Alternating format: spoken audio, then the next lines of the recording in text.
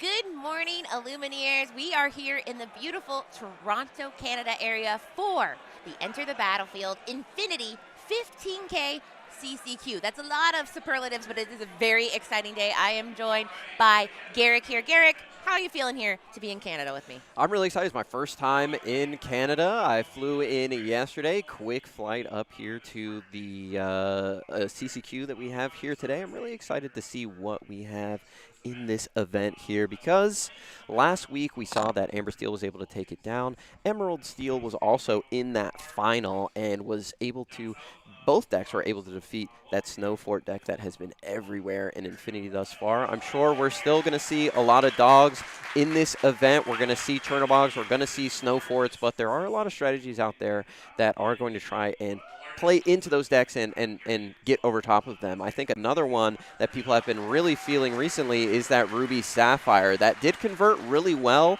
into the top cut, the top 16 of the CCQ last week, but they weren't able to push it to the final, so we'll see if that deck is able to perform a little bit better, but yeah. Yeah, I mean, that is a great synopsis of where we're at. And I think it's very important to note that when we talk about meta is always built on the results of the last weekend. So we had a tournament 2 weekends ago up at Ink Inc. We had the joy of casting out together, and that was Yeah. like the birth. And it's just mutating. And every week it seems to be both responding and evolving to the week before. So everything you said, this is going to be the sequel. Will we have people just trying to copy and paste and get the same results? Are they going to be thinking one step ahead and saying, okay, well, I know what people are going to do now. Here's what I'm going to do next. We have a lot of Amber fans in the house. We have Yeah. Diego Saz, Quigley, who we have Habibi. So but whether it's Amber Steel or Amber Emerald, we're going to see that in the room. But I think there's going to be some counterplay, preemptive counterplay. Yeah, like you mentioned, there's a ton of great teams out there. Of course, Enter the Battlefield, who's hosting this event, a bunch of great players. Of course, Chris is already qualified for the North American Championship, so the rest of his team trying to get there. Slab Sharks is out there. We have some Maelstrom representatives as well in the form of Sky, as well as R&B. Yes. So some big-time names out there. Dale Bolito is out there as well. So really excited to see some high-level Lorcana. These CCQs really bring out the best players. And then, of course, we'll probably see a bunch of people trying to make their name in Disney Lorcana and really put a stamp that they are one of the best players in North America. Yeah, and not only North America, but Canada. I mean, this is a little bit personal because I remember when the DLCs were announced season 1. There was one in Toronto. Season 2 comes around. There wasn't, and a lot of people in Yeah. Canada said you got to get up here. We're doing it a little bit different, just north of the border. So I think we say North America, but this isn't North America. Today we're talking exclusively about Canada. Canada, yes, we are in Canada. I had some Tim Hortons yesterday for the Yeah. first time. It was actually delicious. Yeah. Some great donuts, some great coffee, some great drinks.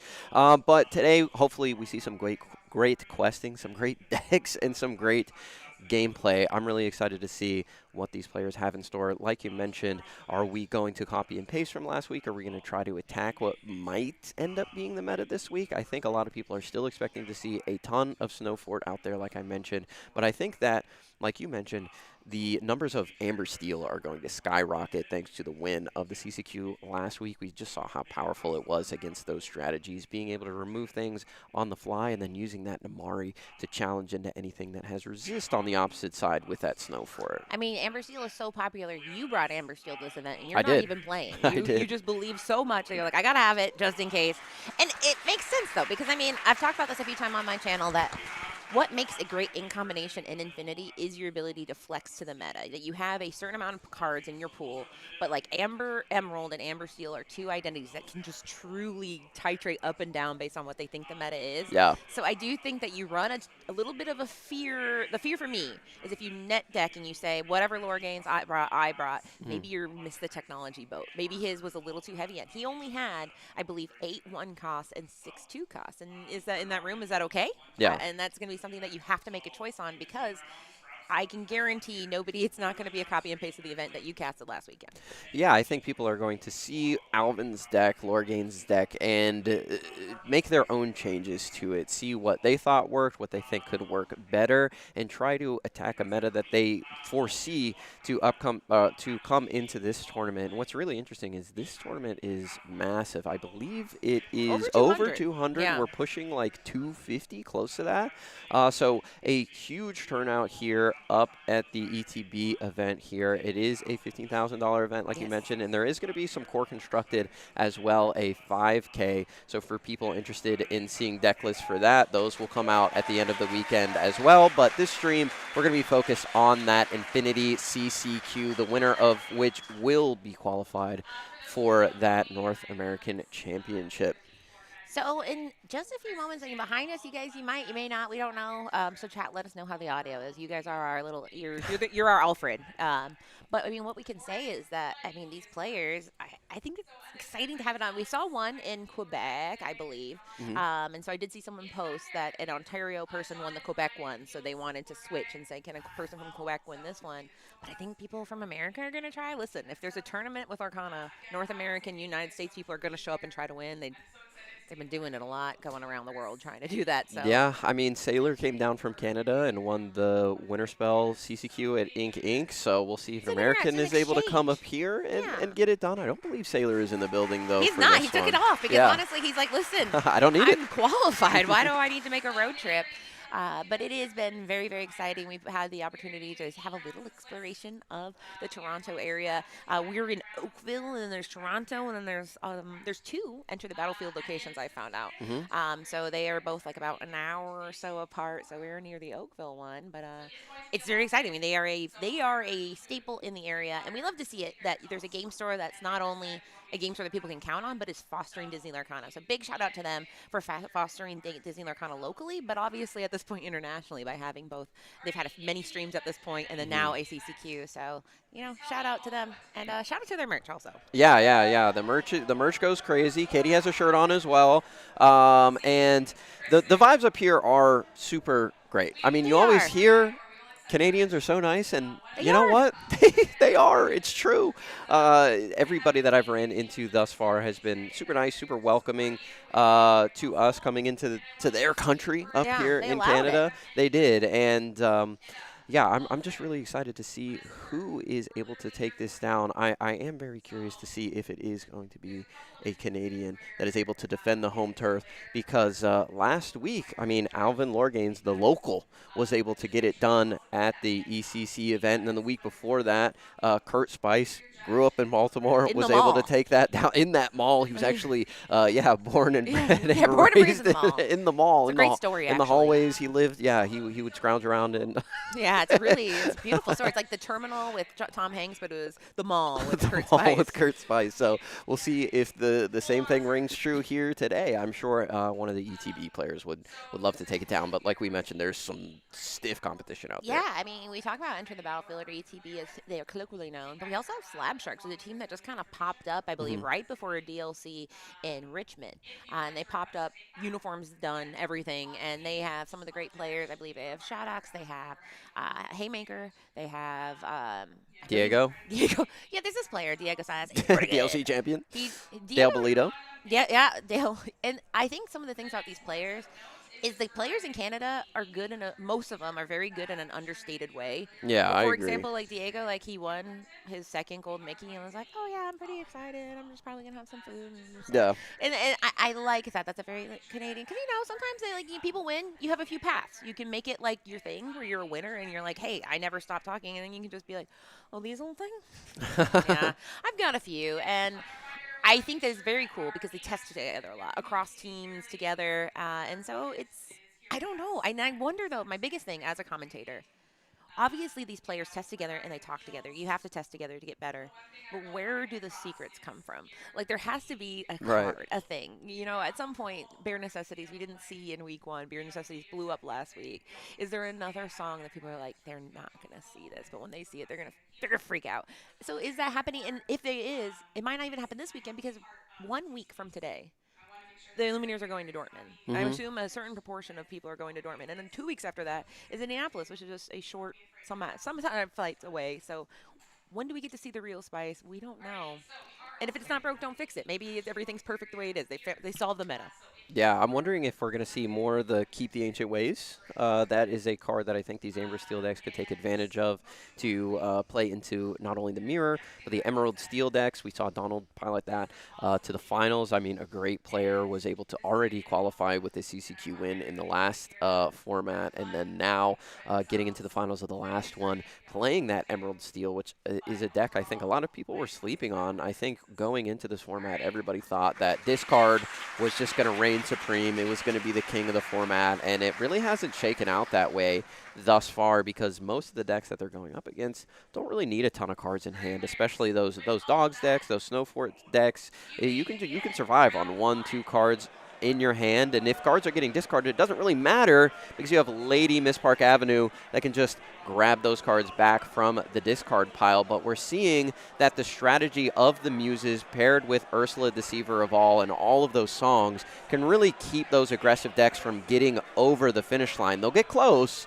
but they can't quite get there if the songs continue to flow and you're able to, for instance, recur your max goof over and over and over thanks to that Muse's ability and just have that never-ending loop, which puts those aggressive decks in a complete daze. Yeah, and I think that's why it's very fascinating that we saw Sky last week run a Emerald discard deck, no discard. It's because you get to the point where you're like, what's the most valuable part of the deck? The control ability or the discard ability? And if in a meta where people aren't afraid of losing their hand because they have so much, it's powerful. But speaking of people who are not afraid to lose at all, they have two very pro players here in round one that we're about to see. We see them shuffling up. They're wearing matching outfits, which must have been awkward. It's always awkward when you show up someplace and it turns out that you were wearing the exact same thing. But these are two players that we know and love.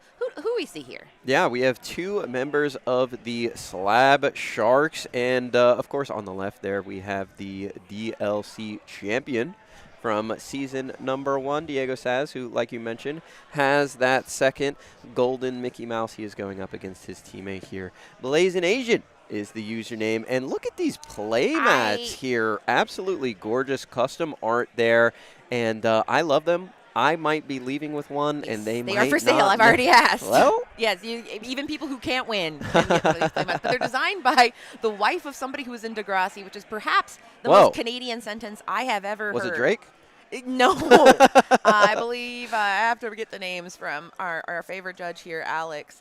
But yeah, she's like, oh yeah, he was on Degrassi, and his wife designed the mats, and we've got a beaver, we've got a Canadian goose, which the friendliest Canadian goose, quite frankly, I've ever seen. Yeah. If anybody has met a goose, and you probably have if you're in North America, they normally have no chill. They're kind of famous for that. The lore guide there.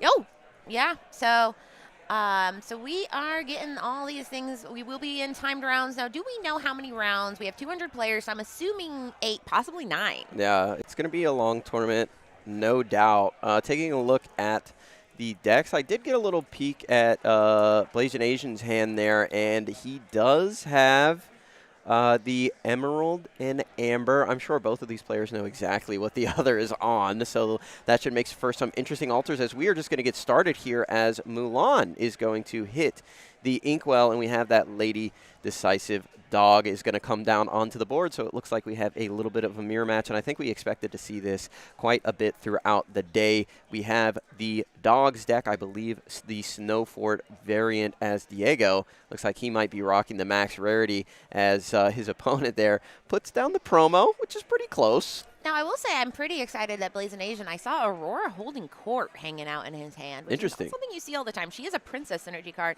Now, famously, Mulan Resourceful Recruit, she is a princess, so maybe it is a way to cheat out that card, which synergizes so well.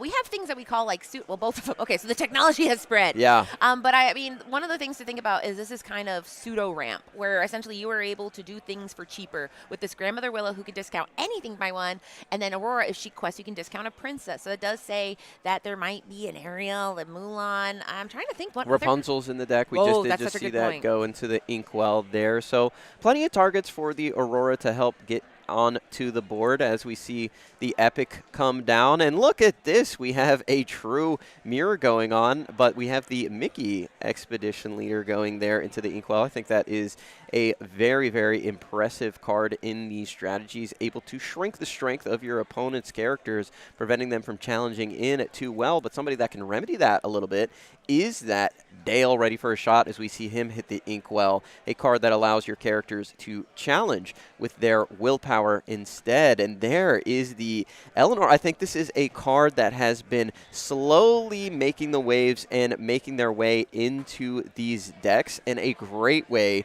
to control your opponent and gain some advantage here. Exactly, because this is one where at the end of your turn, if you have 3 or more exerted characters in play, deal 1 damage to choosing opponent character, gain a lore, draw a card. Those are 2 things that people like to do. And spoiler alert, there's going to be a lot of exerted characters in between that Aurora and the basically all the little guys. And especially in this match, if there's no Dales on the board, you are essentially just having a quest off here. And she's got some nice stats at 3/4. She is one of the more sizable characters, especially if you've got a Snow Fort, which hasn't come out yet, but that is something with that Mulan that I believe will be coming at some point.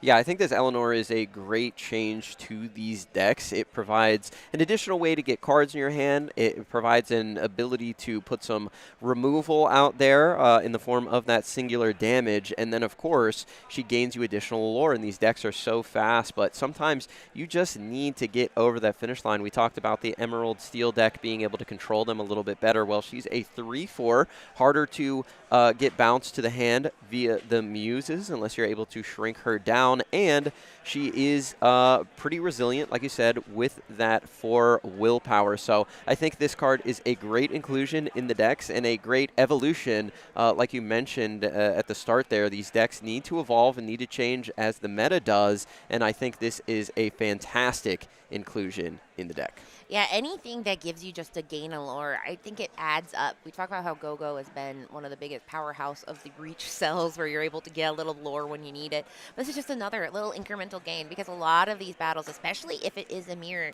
you're truly fighting for every piece of lore. But here comes that Tramp Enterprising Dog. And this one, he is a spicy meatball because he is going to be able to go ahead and increase the strength of something on the board by a total of 4. So now it makes it where if they want to challenge, they can easily do so using this grandmother willing to challenge into that lady, which is very smart because that is one of the few cards on the board that can and has been known to shift. Yeah, you do need to get those decisive dogs out of play when you have the ability to. We also gain some additional strength thanks to the ability of the decisive dog herself. So she challenges in as well, helping clean up the board a little bit there as we take a little bit of advantage here. So now we are at the point where it's interesting because we've already seen some spicy cards, and now I'm like, how many more mysteries are there? Because, I mean, when you commentate these dogs decks, it does kind of get to the point where you're like, all right, here are the beats we're going to hit. And Bobby Zabriskie is a classic turn 1 beat that we see a lot. He has 2 cards in hand. I imagine it is very hard to imagine a deck without Tramp Street Smart Dog. It is just like kind of the thing you do, and it's for many reasons, right? And you're able to go ahead, filter through your deck to get to cards that you actually are looking for, that you want. You're able to go ahead and get a nice sizable body on the board, and you have a nice singer. So if there is an Under the Sea in this deck, which I think could be a very big possibility because they've been training together, which makes me know that they know there'll be others in the room. Yeah. I would smell the possibility of an Under the Sea, but it has not been very common to see Under the Sea in this deck for a while, or at least in Infinity. Yeah, it's interesting the way that works out. Under the Sea has not been the primary way to keep your characters resilient, as we do see that Mickey Mouse Expedition Leader coming down onto the board, and he can enter play Exerted. He doesn't have to. And he is going to help control the board on the opposite side, shrinking the strength of opposing characters. Yeah, and that is something that whenever one of your other character quests, you get to go ahead and add that kind of Deladix Moon Lullaby ability to any character on the other side. So he is very, very valuable. It's interesting seeing characters being able to play Exerted. We thought that was only for bodyguard. But now with these expedition leaders, they come in and say, listen, I might sacrifice myself for the greater good here while you get some kind of benefit. And he has shown himself to be very, very powerful, especially in this Emerald build. But I will say, of all the decks that have point math, which that's when you see your opponents going and tapping all over, this is the deck. This is pointdeck.com. But it is a point where you do want to try to get as much damage if you can, or get as much value off these challenges. But at this point, no one is carrying damage. I believe he put that to show that. Well, Diego was thinking about putting the damage onto the Nani, but decided not to. Opted to put the damage from the Eleanor onto the Grandmother Willow, removing that character as she already had the damage from the last turn from the Eleanor on her. We drew a card and also gained the lore off of that Eleanor, so we're seeing already how powerful it is in this mirror matchup, really giving Diego that leg up that he needs and controlling the board again, drawing him cards and gaining him lore. This card does everything that you want in this matchup, and we're seeing why these players are starting to favor the Eleanor at this point, as another Enterprising Dog is going to come down, and we need to remove that character on the opposite side of the board immediately. Yeah, Aurora is not known for doing challenging. She is for a little bit of questing, a little bit of that lore ink discount. But in this case, she is a fine challenger to get rid of a princess into a queen here. So now we have two pretty reasonable boards. But there's Mowgli to say, what do you got going on? What have you been holding on to? And the answer is a Street Smart Dog and a Nani, which are two great late game cards to stay in it. So he can't do anything about it, but he knows they're here. Yeah, we do have the Street Smart Dog in the hand. Like you said, really interesting. There's so many different ways that you can go with this color pairing in this sort of style where you're playing Lady and the Tramps, and we're seeing the different ways that you can build this deck. We haven't seen a ton of the Street Smart Dog finding its way into those Snow Fort decks, but on Diego's side, we saw the Mulan Resourceful Recruit early on in this game, but we have not yet seen the Snow Fort. It'll be interesting to see if that card has been cut in the favor of something like Eleanor and the Mickey Mouse Expedition Leader that we're seeing here, and Tramp Street Smart Dogs. It could be that Churnadogs deck minus the Churnabog and minus the Snow Fort. So again, the deck's just ever changing as we are shrinking the strength, so that may be what those dice are indicating there. So -2 to Lady, -2 to Nani, thanks to the Mickey Mouse Expedition Leader. Yeah, and one of the things that I saw that made me think Snow Fort was Mulan Resourceful Recruit, because Mulan has that ability when you increase her strength, you can basically increase it up to 6 and have her quest for 6. Yep. But you don't necessarily need a Snow Fort for that. Snow Fort is helpful because it will help all your characters and give her a little bit of basically lore and strength at the same time. Yeah. But I think Tramp, Enterprising Dog, does just a fine job of doing that anyway, because you are able to kind of have that flex where if you're able to do one of those giant quests, great. If not, you can go ahead and do a giant challenge. So it is possible that the Snow Fort is just, they don't need it where they're going. But it also could be that they just don't have it in their hand and it's been, altered away. It's a little too soon to tell. But at this point, the math is there where if we have a Rapunzel, we've seen an Aurora, which made us think Rapunzel could be here. But no, right now we're going to go ahead and get that Street Smart Dog, discounted 4, pay 3 ink, which is insanely valuable, and go ahead and draw 4 cards and then discard 4, which I think he had 2 in his hand after he drew for turn. Yeah, we have a couple Little Johns going into the discard here. This build is super interesting, and again, we're just talking about the game evolving and changing as the weeks go by, and we're getting closer and closer to those very large BLCs that people are going to have their eye on, and this meta here is going to make a huge difference as we put a Mowgli down into the discard as well. I think these two being teammates, maybe there might not be much to grab with the Mowgli in either one of these decks. I don't think I've seen anything other than characters at this point, as we are going to have to triple challenge into that Lady Decisive Dog thanks to the Expedition Leader shrinking some strength on the opposite side last turn. And we pass it back over to Diego. Yeah, the fact that he got rid of that Mowgli or discarded off the Tramp makes me believe that there is no Under the Sea in the deck, because Under the Sea would be one of the most devastating things I can imagine in this matchup. Now, he doesn't necessarily have the resources to do it next turn, but just saying I don't need it at all, especially the wider and wider he goes. So that might be a tell, but I mean, the wider board, he's still at 0. This is a fascinating thing. Blaze Nation is unfortunately at 0. Diego has made his way all the way up to 13. It's so easy to kind of lose track of that when he's just doing a little at a time. But now we just have Mowgli going for a quest and getting up to a nice 15. And then we have Mickey adding that strength reduction onto Tramp and Nani, saying whatever you want to do, you're going to have to work a lot harder on it. And then finally, here is that resourceful recruit.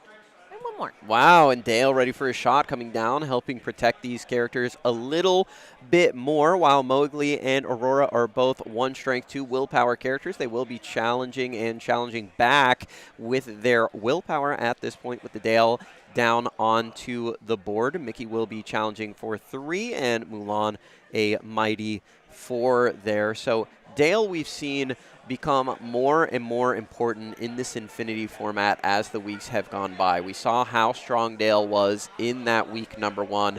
Both decks in the finals taking advantage of that character, but the Dogs deck able to do it a little bit better than the Snowfort deck. And speaking of Snowforts, we did just see one go to the bottom of the deck there. So there are Snowforts being played in these decks. Super interesting builds here, going a little bit of this, a little bit of that, and trying to make it all come together and coalesce into one successful build. And I've said it multiple times at this point, but I really like what both players are doing here. The Slab Sharks really innovating on this archetype. And it's so easy as a player because, I mean, there has been conversation. Should you net deck or should you innovate? I mean, it's not maybe a conversation for these 2 players. These are 2 players that are going to innovate whether you tell them to net deck or not. And in this case, they are innovating because I think the element of surprise matters a lot. Now, unfortunately, they lost that element of surprise being paired into their teammate. But I think in this room, having something a little bit different will add up. That Aurora is still very fascinating to me. We still have not seen any other princesses so far in her deck other than, or in Blaze Nation's deck other than that Mulan. But it's working a little bit different than the Dogs deck of yore. But like you mentioned, that Dale, I think, is such a mirror breaker, meaning that if one person has Dale in their Amber Emerald deck and another person doesn't, the person who has Dale is a lot happier because that increase in the challenging is only for the person who has the Dale on their deck. For now, it doesn't matter. We just have to go ahead and do the old-fashioned challenging, finally getting rid of that Mickey Mouse Expedition Leader who's been causing a lot of math trouble for Blaze Nation. But at this point, he has to control the board. He is notably at 0, and Diego will easily, cleanly win next turn if he doesn't answer what he has on the board. Yeah, we double challenge into the Mowgli here, removing that off the board. Like you mentioned, the Expedition Leader shrinking the strength on the opposite side. It's interesting because the Expedition Leader does shrink that strength, but if Blazing Agent is able to find a Dale, for instance, it wouldn't matter because we'd be challenging with our willpower regardless, but don't have that at this point. We're going to go on a quest with the Tramp Street Smart Dog, as Aurora would not have been removed thanks to that Mickey Mouse Expedition Leader. We'll see if we are able to inch closer to the finish here, as another Aurora is going to come down onto the board, and we are just going to get our quest on for 4 here, going all the way up to 19 again. Mulan, despite the fact that she can challenge with that 4 willpower, does not have increased strength, so her ability to quest for more is not triggered by the Dale being onto the board, so she only quested for 1 there. Right now we need to find an answer for this upright Aurora, or the game will be over. And I think he said the game is over. And that is so fascinating. I mean, he could have actually even played that Aurora for free last turn because he quested with the Aurora and then paid 1 ink for the Aurora. And that is the very, very cool part of Aurora. Aurora can invite her princess friends in for free if they cost 1. We didn't get to really see the payoff of the Aurora technology in there in the way that I was maybe hoping to. But that was just game 1. I think there's still a lot of unanswered questions. I mean, imagine how amazing and Under the Sea would have been in that matchup for either player. But it is either a situation they didn't find it or they don't have it. Maybe they only have 1. I think it's a giant uninkable card like that. Some players are very hesitant to put a lot in if they don't think it'll be good all the time. So I'm very excited for game 2 to see what they actually, what's behind the curtain on some of these card choices. Yeah, I think that maybe at this point it might be worth considering putting in one or two Under the Seas into these Snow Fort decks, because you are able to filter them with Bobby Zimmerewski. You can get them out of your hand with Tramp Street Smart Dog, and you can search them out with the Tramp Street Smart Dog as well. And we just know that these decks can sing them so efficiently. We see it in Core Constructed. That is a card that has to be played in the Core Constructed format. It's played at 4 of, paired along with the Emerald Chromacon. So I think maybe 1 or 2 might be worth considering in these decks at this point, just because if Blazing Asian was able to find one in that game at any point, right, he sweeps the whole board away, has a huge board on his side, and is able to take complete control of the game, and Dale doesn't get around that. It's always the strength that needs to be considered, and Dale does not give additional strength. So, I mean, that's a great point, Katie. I wonder if these decks will ever go back and pivot to the Under the Sea at any point, at least at like a 1 or a 2 of. And I think that's the science of the meta evolving, is that oftentimes by the meta evolves to respond to something, then people can preemptively respond to the response. What I mean by that is, like, for example, Chromacon. And the Chromacon versus Benja Wars, I think, is such a fascinating thing, is when we looked at Core in the last set of Winter Spell, Chromacon would sneak in, Benja sneaks in, Chromacon out, and so you'd feel silly if you adapted too early or too fast or late, because if you have those Benjas when you need it, you felt so smart. But if you didn't, then you're like, there's so many cooler cards I could be running in this 3-ink spot. And Under the Sea, I mean, it is uninkable and unusable in some matchups. I mean, if you were against some of these larger ones. Now, I will note that Mickey Mouse Expedition Leader makes a pretty great companion for that Under the Sea, being able to have that Deladux Moon Lullaby kind of effect on a body. So I don't know. I am very interested for this game too, because this is 2 players playing against a deck they know, players they know, so they're probably playing a little bit differently than they would if they were playing blind into a deck that they don't necessarily know what's up. But another shout out for this playmat. I will be on my round. If I'm not casting, I'm going to say, how much is, I need that. And it's very hard. I have so many playmats, but What's one more? What's one more? And the answer is 1 more is fine. I'm doing a giveaway of 2, so that means I'm down 2 technically in the scheme of things. But here we go. We are altering. Both of them are looking for that, I would say semi-aggressive, but also dominating start. I think both of them are probably, I mean, I think Lady Decisive Dog is the best start for this deck in the sense that she can just pivot into all sorts of shenanigans if she needs to. But another thing is, I mean, I want to see that Aurora math. Obviously, if you're including a 1 cost in this deck, it's because you have a plan for her. Can I see it? Yeah, I'd like to see what that plan is as well. We know that there are a couple princesses in here, but you can discount Eleanor with that as well. True. She is, it's either a princess or a queen, and Eleanor does happen to fit into that mold, so you can use that to get that card down. And again, in that game number 1, that card was the difference maker. It got Diego so many more cards in his hand. It was able to remove characters on the opposite side of the board, plus he was able to gain additional lore thanks to her ability, which really does everything that this deck wants you to do. So we'll see if she is the difference maker here as well in this game number 2. But I think it is very important to get that card down onto the board. If you're unable to find that Snow Fort early, that'll give you a real advantage when questing. Yeah, and I think it feels like in this matchup, in Core, the question was who's going to get to Under the Sea. And so it felt very, very, very, sometimes people will say high rolly, but very like fortuitous that somebody got to the Tramp Enterprising Dog and then they got to the Under the Sea. In this build, it does kind of feel like it's more of a calculation. You're going to be doing things where you turn things sideways, and you really need to believe that your characters will survive anything your opponent throws at it. So it just changes the math, and I don't think this is a race to Under the Sea in this matchup. This is a lot more of a calculated kind of mid-range meets aggro type build where I don't see a lot of control. I see a lot of hand-to-hand challenging.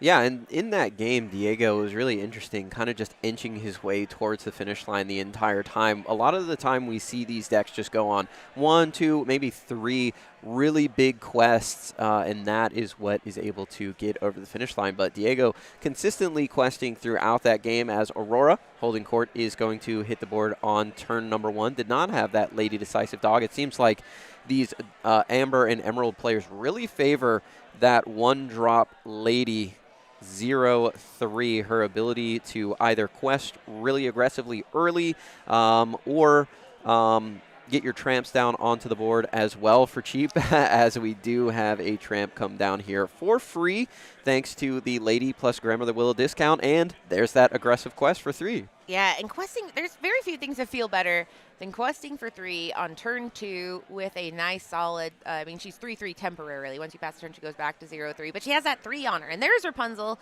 unfortunately, just kind of hanging out. She was drawn and discard off of the Bobby Zimmerowski, so she'll be in the discard for now.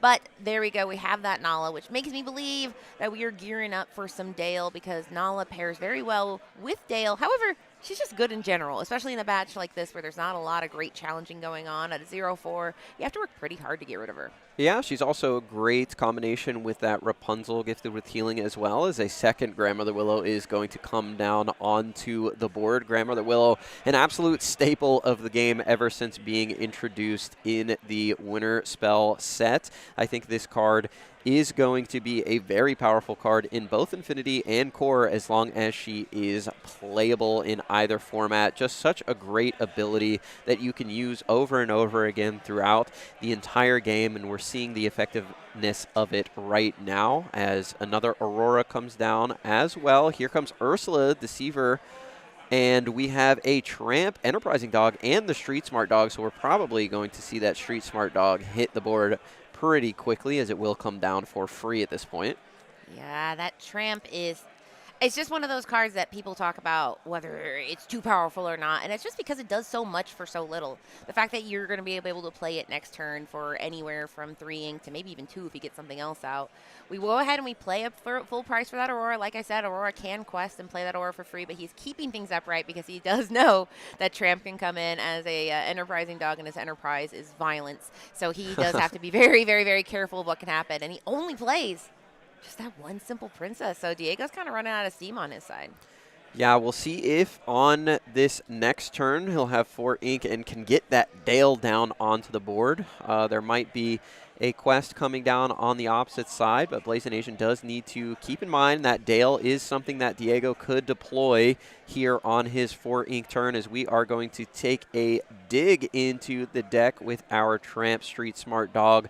Take a look at 5 cards and then discard 5 cards that we do no longer want, as it looks like we have a Lilo, a Grandmother Willow at this point. Lilo, of course, one of the best cards to discard off of your Tramp or your Bobby Zimmerowski, able to recur that card over and over and over again throughout the game from your discard. You can play that before you draw for turn. So a really synergistic card in this deck for sure. Now it becomes the math game. I think we're about to see some finger tapping going along, because you start to do that thing where you're like, okay, to win, I need to get to 20. That's statistically the best way to win in this game, is to get to 20 lore. But you never want to be the person that gets too aggressive too soon. At this point, he has a very stable base. He only had to pay 1 ink to that Grandmother Willow and the 2 Grandmother Willows, and then 5 cards on the board. So he only had to pay 1. So he does have some leftover ink here that he can play with. But I'm guessing there's no Under the Seas. This is not the behavior of a person with Under the Sea, because he's going to go ahead and deploy a second Street Smart Dog, just doing some shopping. Yeah, let's take another look here. It's always great when you get the Street Smart Dog off of the Street Smart Dog, and we're just going to discard everything. Don't have any cards in hand here. Oh, no, he did have Under the Sea. We see it there at the bottom, so he was able to grab that, and it looks like that was the game changer there. So, and he said that's enough. Yeah, I think these decks were doing exactly what we said, putting in 1 or 2 Under the Seas for the mirror here, and able to break it a little bit. So we have a crazy little combination of a deck. It's Snowfort, it's Under the Sea, it's Churnadogs with no Churnabog. I guess it's just the dogs. But yeah, it's crazy how flexible this color combination can be and how powerful it can be. I think you called it. Putting in the Under the Sea was the way to go, and they agree. That is the card that won the game there, although the Tramp Street Smart Dogs, 2 of them for free, it's pretty good. Yeah, I mean, we have people in the chat debating, you don't need Tramp to win. You don't know. I mean, I'm sure people have one without it. but it helps a lot. And like we said, I mean, it helps in so many ways. For example, like we're saying, it's like that vision of the future where it can be vision of the future is you dig through 5 cards. Tramp can be more than 5 cards. Mm-hmm. And then you get to keep technically more than that because you get to keep as many that are already in your hand. Then you have, a nice sizable 2/6 body. And then, on top of that, he can sing later. So if you get that under the sea and Diego doesn't have the ability to take it. Now, Diego could have taken his turn. I don't know. I guess he had enough bodies on board to sing it. Yeah, he had all those little guys. So that's the beauty of going wide early is that even if you get the under the sea and Tramp is dry, don't worry. We got a chorus back there.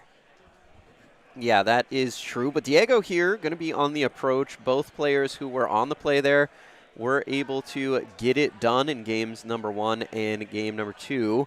We'll see if Diego is able to keep that consistent here and win while on the play. It is really important for these decks, I think, a lot of the time to get on the play and get moving before their opponent is. But interestingly, last week in the top 8 round, I believe, we had an interesting matchup between Adam and Tiago of World Class Cards, where Adam was the higher seed playing the Chernodog version of the deck and opting to go second despite being the higher seed because he wanted more cards in hand and he wanted more looks at finding the Tramp Street Smart Dog. And Tiago had a great interview, if you haven't seen it, with Mr. JDZ Quest after that match talking about that strategy because Tiago opted to go second as well, trying to take away that perceived advantage that Adam had, and he went for it and was able to get it done, but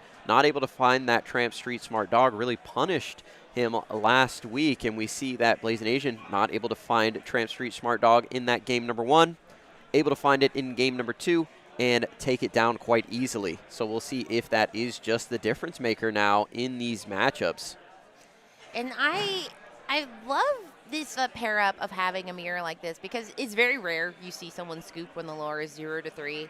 But both these players kind of have the statistics game in their head. And both these players, a lot of the top players are all about what are my ins, what are my outs, how likely is it? And so in a lot of matchups where people don't know each other and they're playing a non-mirror, you will see people. I just have to stop. There's a Tim Hortons on the mat. There is, okay, yes. Sorry. But, but both of these players know the science. So you will see scoops where you're like, you're conceding right now? But yes, because this is a long day. This is round 1. These are teammates. We have 23 minutes. And I will say, for people who say dogs matches are over in a blink, these are not the dog deck of core. These are a little bit different. They rhyme. But I've been very excited to see this in round 1 because it makes us go, listen, guys, if we're going to see Amber Emerald all day, at least we got a little spice in it. Yeah, here is that play that we like to see.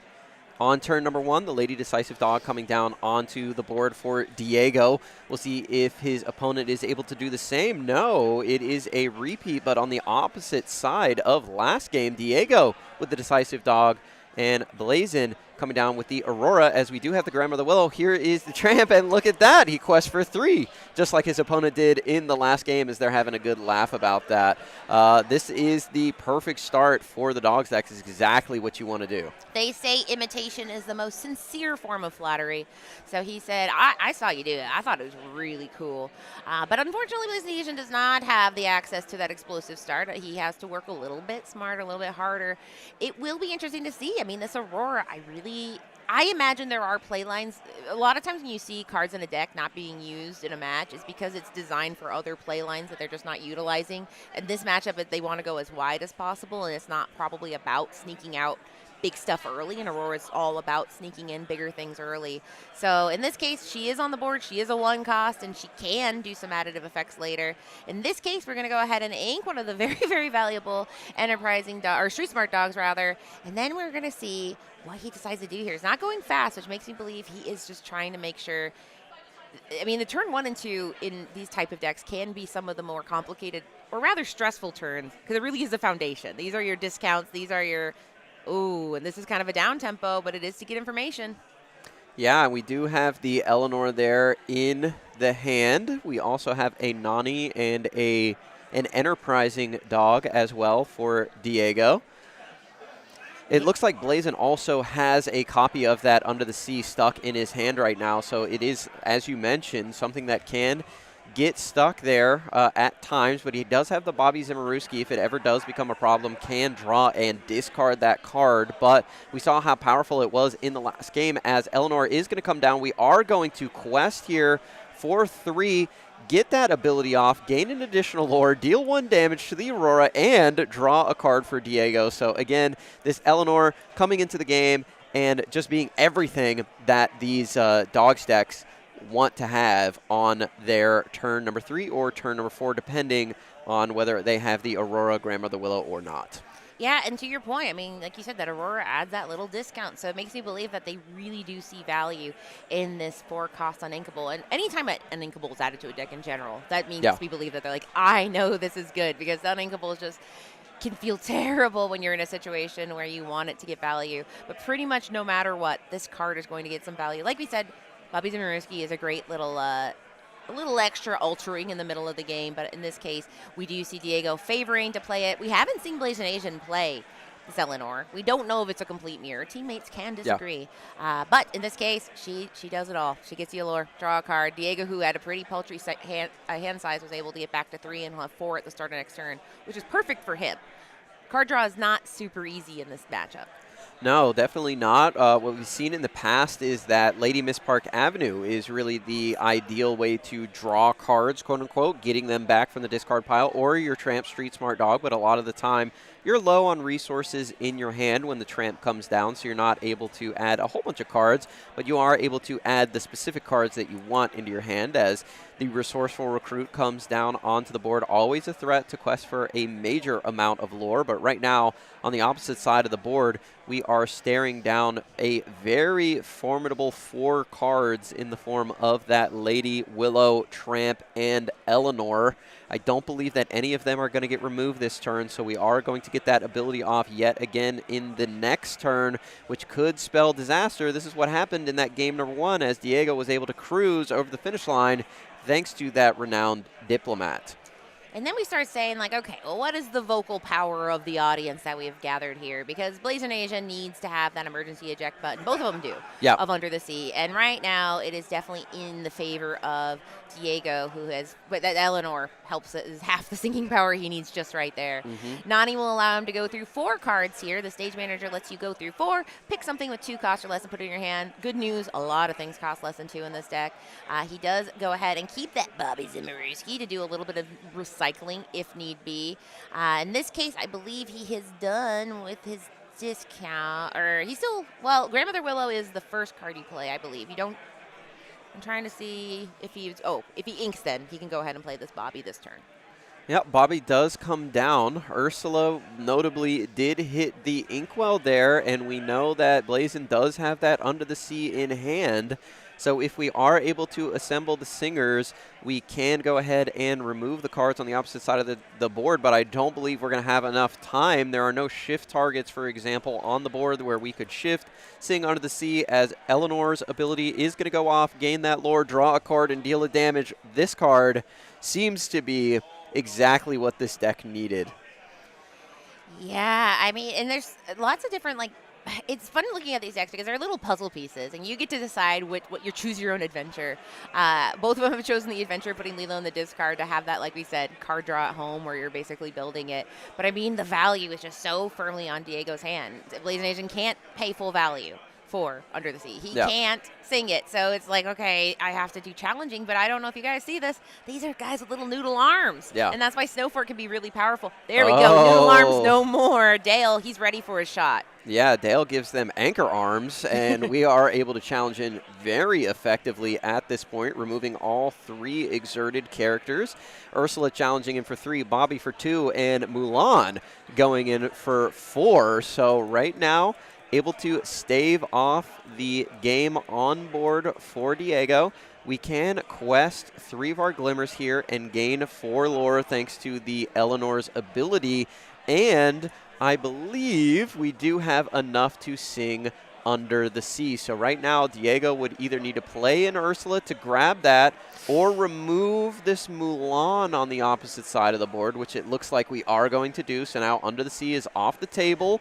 We only have 7 Singers worth at this point, but still can quest and trigger that ability. Lilo, interestingly enough, also helps get that ability off because I believe you just need to have 3 exerted characters. Yeah, she's like, I come exerted. I'm exerted on the label here. So there we go, getting a little bit more value here, getting all the way up to a nice 17. It is something where the inevitability is firmly in Diego's side. With that Lilo, any Under the Sea shenanigans, it is going to be very, very difficult. And he says, I agree very much. And that is Diego Saz, who is a DLC winner, multiple Golden Mickey holder, travels the world, but is here in his home country, taking down round 1 in the ETB CCQ 15K.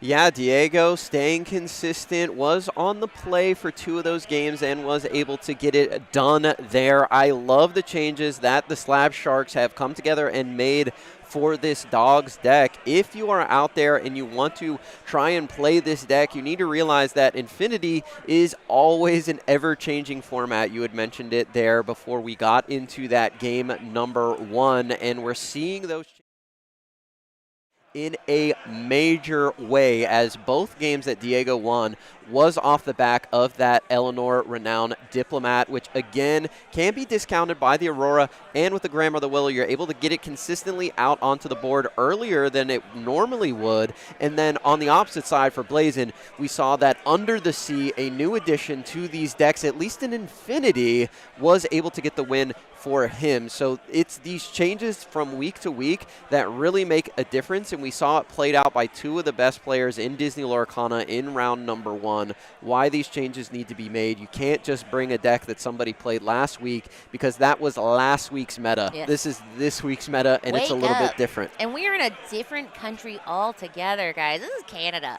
Things are different here. And I will say that, like, we joke, but I mean, I do find that if you look at tournament results from region to region, there can be differences. Yeah. Even yesterday I asked one of the judges, I was like, what are people up to up here? But I mean, we know some of the players in the room, and oh yeah, Diego is a big fan of Amber plus something, and today it's Amber plus Emerald in that Dogs build, but a little bit different, and I love to see it. I think that Amber adds the most flexibility in the meta right now, where you're able to do some truly incredible, powerful things where you can flex the deck from tournament to tournament, but you can flex the deck in the game. Yeah. And basically adapt your deck and say, oh, it's this matchup, we're playing it this way. To the point where, I mean, I know Under the Seas were in there, but I'm interested to know how heavy they were going for them. There's a lot of questions I have, but we might get to see who play again. Those are 2 great players. Yeah, Amber being one of the best colors in the game is, I think, undeniable at this point. In core constructed right now, the Dogs deck, of course, Amber and Emerald, one of the best decks in the game, but also Amber and Amethyst we saw dominate the 3K in the core constructed side event last week at the Enchanted Citrus Clash. In the Infinity format, of course, Amber Steel, I think, is going to be a big player. It just won the Infinity CCQ last week at the Enchanted Citrus Clash, and also, of course, the Snowfort decks, the Turnidogs decks, and now this new hybrid version that the Slab Sharks have brought out with the Eleanors and the Under the Sea is a new texture, a new layer to the deck, and there are, of course, other combinations that you can play with Amber that are just so good as well. You can go aggressive with it, you can control with this deck, you can play mid-range versions. It really does it all. So I love Amber right now. I think it is one of the best colors, and every single set it seems to get a new card that pushes it over the edge at least a little bit more. But right now, I think the format is going to be dominated by that Amber, by that Emerald, whether it's Emerald Steel, Emerald and Amber, or Emerald and Amethyst. I think that is a deck that can sneak in and make a splash as well with those Diablos that they have access to. So right now, again, I think the format completely wide open. There are so many different things that you can play. I'm sure we're going to see a bunch of different ink color combinations, not just Amber and Emerald on the stream today. I think so. I think it's so, when I was doing my meta breakdown this week and kind of looking at percentage, it was about, what I looked at is the top 8 of 3 larger tournaments. There was obviously the largest Infinity tournament we have seen to date, which was that CCQ that you did down in San Diego, the Enchanted Citrus Clash. Yep. But there was also one, 2 over in Europe that I was able to look at, and 33% of the top 8s had Amber Emerald. But I think when you talk about Amber Emerald, you just have to be so careful, right? Because we Mm-hmm. saw last week, I mentioned Sky's deck because it was one where people have to say, well, I mean, okay, there's discard, there's 4 dogs, and then there's this other one. Yeah, yeah, yeah. So you have to be very, very careful, I think, especially when you talk about Amber Emerald and Amber Steel, because it's just, you can't make any assumptions. I think Amethyst, to your point, Amethyst Emerald's another one where is it discard? Is it a mid-range control type build? Yeah. They can get a little funky with it, and I think that funkiness comes from Amber and Emerald are just 2 colors in general where they're very modular. You can put them together like Lego pieces, and not every deck is going to look the same. Sometimes they do look the same. I will say sometimes you pull up a list, you're like, well, that's exactly what we think would be there. Yeah. But I mean, I do love casting for that reason because we see surprises. Sometimes the surprises, there is no surprise. I'll never forget watching Joshua Polt play a deck, and I was like, what's the spice? And he's like, no, I brought dogs. It's good. And so I think sometimes the spice is that there is no surprise. But either way, it's very, very exciting. And thank you to everybody who's in the chat right now. You have lots of choices when you fly, but you are flying with Quest World here in Canada with me and Garrick. And we've got JD off here, a little bit of behind the scenes. You can't see this. It's kind of like ducks. They're very calm, but under the water they're like this. We have JD in production here, which production is JD's wife. We call him production. Even I had her in my phone as production briefly. But they worked so hard getting this all done and pretty. And it looks like we are going to kick it over to JDZ for a quick interview with the winner, Diego Saz. Diego. All right, so we'll have an interview at some point. All right, we're ready. So, okay, we'll throw it over to you guys. Done, dude. All right, greetings and salutations, my fellow Lumineers. We are here on the gaming floor at the ETB 15K here in beautiful Toronto, Canada. I am joined by none other than your Digital Lorcana Challenge champion, Mr. Diego Saz, is in the building, fresh off his round 1 victory, back at it again on the dogs. Talk to us about it. Why dogs? Dogs, it's kind of my deck that I played in set 9, set 10. Dropped it for set 11 for Amber Steel, but now back with the sauce. Yeah, and I know that you did take a little soiree into Amber Steel from the previous set. Amber Steel seems like it's still in a good position. It won the previous CCQ last week. What are why did you want to make that change? Is it just the dog's best deck? Yeah, dogs is really good, really, really strong right now, and like Amber Steel's a bit of a different play style, and also I found this new play line. If you saw it in the match, it's like Aurora and Eleanor, and that is really a game changer. We saw that, and I heard from the broadcast that card seems like it fit very elegantly, very nicely into this deck. You got the Eleanor. She's going to let you deal a damage, draw a card, and also gain a lore. That card, it really kind of took over this matchup, and it's a 4-cost singer. How did you find it? What did you take out for it? So the deck was kind of changed around. So I'm not going to reveal everything that's in there. Reveal the secrets, Diego, man. Let it leak, dude. It's over now. There's some stuff that I had to take out, but there's princesses and queens in the deck, right? So Aurora really pairs up well with Mulan in there, Rapunzel, so you can get a lot of value that way. And then Eleanor, the drawing 1, gaining 1 lore, and doing a 1 damage is not many people expect. You can't really do a damage in this deck. That's something that if they really aren't expecting, you can kind of get away with. So yeah, I thought it was really good. And you're always going super wide on the board, so meeting that criteria is pretty easy to do. Yeah, we saw that. It actually was giving you some plus value, too. You're able to take down the Bobby Zimmerowski. You're also to take down your opponent's Aurora. But talk to us about your opponent. You're lined up here, round number 1. You got to sit down, and you see one of these Slab Shark jerseys on the other side. How does that feel, having a team banishment in round number 1? Yeah, no, it's very, very bittersweet, for winning the match against my opponent, or my teammate. But yeah, it's a team kill. He's on the same list, 1 or 2 cards different. So we kind of knew what each other are doing, and it just came down. I won the die roll, so I was fortunate there, and yeah, I was just able to win it. All right, you said 1 or 2 card difference. I'm going to throw some more stuff out there. You don't have to answer this, but one of the cards your opponent had was Under the Sea. It was in their deck. Is that a card that you were pro or against? I know some of the dog players are in arms about it. I know there's some controversy there in the dog community about are we playing Under the Sea or are we not, because it has a very polarizing matchup spread. So what do you think about Under the Sea? Under the Sea, it can be really good in the mirror. It can be good in some other matchups, maybe like Amber Steel. Is it in my deck? I don't know. We'll have to wait to find out. Keep tuning in to find out. But Diego, I'm gonna let you go because I know you gotta get prepared for round number 2, man. I want to thank you so much for coming by. Congratulations on your round 1 win. It's always really nice to see you out here playing well and performing well. But before we let you go, as always, man, any special shout outs you have for the people at home that may be watching? Shout out to my sponsor and whole team, Slap Sharks. If you ever need to sell cards, check them out, slapsharks.com. And yeah. Right on. Right on, Diego. Well, we're going to kick it back over to the booth to Garrick and Katie, and we're going to wish you luck for the rest of the tournament, big dog. It's always nice to see you. All right. Hello, everybody. We are back here in the booth. Hope you enjoyed that interview with DLC winner Diego Saz and JDZ Quest. What an incredible round 1 matchup. I hope you all agree. I love to see, again, how these decks are changing week over week, and the ability for the top-level players to see how good a deck is and find improvements for it. And I think there were definite improvements to that deck, which is a scary proposition because the deck was already really, really good. Yes. To optimize the optimized deck is truly a brave person sports. And I mean, there is a person on the Twitter sphere that is one of the better players in the game. Some might say a world champion the other day that said, don't ever build a deck. Net deck and show up. And I do think in core that can sometimes be true. I do think in core you do have the ability where it's like, listen, things are a little less unlimited as it is. Yeah. So I do, but Infinity, I don't think you can net deck. I think even if you're net decking, you need to look at the room, look at what happened last week, and adjust accordingly. Because the format change. The format's a newborn. And it's like one of those science fiction movies where it's like, it's evolving. Every time I look at it, it's evolving. And yeah, so it's a deck builder's paradise.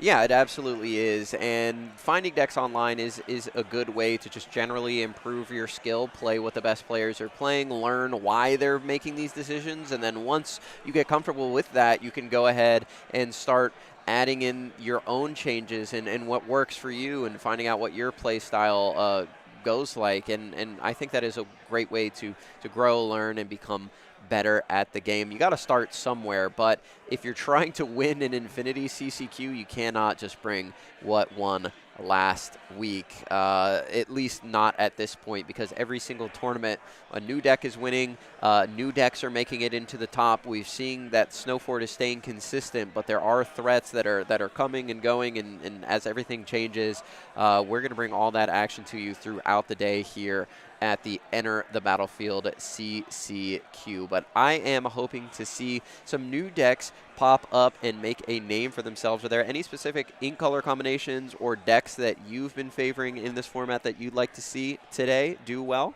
Mono red. Mono red. Yeah, mono Mono red. ruby. Yeah, let's just but I would say no. I mean, I would say no. I have nothing I hope. I have no hopes. I do like Amber Steel a lot. And so my thing is, if you win one tournament, good. If you win 2, that shows something. And so that's why when I even put together the data of, what is that percentage? And it wasn't an Amber Steel weekend. I mean, looking at the top finishes. Yeah, no, it wasn't. Yeah. So, I mean, it's something where that means to me, when I see that, it means it's harder to pick the collection of cards you need to win with Amber Steel, or the pilots are really good, or it was a fluke. And I don't think it was a fluke. I think it just means that getting the science right on that deck is still difficult. So I'd like to see an Amber Steel do well.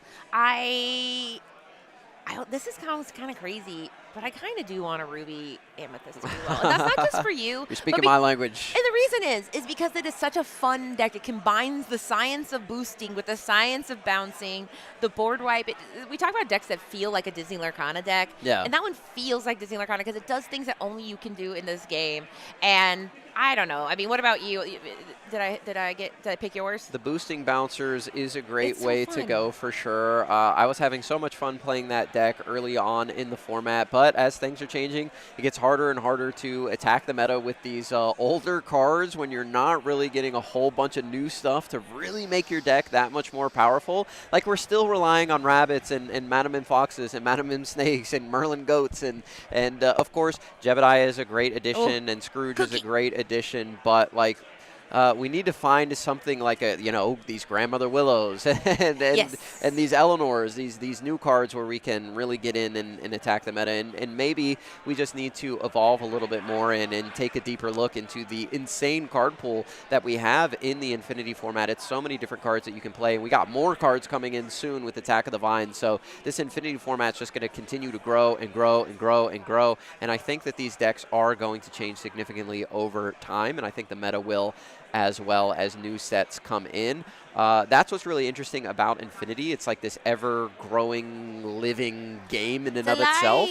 And then, like, Core is different. It's like a more curated experience that is going to have a huge refresh every single time there is a rotation. We're coming up on rotation soon. And this is a really exciting time to play both formats. So I think if you're a Core Constructed fan, you're really into that format, you should give Infinity a try. Play some of your older cards and see what you can do with those. And then if you're a huge Infinity fan, I think the refresh of a new rotation coming in with Attack of the Vine might be the thing you need to get you back into Core Constructed. So I think right now both formats are in a great place, and I'm having a ton of fun with them. But this weekend we're focusing mostly on Infinity, although there is a big Core event. And like I said, we will bring you some data from that as we get it. Toys.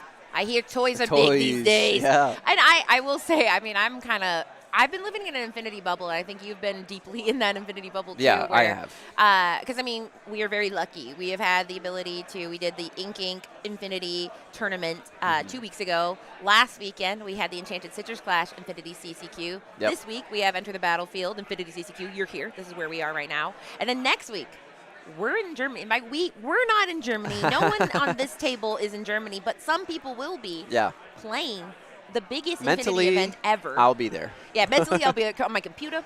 I'll do that thing where they're like, what's time? How does that work? And then we have Indianapolis, which I am over the moon excited about because it's that's the crown jewel of the season, right? Oh, At that point, all the science is done. It's the final event for Infinity this season. I'm hoping that's a seasonal thing where once a year it's kind of fun having it right before rotation because you kind of have the established core meta plus everything we've ever done. Put a stamp on it, yeah. Yeah, come back where we'll revisit. But, I mean, it's going to be the end of this season of Infinity. Infinity always exists. That's the beauty of it. But it'll be fascinating. What is the final? What did Zan have that he hasn't shown us? Is Zan going to show up and just be like, I'm playing dogs. I told you dogs is good. What are you guys talking about? I don't even think we've seen Zan at an Infinity event yet.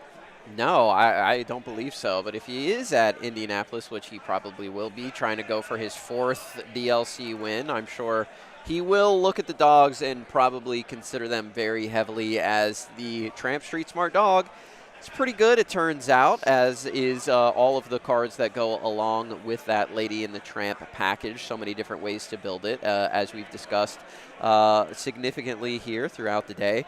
But yeah, I'm really excited for both of these major DLCs that we have coming up. I'll be watching Dortmund and participating in the Indianapolis event. So really excited to see you there. JDZ will also be there in the booth. Yeah, boothy. We're going to be seeing you guys casting that amazing event. Well, and we're hopefully, interviewing in the finals, right? Yeah. I was going to say, hopefully you'll be able, you'll both be able to cast my finals as I'm able to take down. I've said, listen, my only thing in my contract, Garrick's in the finals. I'm in the finals. Okay. Actually, we all will, because honestly, Garrick is one of the greatest people in the community. Because you're like the. Thank you. You're really like the who's the guy that does it all in Hollywood?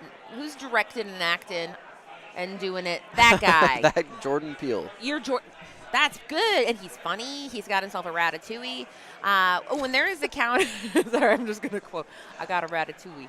But we are in time now. Here's something. If you guys are new to Infinity, this timer can go up pretty high, and there is a reason for that. If you are at turns, 2 things have happened. You're playing probably 2 grindy decks, meaning that they're decks where every single turn you guys are. And if you go to time, suddenly those turns that took a while, they're now untimed, and you have 5 of them. So this could be over in 2 minutes. It could be 30 minutes. We will see. But I think in Infinity, turns can be a little bit more, there's Infinite. items decks out there, dude. People are out there with item decks. Yeah. If you saw last week's event, we had a round where Sky was playing his Emerald Amber deck with no discard in it, and those turns those 5 turns took so long. Like a Like, the whole judges were round. coming in, they're like, what is going on? We need to start the next round. But, like, those final 5 turns are very important and very pivotal, and I think both players needed to take as much time as they could Don't to rush. figure out what is going on. Yeah, you're in turns, okay? The lore guides are there to expedite things, but take your time. Don't feel too much pressure. You have 5 turns to finish the game, although – you did put yourself in this predicament by going to turns in the first place. I will say that my one piece of advice for anybody who's been watching these CCQs and is going to a DLC, sleeve your deck up today. No matter whether it's dogs or items or control, you need to be getting in these paper reps in, just because I think that sometimes we kind of are like, yeah, I know how these triggers work, but then you've got a resourceful miser into a Oswald, and suddenly it's a lot. So Yeah, paper it up. into robot lady, Yeah, robot into queen a and- robot queen, into a In fact- ingenious device, Yeah. into a Maurice's workshop. And your opponent's times saying, "Can I 3. read that? Can I read that? Can I read that?" Because items are only played by a certain distinct group of people in society. Yeah, that is very, very true. But there are some Ruby Sapphire items There are. decks Ruby out there Sapphire's that up are high. floating around, and I think that a lot of people were discounting how powerful those draw engines still were when Mr. Flaversham was no longer in the game. Tamatoa, so shiny and happy as a clam, able to recur those items over and over and over, and you can get things onto the board like that Merlin's carpet bag, and just keep those popsicles going and going and going and going. Once and you pop, the draw fun your don't whole deck. stop, Yeah, I say. exactly. Yeah. Now, speaking of Tamatoa and little grabby crab hands, I am going to go do a little merch run. We're probably going to go to a quick little break here, and I believe, you guys, this is a JDZ Quest production. Let's get a little JDZ Quest in the JDZ Quest world. Yeah. So we're going to have a quick break. We're going to do our little, we're all kind of like in this line, so we have to kind of do like Mario A paper. mambo? Yeah, so we're going to do that. We're going to go quick, be right back, and then JDZ in the building. In the building.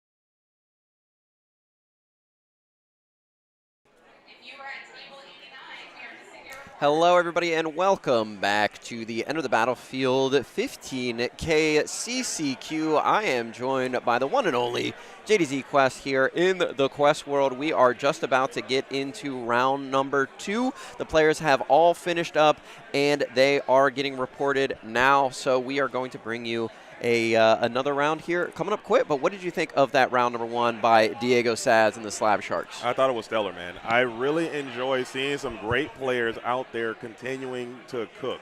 And that is the innovation that I expect to see when it comes to an Infinity format. Eleanor, the Diplomat, I thought she was a good card when I first saw it, when that card got revealed. I didn't think it would be played in the Infinity format, I'm not going to lie to you. But to see it slide so elegantly into that new Dogs deck is really going to push that strategy to the next level. And that's definitely something that these Illuminaires for sure around the community will build upon. I'm certain in Dortmund next weekend you guys will see a little bit of that Eleanor Dogs coming around. So I love the innovation. Yeah, I'll be interested to see if that card makes its way into the core constructed format, as the Eleanor is from the newest set. Yep. We also have the Mickey Mouse Expedition Leader is in the newest set as well. I think both decks really mostly core constructed decks with Rapunzels. Yeah, like that was the only card in Infinity that I can think of that was in those decks. Yeah. Now that you mention, I believe that is the only one, just proving that, hey, maybe these cards, a lot of people, myself included, thought that with the first 4 sets being as powerful as they historically have been, I thought that the Infinity format will be much more of the same. But I'm glad to see that there has been an increase in power level in these new cards as they're continuing to be able to print powerful cards, but also maintaining some type of balance in the metagame or in the game in general. Still armed by that Tramp Street Smart Dog. That card is inherently powerful on its own. It's really going to kind of lift the boats a little bit in some of those other Amber and Emerald cards that are being played in that strategy. Yeah, that is the world that we live in. It is a street smart dog world, and that is what we revolve around, I think, in both formats right now. The card is just so extremely powerful and consistent. We saw how well it was able to get that game number 2 for Blazin on his side, but the Eleanor able to fight back consistently on Diego's side. So in these mirror matchups, it'll be interesting to see. I did just go out, had a little bit of a break. I heard some other players talking about they were playing some mirrors as well, that Amber Emerald, and they got hit by Under the Sea. So I think the players were thinking what Katie and I were thinking. We need to pack a couple Under the Seas. That way we can get rid of all of these characters. I think that was the natural evolution of this deck. I did not expect to see the Eleanor come into the deck, but when I saw players starting to play it throughout this week after the Enchanted Citrus Clash finished up, it made a lot of sense to me to put that card in the deck. But Under the Sea was not something that I had seen until this morning, but it makes a lot of sense, and I hope all the players out there watching are taking note of what the decks look like, what the meta looks like, and how you can attack them most effectively, because Under the Sea is how the Dogs deck works in core constructed. Without the Under the Sea, it is not the behemoth that it would be without it. So it makes perfect sense to also include some number of those in the core constructed format, especially when everything is so low to the ground. And it might also be with the this format. This format does seem quite cyclical. There are cards that are going to be good one week and not so good the next week. That's true. I believe early on in the early installments of the Infinity format, it was identified that Amethyst strategies might be quite viable early on. Ruby Amethyst and Sapphire Amethyst were 2 strategies that were played at significantly higher numbers, and Under the Sea historically just aren't not going good to be as against good against those decks. So a lot of the Amber and Emerald players elected to remove that card from their deck. Now they see that Amethyst is starting to return to maybe retrograde. Now let's bring those Underseas back to combat the Amber Steel and also the Mirrors. So it's a nice little evolution, little ebb and flow, and that's where those players can find some of their skill expression to be able to diagnose when it's going to change, when the tide is going to roll in, when they're going to roll out, and when it's going to be time to send those characters under the sea. So that's a unique thing to see about this format. Yeah, that's absolutely true, and it'll be interesting to see if that cycle continues. Do the Amethyst decks take a step up here in this tournament, because the other decks that traditionally were preying on them are now playing an Under the Sea, a card that is not very effective against them, and we have to remember they're not playing things like Della's Moon Lullaby, but they do, as a matter of fact, have that Mickey Mouse Expedition Leader in their deck. So that is something that we also need to definitely heavily consider as we move forward here, because that is a new evolution to the deck as well that can help the Under the Sea do what it needs to do.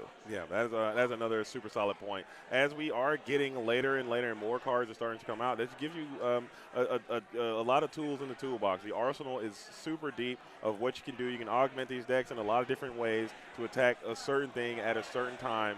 And if you can line it up right, if you have the right deck at the right time, not just the right deck, not just the right time, but you have to have the right deck at the right time, and it all has to come together in this nice little harmonic balance, and then you can have a great run and potentially make a deep run through the event. But really quickly, if you're just tuning in, this is the Enter the Battlefield 15K. We are in Toronto, Canada. I'm JDZ, and I'm on a quest. I'm along with Garrick from Podcana and Garrick's Lorcana Lair, along with Katie from the Lore Keepers Inn. We're going to be bringing you guys this tournament all day long live here in the Quest world. We also are on YouTube as well at JDZ Quest on YouTube. We're also being simulcast in French. If you are a French first speaking Illuminaire, make sure you guys check out the Les Incables, and they'll be able to get it done. So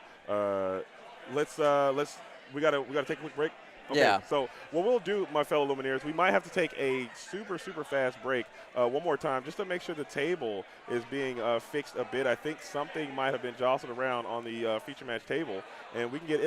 I'm looking at it. It looks good to go. Okay, cool. I think we're good to go. Never mind. So we might not get that. Might have to do that. But again, I want to thank you guys all for being here and joining with us. So if you're around, make sure you go ahead and share the stream if you can to show people what we're trying to do here. As this information is going to be clear and present, and a lot of the stuff that we learned here today will be featured next weekend at the Dortmund CCQ. Yeah, I'm really excited for both of those DLCs because those are, like Katie mentioned, the crown jewels of the Disney Lorcana game that we have here. And we got a couple of really impressive players that are going to be on the feature match. So I think you guys are going to be really excited to see this matchup here. We are going to try and highlight as many as the great Canadian players as we possibly can throughout the day. Because, of course, we are in Canada. That is the focus here, and we want to highlight the Canadian players who were not able to get a DLC this season, so trying to make the most of their CCQs that we have up here, and the ETB is doing it big time out here. And like we mentioned, we love to see the organizers of these CCQs always trying to elevate, and here on the Quest World, we're always trying to elevate as well and bring you higher quality production week over week. Absolutely, I could not have said it better myself, Garrick. As we got some powerhouses of the sale here. This Luminaire on your left is probably one of my favorite Disney Lorcana players in the history of the game. This is Dale Bolito back at it again, out of retirement it seems, as he has taken a hiatus in order to get to focus on life a little bit. But now here he is back at it again, and he will be out here. Hopefully he's on some of that Emerald Steel again. Yeah, that is a pet deck that he has here. He's always been a big fan, big proponent of that deck, and I think that we are going to get closer to that deck becoming one of the most viable decks in the format, as we did see it get second last week at the Enchanted Citrus Clash. Dale, a seasoned pilot of that ink color combination, and I think a lot of these players like to stick to what they find familiar here, as Dale Bolito going to be on the approach trying to get it done here against Matty P, but Matty's got something to say about it as well, as Dale right now, sun's out, guns out. I know, right? What is he doing to me right now, as he's been hitting the gym there trying to get a little bit above him? Sorry, we're doing that bit this entire time. Now I can't stop doing it, as it looks like we are going to be in round number 2 as well, as the timer is going to be beginning. So the ETB round number 2 is underway. Dale Bolito versus Matty P.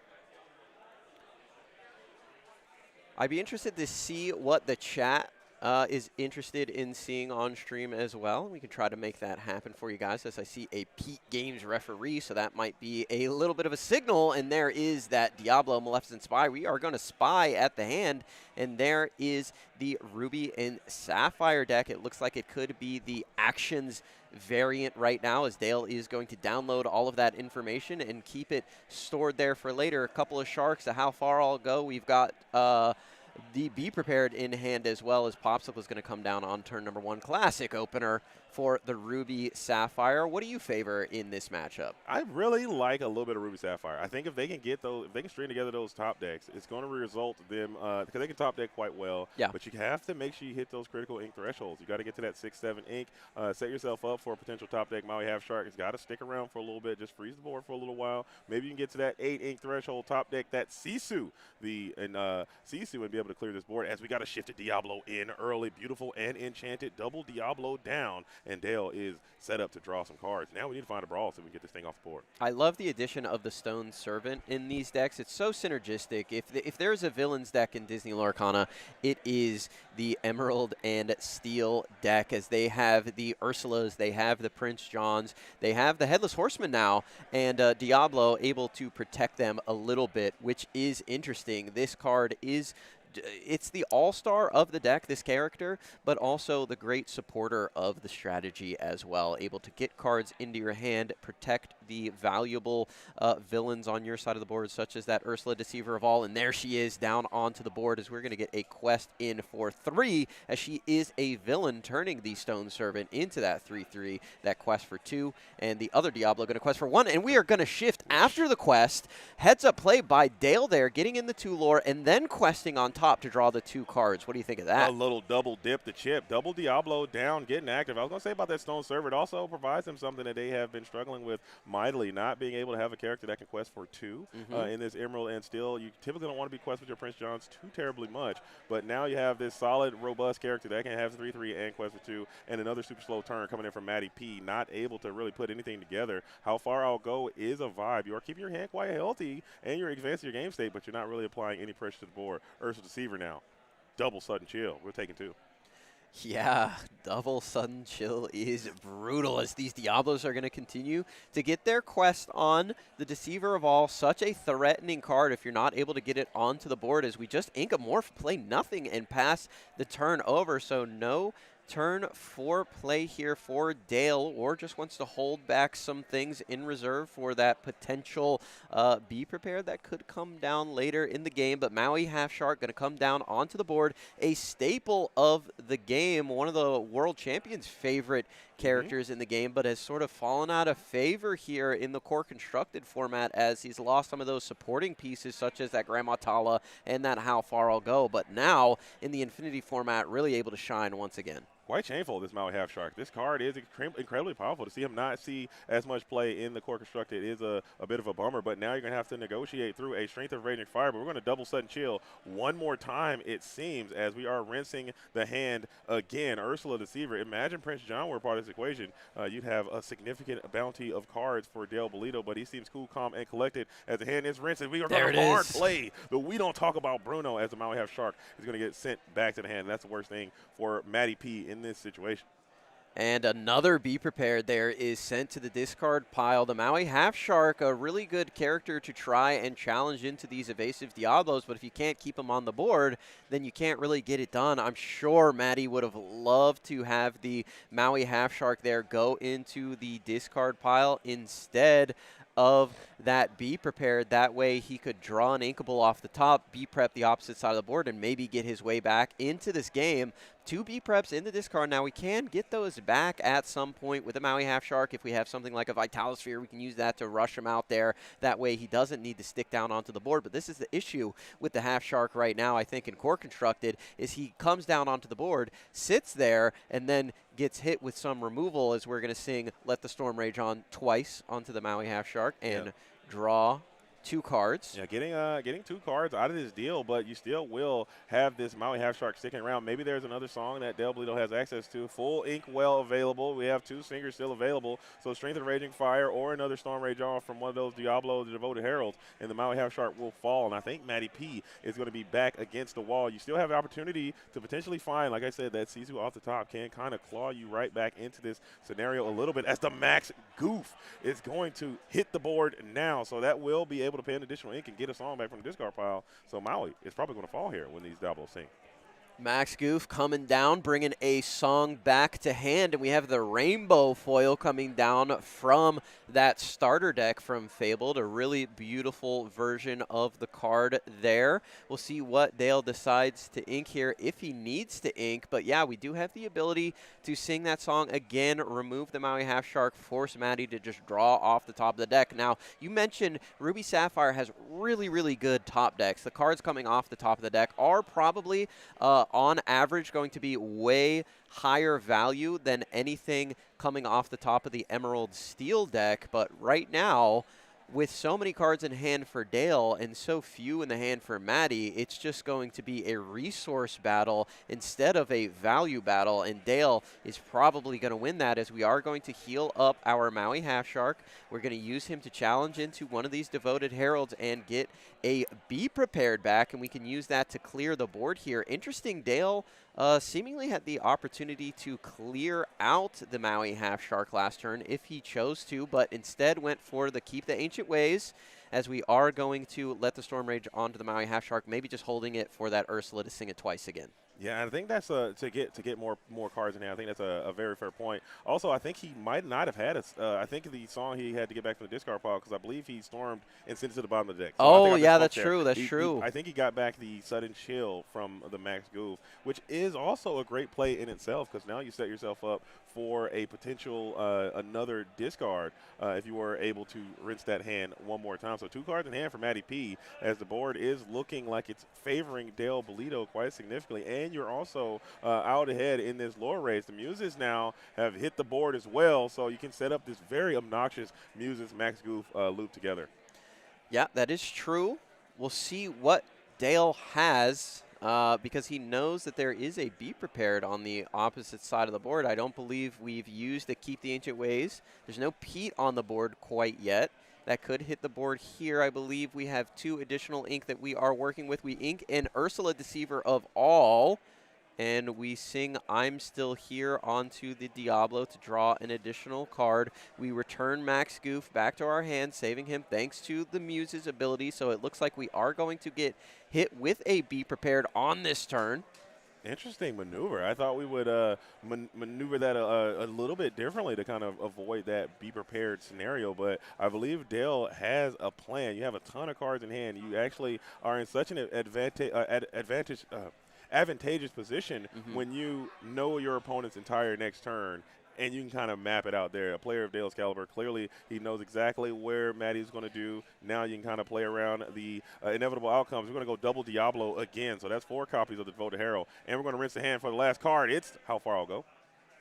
Yeah, this is where the discard deck gets so oppressive, right? They're not able to typically control the board when there are a bunch of very well-statted characters on the opposite side, but the way they control those characters is just by removing them from your hand before you get the chance to play them. But if they do hit the board, things like We Don't Talk About Bruno are very effective at cleansing the opposite side, as we did see Dale get into that. And in the top 30 or so cards here, he had all 4 of his Diablo Devoted Heralds, so I guess he wasn't really too stressed out about losing them to a Be Prepared, because he said, guess what, buddy?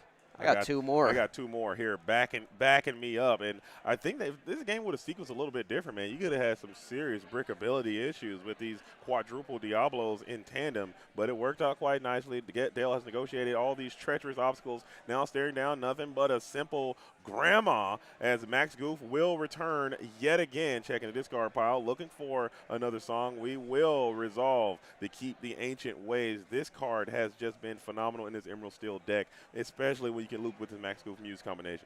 Yeah, got to play that card in your deck, as Morph is going to come down, considering a sudden chill here to grab that last card in hand, but Dale thinking maybe I just want to get some lore on board. Can I potentially threaten game here, as he did count 2 there on the Morph, so I'm thinking he has a character in hand that he can use to shift, as we are going to get to 14. That way, if the character does come down on his side of the board, that will get him closer to that 20 lore total that he will need. So curious what that is. Could it be the Pete Could it be that Headless Horseman Gotta coming be down? maybe it's that Beast, man. Shift Could be Beast. Beast, yeah, A that's little true. shift Beast The classic. for the walk-off. Let's see if we can get it done. Del Bolito now looking great. Position looks super firm, and it is going to be another max go for another Keep the Ancient Ways. So we're going to keep that loop going as Matty P, this deck does play a tremendous amount of actions and items as the bodyguard the bodyguard Headless Horseman is going to hit the board now, protect the rest of these characters. Big old quest coming in from Del Bolito. Pass it over to Matty P. He's got nothing. And we're going right to Scoop Town. Yeah, had to scoop that game up. The only thing getting him out of that situation there would have been that Sisu, the empowered sibling, who we have not seen yet in this deck for Matty P. But these action decks, oh, I think I did just catch a glimpse of the Sisu there. So he does have access to that card. Dale would have went to 19 had the Headless Horseman quested, but we do know that the shift is available to Dale as well, so he could have shifted in and quested for the 2 he needed. But that was a complete shutout for the Emerald Steel player there, able to get his double Diablo early into the Ursula Deceiver of All, and from there it was really just a formality to get to the end of the game. The explosive starts from Emerald Steel sometimes can seem a little bit unfair. Yeah, I need to get my take backs on. I think if the Emerald Steel player is going to come out and they're going to be shifting Diablos and have them go uncontested for so long, I think it's going to be very difficult to beat those strategies, but able to do those types of plays over and over again. Also, we got to mention there was a significant removal of the Be Prepared. There were several copies of Be Prepared that were taken from the hand through a variety of discards. There's a lot of sudden chills being double saying, so you're losing some tremendous value there. So Matty P needs that to go a little bit different. Maybe we can find that popsicle. Maybe we can get to a point where we can get those Maui Half Sharks out and they're not being sent back or being banished by or sent to the discard pile with the we don't talk about Brunos. So maybe this game could be a little bit different with Matty P on the play. Yeah, I'd be interested to see if these Ruby Sapphire decks maybe should try to pivot a little bit off of the Liquidator on turn number 2 for something like Jebediah, the Cookie. Now, we do know that the Underdog ability is on the Liquidator, so you can play that on your turn number 1, but a Popsicle might just be good enough. If there are going to be birds flying around, you're going to want Cookie out there to challenge into those Diablos and live to tell the tale instead of that Liquidator. They do have the same number of stats, 6 total, but the Liquidator a 4-2 non-evasive, Jebediah being a 3-3 evasive, just something that they may want to consider if their arch nemesis is going to come back into the format, that being the Emerald Steel deck. Yeah, I don't hate the Liquidator too terribly much. I mean, that 4 goes a long way. It does. Taking down those Daisy Ducks, I think, is very important. But if Diablo is making a triumphant return, I think this might be the time where we got to go full court press on the Devoted Herald again. And there was a time where the entire game unified as Diablo will not go. Okay, Diablo has to go out of the game. Yeah. And everyone included a plethora Peter of Pan, cards. Shadowfinders, Brawls, literally everything you could do to make sure that that guy only drew 1 card. And that's it. And I think that might be the play. As Matty P might agree with you that Liquidator is going to liquidate himself right on into the Inkwell, as we'll favor that Popsicle here on too. We'll see what Dale has here on the draw. Typically, it's a bit tough for the Emerald Steel player to gain that crazy advantage that they do on the play while they're on the draw, but there are ways to do that with Pete. Here comes the Diablo Maleficent Spy. Let's take a look at the hand. We got Double Sail, we got Tipo. There is the Sisu. We can employ that card to clear the board later in the game if that's something Matty can ramp up to. Traditionally, really, really good in this matchup. The North American champion, Edmund Chu, able to win a DLC off the back of the Emboldened Warrior in the Ruby Amethyst deck, taking down all the Emerald Steel along the way, as we are going to sail the Azurite Sea and ink the other one. You have an opportunity now. I think the hand was Tipo triple sail. If you want to do, if you want to run the risk and double ramp against discard, you can do it. That is a gambit, especially being on the play. You're already down a card. Let's see. I'll be interested to see if Matty P takes his approach and go for this double ramp, or maybe we ink the other sail and go for that how far I'll go, just to keep our hand a little bit healthy. But I'm turboing to the Sisu as fast as I can, and hopefully Dale plays into it. I don't think he will, but he might. He might be forced to. But I think that's the goal right now. Ursula Deceiver is also a card that comes to mind that can come in and take this how far I'll go from hand.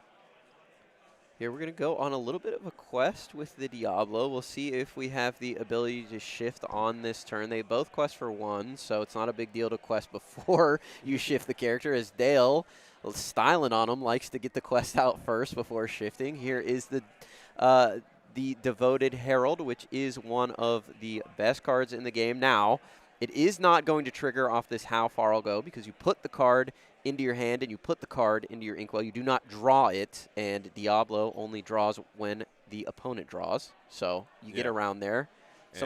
Yeah, so you weren't really allowed, or it would probably be in your least good interest, to play that sell the right seat in that spot because Diablo would draw in that situation. So that's a very fair point. Having that How Far I'll Go being deployed, and now you're continuing to ramp. And Matty P is trying to do their best poker face, hoping Dale can forget that Sisu exists, as you need to just continue to ink every turn and chug along. Maybe you don't even need to play any other character or any other card except for the card that goes to your inkwell to protect your hand as much as you can. When Ursula Deceiver hits the board again, you saw how effective she was, double singing those sudden chills. Deceiver of all, one of the best pieces of art, I think, in the history of Disney Lorcana. I love the way this card looks, but I hate to see it on the opposite side of the board because if you do not answer this card, it can completely run away with the game. I think Dale maybe wanted to sing a double sudden chill here, but might have to contend with the Maui Half Shark instead. Could have the double strength of a Raging Fire potential, and he does. Brutal. Getting rid of the Maui, still has time to sudden chill that hand away and stave off the Sisu, as we are going to sing Keep the Ancient Ways with our Diablo Devoted Herald, just trying to keep our characters safe from any potential threats in Maddie's hand to potentially get rid of every single card that he has on this next turn. Especially going into a Be Prepared turn. Have to put the Vision of the Future down to the inkwell, and it all comes down to this. Does Dale have the ability to rinse that hand clean of cards, or will we get the great Sisuing of next turn? Even though Sisu will come down potentially, it won't be that impactful because the Diablos have replaced themselves time and time again. As the Prince John is down, this is the last thing Matty wanted to see. There it is. Oh no, the double sudden chill, as we will be able to rinse the hand. It is the Popsicle. It is the Maui Half Shark. You need to miss another 2 discards. 2 cards left in hand. We are at 7 ink. Ink and Sisu, and you're back. We're singing another Sudden Chill, so we get one more card from hand. It's the Tamatoa Happy as a Clam. That feels bad. That's your ink. So now you need to get to a situation where you draw an inkable card, and then you will be top decking this Sisu. Does he have the 3rd Sudden Chill, though? Is he able to rip every single card out of the hand at this point? Matty sweating bullets right now. He needs an inkable off the top of the deck. Dale with a slow head shake, hand on chin. That might be an indicator that he does not have the ability to hit that hand one more time, and we don't have the Keep the Ancient Ways. I mean, even if you did, it wouldn't help because this is a character coming on through. Diablo is going to sing I'm Still Here just to dig for another card. You don't have any sing. You have Prince John who can sing, and we're just going to pass. Can you get it done, Matty P? Ink quick, and the Sisu deploys. Yeah, Dale saw that one coming, but was able to get most of the cards off of the board. If we don't talk about Bruno at this point. That Sisu is gone, and I think we can sacrifice a turn just to get that big 3-quester off the board as Sudden Chill does hit the discard. But here is Beast Tragic Hero, one of the best cards early on in Disney Lorcana, as we are going to pop our Popsicle, put down the Tamatoa Happy as a Clam, and get 2 Popsicles back. What an amazing card that was added to this game. And Flaversham, who needs him?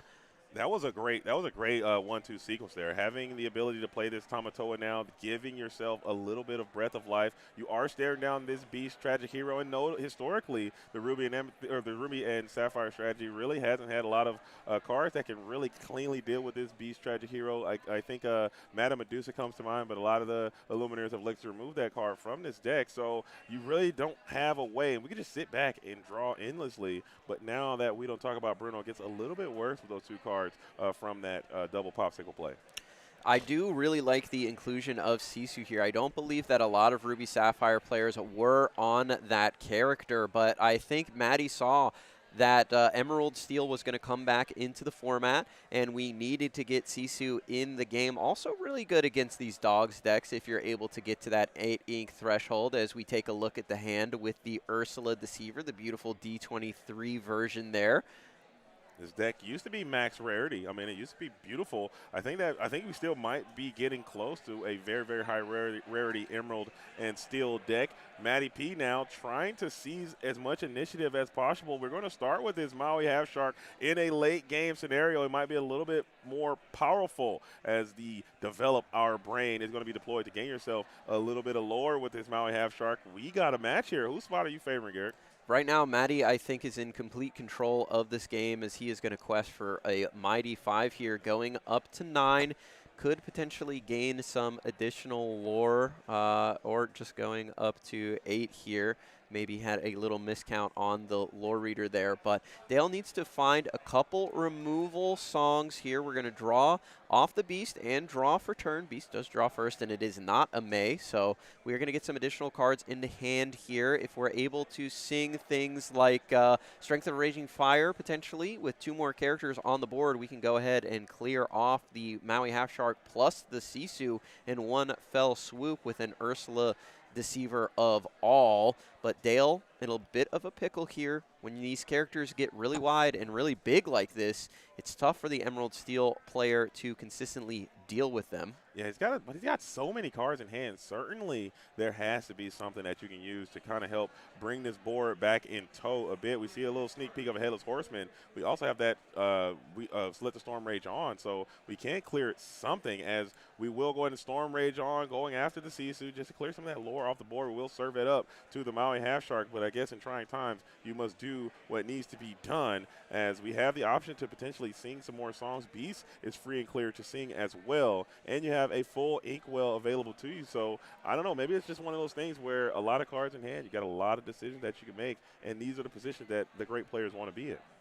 Yeah, I think all of the options that Dale has really favor him in this spot when he was able to find the removal there. We need to keep it coming, though, because the Maui Half Shark can run away with things here if it is allowed to stand on the board for too awful long, as Prince John might be entering the field of play here. Do we have some additional discard to go with that card? So could see something like Hypnotize come down. We've already seen 3 Sudden Chills. That's a good discard card. That is a good discard. And it also will remove this Maui Half Shark off the board. Worst case scenario, Matty P will go ahead and keep it in the hand. Best case scenario, we'll go ahead and use this lucky dice to discard. And either way, you're going to be drawing a card. It's going to be that Tipo. Best case scenario for Matty P, as Prince John is going to give Dale yet another card to work with. And the Tamatoa will not be able to successfully challenge and banish this Beast Tragic Hero in the current situation as it lies. You can put some hits on them just to get that draw knocked down, but I don't know if that's going to be the best use of your resources either. I think you might just be in race mode, try to put 20 on the board as fast as you can. Yeah, being able to remove that Maui Half Shark and the Sisu on that turn was incredibly valuable for Dale here, as we are going to go on a bit of a quest with Ursula. We need to get to 20. Like you mentioned earlier, this deck traditionally struggles to get over that lore finish line, that 20 lore that you need to win the game. But with so many cards in hand right now, Dale seemingly has unlimited options as we find another Tamatoa, happy as a clam. The Popsicles get banished and brought back as we're going to quest, play a Popsicle for free, going up to 10, draw a card, and we can draw an additional card with that second Popsicle that we got off the Tamatoa, and we do. So right now, Matty feeling in a pretty good position with all of the cards in hand that he has, and racing Dale on the lore all the way up to 10. These Tamatoas have looked nothing less than spectacular, especially in these late games when you have those Popsicles already in rotation and you're able to keep your hand healthy getting into this late game, and your opposition doesn't have one of those troublesome Diablos exerted, so you can draw free and clear alone. And you have this Maui Half Shark that is kind of waiting in the rings. Diablo now is going to come on through and take a quick peek at the hand, looking. It is going to be the Olaf, Grandma Tala, and that notorious Maui Half Shark. 2 Tamatoas in hand as well, and Popsicles in play. Your favorite card. I know you love using Popsicle. Oh, yeah, I love Popsicle. Definitely a card that did not deserve to be banned, as Olaf, Snowman of Action, is in hand for you, and we double sing here to remove the Tamatoas off the board. That was a really powerful play for Dale, as things are swinging back into his favor. No board wipe on the side of Matty. We'll see if he's able to find the magic off the top of the deck yet again. Too. So going back to that play, that it all comes down to pluses and minuses and win the challenge and win the quest. And that Tamatoa, happy as a clam, could have challenged and banished that Ursula. That Ursula Deceiver of All. And we elected to take that 2 lore and play that Popsicle for free. And then you get the immediate swift and total punish of the Ursula Deceiver of All coming through and double singing. So that might be something that you have to look back at if you're Matty P. But you're down, but you're not out, as the Maui Hero to All is going to hit the board now and be able to take down that Beast Tragic Hero finally. Put a little bit of damage on him. Yeah, definitely one of my favorite cards in the game. Grammatala is going to hit the board as well. Let's take a look at the top 2 cards. Try to hand fix a little bit. Again, Dale did not spend a whole lot of cards from his hand. He could have played cards from his hand. He had plenty of ink to do so, but opted not to. Staying conservative here, wants to make sure that he can address the threats that are coming down onto the board. We can heal the Maui, and we do, thanks to the Popsicle's incredible secondary ability that allows you to banish them to heal your characters or remove damage from your characters, 2 at a time for each Popsicle, 3 damage on the Maui, so all 3 of that gets removed by both Popsicles. We'll see what Dale has, and it's the Baloo. Oh, the Baloo technology. What are we doing with this Baloo technology coming on in? 5-cost character, shift 3 with the 4 or 5 says when you play this character, either you can draw a card or both players draw a card or both players discard a card. And I think we're going to choose to discard a card because you have that Prince John up, and you're going to get to draw a card anyway. So I guess it doesn't matter for you. As the Ursula Deceiver, again, this card could have been banished, and we're double singing, clearing, or excuse me, putting 4 damage onto the hero of all, Maui. Grandma Tala and Maui hanging out side by side. They never met canonically. I wish they would have, but they are in the deck together, as this is the villains versus the Moana strategy in Lorcana. We did not put that Let the Storm Rage On at the bottom of the deck, however, so hopefully there's no issue there, as Max Goof looks like the judge potentially caught that there, which is good. Dale's been consistent putting that at the bottom of his deck throughout the rest of the game, but we do just want to make sure that that card gets put to the bottom thanks to the Ursula ability, as you mentioned earlier. Yeah, so we'll make sure that we get that sorted if we don't. But the Let the Storm Rage On should be at the bottom of the deck if we could find a lore guide. I think they're sorting it out right now. Yeah. No issue at all. They're just kind of going through the throes of the game. But that Baloo, I'm shocked to see that Baloo coming out and getting a little bit of run here in the Infinity format. Emerald still also showing signs of innovation coming in from Whispers in the Well. Never seen a sleeve in his life. But here we are in the Infinity format. This guy's sleeved up and in play, in the game, on the board. Baloo. Having effects. With the Enchanted as well. Whisper too. I mean, that's cool. Card coming in from Whispers in the Well. Definitely synergistic with the strategy that we have here. And we're still discussing things on that side of the board. All right, so it looks like we're just trying to make sure that everything is on the up and up. Baloo is played. We got the discard. Then the Storm Rage On is going to go to the bottom of the deck. I think they're just trying to make sure the sequences were done correctly and what was drawn and what was discarded. Ursula now singing a Sudden Chill as well, I believe.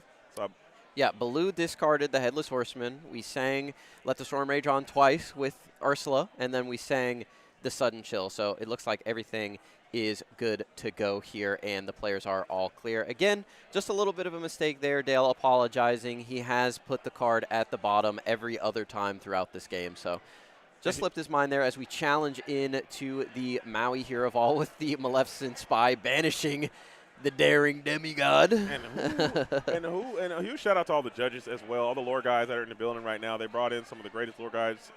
Arcus Umi is going to be the head lore guide of the day, but John is also here, and amongst them are some amazing lore guides of the community. So they're keeping this thing running as smooth as possible. As we're going to take a quick little vision of the future, maybe looking for that Be Prepared. I think you have the ink allotment available to deploy that fine card right now. After questions with Grandma Todd, let's see how quickly we get a quest in, and that might determine if we got that card or not.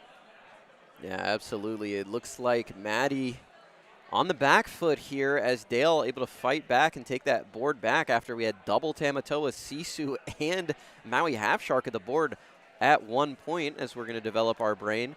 Continuing to look for answers. Be Prepared could come down at any point. We could see that second Sisu as well as the Snowman of Action is going to come down onto the board. One of your favorite cards I'm from the Winter Spell set. Big fan of this Olaf Snowman of action. I'm so excited to see this character is finally getting his time in the sunshine and being played. This character Not too much sunshine, though. Hey, you don't want to melt. You know, he got his own little flurry there. He's You're got right. a flurry of fun, so he's able to stay in his snowman form, even if we are in summer, as he has known to love a little bit of summertime, as it may be. But now this character is going to be able to reduce a little bit of lore from Dale, but also more threatening. He serves function as a reliable singer. This guy can come through and sing Be Prepared on his own next turn and allow Maddie to continue to develop that inkwell, develop the board using all of the ink. So very cool card. It slates quite nicely into this Ruby and Sapphire strategy, and I'm excited to see him part of this deck. He's going to keep being played as well, I think. Yeah, Snowman of Action, incredible card. I think anytime you're able to play a character at a discount or a Solid Deceiver coming down, it's going to be a card that always has to be considered, similar to that Sheriff of Nottingham, who is able to be discounted for each item you have out onto the board. I think these characters are always going to have a place in certain decks. As we find the Sudden Chill, we're going to get rid of that Develop that is sitting in Maddie's hand. Yeah, just rinsing the hand a little bit. Max Goof coming on through the Rebellious team with a little kick flip, getting that Sudden Chill. This card, again, this Emerald Steel deck seems like it's rocking on all cylinders as the Baloo doing more heavy lifting, being able to sing that we don't talk about Bruno. Prince John gets another draw, and will challenge and banish the Great Montala. So the board is clean, the hand is rinsed, and we're top decking. What a show. I was just about to say, all this work that Dale is doing to slowly chip away at these characters, in any moment, Maddie could just draw Be Prepared, and it doesn't matter anyway. Wow. All of that elegant sequencing that Dale just did doesn't matter. Say goodnight. Be Prepared comes down as a couple Stone Servants are going to hit the board. If we find a villain to pair with them, they'll start questing for 2. But incredible top deck again. He finds the second Be Prepared off the top, and Dale now running out of resources. Is he going to be able to get over the finish line as we put 2 different Diablos down on the board? These don't quest for 2, but they draw us cards. Is it another one? Maddie, show it to us. We did mention how powerful these top decks can be, but, man, double Be Prepared back-to-back as double Diablo is going to be the follow-up in the Liquidator. Where's Cookie? Cookie would be so nice Where's in this spot. Cookie would be literally cooking right here. And that's the last thing you want to see is that Liquidator is going to hit the board. Now, that 2 willpower getting blasted by a Storm Rage on also feels bad. And there it is. The Storm will rage on, and the Liquidator will be liquidated. Frozen in time and sent to that discard pile. Matty P hoping for this top deck season. Can you keep the dream alive? Can you continue to ink? How much ink do we have in the whale right now? Plenty. That's 8. Sisu, another huge top deck. Can we get it done, Matty P? Yeah, Sisu here could be the game shifter. Again, we're going to find a Merlin's Carpet Bag. That'll help us draw some additional cards, but also help Dale draw some additional cards with double Diablo out there. Brutal. Dale's deck's got to be getting pretty skinny. I know that Ursula has been putting cards back into the deck thanks to her ability there, putting them to the bottom. But we're going to be drawing so many cards off of these Diablo Devoted Heralds. I mean, he needs to count his deck, so Dale agrees. We are running low here on resources. Just making sure. I think we got enough to comfortably get through this game as he's making that decision before we go to draw. The Popsicle will be deployed. Dale will take those 2 cards almost immediately as Matty P is surveying the Inkwell one final time. You paid 5, you paid 1, so you have 3. No, you paid 1 to activate the Carpet Bag. And you have 1 remaining, but I think that's just a pass there. Yeah, I mean, you see how many cards Dale needs to go through throughout the game to gain these consistent incremental advantages over the Ruby Sapphire deck. And then at any point, the Ruby Sapphire deck can just draw an amazing card off the top, and then boom, they're right back into the game. That's just the strength of the cards, which is why you play Sapphire, right? You're ramping up to get to those incredible threats, and then you can find cards off the top of your deck that can get you right back into the game. But Pete Game's referee is going to force the Hideaway to be hidden away into the Inkwell there. Can't play it. Don't have a target anyway. So we're going to ink the Hideaway. That's not what you want to see off the top of your deck, as Dale is just going to continue the slow burn here, questing for 1 with all of these glimmers, putting game on board. Is Maddie able to find another B-Prep off the top of the deck? You need it here. You need it here. You need it right here, right now. And it looks like Maddie hasn't completely just scooped it up yet. So maybe there is another glimmer of hope. A chance is all you need. When you wish upon a star type beats, as we will cycle this popsicle, take Need it another here. gander, and the gander is not going to get it done. Looks like we got a slow head nod coming in from Maddie P. We're paying some more ink. 4 is going to be on the horizon, and we're going to get up out of here. 4 GG. ain't 7, and 7's what you need to cast. Be prepared, and unfortunately, Maddie did not have it. Dale taking it in the swift 2-0 with the Emerald and the Steel strategy. The deck is not over. I know the loungers are out there. They love to see that. Shout out to Anadi Day Donald, who was able to get second last week at the Enchanted Citrus Clash. But those Illumineers have big proponents of the Emerald and Steel strategy, as has Dale in his time as a Disney Lorcana player. And it is not gone. It is, in fact, back and potentially better than ever. Yeah, it seems like it's strong. And it's such a stark transition from what we saw at the beginning of the Infinity format. We saw the Ink happen. Yeah. Very little Emerald Steel was there. We saw the Enchanted Citrus Clash.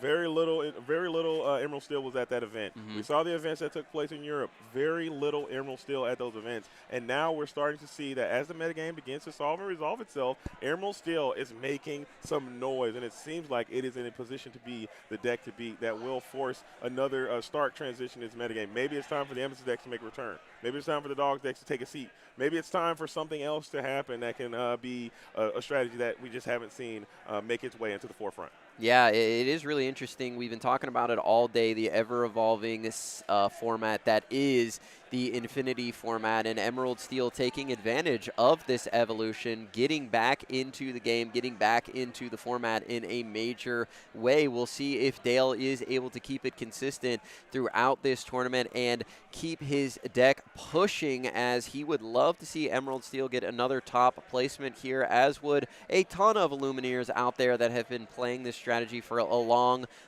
time. I believe this color combination has won 4, count them 4, DLCs, Disney Lorcana Championships. So in Infinity, of course, it's going to be good. It just took a while for everybody to realize, hey, this Diablo card's not bad. And I believe Emerald Steel, at least strikes me, or things that I've heard or things that I've been indicated to, is that Emerald Steel is more of a meta-dependent type strategy. Like, you can't build it to lead. You have to build it to follow, and it's going to go with the dance of whatever everyone else is doing. Because, again, like everyone in the Infinity format, they have a ton of cards that they can choose from to augment their deck to compete against certain things, and it just took a while for it to kind of put itself in its right spot. Amethyst is at its lowest form right now, and Amethyst is typically good into the Emerald Steel traditionally. So now I think they have a great spot. And also the Emerald Steel deck has a pretty good game into the Amber and Emerald Dogs decks and the like. So I'm expecting it to be there. In Dortmund, Emerald Steel will be played. Maybe not, though. In Europe, what are they doing in Europe? Europeans like to play Emerald and Amethyst. They do. But you know who loves to play Emerald and Steel? The player we just saw on the feature match, and he is sitting with Katie from the Lore Keepers Inn. We are going to send it on over for an interview between Katie and the round 2 winner here on the feature match, Dale Bolito. All right, everyone. That was a very exciting game for Emerald Steel fans everywhere, and for Canadians, because we have a Canadian winning with Emerald Steel. So this is Dale, the winner of last match. And Dale, share with us why you thought it's ready, bring it to this tournament. If sorry? Why you thought this deck, it was a time. Oh, I mean, everyone knows me to play this deck, and I feel like it's well positioned in the meta, and I don't know, I just want to shift bird. He just wants to shift bird. And honestly, I think that's one of the things with Infinity is you get to do things you haven't done in a while. But, I mean, 2 people at home that are wondering, like, is this a deck that people will be seeing more of? I mean, do you think this is a deck that people can pick up and play well into this meta, or is it something where you had to have known the ancient techs? Yeah, I mean, it's very easy to win with the nuts that I had, but it's actually a pretty complicated deck to play. It's very similar to Dogs as like when you picked up dogs, you would kind of just like when I pick up dogs, I'm horrible. Yeah. So And I think that's a good thing to say is that a lot of the decks look very easy on the surface. You're like, listen, all I have to do is this one thing. But it can be a little bit different sometimes to get it 100% right. So, as far as the song combinations, have you been testing with other people to kind of get that right pick of what songs you put in here? yeah, I mean, shout out to my team. Shout out to Loungers. Last night or 2 nights ago, I got to hop onto a nice green steel call Oh, yeah, they're. right before, and like some of the best players out there. Yeah. And shout out SLTC. Shout out everybody. Yes, I mean, people are in the mines, and I think it's Yeah. fun when there's a deck that people are like, we're going to make this work. Okay, guys, we'll put our heads together. But we'll let you go ahead and get ready for the next round. But before we do you have any shout outs or anything else you'd like to say? No, I mean, I'm just going to read the shout out to my sponsors, Slab Sharks, ETB, Casters.com, SLTC, and Loungers. Yeah. Well, thank you so much, Dale. It's always exciting to see you play on stream because you do it well, and you show people that Steel's still here. So thank you, and yeah, good luck on the rest of your tournament. Oh yeah, you get as many. This is your time. I want to believe in Braden. That's the name of the deck. Believe in Braden. Believe in All Braden. right, you heard it here, folks. We'll go ahead and throw it back to the booth and go ahead to the next round.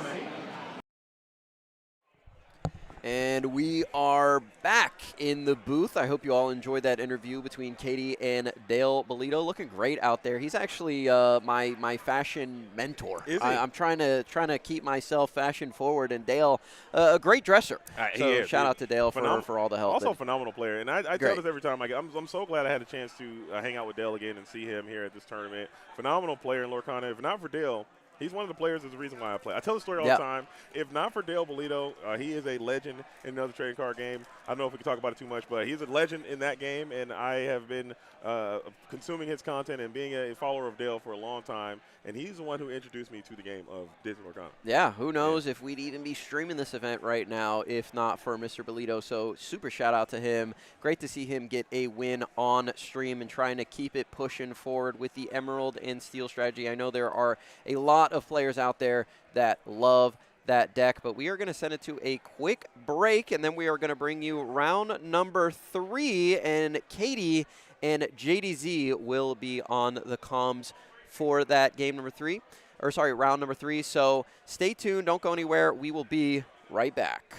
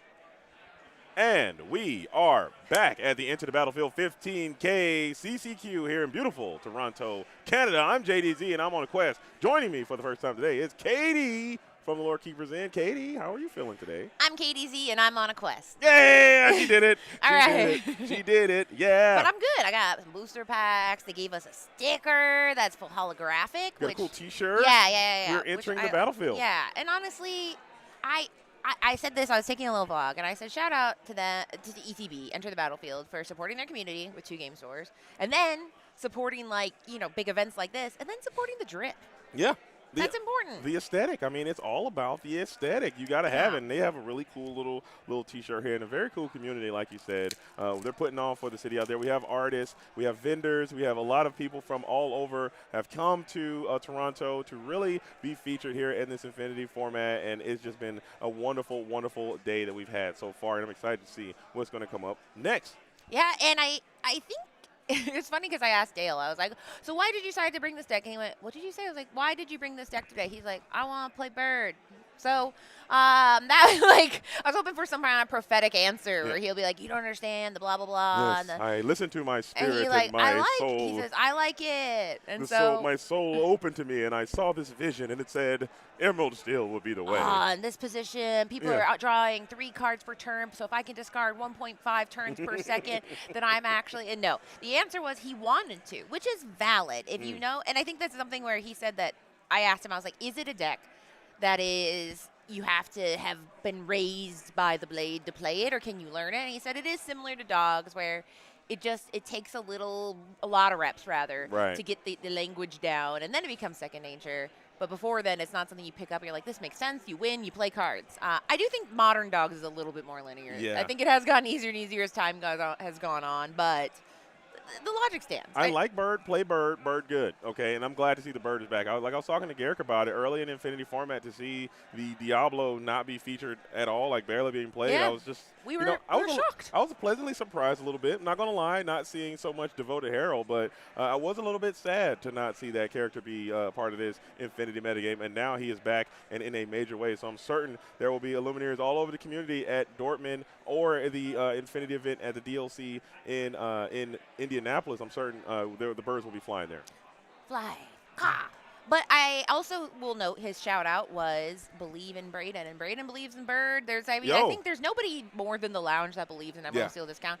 So for people that are newer to the game, you'll hear about these kind of testing things. So this is a fun little catch up. Yeah, please. In Disney Lorcana, you are an individual contributor. You play as a person, you enter as a person. But there are teams, and they're usually unofficial. They're not like NFL teams where they get points for being on a team, but they're like collaborators. But then there's testing groups. So a lot of these players are on team, but also in testing groups. And the testing groups, they're just out there grinding and sharing knowledge. But then the teams have the more technical knowledge. There might be more secretive grains in there. But all of them are in usually a lot. So the Lounge is something that kind of started as a testing group, and now they have kind of teams. They're a team testing group, and a vibe and a sensation. And I think that's one huge aspect of this game. Is one of my favorite parts, a lot of people's favorite part. And when you ask individuals, hey, why do you play this game? What is your favorite part about this game? And 95% of the time, people will say it's because of the community. The community here in Disney Lorcana is great, and you can have a good time by yourself. You can have a good time going to local game stores, but you'll have a much better time if you engage with community. And the Loungers is that. They have a pretty nice community there. I spend a lot of time in the Lounge community myself because they're always sharing information. They're always sharing a lot of ideas, and they're always just trying to get better at this game. And I think that just makes me a better player. So I hang out there. I hang out all over. I love Discord probably too much. I'm in Discord there because I'm always trying to stay tuned to the game, stay close to what the meta is going to be. And it's always nice to see that things that people come up with, these creative ideas that players have, like a card like Baloo, you might look at that and like, I'm never putting a Baloo in my deck. You got to try everything. Shout out Gazelle, by the way. Try everything. I also think that one of the things they do that is fascinating is they do defenses of decks. And I don't want to give too much Lounge sauce, but a lot of times they'll say, pick a deck, and then you get to defend it and say, why is this the best deck? And I think that's kind of important because if you're struggling with defending why it's the best deck, then the answer is it was vibes. But if you have something you can say, like, for example, dogs, maybe there was a meeting where they said, we could put Eleanor in it. And so I think that it's very cool to have that kind of collaboration. And the best part, you show up to a tournament and you already know people. Right, Because we're in right. freaking Canada right now. I Yeah. don't know a lot of people, but I know a ton of people because of the internet. And that's shout out to the internet. W Internet. I mean, I don't know who gets It's bad and good. I don't know who gets mad credit for the internet, but shout out to them. They're an absolute real one, super OG internet creator. I'm not. Is that Alexander Graham Bell? Are we I think shouting it was out? Al Gore, right? He Al invented Gore did the internet. A series of Who made the tubes. internet? Whoever did the internet, I They think did it upright. huge dub there, going out to that Illuminator, whoever made the internet. But I think it's great. It can be ups, it can be downs, but I think there are more ups and downs when it comes to the internet, because just meeting people, like you said, I was able to walk the floor a little bit earlier and just seeing the beautiful Canadian community that is here, knowing people and people that I've met online, people I've met at a variety of different DLCs, and seeing people from the ICL and people from it's people I recognize their name and I don't even know what they look like. Exactly. And you can kind of see them, so that's really nice to see. We have Trevor Stavin, who is a notable lounger, saying, "I'm giving credit to Nikola Tesla. Why not? Yeah, He for the invented internet. a lot That's a of- dub. Yeah. Yeah, he's got coils. He made a death ray. Why not the internet? I was shouting out Alexander Graham Bell. I think telephone is internet. I think without Yeah, I mean, maybe- it used maybe to you be get in there. the phone, remember? But Tesla Remember? gets AC. I think he gets alternating current, so maybe there is some. Edison did some kill through an lines there. elephant just to prove it was better than Yeah. DC. So this is Electronic Facts with JD and Katie. Shout out to our sponsor, Radio Shack, for this wonderful production. We can't wait. But I'm very excited that we're actually in Canada right now. I think that I've been trying really hard not to say here in North America, because today, yes, we are in North America, but it's so important to note this isn't Mexico. This isn't United States of America. We are in upper case all the way Canada. Yeah. And the Great White North. I mean, it's Yeah. great this is really nice to be here in the building, and I'm glad that they allowed us to be a part of this great experience. This is CCQ. Shout out to ETB again, Chris, and the rest of his staff and team for putting this whole event on in general, but allowing us to be a part of it, because we go way back with ETB. This is not our first tournament that we've covered for them with this broadcast team that you guys have here today. So there's some history here. As ETB, they typically put on a end of the set tournament that they do, where they get all the players and all the local game stores from around the community. They have like this point system that they do, and then they play this tournament at the end of each set. And we were able to be fortunate and blessed enough to cover those tournaments a few times, as they do have a pretty strong network of players here. And now that they have the opportunity to do a CCQ, they were allowed to let us be here and be a part of their first one. So that's just such a special thing, and I'm honored to be a part of this thing. Yeah, I mean, we talked a little bit about the ICL, which is a kind of like intramural league where these teams can compete, called the Illuminators Champion League, and we've been a part of that for a while. And one of the things in there is that ETB, the team ETB, won Season 1 and Season 2. Yeah, they they didn't did. look easy. They're just like, whatever. And that is with Quigley. Quigley? You know, Quigley?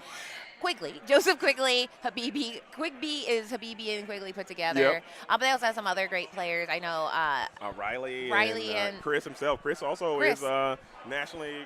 there's another player. She's been showing up at DLCs and just doing very great. And I'm trying to remember her name. Oh, I'm on the spot now. I know, but I'm half shouting her out. So that counts for something, right? That's got to count. It But does, I know- because I know you exist, but names are terrible. Oh, Carrie. Carrie. Yep, Carrie. Because they're like, oh yeah, this is Carrie, and like I'm looking at the thing, I'm like, Carrie doing good. So ETB is no slouch when it comes to playing this game. Chris, the owner of ETB, actually took home a CCQ over in Quebec. Yeah. So they're here to like help the community and also scare them. Yeah, and they can get out there and play. And that's one thing about all of the other TOs that we've had so far, because we do, in our profession here as Disney Lorcana commentators and broadcasters, we have the fortunate honor of being able to see a lot of tournaments. And usually the TO is the one that's kind of on the side. Yeah. They're pulling the strings. They're kind of like staying back. They're kind of keeping the vibe up. Chris is going to put on the helmet and get into the battlefield himself there. As he's leading from the front, he's going to get into the bracket and play. And I had to talk him out of playing in this one, because he was about to hop in this one too, but he's already nationally qualified, so there was no need to do that. And so he's going to be performing as tournament organizer duties today. Absolute phenomenal individual. Yeah, and I mean, if you like CCQs so much, the best way to study them is to win one and then be like, I think I should host one. I imagine that's what happened. He's just like, I tried it. I liked it. But he's not playing today. It is kind of funny when we do the virtual remote ETB casting, you will actually see him play. And then like when he scrubs out, then he can start doing interviews. And I club sandwich. I can't think of a better way to do it. You could have like, hey, I like to go to the club, and I like to go to club sandwich. I mean, last time I was at the club, I ate a sandwich, okay? Yeah. Me personally, I'm a burger guy. I'm a burger guy. I'm a burger guy. I go to the burger, I go to the club, But either way. who's eating wraps? Yeah. Who's doing raps? A rap battle? Yeah, I'll rap battle. I'm not If going to. you're hungry, go ahead and green cheese and ham it. Or no, green eggs and ham it. Green egg and ham it. Shout out to Shaquille O'Neal there from Kazam. That's a real movie, and that's a real line. And that's the last time he ever rapped. He did that freestyle and said, "I need to sit down and make some gummies." It's a Reeboks. But yeah, this is a very, very, very exciting tournament for so many reasons. I have gone to the grocery store. Right next to me is a peanut butter that says it's Canada's favorite. Kraft peanut butter. It's got 2 little bears on it. We've got Canadian water, and they have maple leaves on it. The branding in Canada is elite. They are not going to let you forget that you're in Canada. Yeah. We went at Walmart. They had flags everywhere. They did, and it was the Walmart Super Century with the E before the E after the R. That was kind of cool to see. Century. It felt so fancy. It did. And so I'm having a ton of fun. I think that doing remote is very fun because you get to help with tournaments that maybe aren't necessarily at the point where they're wanting to have casters come out. But knowing that we basically have got to see an ETB grow, and now we're here, and it feels so exciting to just be in the room where it happens. I kind of want to go visit the stores because they have 2. We got a chance to watch it come into its own, and now it's flying high in the air. And if you're just tuning in, this is we're going into round number 3. You're not missing anything. That timer that's on your screen right now is currently overtime, so we're just waiting for the next round to be paired and seated, and the Illuminaires will be taking their seats at the table, and we're going to bring you guys round 3 action of the Infinity format, so you're not missing anything. We are trying to get you guys a backup feature match in the event that there is overtime, but fortunately for us, both of the matches have made it to the actual required amount of time, so you're not really missing anything at all. So again, I want to thank you guys all for being here, joining me in the Quest universe today. We are live on Twitch right now. We're also simulcasting on YouTube as well. So if anyone prefers YouTube, you can check there, JDZ Quest on YouTube, also JDZ Quest on Twitch. So thank you guys all for being here and rocking with the program. Joining me for this broadcast all weekend is going to be Katie and Garrett, 2 of the best digital kind of broadcasters in the history of the world, I think, personally, to ever have existed. I'll take it. Done. And JD's in that. We're the Sunning, the 3 ninjas. It's hard because that means Garrick's Orochimaru. You are Jiraiya, sorry. I'll be Jiraiya. And I'm sorry, honestly, they're all kind of L's. I mean, those aren't people you want to be in life, but they are the legendary workers. People said, the chat, I'm kind of monitoring chat at home. Please. If you were sitting there and you're going, oh, it's Chip, it's Dale, get ready, guys. All right. Yeah. You're looking at the 2 chipmunks. One of them has a black nose, one has red. It's a black nose, it's like a chip. They're right here. Chocolate chip. So if you see a black nose, chocolate chip. Dale has a red nose and little buck teeth. So if you see buck teeth, that seems like a Dale type activity. Yep. Chip like chocolate chip. And now you're done. You figured out how to identify those little rascals everywhere you go forever. So that's kind of fun. I have to, now that you've told me that, I will never forget. Because to this day, I always get them mixed up. Because Dale seems like a guy who would wear a fedora and a leather jacket. Yeah. Where Chip seems like a guy who would wear a Hawaiian-style shirt. So I think they threw first, but now we're picking up. Now you're caught up. We're picking up the pieces of their throw. They definitely, their names should 100% be switched. To be fair, when they were born, they were little naked chipmunks. The outfits were an addition that at some point people put on a little tiny jacket onto their little tiny bodies. Chip wears a hat, and Dale Badil. Okay, this is just trying to get Dale Bolito and Dale the Chipmunk straight. And that, I mean, I'm sure some people that is important. How can you tell when is Miley Cyrus and which one's Hannah Montana? I've never seen them in the same place. I think they are 2 distinct people. Wait, go back. There's a Miley Cyrus and Hannah Montana. Okay. What two about different people? They're 2 different people, yeah. Yeah, they're not the same person. They're not. I've never heard anyone think that they were the same person. That's insane. What's important is that Dale is pronounced like Pitbull says it. Dale. Every day above ground is a great day. Remember that. I will. I'll take that with me in my travels, always. As I would like to see Hannah Montana and Miley Cyrus. Maybe we can bring them into Lorcana. I think that's a sentence no one said. Maybe. I think that's the first time someone said, get Miley Cyrus in Disney's Lorcana. We can make it happen. I believe that we will win as we are underway. Round number 3 is being paired, and the players are moving around the venue. They are. We're going to get that over to you guys again as soon as humanly possible. A lot of great teams in the venue as well today. And there is a little heated conflict, if you will. There is not a conflict. There's a little bit, not a tension. Intrigue. There's a little a friendly battle. Rivalries. Yeah, there's Rivalry, yeah. I would say, between the Enter the Battlefield crew, who is the host of this tournament, and the Slab Sharks, two teams from the Greater Toronto area. They really run these waters quite well, as the Slab Sharks are armed with Diego Saz and Shadox, Blazing Asian, as well as Dale Bolito is on that organization. So the ETB, there's a little internal game to see who can make it the absolute furthest in this tournament and have the best result from both of these two prolific Toronto teams. Yeah, and I think that it's something that it's happened. There's been events in other countries where people not from that country have won. It's happened a lot. And this might be one. There's people from North America. One of the Bounty players, Sky, is notably not from Canada. All the other Bounty players are. So it is something where people in Canada want to win, people in Ontario want to win, but so does literally everyone in this room, because it's for a spot at Disneyland for Nationals. So there is, like you said, a lot of intrigue, plot, rivalries. Everybody, let's have fun, but also let's freaking win this and show what area of Canada or North America is the good one you want to be in. There's just more stakes, because if you know what we're playing for, obviously there's going to be your portion of the $15,000. I got to mention, Canadian. It is Canadian. Yes. Okay, that is. I got to say that. I don't know what the transfer rate on that is. Yeah. It is Canadian dollars. Okay, $15,000. Canadian. Canadian. Okay, whisper the Canadian part. But if it's like the cash, their cash is fun. We saw it. It's got see-through elements. So their cash is mocking on our cash in a major way. So you will get your portion of that. You will get, the titles and notability, but you will, most importantly, be getting a ticket to the North American Championship, of which all of these Lumineers would like to participate in that event. They don't want to be getting into those last chance qualifier pods, because those will be very, very difficult to negotiate through. You'd rather just get it done right here. Get yourself your bouquet of fabulous prizes, and go ahead and secure yourself as the ruler of Canada in terms of Lorcana. As it looks like players are seated, but we don't have anybody at the tables. I'm not certain what's happening there. Oh, they're coming. I see a shadow rising. Someone just begrudgingly put their backpack down. And that's the good news of having a TO like Chris here, is because Chris knows the vibe in the room. Yeah. Sometimes we show up to a tournament and we're like, what are the vibes? Who are the big dogs here? And we know people that we've seen. But in this case, we have two players that are sitting down, and we're going to know imminently what their story is. I think the biggest story is they're probably going to be 3-0. We've seen so far it was a dog's mirror. We've seen Ruby Sapphire versus Emerald Steel.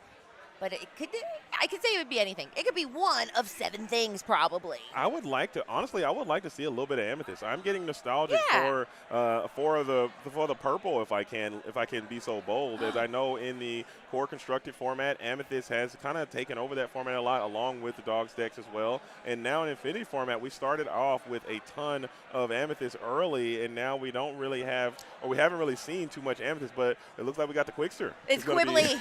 The Quickster himself. This is a man of many names. His name is Joseph Quigley, but if you look him up in any tournament, it could be any name. It could be Sloth Lover. It could be Koala Kid. It could be Tigger Boy. It could be Pandemonium Heart. It could be anything. And that's the thing, because he's known so well, and that the fans chase him down so much that he has to be anonymous, or he just likes the fun that you can change your name and nobody can stop you. But Quigley is somebody who is known to play wiggly decks. He likes to play, before in the olden days, he loved playing Amber Emerald discard. Then he was playing Amber Emerald Under the Sea variant. Then he was playing Detectives, blue-green Detectives. Now, I don't know what technology he's on. I think Amber Emerald was the rumor, but what version would be the question? And he's one of the nicest guys that you'll ever meet. He's got a great laugh, great personality, great sense of humor, but he always plays the most toxic and obnoxious decks, and he takes great joy in doing so, which I think is just a stark juxtaposition from his personality. Giggle as he does. He's like, and he's got this laugh, and he's got this if you know him, he's got this shoulder bounce. Yeah, and he's just you're like, quickly, that deck is disgusting. He's like, I know, man. Yeah, you're like, but you can't be mad because he's so nice, and he's a great member of the community because he shares his knowledge. He's one of those people that will go ahead and share what's in that big brain online and be passionate about it in a way where, for example, the question in the last set was Emerald, Sapphire, detectives versus non-detectives. He was very passionate about the detectives build and would always share why he thought it was a better matchup in the meta. So I'm very interested to see what he's doing here. He has said he's been playing a ton. He has posted about online. Like we mentioned, he is a member of the Enter the Battlefield team. He's also a member of I think he's also in the lounge. That's a common theme here today. But he's just a great all-around member of Canada. And I'm excited to see. But he's against Simon L., who probably will not be interested in taking an L. Simon L. is here to show that this deck that he brought can stand up against the spice of the Quigley. So we are now doing our dice rolls here. We got to get them coming in, and it looks like Simon did not win that dice roll. So now the question of the day is, what are these Illumineers on? They don't appear to be teammates, which means it's going to be a little bit of a surprise. But we are going to go ahead and get that altar done. Shout out again to the playmats here. They have that Canadian flair. We got Canadian wildlife. They're playing cards. We got a goose judge, the happiest goose we've ever seen. A Tim Hortons in the background. So there's really a lot. And then like Toronto's in the background too. So these playmats, I will be getting one either by thievery or commerce. Right. I think I have to leave here with these playmats, as I like to kind of make them a part of my collection. That one seems very unique, very Canadian, as Joseph Quigley with the patent pending shoulder laugh, as they're just kind of all seated, having a great time, ready to start this round number 3. If we can let the Lord guys know that the player's ready, we're ready, I'm ready, you're ready, and it is time to quest. And let's see what these Luminaires are going to do and what they got cooked up for us out here today. Like we said, there's something that kind of is tricky where the more the meta matures, the more you are going to see certain decks, especially as the lanes go on. With Quigley here, I would bet a boosty that he is playing Emerald Amber. It's just I know he likes it. I know he likes the versatility of it. He is a big fan of using Kita and shift lines there, or rather Kita in the decreasing of strength. But I don't know what Simon's up to at all. And I'm really hoping it's Amethyst Ruby. Let me see it. Let me have a morsel of it. But it does. Is it? Yeah, No. and we've also known Joseph Quigley to play a little bit of the just-in-time or the Mufasa variant of strategies as well. Something Mufasa, Amber, and Emerald, where you can just-in-time bring out Mufasa a little bit sooner. Maybe you can even play a Grandmother Willow to play the Mufasa a bit sooner. Maybe you're even playing like a Circle of Life type deck. So he has a very deep bag of a lot of creative decks that he can build. So Simon, obviously, he's probably going to know that he has a little bit of a hill to climb, but maybe Simon is not going to be worried about any of these types of eventualities. Maybe they got the sauce as well, as he's not going to be denied. You are 2-0, and you're going to run right through this ETB Illuminaire and push yourself in a position where you can get that 3-0. So Joseph Quigley getting those hand shuffles in. A decline on the cut from Simon. I like the tenacity coming in He says, from the listen, challenger. I'm good here. When you cut, you can do a side cut, you can do triple cut, you can decline, you can shuffle. It is your right, and did you know you have rights? But in this case, we have done our altering, we have our cards, and I believe Quigley won the dice roll because he looked quite happy. Now is the moment where we get a little peek at what these two Illumineers have brewed up. There's a Mowgli that's a good peek, and he passes, so no one cost for Joseph Quigley. That's interesting. So maybe it's not the dogs as it may be, but Simon is going to be in the dog days of summer, as we do have a Amber versus Amber and Emerald matchup from round number 2, as the second Mowgli is going to find its way to the Inkwell and the Ursula. Vanessa indicating that we might got some songs from the Joseph Quigley version. We saw that Sky played a version of a strategy like this last week and had a pretty decent showing, so maybe Quigley is kind of building upon that. And now we're about to find out that Ursula Deceiver comes in, and no, this is not a Sky deck at all. This is a beautiful Amber Steel song. We have 2 Akud Edamudis, 2 Let the Storm Rage On, and an Ariel to top it all off. No matter what, there will be a song next turn. You can decide which one. They are all uninkable, which is kind of a scary thing for Mr. Quigley here. In this case, he will pick one of the Akud Edamudis, which is smart because there are a lot of big, scary things coming ahead. But Simon just got a ton of information. Not all of it good there. Some scary thoughts. Yeah, I got to say, I don't think I've ever seen the Quickster, and I've seen this Illuminaire play a ton of matches. I've never seen this Illuminaire lean on a steel strategy just yet. Usually it's going to be something Emerald, so putting the Emerald away in favor of the Amber and Steel was a meta call. Maybe you felt that Amber Steel is prime position to make a deep run in this tournament. We saw how successful it was last week when Alvin Lord Gaines won the CCQ in the Enchanted Citrus class using the Amber and Steel strategy, so maybe you're leading upon that. Also, your teammate Habibi is a notorious Amber and Steel player, so maybe you had the reps there, and he felt confident to bring this deck to the ETB CCQ, as Akud Edamudi was going to lead the Aerial Spectacular Singer. Now, I want to point out that one of the things that Quigley might have, they're just having fun. They're He fine. whiffed. He said, well, that'll happen. Listen, you have enough songs. All right, Quigley, you started with 4 here. So now, like we saw, we know he has 2 strengths, 1 Akud, and he was able to go ahead and get that Akud out for a little bit of a discount. Now he has that Aurora, which is a very interesting, that makes me believe it is similar to the Lore Games build we saw, which is really heavily relying on the beauty of princesses, which makes me think there might be a Namari somewhere in here, certainly another Ariel. There's lots of princesses in Steel Song. Yeah, they have a ton to work with, and that strategy was quite nice. They had a lot of answers to a lot of different decks in the metagame, to include the Amber and Emerald Dogs deck, but Simon seems quite comfortable in this spot. Lady is going to find her way into the Inkwell, followed up by a 3-cost. You have the option to go for a shift. Don't want to do that. You don't really have the value available to you just yet. So taking that ink back, that is your right to do so.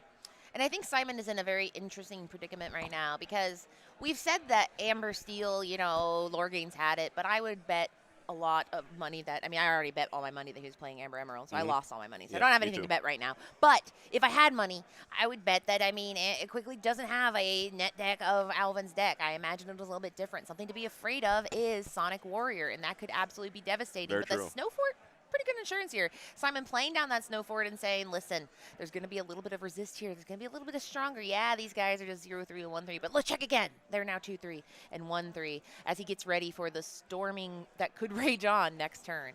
That is that's a very, very fair point, Katie. The Snow Fort strategy is so good into those steel type decks, especially when you can get them out in multiples. Storm Rage on, now only doing half damage. We see there's another copy of Snow Fort in hand for Simon, so I'll be shocked and surprised to see if we don't see another Snow Fort being developed next turn. So Joseph Quigley is slowly going to get to a clock. If you are playing the Namari technology, maybe there's a world you can find that Namari who can engage with Snow Fort quite nicely, getting through that resist quite easily as another aerial. Can we get a second win from the Quickster? We're going fishing, and what do we find?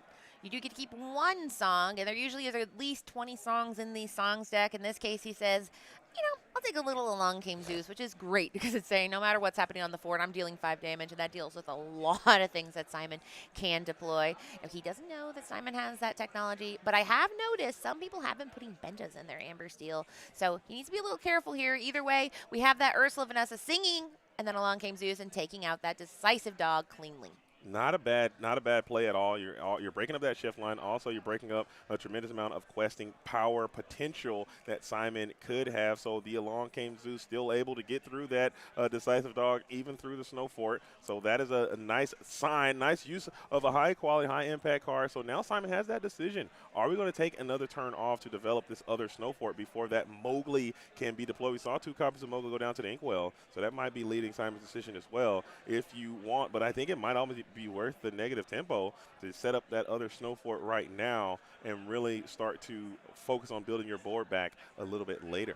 And I think tempo is a great word to bring up here because playing items and playing things like Mowgli and Ursula are, I consider, like scary down tempo or at least mid tempo because you're playing a character, you're playing something, but it's not that burst of value. You're not having an aggressive start. So he is just being very cautious here. This Nani will allow him to pick 1 2-cost or less character. In this case, he has a Lilo in the hand. That's an interesting one. He might also be looking for a Tramp, which will be able to do some challenging later. In this case, he goes with the Lilo, which will be nice for if he runs into a card draw situation. But he has to be careful. He knows a storm is brewing. He knows there are 2 more storms in Joseph Quigley's hand. Now, the storms notably only hit for 2, so it's kind of a little silly, but that's card draw. No matter what, it's probably going to get a little bit of value. Yeah, and the storm is only going to hit for 1 now with that Snow Fort being up, so it will reduce damage. You won't be able to clear any of Simon's characters, but now you got to run the risk. You're worried about cards like Benja. I know Benja is a card that people have been talking about adding back to the strategy just to engage with the Snow Fort. Also, Bare Necessities has been making a triumphant return to the Amber decks to perform some discard duties as well. So Simon hedging, playing a little gamble, keeping that Snow Fort in hand, and let's see if Joseph Quigley has the immediate punish. If not, you could potentially get up in the Snow Fort again. Now Nani with 2 Snow Forts looks quite robust in the face of these 2 aerials who now cannot become exerted. Now, something I would very, very, very much love to see is a Sonic Warrior shift. That Sonic Warrior allows those little songs to suddenly become very problematic where you can pay 2 to deal damage. In this case, we don't have it, but we have the Storm, which will start raging on. Just putting 1 damage doesn't feel great, but it's something with that resist that is on Snow Fort. But we get to draw a card, get closer to more answers. Neither player has exploded yet, but I would say the foundation is looking very good on Joseph Quigley's side with 3 cards in hand, one of them being a Storm, 3 ink, but I'm wondering if he's still in an inkability problem. He's not having resplendent card draw this game. For sure, that might be some of the issues that Joseph Quigley is going through right now. Just having a lot of uninkable cards in hand, also leaving damage floating versus a Rapunzel strategy. You know, all of the Amber decks in this Infinity format are probably going to include a Rapunzel gifted with healing in their decks because the card is just one of the most powerful cards ever created. And now you have this damage hanging out, and it pairs so nicely with the Snow Fort as well. So decisions happening from Joseph Quigley, who's deep into the Thought Vault now, pondering all around, potentially going for another song here. And Joseph Quigley is one of those players that he is going to think through the lines. He practices probably more than many Illumineers I know, and it's all about, like, statistically what's the best thing. Is it better to just go ahead and take a little bit of down tempo here using a card that can sometimes take out a whole character only here dealing 1 damage and certainly not getting rid of Ursula by any stretch of the imagination, just to draw 1 card. In Disney Lorcana, you hear people say, well, always draw a card before you play and start inking, so it makes me believe he doesn't like what's in his hand as far as inking it, and he's looking for a better path to maybe not cannibalize one of the cards that he's hoping to use for something later. Yeah, this is a very interesting spot as we are forced to put the ethereal voice down to the inkwell. So just keep that ink train rolling. We are going to blast the Nani with the Along Came Zeus. So 2 Zeus's down as well. The punish would be the Rapunzel to draw 2 cards, but now your aerials are at least safe for now unless we slam another Snow Fort. But I think putting that damage on that Ursula is going to force your opponent to have another card to bolster the strength, and also you still would get this trade because the resist on Snow Fort only works on your opponent's turn. And that is a very excellent point. Snow Fort is something where it's not completely magic. There is some limitations. In this case, we have Leela, which is, like, I think of her, as that cheeky little card draw. We're inking that Bare Necessity, saying you've already played 2 Snow Forts, how much bad can it get? And then getting a Beast Tragic Hero, which is going to be a great engine to either draw cards or do some pretty intense challenging if need be. And that is all we're able to do this turn. And I'm interested to see what kind of songs he has left. He's kind of... Yeah. This is when it rains, it pours. This is really piling on for Joseph Quigley now. So you got 2 Snow Forts that you're trying to fight through, and you have this lady, Miss Park Avenue, has been deployed, and you're able to generate 2 more cards from your discard pile. By the way, we have this Lilo, who is now able to challenge and banish the Ursula Vanessa, and this board looks super rigid for Simon now. Maybe there's a world where Joseph Quigley has kind of got ahead of metagame, and we've added more cards that can remove items from play. Snow Fort notably is an item, even though I think that should be a location. It feels like one. It feels like a location, but in this case, it is just an item sitting here and menacing. Now we are doing what Amber Steel does, where you play a lot of little cards. That doesn't feel so good right now. Now, they're all singers, but you need songs, and he has gone through a pretty fantastically high amount of songs. I think that's our 3rd Akuda Mooney. 1 was discarded. The other 2 were played, and then we had 2 strings, 2 Zeuses. So he's gone through a ton of songs. There's 1 more Zeus. Another. His hand is empty.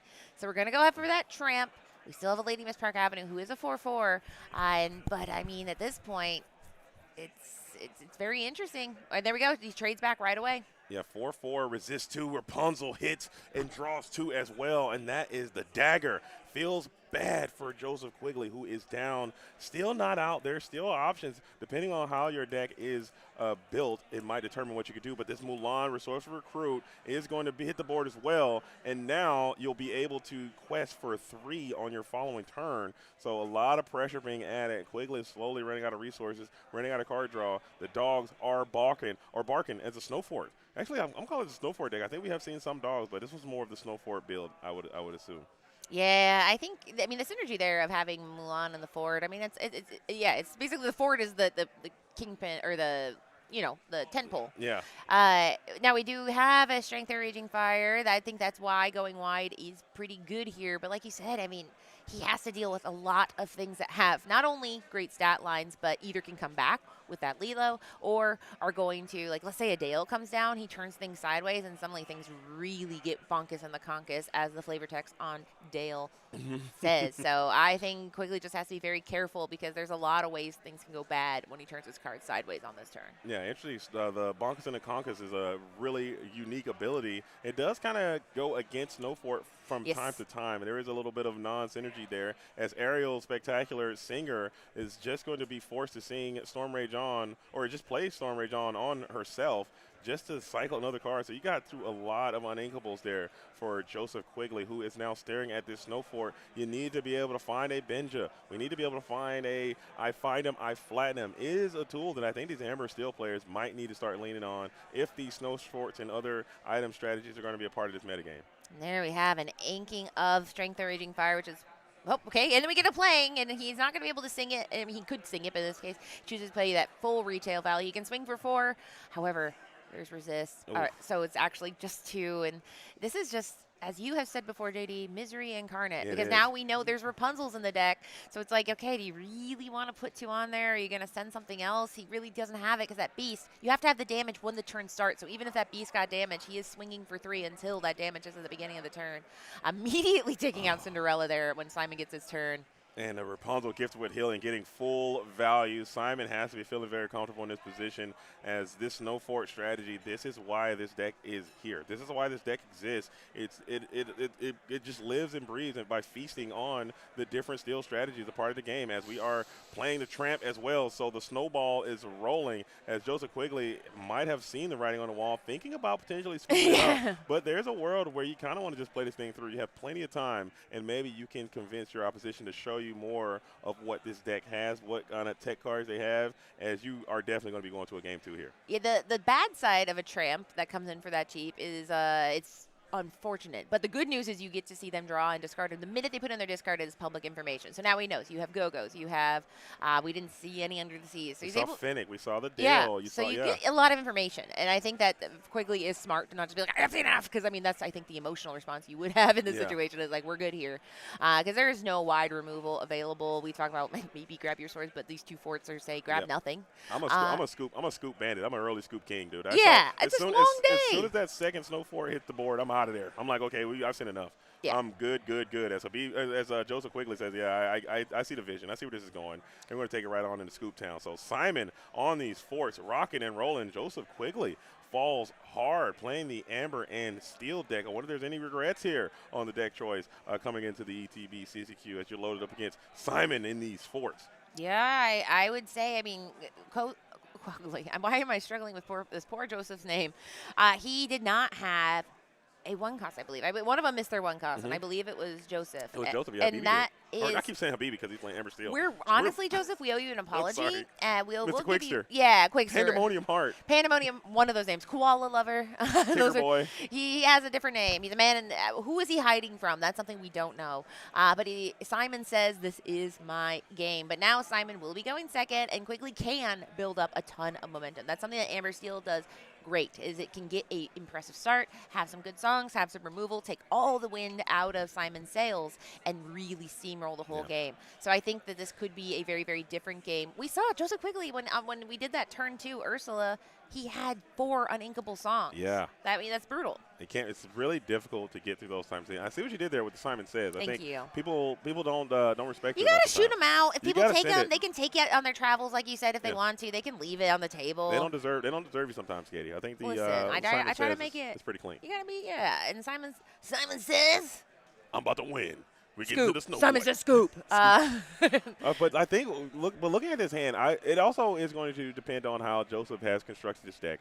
I want to see if there's any item removal. If we are there, if you're playing steel, I think you just have to include some of those steel item removal cards in your deck at this point. I don't think Bare Necessities is enough to be able to get to those snow forts. Or there's a world. We saw how Alvin Lore Games, again, congratulations to him on that victory. He was able to use cards like Namari to be able to fight through the resist of those snow forts and be able to still take down some of these high willpower characters with your character who has a phenomenal amount of strength. So it'll be interesting to see how this deck is constructed and what were some of the thoughts if you were to run against this matchup, because let's face it, everybody knows that the Amber and Emerald Snow Fort deck will be there. It's a clear and present threat in the metagame. You have to have tools in your deck to cost it when it comes after you, because you will play this deck. And we saw it in that last game. He had a Bare Necessities, but that simple Bare Necessities was inked because it was after 2 Stormforts were played. And it's like, we're good. Whatever you got going on is a little too late for me. So like you said, it is something where you need to have a plan B, a plan A. And the best part about Finding Platinum and Benja, they're very inkable. For sure. And so I think it's something that it takes a second examination, because as we saw here, Quigley was spending a lot of time saying, can I do cleanup? And sometimes it's nice just to have a little tool in your arsenal. Finding Platinum can be sung by pretty much every single character in the deck except for the 1 cost. So I don't know. But we will find out here in Game 2 maybe a little bit more information about Quigley's deck. There are a few decks more versatile than Amber Steel as far as how they're built. But right away, this is an interest. Like we saw that Aurora Hoarding Cult was inked last game. She's being played now. Will we get a princess discount? Maybe. I think we will. There's a high likelihood that we might get that aerial spectacular singer down on this turn, and I think that's a very powerful play that this strategy has access to. And if I'm going to DLC in Dortmund, you better believe that I'm going to be finding and flattening my opponent, as we are going to get the Mowgli out on 2. Forget the discount. Where Mowgli is another way to get after this snow fort, and we had 2 in hand. Probably altered into that as well, just to really put that lock set up on this steel player, as the Aurora now could potentially spell out another Aurora for free. Quickly seeing the writing on the wall that he will not be playing enough characters to get the quest for 2 or challenge for 3 ability on the lady, and saying, all right, I'll quest my Aurora, get out a Cinderella for free, and that Cinderella can sing.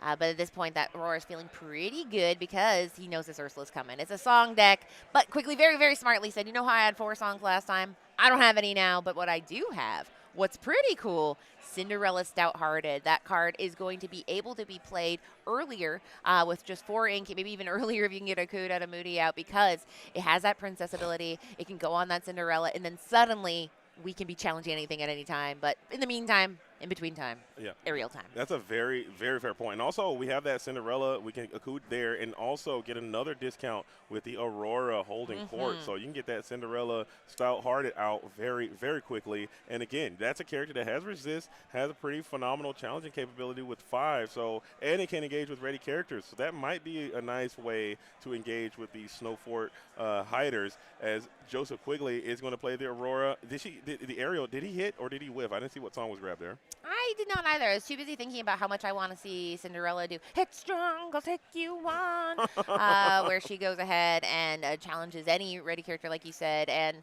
this is, I think, where your Quigley wants to be. He wants to show this wall of menacing. Now, unfortunately, Mowgli stopped being menacing. Mowgli is just temporarily menacing.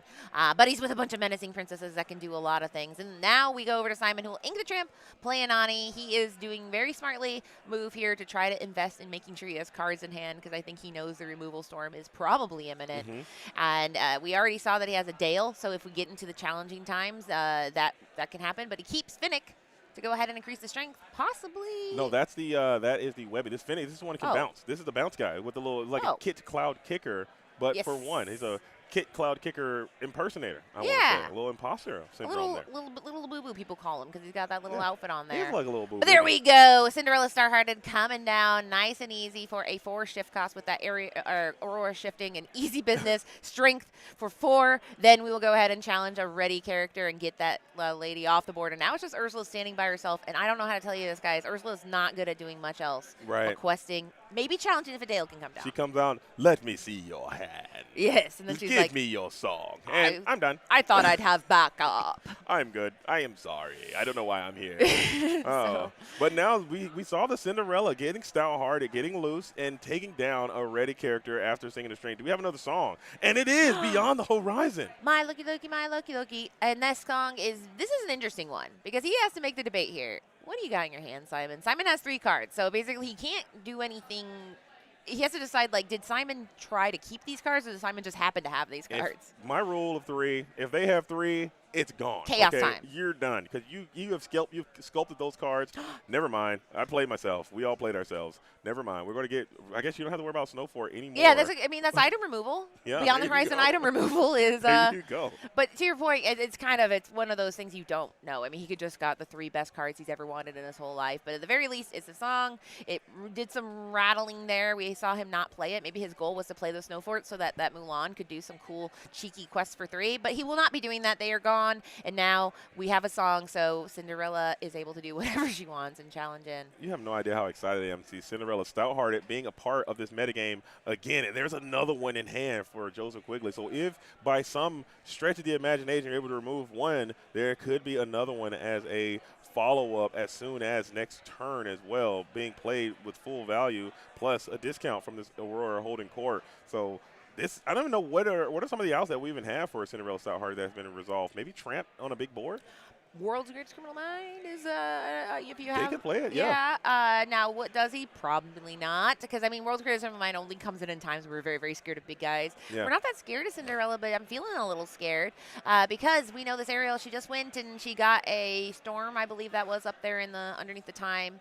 And so now a song is coming. There's really nothing that Simon can do. He says, please let's go. Yeah. Simon says game 3. Simon takes us right on in Scoop Town, but what I need for these Lumineers to do is slow this thing down just a little bit because there is They're 30 decisive. minutes left. All these For scoops, what? We don't you need guys the scoop, to guys. Come actually on. chill. Do we have a Luxuriate. secondary feature match ready?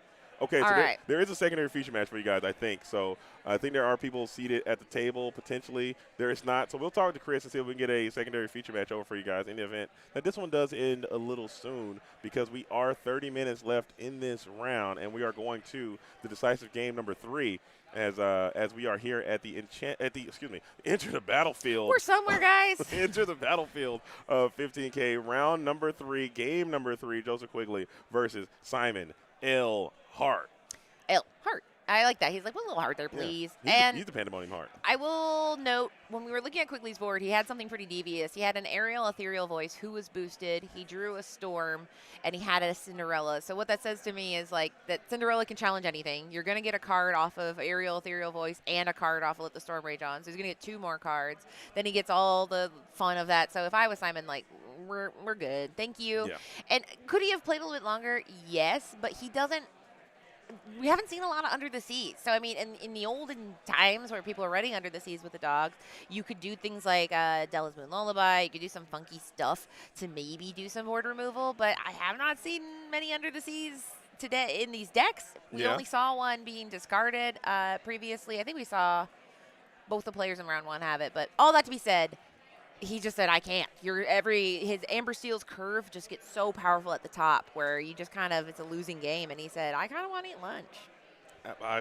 Get the scoops in. Yeah. I'm a big advocate of scooping. I think scooping It's is smart when you're, when you're on these feature matches. I mean, we gotta play it out a little bit. Give us a little bit of a show Feed to us, watch. please. I'm hungry. We might have to start finding a backup match there if we go to a game number. If we get this one over quite soon, because that's 30 minutes left.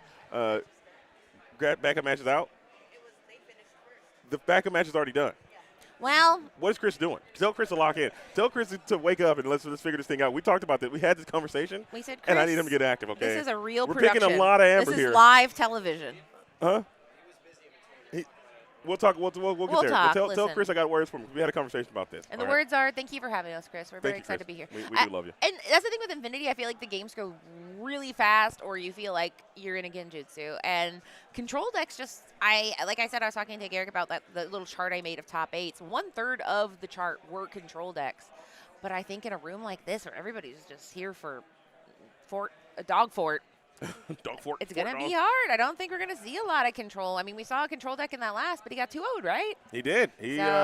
Control nothing. We've lost control. We are completely spinning freely, and we are out of control as it may be. Or it might just be an indication of what the field is out there. I haven't had the opportunity to look at the deck list or the spread. We're going to try to get that information to you guys. Katie is here, and I know that's something that she's super passionate about, getting the data and getting the information out in a prompt and timely manner to you guys. So that will happen as the fist bump comes across the table. Again, I want to thank you guys all for being here. We are live.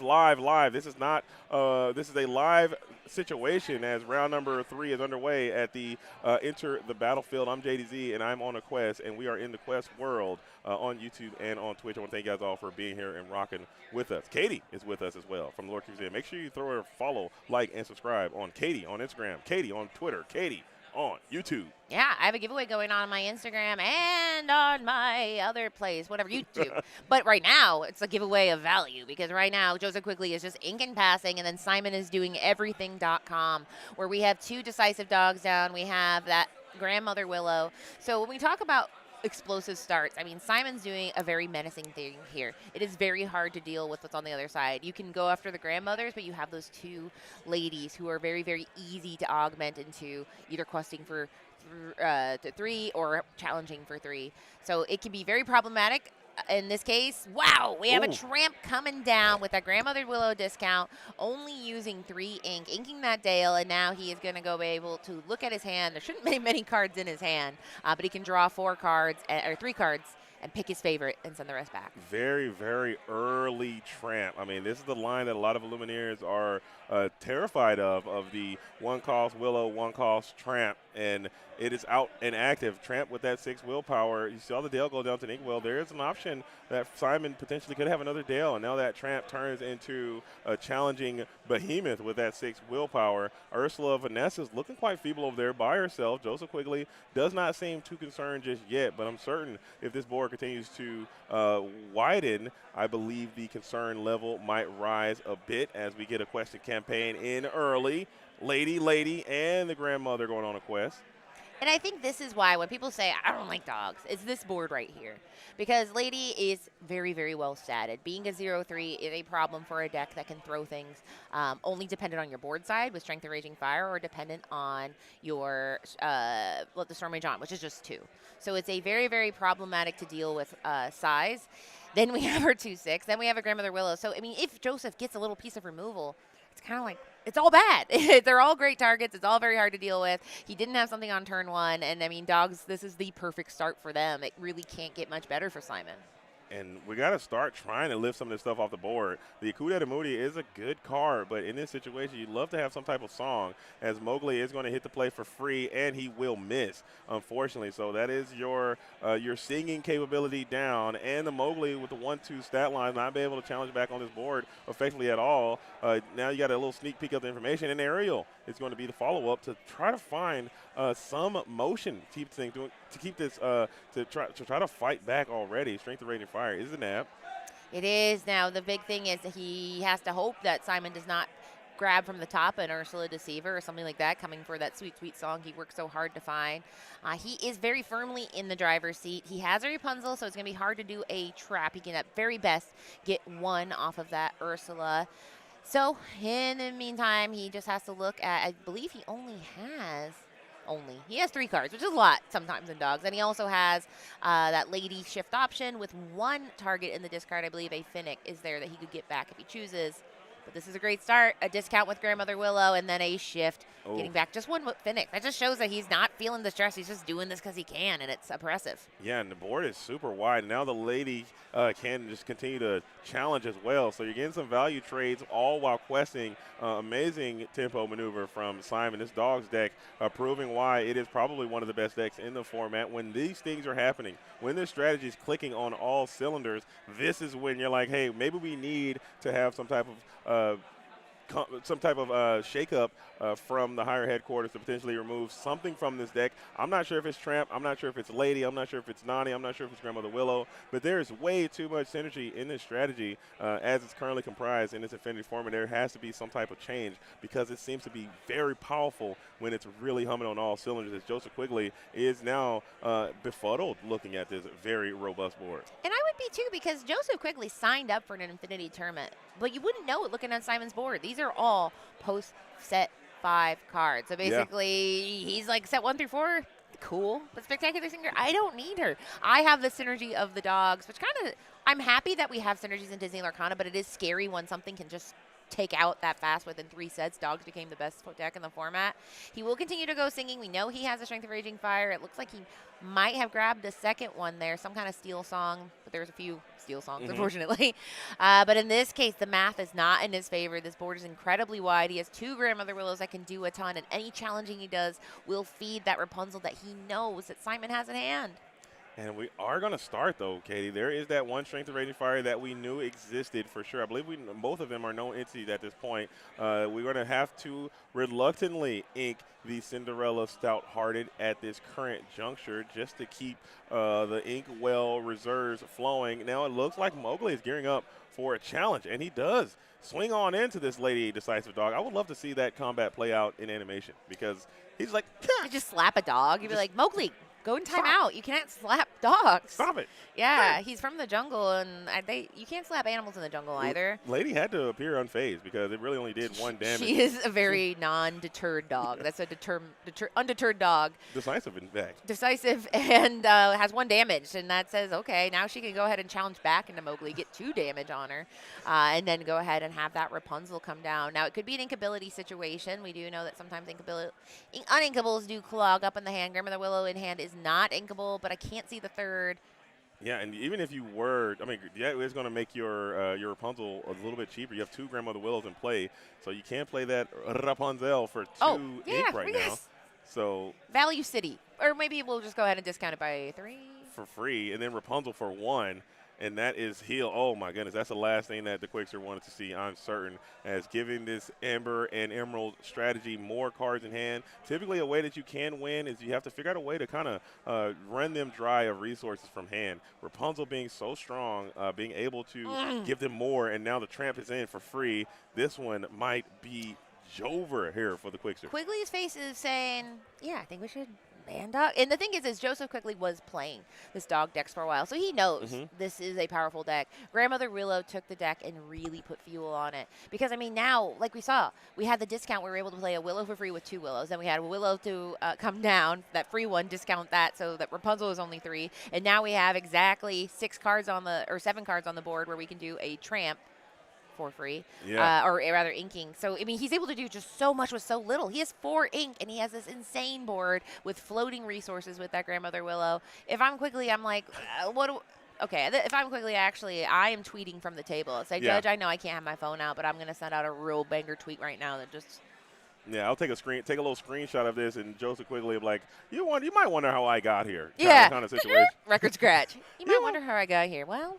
And that's for those keeping score at home, that is a Tramp for free. So that's a double Tramp. A 3 free Tramp. So you got the Grandmother Willow came out for free. The Rapunzel came out for 3. The Tramp came out for free, and then the Tramp came out for free again. So a lot of discount double checks coming in from the Amber and Emerald Dogs deck. I believe you're keeping score again. That's what is that 24 ink of cards for 1. I mean, what's the discount there? I don't know the value. I can't do basic mathematics sometimes. You'd be going out of business if you ran this business. That's a line. You're broke. Like, way below cost. It's got to be some kind of money laundering scheme at this point. Because I'm like, I look at the books and I'm like, the books are cooked. Like, Simon's just laying back. He's like, whatever. Because I mean, he has on the board. He's counting, but he half-heartedly just counted there because he's like, listen, I need 6 or 8 to win. That's 8. Yeah. He's like, I'm gonna half-heartedly count. Unless we can play grab your swords, sing grab your swords, play grab your swords, vibe grab your swords. We don't have to get it. We just vibe into round 3, and that's going to get it done. As Simon's going to throw the fist bump out, and Joseph Quigley will fall here against the dogs. And those dogs were barking, Katie. I'm telling you right now, those things were absolutely moving and grooving. And if that happens all day, we're going to see a lot of dogs here at these top tables because that deck is actually incredible. Best deck in the format, best deck in Infinity and Core, probably. Yeah, I mean, it feels like that thing where they go, the dog, it doesn't bite. And then they look at the dog and go, it do bite, though. It do bite. That dog is biting. And why, as a player, it's very fascinating because you see the value engine there, and it feels like there's nothing like it in all of Disney Lorcana.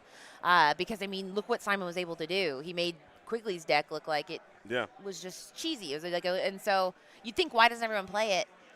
I don't know the answer 100% to that. I think because it's not fun, maybe? It's been, Katie, and that is a conversation that I think some scholar in the future will have to write some type of thesis about this because I don't know. I cannot describe for the life of me. I've tried. Because I know how powerful this deck is. I know how consistent this deck can be. I know how overtly destructive this deck can be, but I cannot for the life of me explain why this deck is never over 50% of the field. This deck is never played by everyone. The cards are not. Sometimes it's just run 20%. Like less than 20. Yeah, it's like 15 to 20. Yeah. And then you see people bring it in, and they're having such a different tournament than everybody else. I mean, to the point where Zan Syed brought it, you could tell like he takes no joy in it anymore. Yeah. He's like, I must bring it. This tool is the sharpest sword, and I must cut people down with it. Yeah. And I have to think it's a little bit of the hipster energy. Nobody wants to be the person. Like, there's a lot of people that don't want to bring the deck that everybody brings. And I think it's a hard deck to tech for. People say, oh, we'll bring Fire the Cannons for Willows. Go ahead and bring Mowgli. Bring Bare Necessities.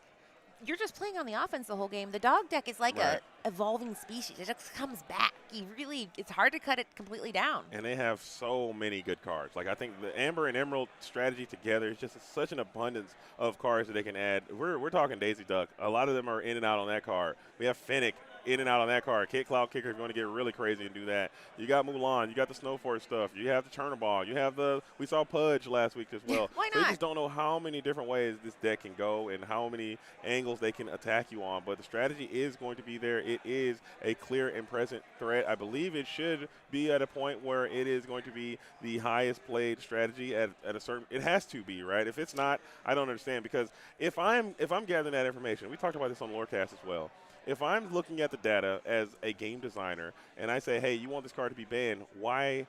It's not tier 0 to the point where everyone is not playing it. It's not converting at the levels that it should be, but it's winning a lot. And the card, when it's firing, it's way more powerful than the things Hiram was doing, in my opinion. Yeah, I mean, Hiram was a problem, but I mean, gosh, there was answers. Tramp is just one of those things where he's such a front on all, like he's bad on all fronts, where you're basically able to shape. You have your turns, your 1 to 3 turns, and you get to go, okay, well, now I know what I'm up against. Tramp, let's redo our altar phase. Mm-hmm. We had our altar. We know what we're playing. Let's re-altar, get the cards we really want, and then we have a 2/6 on the board. So, and then with Dale, he can challenge for 6. What are we doing? So I can understand why it's the villain deck, which is ironic because it's cute. It is. I want to like the deck, but it is a villain in the sense that no other deck can bring down just unsufferable pain in the silliest, goofiest way. But we're gonna do an interview with Cowboy Garrick here in a little bit. They're getting set up, but we'll get to hear about why this player is a villain in the society. Not really. Right. We'll get to see why. And get to know more about Simon. I don't really know this Yeah, woman very what's well, he so up to? we'll get to know Simon and know why they brought this deck. But we got Garrick over in the interview booth about to get active. So, Garrick, Hello, we are here with the winner, Simon, who was able to get the win there in round number 3. He's a French speaker, so we have a translator here that is going to translate for us. But you're able to take down Joseph Quigley, a local player here, to enter the battlefield on the Amber Steel strategy. You're playing dogs. Do you feel like this is a good matchup for you? Tu as réussi à battre Joseph. Tu penses que c'est un bon match-up pour toi? C'est un match-up affreux. J'ai été chanceux qu'il mulligan beaucoup des Game 1 et Game 3, il y a mulligan affreux. Je les bête parce que Game 1 et 2, je l'ai reçu là tour 2. Game 3, j'ai juste Lady Willow, Lady Tramp et je l'ai Harold dans même dans le fond. Donc c'était vraiment une question de main game de... Je me rappelle de ce qu'on Oui, tu comprends. He said it's an awful matchup. He was lucky at the fact that he mulligans a lot. And game 1 and 2, he baited him with Ursula. And game 3 just went all aggro, like Lady, Willow, Willow Lady, and everything. That's how he went above it. Yeah. Did you expect to see a lot of Amber Steel here, considering we are in Enter the Battlefield? I don't know if you know the players, but typically they like to play this deck, and it won the CCQ last week in San Diego. C'est un deck à roll. Le problème de Stillsong, c'est que c'est très à roll. Ça manque de stabilité. Ça a des sorties explosives. Il faut vraiment que tour 2, il fasse à coup de beast pour pouvoir gagner le match-up. S'il n'y a pas ça, il y a vraiment de la misère à piger des cartes, puis j'arrive à le manger petit peu par petit peu. I think it's a high roll deck. Like you need something really precise to beat some of the matchup. Like against Dog, you need to go at turn 2 Akud with Beast or something like that to be able to draw more cards to get over the Dogs matchup. If you don't get that, you're going to get under and be on the backside of the deck. Yeah, that makes a lot of sense. I want to congratulate you on the win. Hopefully you're able to push it forward and get it done. Merci. Thank you. Thank you. Thank you. Thank you. All right, we're going to send it back to the booth with Katie and JDZ Quest.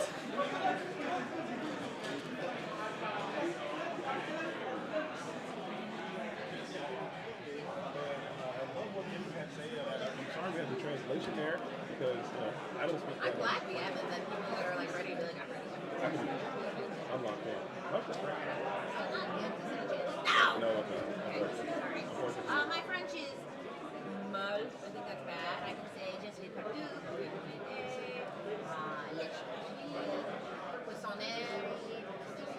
How about yours, Garrett? How's your French? ¿Dónde está el micrófono? Wrong. You just had it in your hand. Get it together. Here? Wait, I Garrett have just a- wants...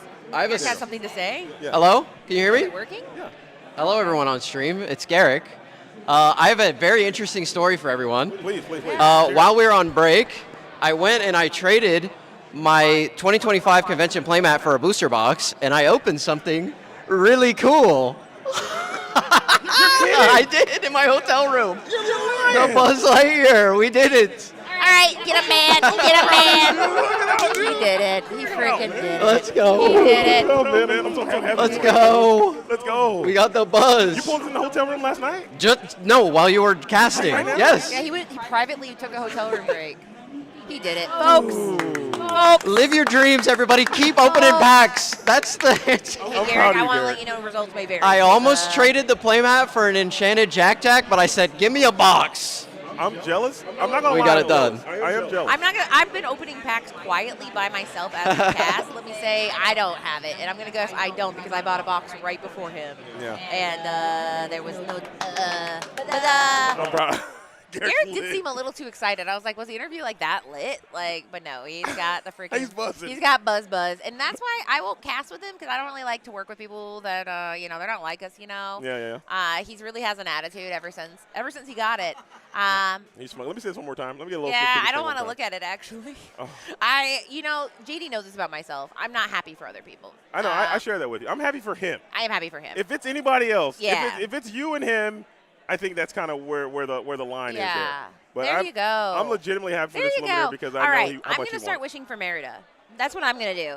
Buzz, we're done. Statistically, now I will That is say so huge, man. the cousins have pulled. We each got a syndrome. Take that ticket and run straight home. Stop for no one. But so shout out, people are happy for you, Garrick in the chat. Friendship ended with Buzz, no. But we got Brit Strange but Special, a local to me, saying happy belated birthday, Katie. Happy birthday to me. But also, Brit, I'm gonna trade you what is it? Kita for Frozone when I get home. So Let's do it. That's a W trade for me. Can I? No, Oh, I got you got a Buzz. I got Buzz. No iconic. Not the buzz that we were So looking Garrick for. has pulled 2 iconics. You've pulled 1 I pulled iconic. one. Guys, how many have I pulled?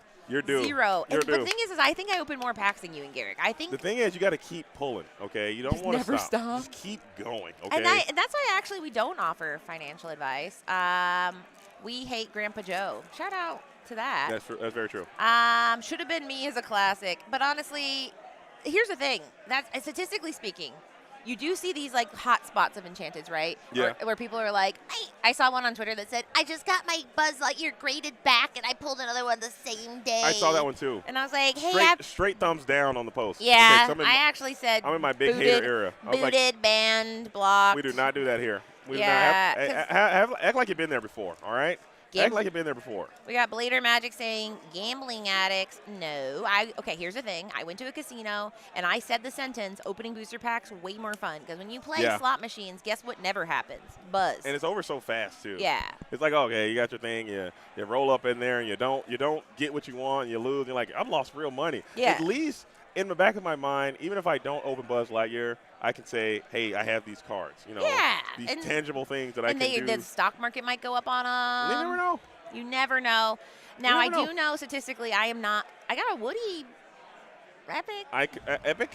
Yeah. We'll take a little bit of We'll that. take it. That's fair. Now, next set is Attack of the Vine, which I keep wanting to say Into the Vine, which we're not going into the Vine.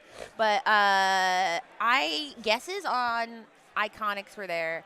I want to say there has to be. I think we know at this point, based on the science of it all, it won't be Mike and Sully. We think we just know based on the science. It should be Sully and Boo. But I feel so bad for Mike. Mike just put him like in the back of Sully. I want to be on a card. Put him on the back of Sully and like cover his face. It's like, I can't believe you guys put me on an iconic card. I I'm can on see the him back saying of an that. iconic card. That's my Billy Crystal. You are welcome. W Billy Crystal. Um, But I don't know. I'm excited for it. I know around the community, there have been a series of leaks that have happened, and I'm super sad about that. Not me, because I've been. That's probably why I haven't been on Discord nearly as much. Yeah, because because I'm scared. I don't want to be leaked and see all the different things that have been introduced from the new set. Yeah. But I'm excited for Attack the Vine, and it's happening very, very soon.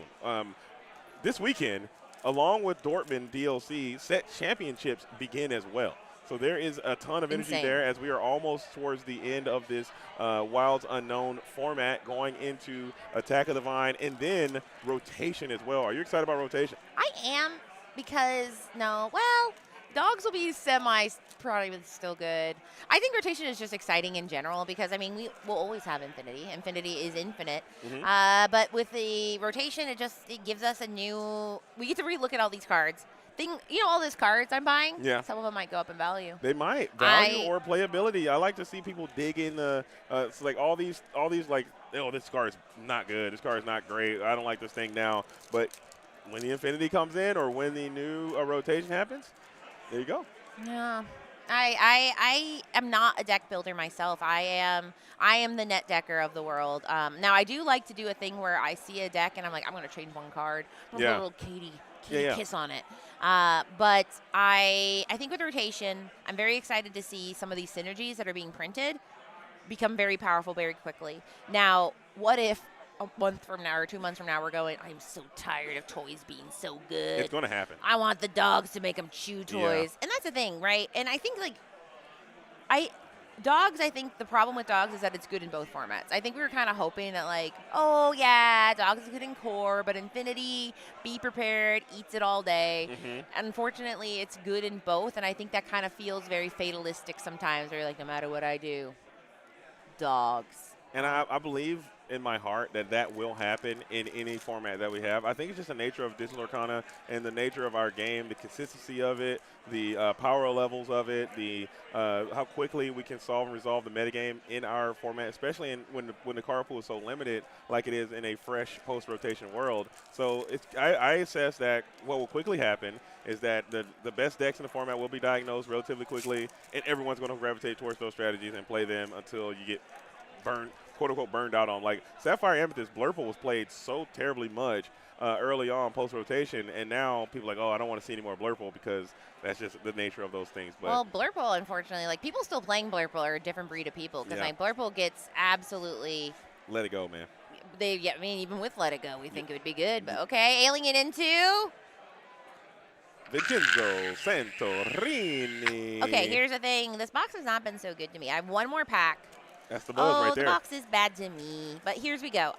It doesn't have to be buzz. I would like Alien. At this point, listen, in the sphere of my life, somebody has already gotten buzz. So now, I feel like somehow the universe that works where, the universe is like, listen, we can't be blessing that heavily. That's not how this works. So we'll do a last pack magic here. We're cruising through. We're not getting buzz. We moved past that. I'm hoping for Team Alien. Merida now. She's Team Merida. Team Alien, Team Merida. If you had a chance to pull an iconic, would ya?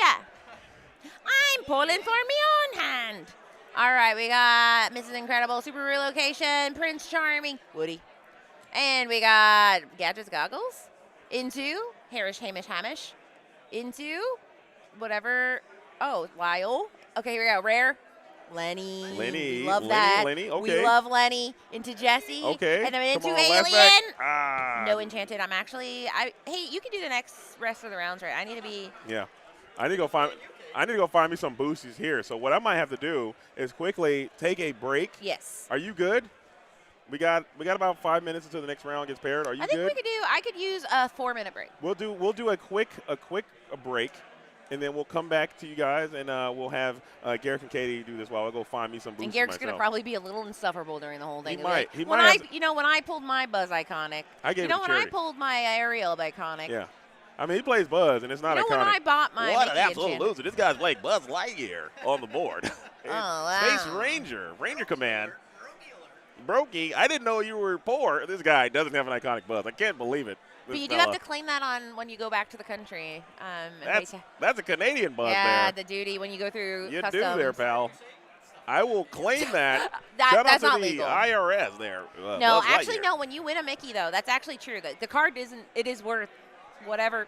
I'm going to call the police. I've already got stop it. It's worth, a golden Mickey. It's true, though. When you go through customs, it is worth, I think, $15. You have to declare it. No, but you have to say it's only worth $15. When you win it, there is a form because it is not worth. That sounds illegal. Yeah, so it's not. It's not. All right.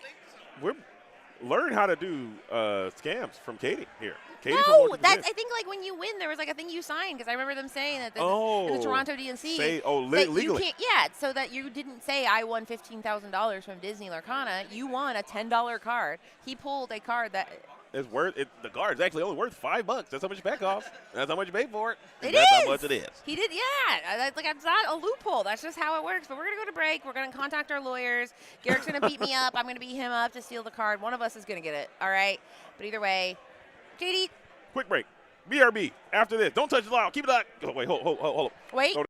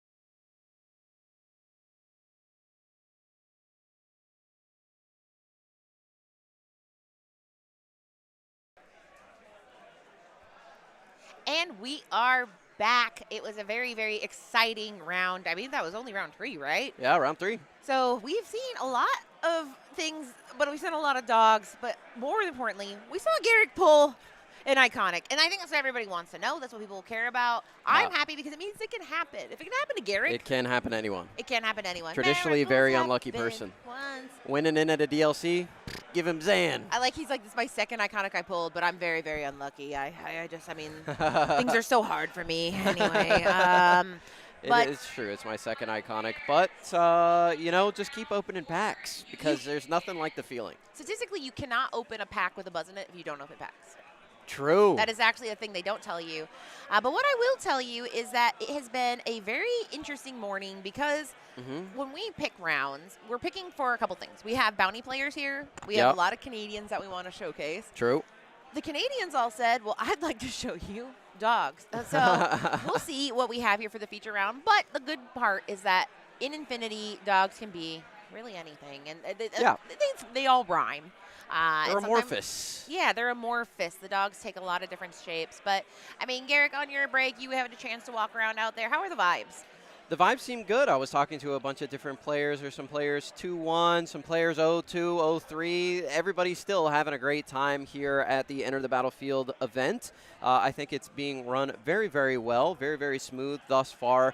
And, I'm excited to get into this round number 4 here as the players continue to march on, trying to get those records that are good enough to cut into that top cut. And I believe it will be a cut into that top 32, as it looks like we have Alexandru Tibirna on the feature match here going up against Riley.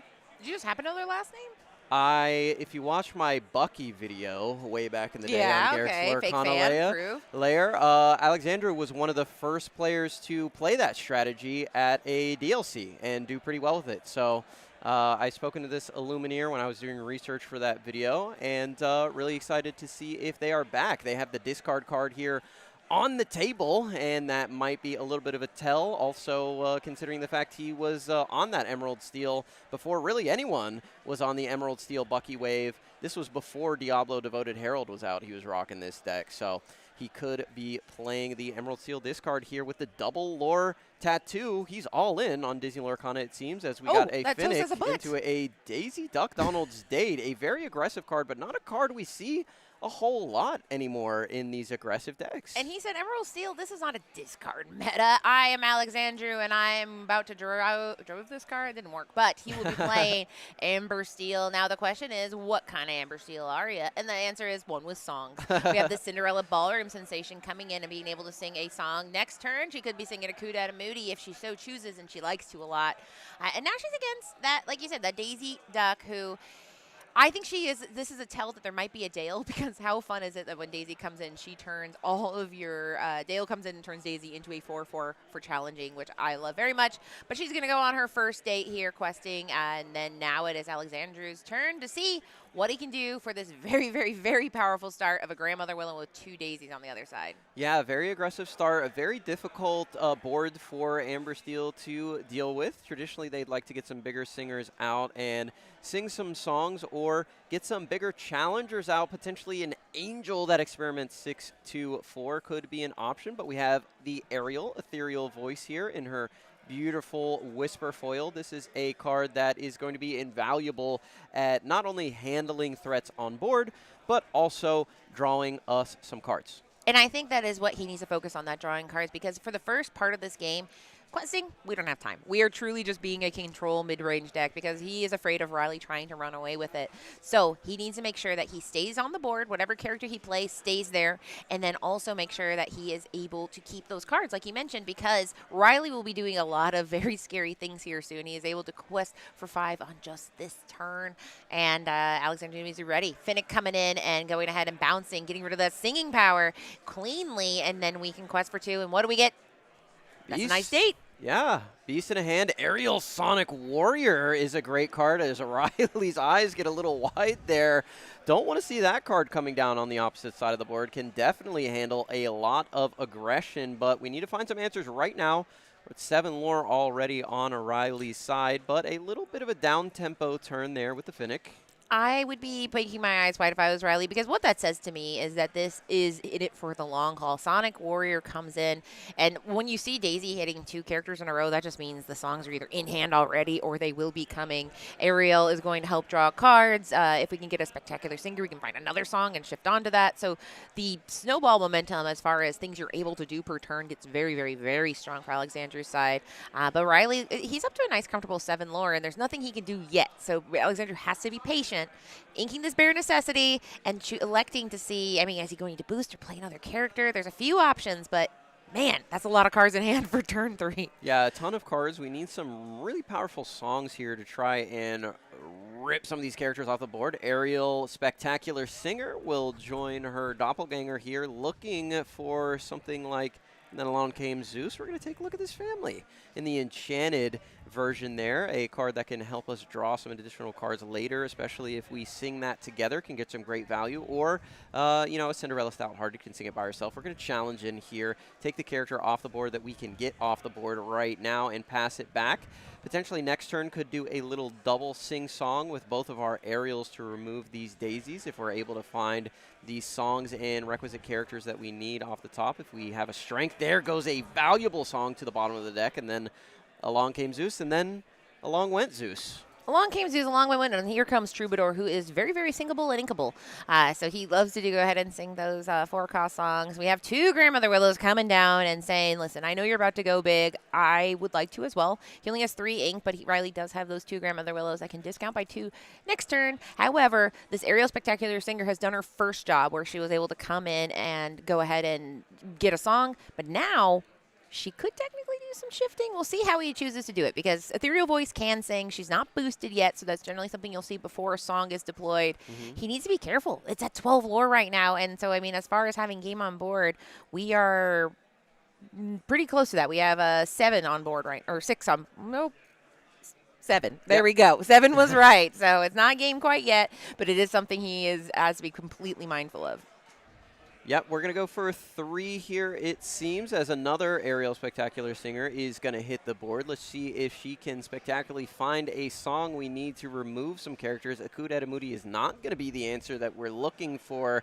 I know he would love to find, and then along came Zeus. That is the card that we need to remove these characters cleanly. We could play a 1-cost Cinderella here and sing Strength of a Raging Fire to get rid of one of these Daisy Ducks, and then challenge into the Finnick. That will remove 3 lore if we have Strength of a Raging Fire available to us. And potentially shift down the Aerial Sonic Warrior next turn, but you'd more likely like to do that when there is ink available to use her secondary ability. So could sing Akud and shift her next turn, as Aurora is going to hit the board. Do we have Strength of a Raging Fire here? No, we do not. We're going to double challenge in with both of our aerials and pass the turn on over with 5 lore available to us on Riley's side, which can get us up to a mighty powerful 17. Yeah, and then we are in Go-Go country, so that's something to keep in mind, that there is 2 damage floating on the other side. Instead, we elect to use this Lady Miss Park Avenue, paying the full retail value, -2, I guess, for those Grandmother Willows. But we're able to get 2 cards back from the discard, ensuring that he's able to stay in this game, and really making it where Alexandru can feel like he can make a little progress, but never truly overcome the power of this dog's assault. We are able to go ahead and, oh, there goes the strength right to the bottom. Finnick and the rest say, you know what, we were feeling pretty good questing too. Good luck with that. I'm at 17, game on board. What can you do? Yeah, Daisy, Donald's date finding some big prizes, but not for Alexandru, for Riley, and sending 2 really important songs in this matchup straight to the bottom. And then along came Zeus is a card that you need to clean up those daisies early on. And this is an interesting build of the Dogs deck, as we see Daisy come back down that the Lady Miss Park Avenue got out of the discard pile. But no snow for it as of yet. Playing daisies, being really aggressive and really resilient at this point. Probably expecting to see a lot of Amber Steel finding it here in this matchup, and Daisy doing what Daisy does best, putting songs to the bottom of her opponent's deck. Yeah, she's Donald's date, all right? Yeah. So she's got her eyes on on Alexandru's, so yeah. I'll tell you that much. I will. It's so interesting because, I mean, this is the 2nd round in a row we've had this matchup. We have Amber Steel versus a Amber Emerald. So I think it's kind of rough, no pun intended, for Amber Steel fans because Amber Steel is a very big value engine. They're able to do a ton of things. Yeah. But in this matchup, it feels like nothing because I mean we have Riley who chose to do a more aggressive start on his deck. Riley doesn't have that many cards in hand, but he's still been able to keep pressure on, and it's hard to imagine a situation where he can't squeak out this 3 lore at some point in the next few turns because Alexander's still at 0. Yeah, unfortunately for Alexander, just finding all of those cards that he needs being sent to the bottom of the deck. If you're going to play against aggressive decks early, then you need to find those Strength of Raging Fires, Let the Storm Rage on, and then along came Zeus's. Otherwise, you're going to be put in the position that Alexandru finds himself in right now. Now, I believe the plural of Long Came Zeus is Long Came Zeus. Oh, Zeus, of course. Yes, along came Zeus. And then along came Zeus. The Zeuses. But the math is not fun. We're having fun because we are not out there playing. But, I mean, Alexandru is doing the patent pendant tapping math where you go, okay, I can challenge. If I challenge, I'm definitely not questing. I don't want to lose any of these characters. Notably, if he challenges, nothing exerted can swing back for more than 1. However, this Ethereal Voice is already carrying 2 damage, and it's just he can't do everything. He has so many cards in hand. Water everywhere, but not a drop to play. And so it's crazy. I haven't seen this many cards in hand and feeling like the person's desperately losing, and it's hard to see this happen. Yeah, we're playing Amber Steel's song, No Steel, No Song, apparently. We're just playing Amber. And that is not going to get it done, especially against aggressive decks that are poised to quest really, really early. And I think, to your point, aggressive style. So we talk about Dogs. Dogs is not inherently an aggro style deck, but the thing is that it can shift into it. So there's a Sonic Warrior that I did hypothesize could do a lot of work. Now, it's something where you are able to pay 2 to deal 3 damage if you play a song. It's not an infinite. It's not an infinite hack for damage. You're able to do a lot of things, but I mean, as far as like challenging and singing, we're about to see an Ariel, I believe, sing a song here or possibly challenge in. Either way, I mean, between the synergy of it, he goes for that upright Lady Miss Park Avenue. We still have a ton of work left to do. Yeah, we did find a Strength of a Raging Fire, but doing the math here a little bit more, Alexandru finds out, hey, this is not quite enough. You're at 17. Let's go into game number 2. For Alexandru, I think he has the deck to beat the aggressive style. Obviously, he is 3-0 already. We've seen that this deck can win a CCQ, but what you have to do is find those removal songs earlier. You need to find those to stifle the aggression of the Amber and Emerald deck, especially one which seemingly may not have anything like a Snow Fort in it, at least not that we've seen, really relying on the classic aggressive strategy that these decks employed really when they were first introduced. They were much, much more aggressive questers instead of these kind of control-y decks that just sit around for a while and then beat you in 1 or 2 turns. So Riley going old school here a little bit. Alexandru needs to dig deep into the deck and see if he can find some of those songs that he needs. Yeah, he needs an explosive and very controlling start because, like you said, I mean, Riley seems to be running this aggressive deck. It's fascinating to see because I mean, one of the beauty parts of Dogs is it can act like a control deck if it wants to.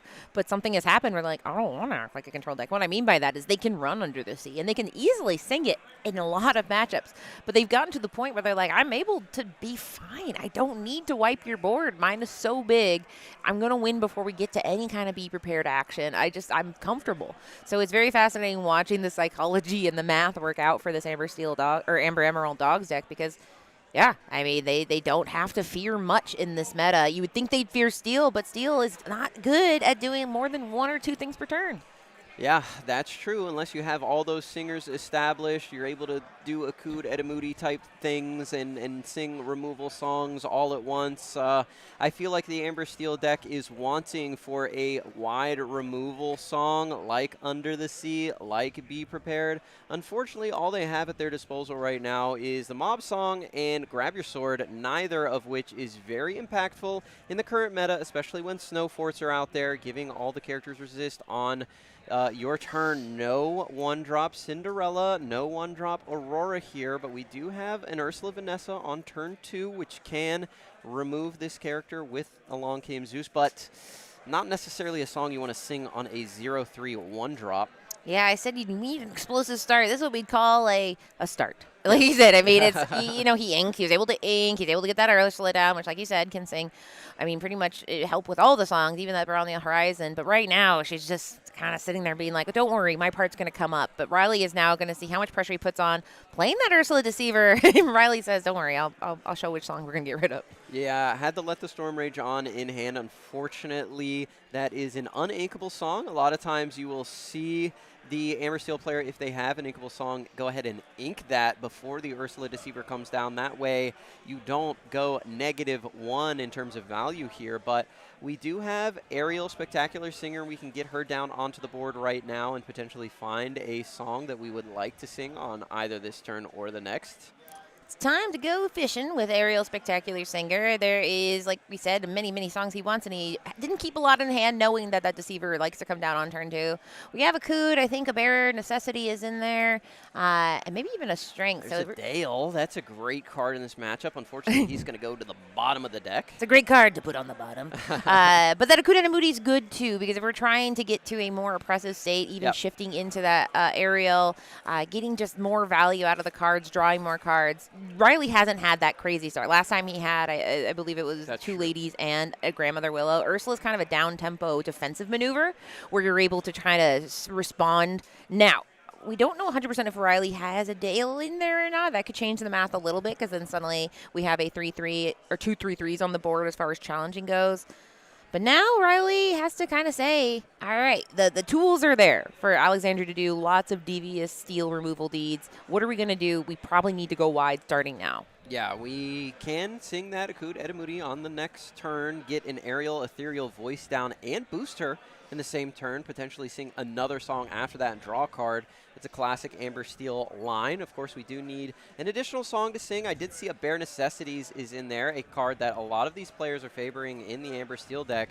But we saw that it wasn't always super effective to get rid of things like Snowford, as Daisy Donald's Day does hit the board. Tramp does as well, and we're going to quest for 3 with the Decisive Dog. Wondering if there should be some more item removal in these Amber Steel decks, maybe in the form of Benjo or potentially Pluto Steel Champion. I know secretly one of the people casting with me right now has put, I think, 3, 4 Benjas in maybe.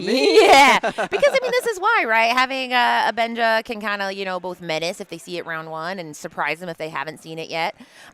So in this case, we're not, Riley is elected just to be pressure all day, no breaks.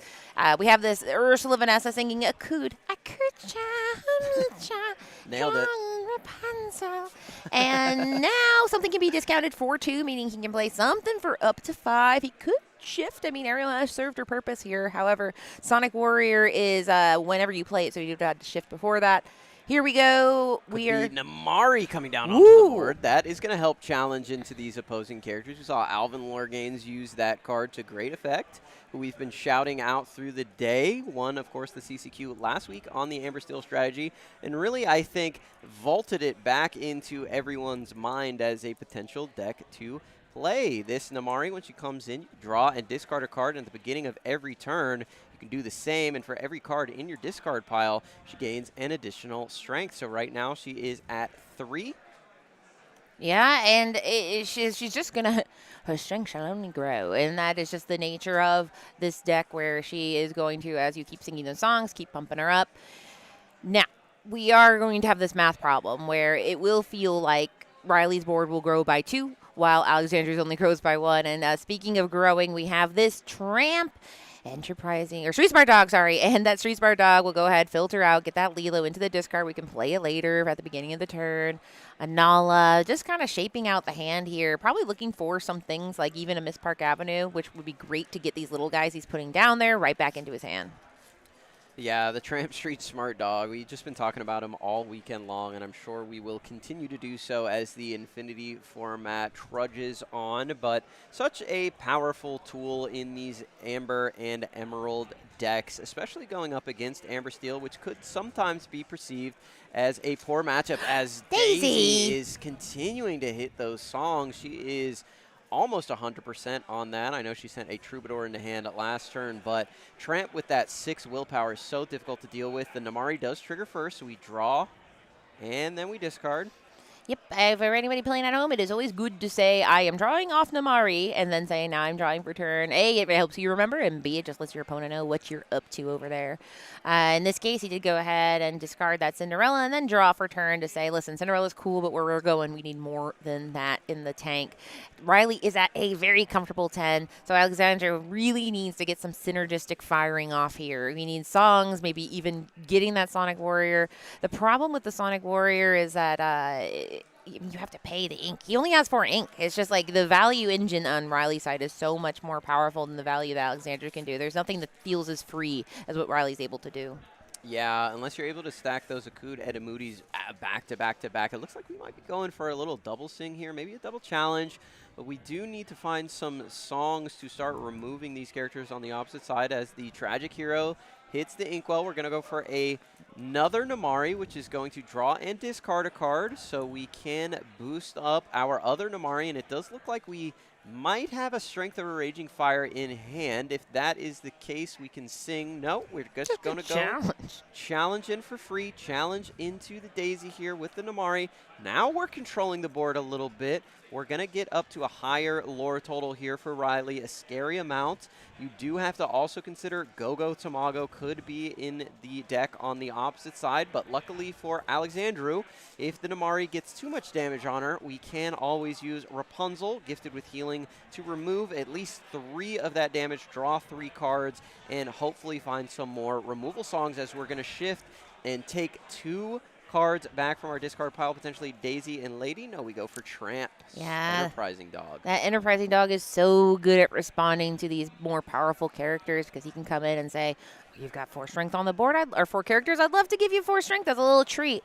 And then Daisy has just been a menace to society, especially against a songs deck that generally has 20 or more songs in it. So we have that Daisy being redeployed to the board. He still only has 4 ink, but he's able to do so much with it. And now he's doing the math of, do I want to just sit back? Do I want to keep the pressure? There's a lot of good reasons to just keep the cards upright. Just knowing that Alexander doesn't have board wipe capability. Yes, he can do a little bit of steal damage, but if he turns anything sideways, we can guarantee those Namaris are coming. That's true. I wonder if he did have an inkable in hand. We could have inked and played the Tramp Enterprising Dog and crashed into Namari with Ursula to remove that character to prevent her from taking down even more threats on the opposite side of the board, because now we can go Namari into Tramp, Rapunzel draw 3, the other Namari can challenge into Lady and sing Strength of a Raging Fire onto Daisy Duck, and all of a sudden Alexandru's right back in this game. I'd be surprised if he goes for a different line, as both Namaris are going to trigger here. I think we should expect to see that on this turn. And we can challenge in as well with Ariel, but she's not going to be able to take out either Ursula or Tramp. But if we wanted to put some damage on there just for fun or for a future turn, we can do that. Or potentially find another Strength of Raging Fire, or then along came Zeus. I'm sure Alexander would love to find those answers because, like you mentioned, I mean, carrying damage isn't so bad in the world with Rapunzel's in your hand. I will note that one of the things is all the things you said does cost, resources and ink, but like he said, the way he's doing it, he's challenging first, getting the damage, and then he can kind of draw cards and see what he wants to do after. He will elect to play the full retail value of that Rapunzel because he doesn't have any more Akuds to play, but now he can get 3 damage off of he's debating here whether he wants a full heal, but he will just do the 1 on the one with the 4, or 3 damage off of it, leaving 1 damage, getting a Beyond the Horizon and Aurora and 1 other card. But we do see a strength in hand, but not necessarily like that Zeus strength tornado you were describing. Yeah, unfortunately, it doesn't find the second Steel song there to help out in this situation. Considering singing with Ursula, I think that's probably the right decision. Ariel has a little bit more challenging power with the 2 strength there. Does target the Daisy with the Strength of Raging Fire. Now, again, we can ping the 2 little damage here on either the Tramp or the Ursula if we would like. We're going to go for 1 here, getting Aurora down onto the board. Just help us to challenge. Pete is going to hit the Inkwell. Not a very useful card in terms of his ability in this matchup, but does have that 3/3 stat line that's pretty good at challenging. But right now, with double Namari out, I think you're all right. We'll see if he decides to quest or challenge in. He does decide to take the single lore. Riley going to go up to 18 here. If he does have the go-go, that would be game. Riley also, I believe, put a Lilo Escape Artist in there and elects not to play it. He is just going to go ahead. He's doing a little cleanup of his own and going into that Rapunzel gifted with healing. He's like, I want to draw some cards. That sounds really, really fun. It would help me and stay in the game too because he has a lot less space to clear. And he could be looking for a go-go and just doing as much lore he can here and keeping that option open. In this case, he's able to go ahead and play down that Nala, which is just a nice 0-4. Not easy to get rid of, especially Sonic Warrior can't do it by herself. Very few things can other than Zeus or a Strength of a Raging Fire. And now he's feeling pretty good with only 3 lore left to do. Alexander still has a ton of work left on his side. Yeah, we're going to take a look at the top 2 here with our Namaris, do some hand fixing. Cinderella Stout-Hearted in the hand. Unfortunately, no Cinderella 1 drop to shift that onto. If that card was available to shift, that would be a really good way to get us out of the situation. It would, because we could challenge the Rapunzel Gifted with Healing, as Cinderella Stout-Hearted can challenge ready characters if a song is played that turn, and we know that there is a song in hand. We are likely going to have to rip this beyond the horizon here. We can sing it with Ursula and Ariel as well. Many different combinations of characters that we can sing this song with, but I think undoubtedly we have to sing it here and find some removal.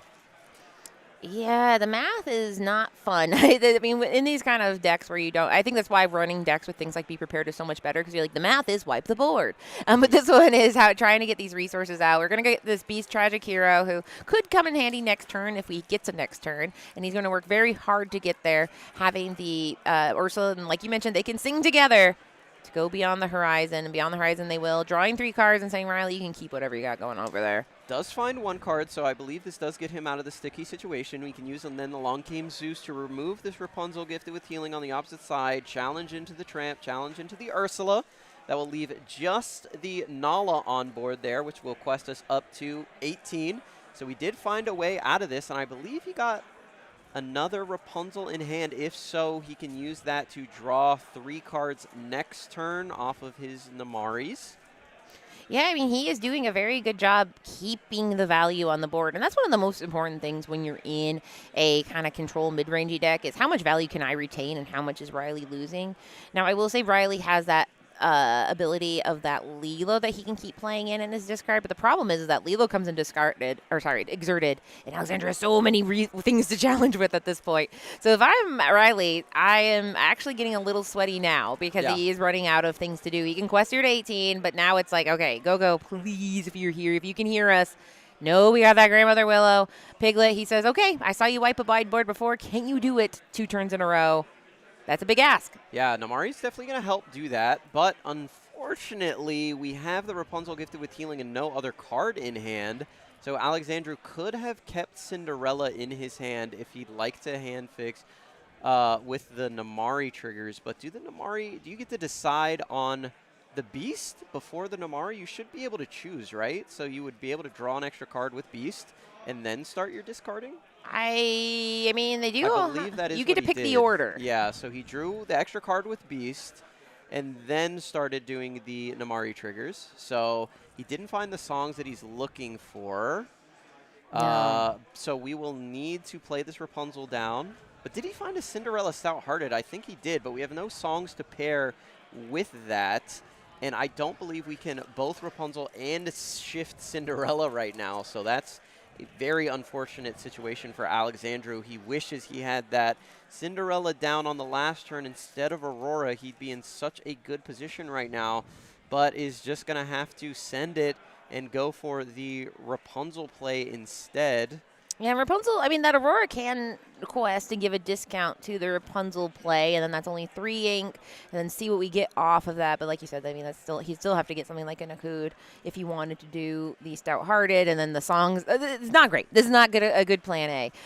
But he does have the ability to use that discount off of the Princess, but it's not in his favor. He has that Piglet Pooh Pirate Captain, which can quest for 3, that Lilo, the Sideways Nala, and then the discount off of that Grandmother Willow with only 2 lore needed. I'm not. It's so crazy to see this cluster of extremely stunning powerhouse cards, and it feels like, oh my gosh, what do I do to get out of this? Because he has to get rid of all 4 cards. He can leave 1 on the board, but I still. it doesn't feel good. Yeah, so with the Aurora discount, like you mentioned, yeah, he can do both Rapunzel and Shift Cinderella. So we find a Pete. If we ink this, in Quest with the Rapunzel, like you mentioned, play down the Rapunzel for 3, or sorry, Quest with the Aurora, play Rapunzel for 3, draw 3 cards, then Shift Cinderella. Hopefully within those 3 cards there are some songs which will allow our Cinderella to challenge into a ready character, and hopefully we find a Storm or something like that to remove some of the threats on the opposite side. Here we do Quest with the Aurora. We go to 3. We're going to draw 3 cards. These 3 cards are going to decide the game here. Akud Edamudi is found by 2, and a Strength of a Raging Fire, I think, is going to save the day. Yeah, because now, I mean, the world is his oyster. He can challenge ready characters with, if he goes ahead and does the shift. He has the Strength of Raging Fire, which can cleanly get rid of everything on the board that he so chooses to. He's going to be able to keep everything on his board, which is very important to note. So that way, once we get to the point where he can start questing, which he hasn't gotten there yet, but soon. Now, Go-Go kind of is this funny card because he could have it. Some players don't because it's like, you don't need it all the time. But we'll start the party, Ursula Vanessa singing a Akud Edamudi, drawing a card, and then we can go ahead and give that discount out. Like we said, we assume it's going to be that Cinderella, but we'll see if he just goes ahead and does a little bit more finagling before we get to that part. We are going to sing, I believe, another Akud here. Just to find as many cards as we possibly can, some potential more removal while we have the ability to. Alexandru knows that he is pretty safe here, as he's not going to lose on the next turn, at least to the lore on board, because we can remove Piglet, we can remove Lilo, and we can remove Nala on this turn pretty easily.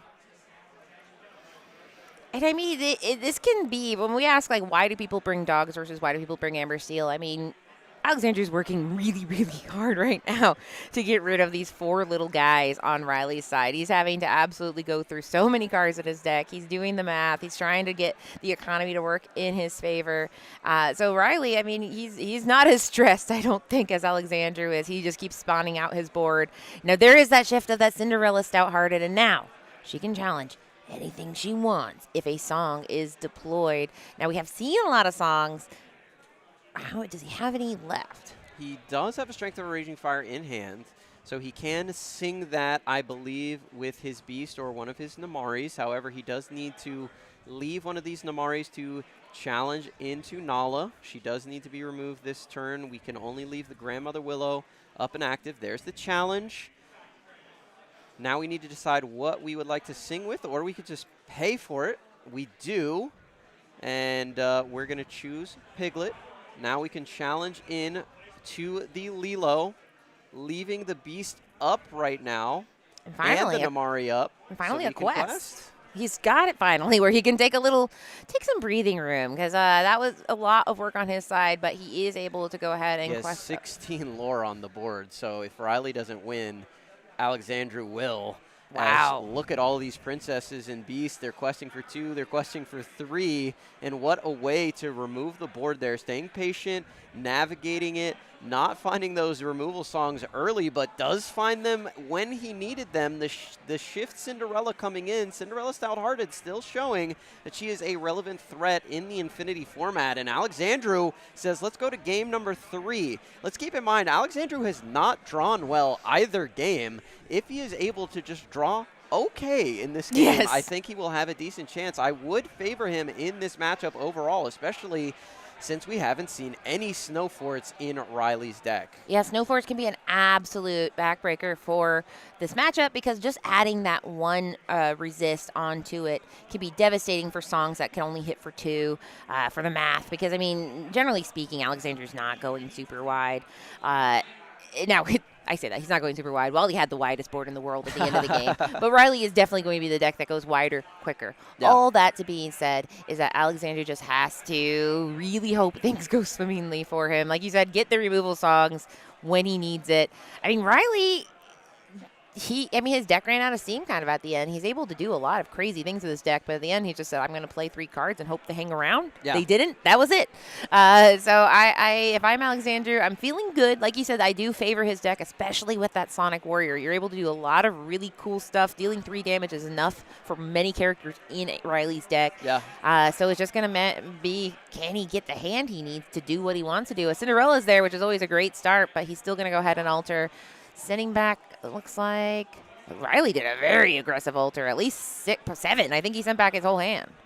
Yeah, Alexandru here does have the turn 1 Cinderella, keeping Akud Edamudi in hand.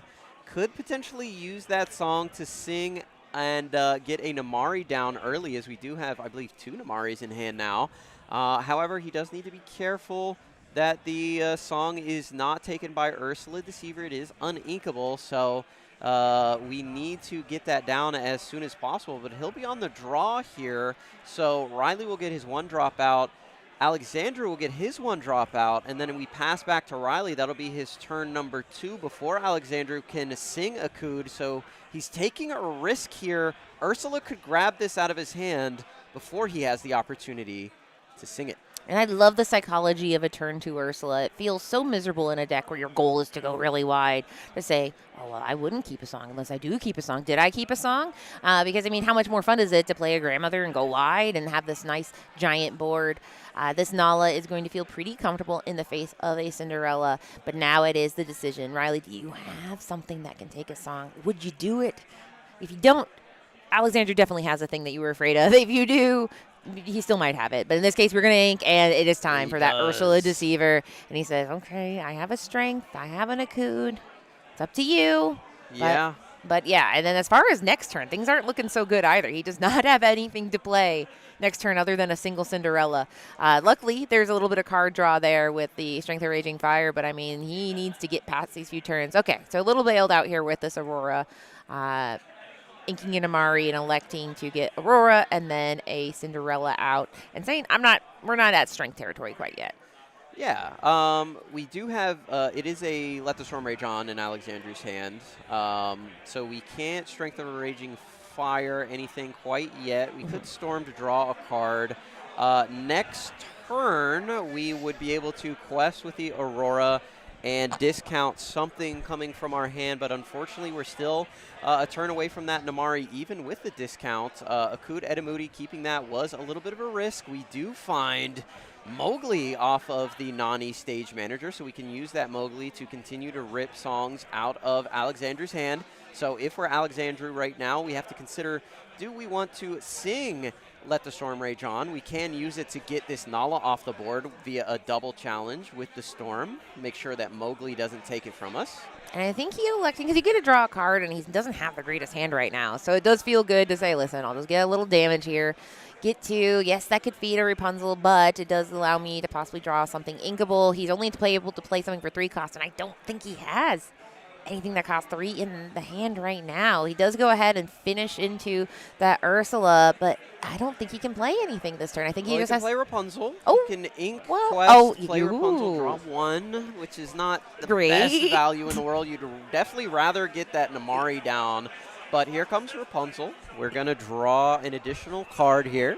And I think that's a good point. That Aurora is something that's kind of easy to forget about the value there, but that is like the cheeky ramp. It's not really ramp, but it's giving you that access where there's so many princesses in the deck. Where, yeah, Rapunzel on 3, generally like not something you see in this world. But in this new brave world where we have Infinity, we can have that Rapunzel quest. It does leave her vulnerable, but she's not too afraid. Riley wants to quest. He's not the control deck. And if I'm Riley, I'm getting a little nervous. Alexandru's board is looking pretty good. He has a lot of options. We know there's a Cinderella Stout-Hearted in the wing somewhere. And he just has to turn this corner. Oh, there we go. Mowgli coming down and saying, do you got any more of them songs? You knew I had them. Yeah, I mean, Riley right now playing very defensive. The only issue with this line of play is you're not being aggressive. Yes. You're not getting the lore on to the board that you need, and this isn't like a typical Amber Emerald deck that we see in this format, like the Churnadogs or like the Snow Fort deck, where you can wait a while before you start questing. Riley's deck is playing Piglet Poo Pirate Captains, Daisy Ducks.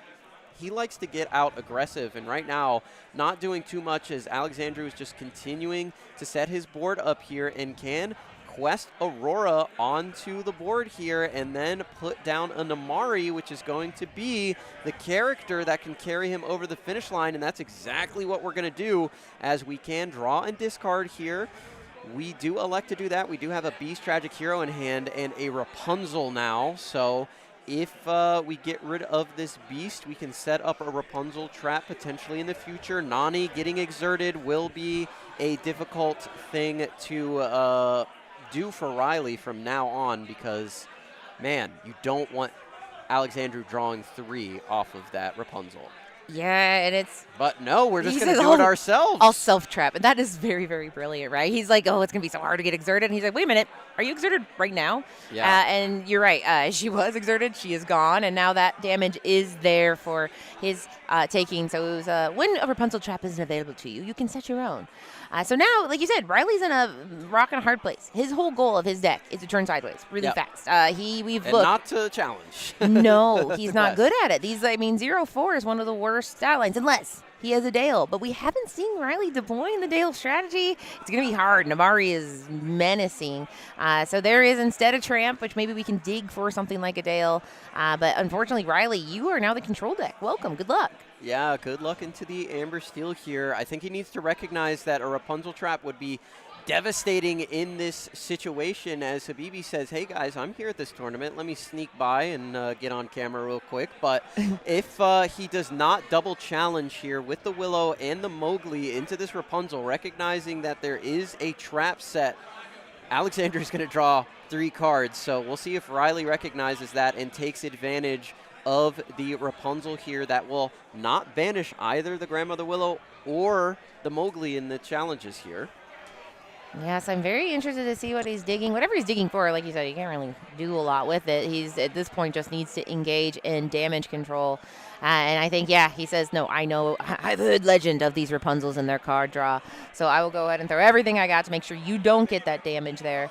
And then now we just have this Nala and the Tramp, and it's a little less of a scary board. Yeah, his Mowgli and Grandmother Willow should not be banished. Unless Namari gives +1 strength or Aurora does. That he was just tired of them. Just get him you out of know, here. like you are allowed to say, "I am so tired." So they are coming back. Maybe Who he needs just. them? We were talking about Dale so much. Maybe they were just thinking about Dale. They're like, maybe if Dale was here, if I had Dale. But we are gonna go talk. We are not that far from the table. In fact, you can probably hear things going on. Yeah, JDZ just ran over there and is like, "Hold on now." Yeah, JD said. What? He put down his boosties and said, hey, why do you not like Mowgli and Grandmother Willow? Let them hang out. They're family. So they are back. Both players were eager to get rid of him. So, I mean, that's one of the things is, like, technically if both of them make that decision, I mean, they both agreed. But in this case, it's live. We caught it. And now we are back to the races. Tragic Hero, not a princess. No discount there. But Aurora can do some challenging. And to go ahead and have Namari take out Nala. Aurora taking out the damaged Grandmother Willow. And now that Beast can start drawing some cards for Alexandru next turn. Oh, yeah. Finding that second Beast after discarding one off of the Namari originally was huge here because the Amber and Emerald deck is not great at putting damage onto characters unless they are playing that renowned Diplomat, the Eleanor that we saw in round number 1 that Diego Saz was playing, but Riley not shown that technology quite yet. Could potentially have it in the deck, but it looks like we're just going old school aggro dogs here as he is in a really sticky situation with this Namari on board. It's not going to be easy to clear her off, and the Beast drawing extra cards. It is going to be tough right now as Riley needs to find a way to get back into this game and potentially get wider than Alexandru can deal with as Rapunzel is going to get him an extra look here. She's gifted with healing, but she's just going to do a little there. Putting a damage and right back into that damage on a challenge. Drawing a card is good, but it's just like we talked about. One deck can do control very well. The other one is not built to do control. So, I mean, we have the Beast going ahead, triggering that extra card draw. Then we can have the Namari trigger as well, where you draw, and then you can discard a card. Both of these songs, I mean, I don't think he's too afraid of bare necessities, but he needs something cool to play with that Akud Edamudi. His hand is notably empty, but now it's not. Did he get something cool to play with Akud? No. No. Beyond the Horizon is interesting here, but I don't think you want to exert your beast and potentially get some damage onto him. So we might just be singing Akud here. I don't know if we are in the position to sing that Beyond the Horizon. Now, that would draw us 3 cards, getting rid of the Akud. The Akud draws 1, but you run the risk of not finding a character. It looks like he's thinking about just going for it here. And it's tricky, right? Because it's kind of any cards are better than the 2 he has right now, which aren't like doing a ton for him. So he's probably eager to get to some better cards, but by doing so, like you said, it leaves that beast open to a challenge. Now, Beast would probably survive that challenge, which is nice, so then he can just be a giant beater for challenging. We'll start with just paying 3 for the Kudan Moody, drawing a card. Beast? Well, but that's still not enough to play him, I guess. So unfortunately not. But he decides to say, listen, I have a plan for this beast that is card draw, so that does kind of change the math for him a little bit, where he's now saying, all right, we're not going beyond the horizon quite yet. We can have this beast, keep him upright, draw an extra card. What are you going to do about 2 beasts? You don't have technology for it. I haven't seen a single Under the Sea to your name. Yeah, Beast in this matchup seems really strong, as Dale is going to hit the board, and look at that. We'll take that trade all day and twice on Saturdays as we are out here.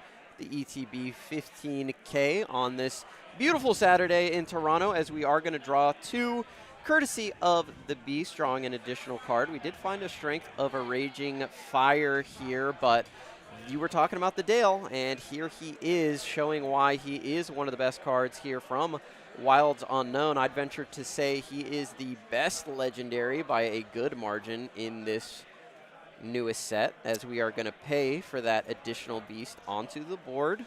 I love this Dale card because he really does flip the game on its head. It flips the stat lines, but it really flips the narrative, right? Because suddenly you have this tramp. They were like, holy cow, that thing is a 6/6, and he's not a 6/6 for like scientific purposes, but for challenging purposes he is. So suddenly the beast is saying, oh, I don't want to get over there, you go over there.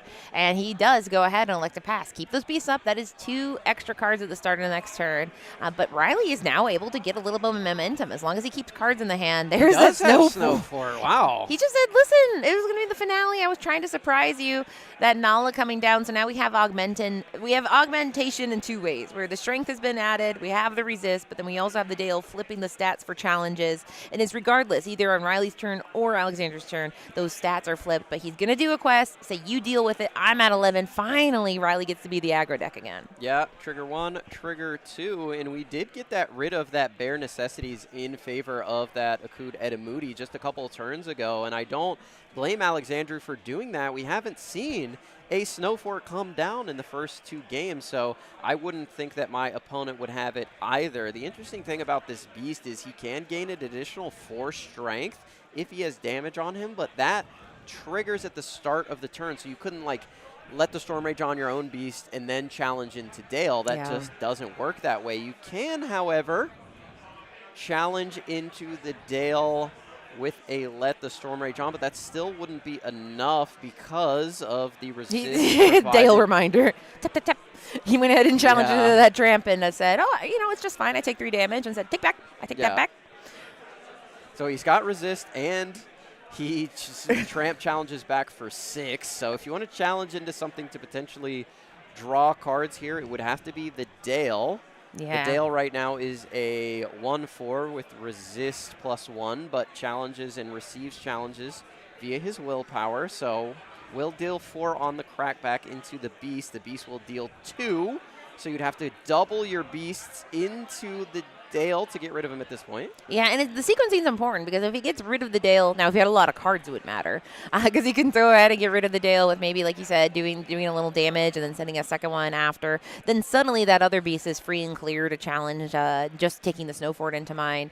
But it's just the economy of it is not in his favor. That Dale really changed the math for Alexandru. Those 2 Beasts, he's been keeping them for the card draw, but now I think he's about to sing with that Beast.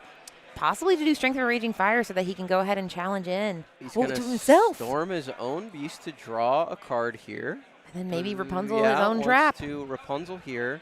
He could have challenged into the Dale, to be fair, but the Dale would deal 4 back, and he would still have a damage on him, so he would not be able to draw the 2 additional cards at the start of the turn if he wanted to. We are going to exert here, potentially sing another song.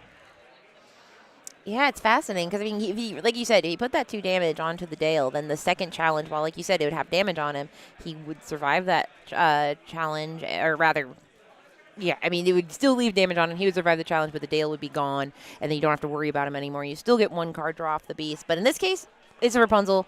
Rapunzel opportunity, I'd call it, where you're able to remove that, draw 2 cards, and does he get what he needs? I mean, at the end of the day, he can probably just only play... there's nothing... He seems to be just trying to build up his board. He's kind of ignoring what Riley's up to over there. Yeah, Riley is questing for a decent amount right now, but you need to get a pretty decent board on your side. That way you can start singing those strengths a little bit better and present some more threats as the ink slips off of the table there. No worries. We are going to get exerted for 2. Could have an Ursula Vanessa come down. It is a Troubadour instead. It's interesting. Most of these decks do play more Ursula Vanessas than they do Troubadours. That is all thanks to the Rapunzel gifted with healing, who can remove 3 damage and draw 3 cards. Troubadour, notably, only has 3 willpower, so can't take full advantage of that despite him having resist.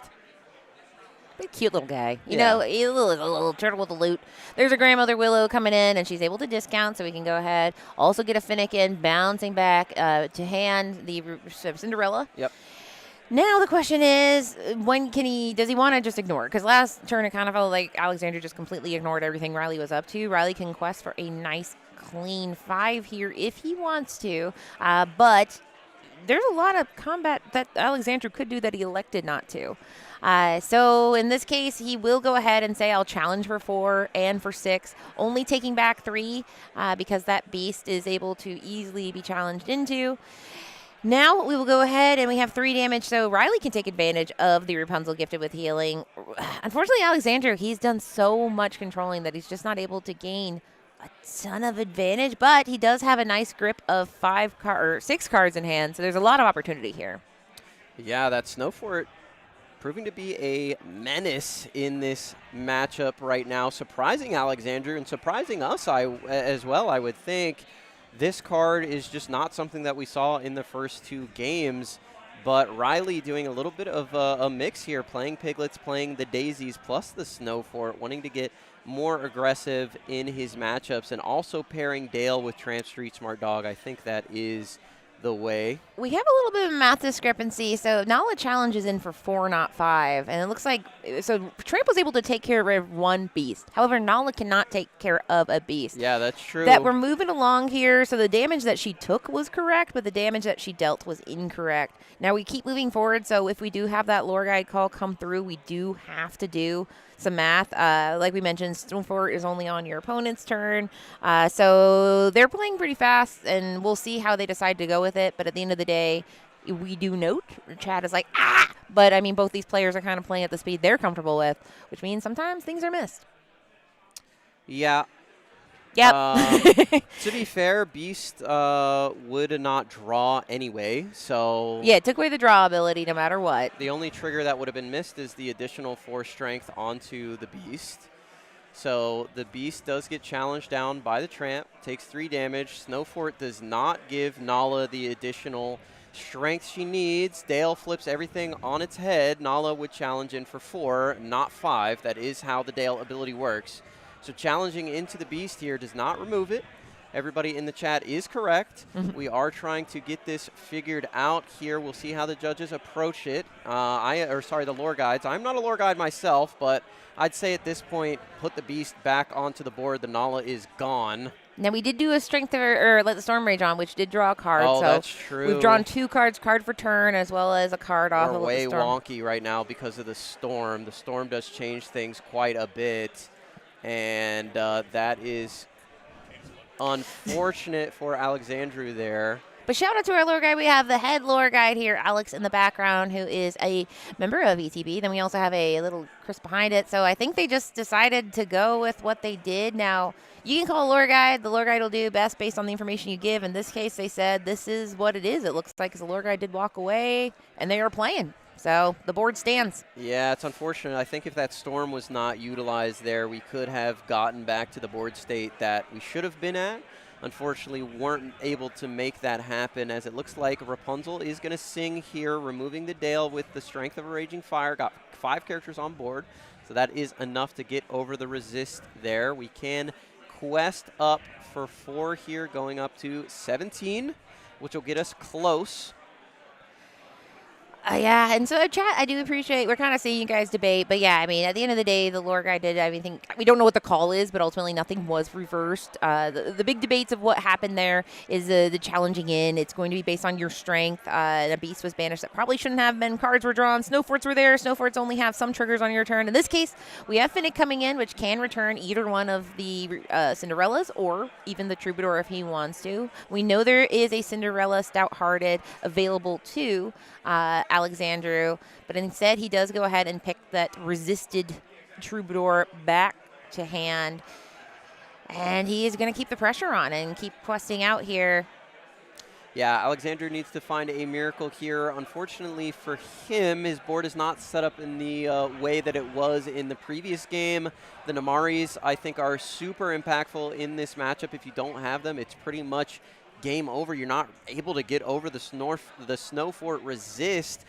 Dale is another card that you can use in your Amber Steel deck. It's something that I've been trying out as well to help get over the Snow Fort. But again, I just don't like thinking about it. So I'd rather just Benja and get that thing off the board and just not even worry. Why worry? Pretty people shouldn't have to worry, is what I say. Why should I worry? Why should I care? Shout out to Billy Joel and Oliver and company. Hopefully we can get that game into Disney Lorcana with the quickness. I know it is a cult classic at this point, but one of my favorites. We'll see what Alexandru has here. Does he have any of his favorite cards that he can try to use in this situation? Does he have the Cinderella Stout-Hearted? Could potentially come down and help us out here.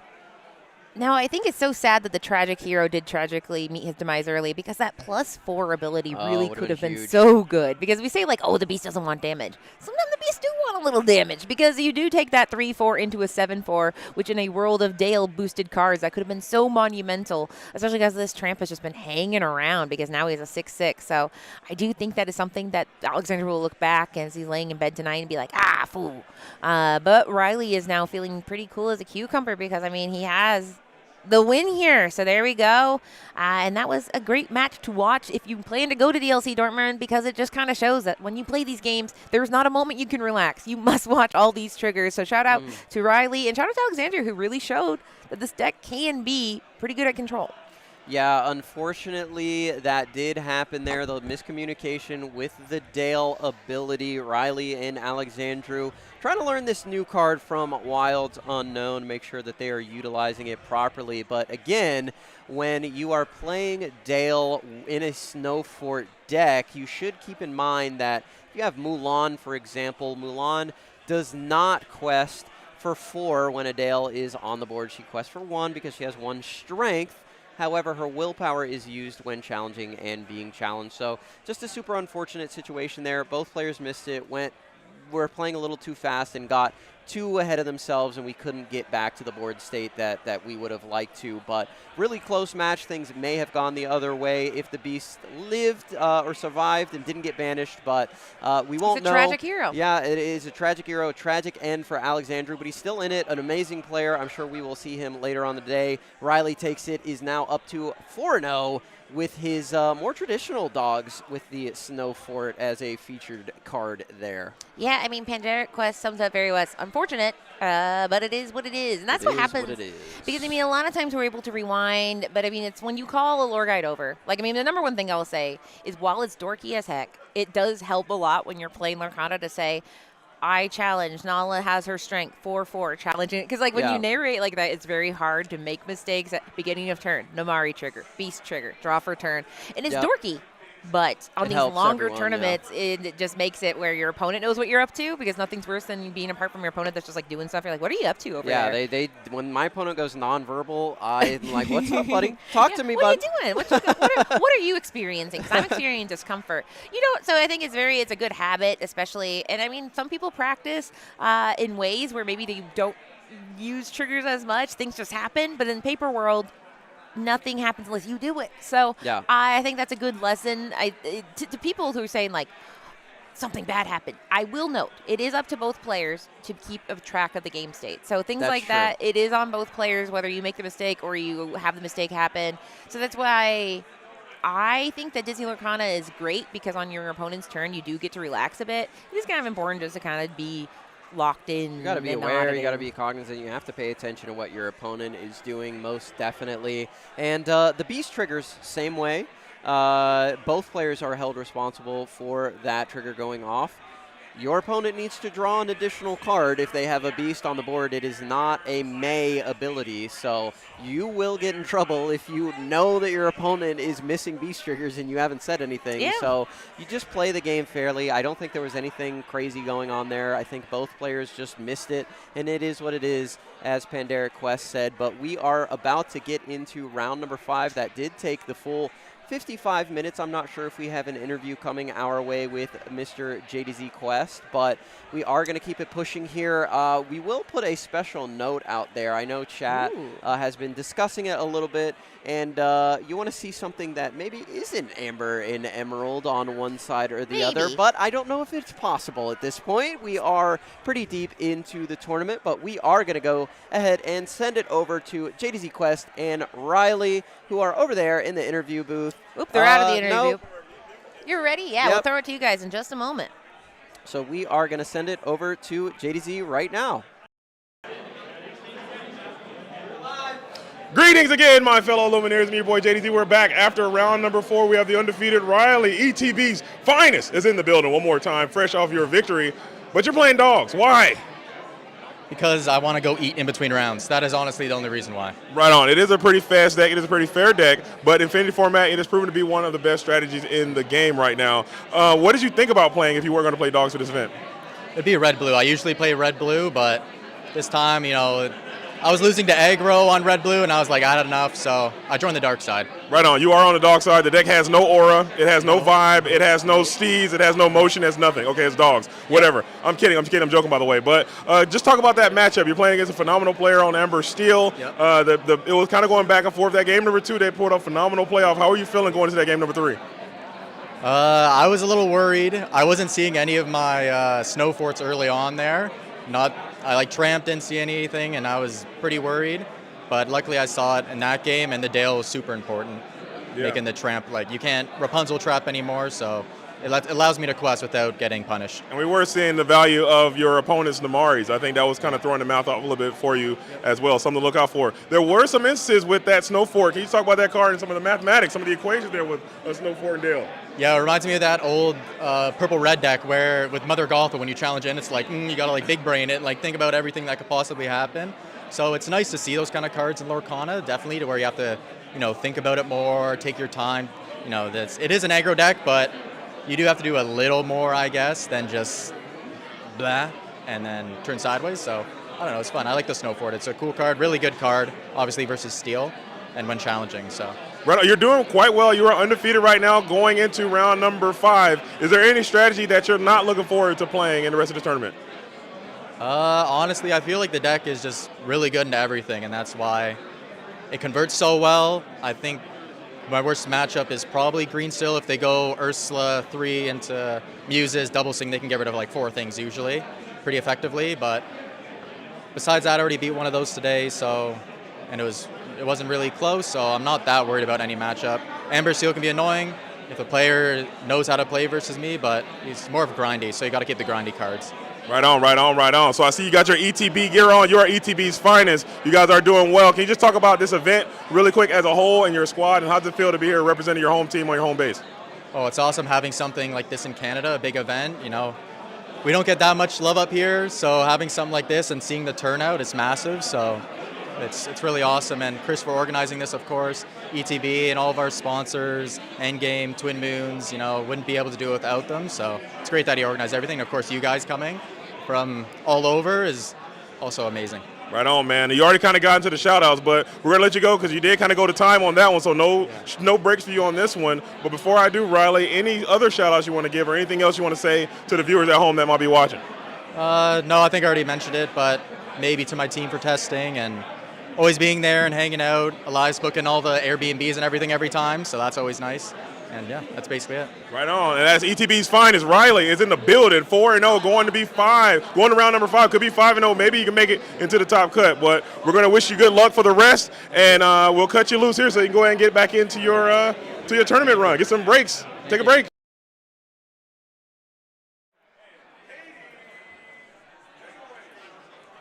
Hello, everybody. We are back in the booth, and we see you all in chat still debating things. But to be fair, I think, all right, let's just rewind. Let's talk it out. I think it's fine to do that. If we rewind hypothetically back to the moment it happened, Riley challenges into Beast, and let's say that everybody caught it right there. Yeah, right there. They're like, okay. Wait. Nala only challenges for 4.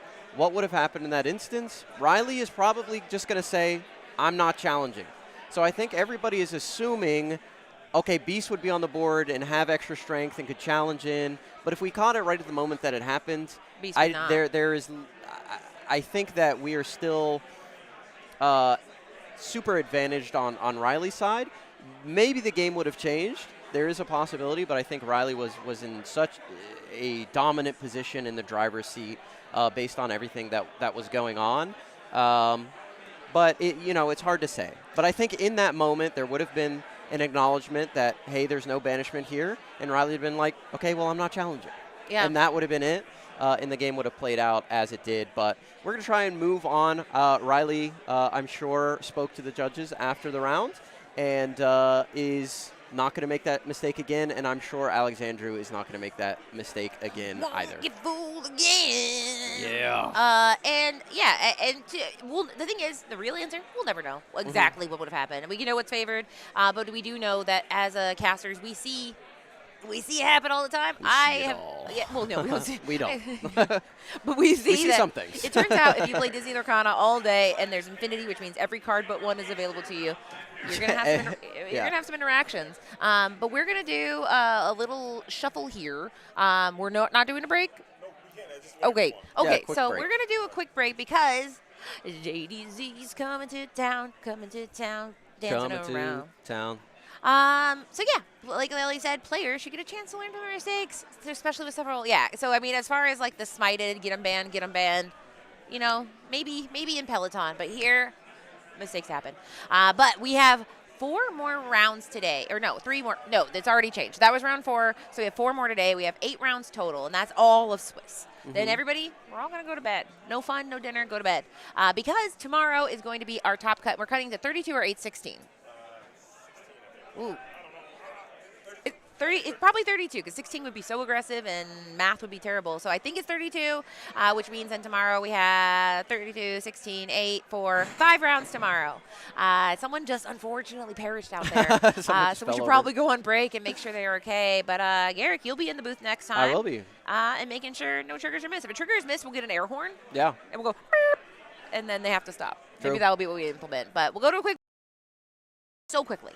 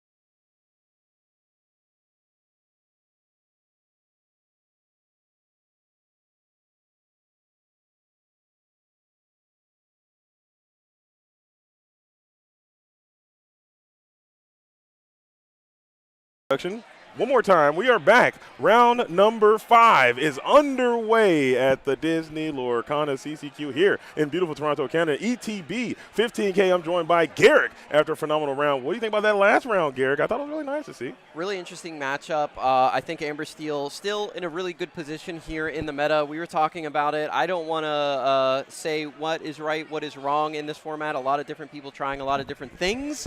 But I don't know. It just seems like in the 2 games we saw Amber Steel go up against the Snowfort deck, Bare Necessities and Namari was just not enough. Yeah. I think you might need to deploy something like that Pluto Steel Champion, Benja, Donald Duck from the Winter Spell set. Just banish that card outright.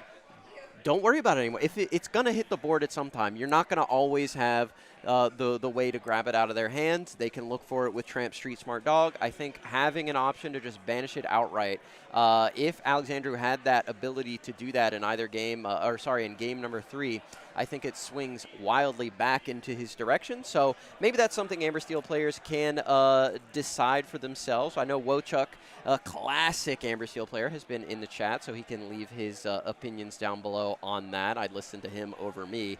But that's just how I'm feeling. If I see that card out there, Benja, gotta go. Keep it pushing. We were talking about that before the stream, and I think I'm leaning your way now. I think you got to have some hardcore item removal, but maybe we get a chance to see a little bit of that coming up into your next round as the players are seated, and it is time to quest. We don't know what the deck lists are, but I had the opportunity to kind of walk this floor a little bit, Garrick, and I'm telling you right now, I saw a ton, and I'm talking ton of Amber. Amber is the color of your energy. Amber is the color of this format, it seems, as Amber and Steel and Amber and Emerald dogs were all over the floor, but it looks like we got a chance to get some Ruby and Sapphire finally, and we got Orax is here. I believe Orax is one of the winners of the GTA tournament that they had here. We talked about that tournament earlier in round number 1 and 2. Orax is an Illuminator who is swims pretty hard in these water. Who we got on the right there? We got the Fumbler Fumble. Shout out to him wearing a beautiful Toy Story shirt there. Love that. Fumble's one of my favorite players here in Disney Lorcana, if I can say so. Great guy.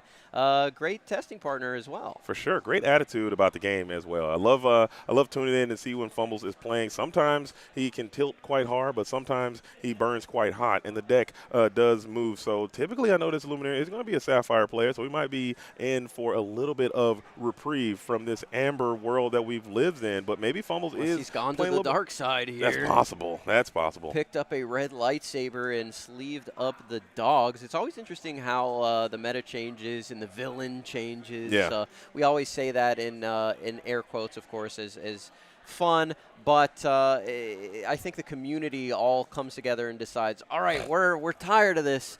We're tired of this deck. We're tired of Emerald Steel. I'm tired of this, Grandpa. I'm tired of seeing Ruby Sapphire. I'm tired of seeing all of these different things, because we are going to sleeve up the Judy Hops on the head here. We're going plus ultra there, looking like a bit of All Might there with those ears flopping on the top of that hat as we got the Ruby Sapphire mirror. Take me back, Garrick. I'm all in on the Ruby Sapphire mirror. Seems like they're both playing actions as well. Star Inc. won play Popsicle pass as these Illuminators playing with a little bit of speed and vigor as well. Yeah, they know that, hey, we're playing 2 control decks here. Let's not take too much time, as Fumbles is going to be on the approach here on the draw. Does he have the ramp? He does. The Sail the Azurite Sea, the classic opener. We'll see what he decides to ink here. Could have a Develop Our Brain. Does decide to ink and not play that Develop His Brain. So happy with the cards in hand, or just wants to keep them for now. Could be struggling with some inkability issues. Brawl finding his way down to the inkwell, and the Tipo.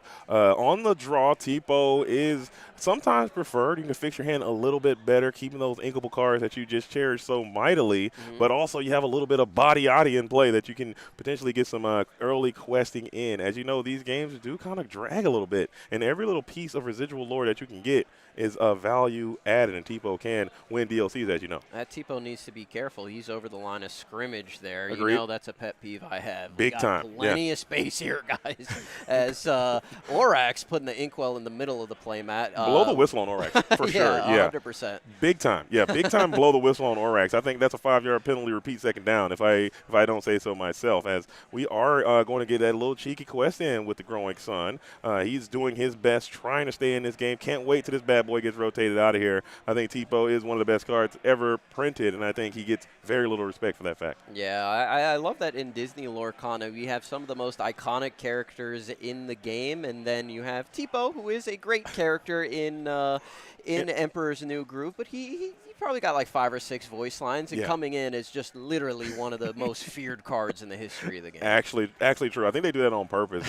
Diablo Devoted Herald comes to mind as well, as a guy who I don't even think he can speak. At least Tipo can utter a phrase. Diablo, I don't think, has ever said anything. As we take a quick opportunity to develop our brain, Be Prepared and another Tipo was a choice. I believe we snapped that Be Prepared quite quick because I believe that's how this game is going to resolve. We're going to get those manners. We're going to get those Be Prepared. We're going to kind of turtle up and let's see who can get to that finish line the fastest, as we are going to play the Firefly Swarm, dude.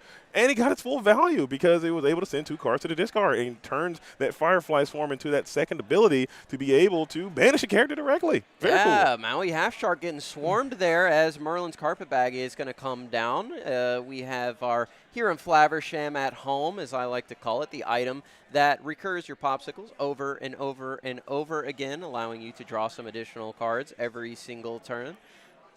I like that Merlin's Carpetbag. I think, especially in these very grindy control mirrors, maybe not so much versus the dogs or maybe not so much versus the aggressive strategies, but in these control mirrors, it's basically a +1 every single turn, and it only costs you 2 ink to do so. So it takes a little bit of time to set it up. You are going to cost yourself a little bit of tempo, but like you said, the game is a bit slower, so it doesn't matter as much as we are going to bring out that Cinderella Dreams do indeed come true. She's out accelerating that inkwell ever so slightly. Fumbles now, doing the whole Funky Y2C Carpetbag Mambo. Yeah, doing the Carpetbag dance here as we have double B prep. I wonder if Orax is potentially regretting taking that second one, but as you mentioned, if there are big threats that come down onto the board, they got to go pretty quickly, especially if it is a Maui Half Shark. As he does hit the board, we'll see if we decide to sing How Far I'll Go here and then pop the board with that Be Prepared, not allowing that Maui Half Shark to get any value at all. Yeah, we have and that is this is a legitimate win condition for this Ruby Sapphire. I believe both these Illuminators are electing to go with the action version of this strategy. You either go items or you go action, and we also have seen some like mix between both of those, but this one's more of the items version, I would say. And as long as that Maui Half Shark can just sit there uncontested, you'll just keep playing action, then you'll slowly start to develop the Pirate's Lives and chain up, and then you can just win the game that way. So Tipo and Cinderella questing, it looks like we might be thinking about blasting this Be Prepared for that very reason, and we do.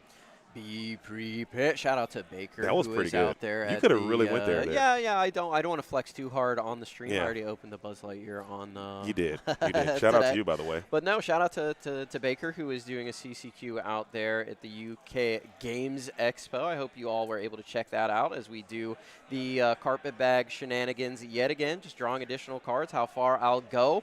And this is how these matchups are going to go. We're going to put a lot of ink into the inkwell and a lot of cards in our hand and try to get over the finish line with big bodies and threatening characters. But 2 Maui Half Sharks already being sent to the discard pile for fumbles. Yeah, both of these Illuminaires are just in a position where they are posturing mightily. We are just trying to set up ourselves for a nice, comfortable position, maybe get into that 11 ink threshold, Be Prepared, followed by a manner, or maybe start slamming double manner. Maybe you're going to conserve your Mauis. Maybe you got to start thinking about the manner battles, as Grandma Tala will reveal a Maui Half Shark, and also the Olaf, Snowman of Action, as Grandma Tala is the first character, again, to stick. After you play to Be Prepared, you had Cinderella and Tipo, but now you have another character. Fumbles, I don't think, has played any character aside for that Maui Half Shark so far, as both of these Illuminators are just trying to get to the late game, it seems.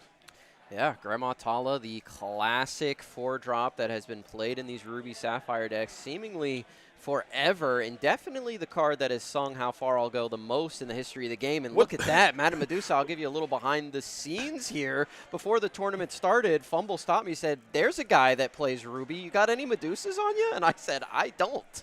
Wow. But he was able to find one, and it comes in a clutch here. I wish I could say that was mine, but it is not. Talk about a blast from the past. Oh, Madame Medusa. We were just talking about how people aren't playing Madame Medusa too much in Ruby Sapphire, and Fumbles disagrees, as that 3 straight strength is just so pervasive now in our format. There were a time where you couldn't even construct your deck without the consideration of Madame Medusa. Oh, the character got 3 strength. It's literally unplayable because Madame Medusa exists, which is a wild timeline to see that Glimmer back active onto the board. Maui Half Shark now stuck in place for Orax, who is maybe trying to cycle your own actions here as we kick those cards to the bottom of the deck. I think we grabbed Develop Our Brain. We saw the Medusa. I wonder if we see her compatriot here. Lady Tremaine could come down on the next turn for fumbles. He'd be really cooking back in the kitchen with some old school spice. But yeah, the Madame Medusa, a great card. And I think Fumbles recognizing that there is a really powerful card in the format that can have 2 or potentially 3 strength with a Snow Fort on board, and that is Tramp. Yeah. Street smart dog. Madame Medusa, not really worried about that card at all, as Sale is going to hit the Inkwell. No, Maleficent Dragon. Who needs Lady Tremaine? We're playing all the hits from the 80s, 90s, and today. Fumbles playing the hits as Maleficent Dragon is out here. This thing is a vintage hearkening to the past, and I'm absolutely all here for it as the beautiful Maleficent Dragon has sent that Maui Half Shark. We got what's a demigod to a dragon? I don't know. Yeah, we'll see if Orax rips that second Be Prepared that we know he's got sitting in the hand. He's counting it out. That is 6. We are going to go for the Tamatoa. Yes, that does come down onto the board. Yeah. We get that character of the 4/5 stat line, that quest for 2. So right now we could be potentially seeing a Firefly Swarm. No, we are not. We're going to play out both of the Popsicles, so we opt not to let the Be Prepared fly at this point. Just trying to take an opportunity to cycle some cards and also bring out the Snowman of Action for relatively low cost, possibly even free with the amount of actions you have in your discard pile already. And you're going to reduce Fumble by 2 lore, although Fumbles was already nestled comfortably at 0. Madame Medusa was going to change that, adding 1 up here. But Snowman of Action being played for free, and Fumbles will elect to sing the Be Prepared with the Maleficent Dragon, able to do so. 9 cost, 7 cost song. Be Prepared is so good. I miss that card so very much in core. Yeah, same. Sometimes people do forget it is a song that these characters can elect to sing, and we do with the Maleficent Dragon, getting our own Tamatoa, Happy as a Clam, down onto the board and doing the Popsicle thing again. How many Popsicles, how many cards do you think these Popsicles have drawn this game? It's at least double digits. Yeah. There's no Card's way. a problem. Fumble's hand is just so healthy, and you're able to just continue to recycle and resell and refreeze and rebuy and resell. There's a whole Popsicle enterprise over there that Fumbles has generated with the Judy Hopps hat on. Thoughts? Yeah, I love to see that, going very thematic with it as the Liquidator hits the board alongside Tipo. Yeah, it is a Popsicle economy. And we are just living in it as Tamatoa plays another one for free. We're going to draw an additional card thanks to that. We can do, as you said, the Merlin Carpetbag Mambo, but here comes Sisu, the empowered sibling, hits the board here in a beautiful foil treatment. Only able to get through the one character. Can't really get after that Liquidator quite yet. He is a 4-2, but he is reckless. And notably that 4-2 will not be able to match with Tamatoa. Happy as a Clam's Fire's willpower. So he might have to go headlong into the Shiny as a Clam, Happy as a Clam, and send himself to discard pile. However, I see that Maui, who might be spooling up for an RKO of his own. He could be. We do have B-Prep, though. Is it worth it? We got our own Carpetbag. Okay, here we go. Hold up. We don't have the ink to deploy the Be Prepared, and I think we still might have enough ink left to send this Maui Half Shark if we still have. I believe it's only Maui and B-Prep in hand right now, so we don't have enough ink to get Maui onto the board. We'd have to do a little Popsicle maneuvering here. Yeah, but now you're getting to the point where you're just giving up a ton of lore and a character as well. I think the Be Prepared plan might have been a little bit more valid.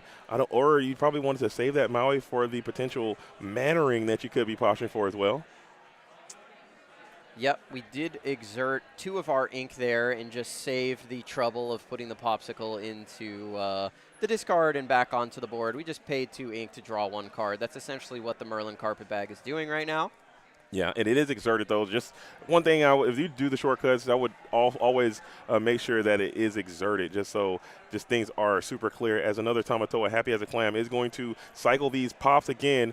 And, yeah, see, I don't think he used it. I think that was a different effect that got it done there, because now he exerted the carpet bag. As Be Prepared will be released here. A nice quality Be Prepared there as well. A lot of characters into the discard pile. Yeah, held that Be Prepared for quite a while and decides to let it go at this point. Did have the opportunity to use it a couple turns ago, but did not. Fumbles employed his own Be Prepared to get his Maleficent Dragon off the board, but look at all these cards that Fumbles has available to him. This can sometimes be a little bit of an issue in these games of attrition that go so very long. Do you have the characters in the deck to actually get over the finish line? How are you going to be able to do that, as Fumbles was not moving his lore up? Shout out to the lore guide at the table, finally getting us up to 9 for Fumbles as Maui Half Shark hits the board, the third one of the game. We're going to look into the future and see if we can find a valuable card. It wouldn't be bad to either think about another Maui Half Shark here, or potentially just kind of find some actions and start trying to close this game out. Because like you said, you have a ton of resources in hand, but in Disney Lorcana, you're going to be restricted with the cards in your hand with how much ink you have available. So it doesn't matter how many cards you have in hand, you can't deploy them all, as we're going to continue to draw and cycle, popsicles going crazy, and only one lore was gained in that entire turn with this Maui Half Shark. Never mind, we are going to continue to use the carpet bag Mambo one more time, sending that T-Bow down to an inkwell, and we're getting to that critical mass of ink required to do those dynamic plays here in the end game. Yeah, Fumbles piloting like a pro here, playing with the Ruby and Sapphire decks. Sometimes there can be some crazy dexterity issues, but not seeing any right now, as both players, like you mentioned at the beginning of the game, are playing with the quickness. Despite that, already 15 minutes down in this game, number one. And while a lot has happened, not a lot has happened. It's mostly been drawn a lot of cards with popsicles.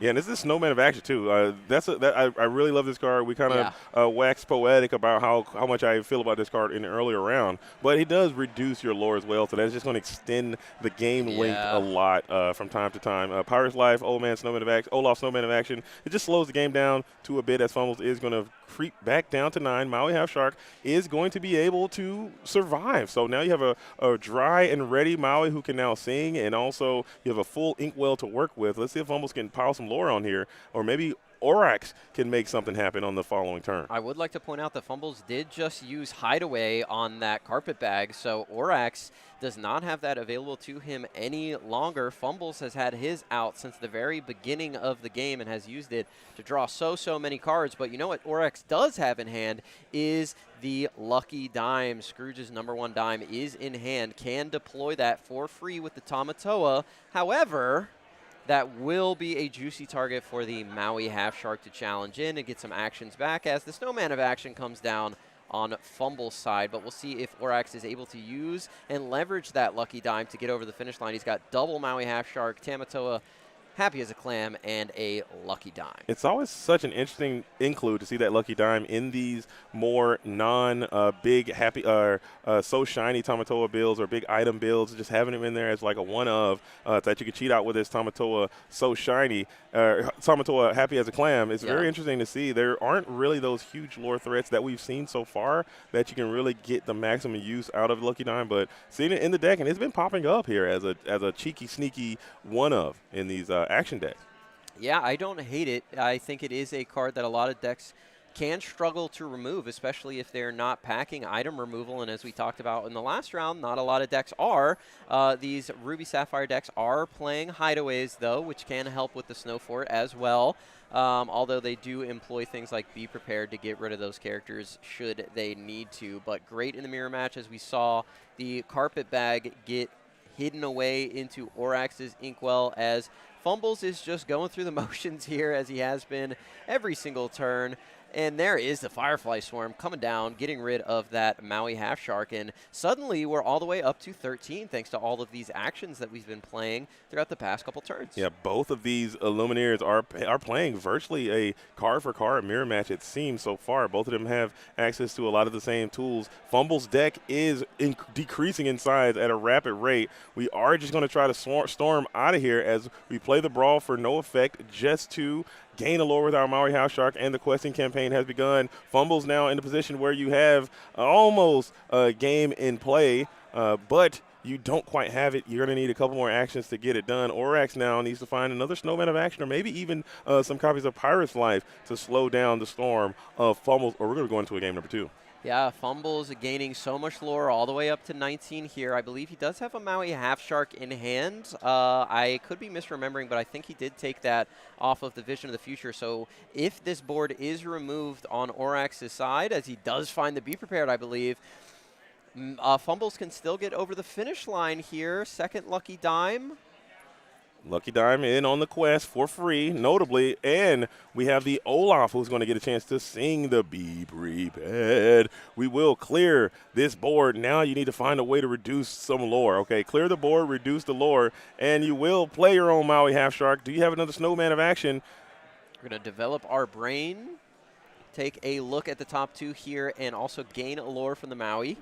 Like you said, we would love to reduce the lore off of Fumbles a little bit. So many different cards in his deck can just gain him that immediate lore. Pirate's Life we talked about. Maui Half Shark can come down with any single action and get it done, as we are going to look into the future here. What do we find? Scar Vicious Cheater in the deck. Love to see that. A little bit of high technology being deployed. You have the option to go for another Vision of the Future, and I think you almost have to take it Vision into Vision. You actually love to see it, putting that Scar Vicious Cheater deep into the bottom of the deck. Both of these Lumineers decks are getting quite small. We're going to go for another Vision quest, looking for that Olaf. Can you find it? And you do.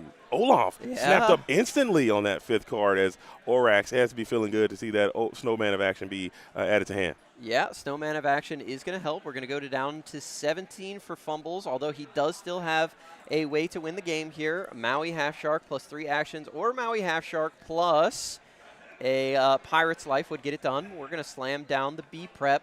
As Fumbles is in a little bit of a tricky situation, does find his own Snowman of Action. Double that. Hold on. Go down to 7. I was about to say he could be in a little bit of trouble here with the double Lucky Dime, but now avoiding that a little bit with both of those Snowmen of Action, as Orax is able to find a Pirate's Life, but he says it doesn't matter. Let's go into game number 2, and that only took 20 minutes. GG's, no re. I think Fumble played that super nicely, getting this thing into the late game, managing those resources quite well. The hand was completely juiced the entire time, and he really showed no signs of slowing down. Orax also played quite well, but it seems like there were some missteps towards the end, and you just couldn't match strength with that amount of draw power that was generated from the right side player. But we are in round number 5, game number 2, Orax versus Fumbles in here, trying to see who's going to punch their ticket into day number 2. We're going to be playing 8 rounds of Swiss today, followed by a top 32 cut tomorrow, and we are currently in round number 5. And I want to thank all of you for being here, rocking and rolling. This is the Enter the Battlefield CCQ. We are in Oakville, which is a suburb of Toronto here in the Great White North, and we have a CCQ. And I want to thank you guys for tuning in on Twitch, also on YouTube as well. I truly appreciate it. If you're on the YouTube side, make sure you throw a follow, a like, and a subscribe. And on the Twitch, please do the same. And thanks for rocking with the program. And hopefully you guys can put a little poll together and see who's going to win this thing. Yeah, that was a long game, but both players, I think, playing as, expediently as they possibly could. Despite all of that, it did take 20 minutes. We'll see if Fumbles is able to take it down here. If not, we may be going into that game number 3, and that is difficult territory for a Ruby Sapphire Mirror. Now, a draw here in this situation wouldn't be the worst thing in the world, but of course, both players would like to get a victory here. Orax down 0-1 right now. Fumbles needs to try and lock this in if possible, but this is something that he does need to be cognizant of. There are many players who will think that they have a slight chance that they could get back in a game that is mostly doomed, and the time is something that you need to keep in mind. Now, I'm not advocating for every player out here to just start scooping if they're losing, but if you're in a control mirror like this and you are way behind the 8 ball, you might want to take a look at that time, concede early, go on the play in game number 3, and try and get things done before a draw is brought into consideration, as we are about to get started here in game number 2, round number 5, between Orax and Fumbles, both on the Ruby Sapphire. And Orax now on the play, just trying to do exactly what you did last time. But this time, I think you might have to hang on to some of those high-impact cards. We saw how important the Tamatoas was. We saw how important the Popsicles were. We saw how important the carpet bags were. So just trying to out-generate your opposition might be a key to success, as you will find that ramp on 2 in the form of Sail the Other Right C. Yep, Sails on 2. We'll see if Fumbles is able to match Wits. He does. Opts to go with the Tipo into the Inkwell. Goes for the Sail the Azurite Sea, so we'll have to ink from hand additionally here an inkable card, and that is Grandma Tala. We'll see if we have a 4-drop on Orax's side. We do have the Cinderella. He's going to make she's going to make a dream come true here by helping us ink a little bit more. I love the Cinderella coming in and also putting ink in ready. Shout out to all those Sapphire players who bring the Cinderella in and they play that additional ink and then they put it in, exert it. I actually hate to see that. I love the discipline there from Orax. Great player putting that ink in ready, as we are just going to continue to how far I'll go. So Fumbles electing to keep this board character free. You understand that your opposition has played a ton of that Ruby removal, so why give him a chance with that Tipo? That looks really nice to me, and how far I'll go is going to give you that same acceleration that you wanted anyway, and now you can kind of set up that Maui half shark if you have it on the following turn. So Fumbles making a decision. What is he thinking about, I wonder? Yeah, got something pretty difficult that he is considering here. Could be inkability issues, could be something that he has in low numbers in the deck that he might not want to necessarily send to the bottom at this point, but does eventually make the decision. Both players able to ramp on 2 and ramp on 3 here in the form of Cinderella and How Far I'll Go. Both trying to get up to that Maui Half Shark, but we opt to not do that. We go for the Merlin's Carpet Bag, which is, I think, the reason Fumbles was able to get over the finish line in that game number 1, established that Carpet Bag so early and used it so many times, as we are going to banish the Popsicle and return it to hand. Not enough ink to play it out this turn, but we're going to pass back over to Fumbles. See if Fumbles does have that Maui Half Shark, or does he want to get his own Merlin's Carpet Bag down? We inked the Popsicle. I feel like that card should be almost uninkable in this matchup, because you just need that to kind of give you that that energy you need down the stretch. I guess 1 with Merlin's Carpet Bag is good enough, but I'm greedy, man. I want 2 with that Tamatoa Happy as the Clam card, of which you have in your hand already. So Maui Half Shark does reluctantly find his way into the Inkwell anyway, so I guess we could have inked that last turn and kept that Popsicle instead. You hate to see it. Yeah, Tamatoa coming down on the board for both players. I'm sure Fumbles would have loved to find something else that wasn't the Tamatoa. Yeah, and Fumbles, did he get any Popsicles back of his own? I don't think he had any. He played Popsicle on 1, so I believe he did get 1 Popsicle out of the Inkwell from the Tamatoa. We are going to quest here for 2, play an item for free. It is that Popsicle he got back from the discard pile. Finds another one, shakes his head. He loves to see that. And he draws an additional card. Doesn't love to see whatever he just drew, as Maui Half Shark is going to come down onto the board. Unfortunately for him, had to ink a Vision of the Future there. One of the most important cards, I think, in the Ruby Sapphire deck. I think this Ruby Sapphire, this particular deck, it's so hard because all of your cards are so good. They're all so good. I mean, I wish they all were like sometimes like the Tipos and the Sail the Azurite Seas or whatever later in the game, where you're like, oh, this is immediately a card I can put into the Inkwell. But down the stretch, every single card can have such a high impact to your win condition, and not being able to keep the certain things, I think is just very difficult to do from time to time, as we are going to go ahead and get rid of the entire board with this Be Prepared here after placing that Lucky Dime on the field for free. So that is a pretty good clock here for Orax. We can find some characters to use that Lucky Dime with. Yeah, Orax going a little fast there. Put the Be Prepared down before the Cindy Quest, but Fumbles gave him the heads up, said, no worries, brother. I know you want to gain that lore. No problem. We are going to double banish here, get that Tamatoa down onto the board, get both these Popsicles back, draw a card, probably ink, play the other one, draw another card. little cycle Tamatoa grab back maneuver, whatever you want to call that, as we are going to get those 2 additional cards. Orax now needs to keep the momentum up. It seems like you're kind of slowing down a little bit. This Maui Half Shark is going to get yourself another lore, but this Lucky Dime, we've seen him play it twice for free, and I don't think the thing is activated one time. I'm interested to see this thing in the deck. Hasn't gotten the Lucky Dime super active, but I think at this point where he is so far ahead, the Lucky Dime can just be that win more card to just get him over the finish line. We do know there is a significant amount of lore drain in the Fumbles deck, as well as Orax in the form of that Snowman of Action plus a Pirate's Life, which I did peek in the hand for both players in the last game, although I don't believe it was resolved a single time. Fumbles, a full grip, Orax, a little fewer cards at this point. We're going to see how far I'll go. How far will we go here? We're going to find out. Probably not very far with this Tamatoa.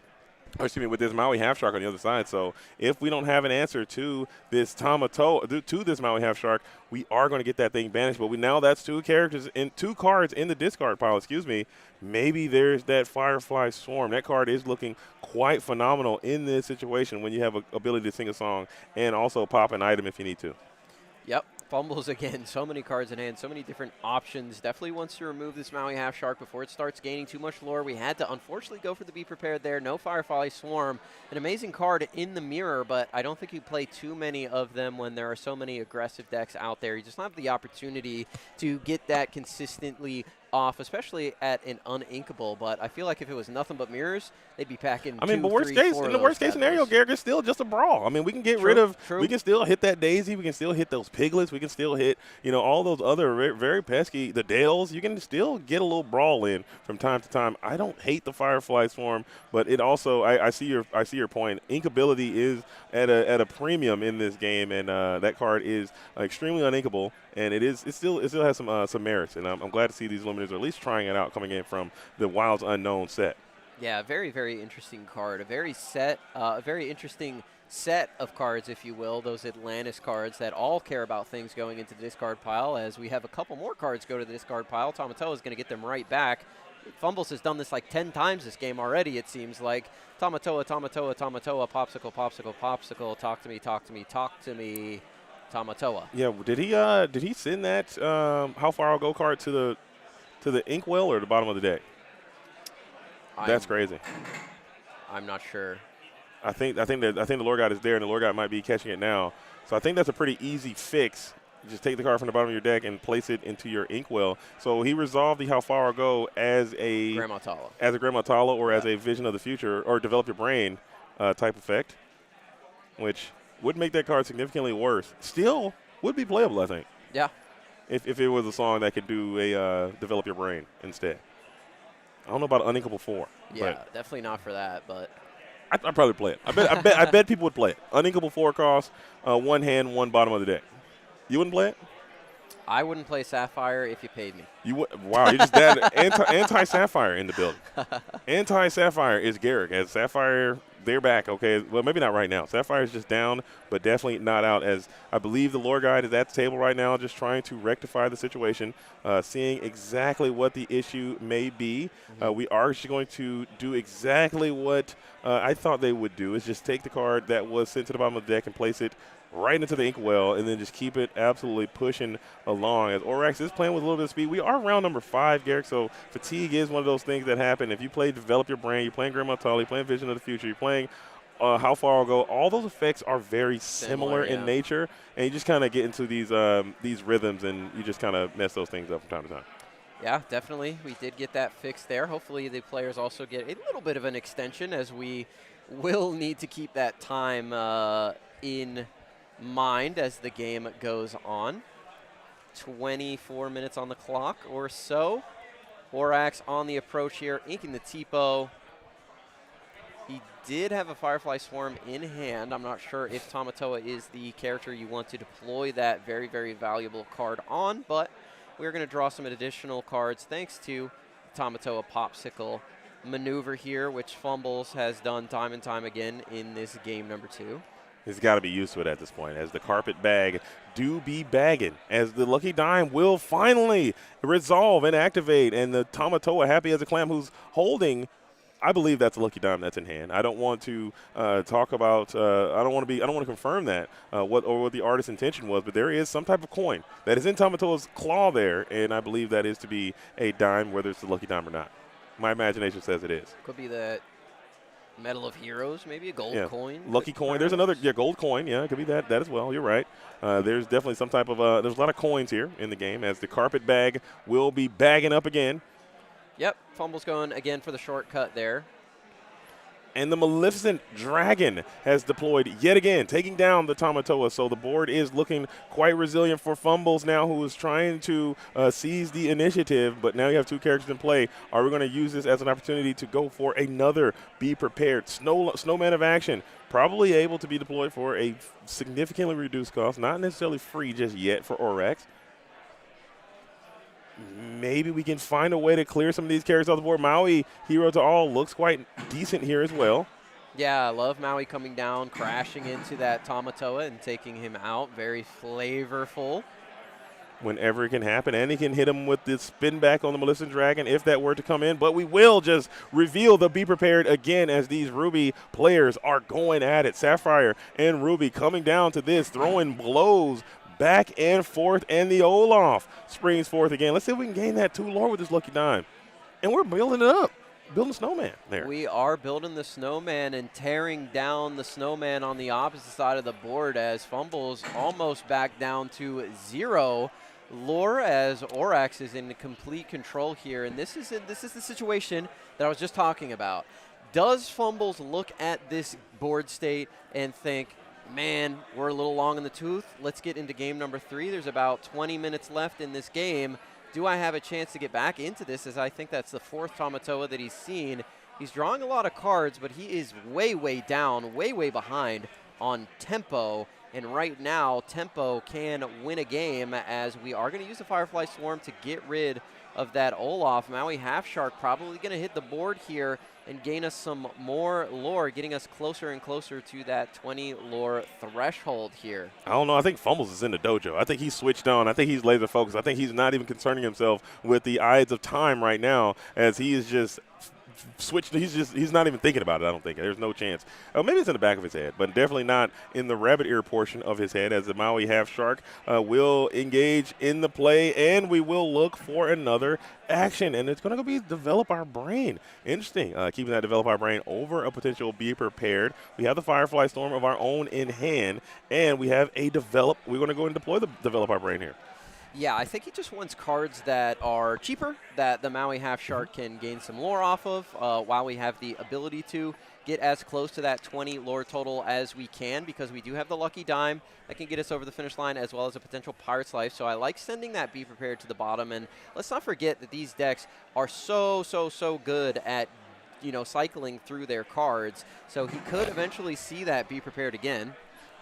Yeah, it's just not. It's gone for now, but not forever. As with these popsicles and the develop your brain and the vision of the future and all those types of things, you'll see it one more time as Fumble takes the opportunity to develop his own brain. Vision of his own future, as it may be. And I believe we snapped up the Pirate's Life with the quickness, as I think that we're just checking on. I don't know what that is out there. I believe we're just checking on the Pirate's Life. Was going to add it to the hand, as we will hide away the Lucky Dime. Orax has to be shambled a little bit. You will gain yourself an additional ink, but your resource lore machine you had, the Lucky Dime, is going to be sent from your field into your inkwell with that hideaway. And the Olaf, Snowman of Action, is going to be the follow-up after another Be Prepared. So he comes down for free because you have so many actions in play, and we can go and take this opportunity to cycle with our Carpet Bag again. The Carpet Bag Wars are raging on. Yeah, the hideaway coming in clutch there, slowing Orax down, as well as the Snowman of Action. So it's going to be harder to get over that finish line. Here comes Maui Half Shark again. Maui Half Shark, a classic character in Disney Lorcana history. How Far I'll Go is going to come out. We're going to take a look at 2, and it looks like we put the Maui Hero to All into the inkwell there. We're still focusing on gaining that incremental lore. As a popsicle does come down, we can do the popsicle dance with the Merlin's Carpet Bag if we would like. We do opt to do that, draw an additional card. We have another action, could develop our brain here. if we have it. No snowman of action. Another one. So we are trying to spam the board. You have the option if you want to go ahead and sync with our own snowman, our Olaf snowman of action, and clear the board again and then rebuild. But like you said earlier, Garrick, there might be something to just getting up out of here and starting again. So at least you can have more time in that game number 3 with you being on the play. We are going to go ahead and sing now the Be Prepared with the snowman of action.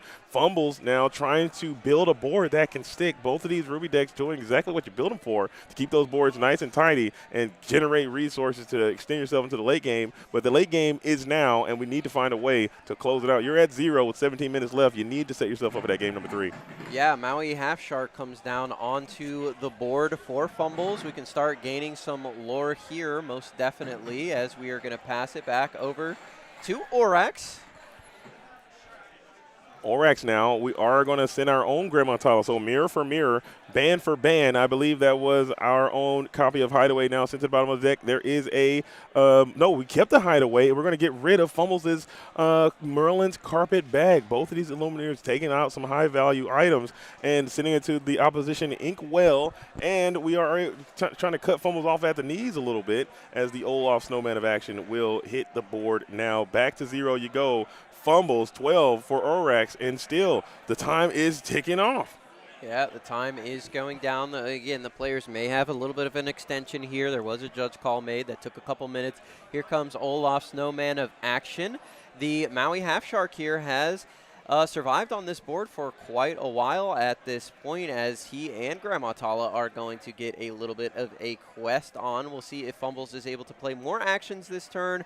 No, we are passing it on over, so unfortunately not able to take advantage of that Maui Half Shark ability to gain lore immediately. And there is his arch nemesis, Tamatoa, coming down onto the board to do a little popsicle dance of his own. A little popsicle mambo again. If someone can tell me how many popsicles have resolved this mirror match and within any degree of accuracy, maybe there could be a prize associated with that. There are so many popsicles being popped and drawed and sent to the discard pile and cycled back with the carpet bags, and the Tamatoa happy as the clams, as we will snap that Be Prepared quite quick. And this Be Prepared could be quite dangerous with the Olaf being able to sing and Fumbles now cut off from your resource engine. I believe Fumbles is a low resource for the first time of this match, and Orax could be in a comfortable spot, but at the same time, you kind of want to start figuring out a way to quest this board and gain some lore more than once to try to win this game in time, because you also need to force game number 3, and time is of the essence.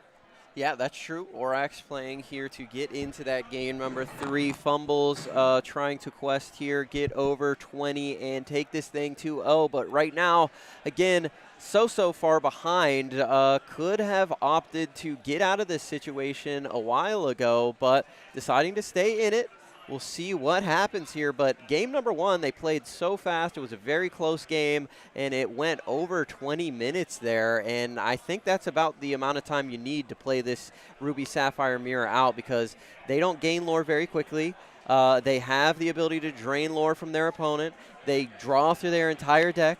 It takes a lot of time to look through those visions, look through those develops, look through those how far all goes, and you know, get the popsicles back and all that dexterity with the Tamatoas. It takes a long time to play these matches. It does, and I think that's but I enjoy the matches a lot. I think there's a lot of thought, there's a lot of lines you have to think of, and a lot of play patterns you have to remember, and a lot of different decisions you have to make. Especially the games just take so long, but the fatigue is a factor, the time is a factor. Matching in with these Sapphire matchups could be a factor as well, as you could put yourself in a position where you are fighting against time a lot, as we are going to take a chance to go on another Vision of the Future one final time. It looks like a Be Prepared could be the choice. Maybe an Olaf Snowman of action, as we get a little chatter coming in from the lore gods there. Yep, throw the Be Prepared on top. Fumbles is going to count the deck here, and it's I didn't quite catch the count there, but it's like under 10. It's not that big. It's looking thin, man. Slim, so maybe Fumbles is able to get over the finish line here. His Snowmen of action have been really piling up here and draining the lore on the opposite side over and over. There's the B prep. We'll see if Orax is able to make it to 20. It's going to be a difficult thing to do here, as his character should be banished as well. There they go. And do we get another Snowman of action down on the board for him when things seemed close for Fumbles again? Just out of reach as the Snowman of action takes him back down to 4. Sisu's going to hit the board. and she is going to threaten to quest for 3, but Orax, so many answers, it seems, in his deck. It looks like Fumbles is going for the stall play. Can he force his opponent to draw out his entire deck? We're going to sail and draw an additional card. We might just be entering into a deck out maneuver there coming in from Fumble. That might be your new identified win condition. But we haven't seen any manners. I believe the Olaf Snowman of Action have probably replaced that McDuck manner. They have similar-ish functions, I suppose. I mean, they can both be played after a Be Prepared, but also that lore reduction seems like it's quite nice. With Dale being around, maybe locations aren't as good. Maui Half Shark now being deployed. He also has Rush due to the Vitalosphere and the clearing of the Olaf Snowman of Action, and more actions are being returned from the discard pile now. Yep, on that turn, Orax drew 3 cards. Interesting turn of events there, but Fumbles now with so many cards in his deck could be going for an alternate win condition. Forget you getting to 20. How about you getting to 0, and 0 being cards in deck? Yeah, this is looking like we are getting to the end of it, as 15 lore is not that much. Pirate's Life Hold from on. Fumbles. The stall tactics could work here, Fumbles. Uh-oh. Do we have more snow? I can't keep track. There's another one. The Snowman of Action reducing more lore. Sisu now free and clear to quest for 3. Fumbles could potentially win in time, but decking out is a viable win condition here. It is absolutely, as we do not have access to a Be Prepared anymore, and we also have access to a great amount of lore as we find Be Prepared, but we needed to look through the deck to sort of stall out this a little bit here, as Grandma Tala is going to take another look. Orax is just, he's got to know the cards in his, there's no answers in there. Yeah. I guarantee you. You've been cycling cards this whole time, man. You know what's at the bottom of this deck, and it's not the good ones, man. There are no cards that say shuffle your deck in Disney Lorcana. You've been putting a lot of debris and refuse to the bottom of this thing, and that's what you're going to get here towards the end of this game. And you got to be feeling kind of bad about it. But we're keeping. I like the showmanship. You're going to keep digging for nothing, as it may be. Yeah, we have a Tipo and a Cindy in the deck right now, and I believe that's it.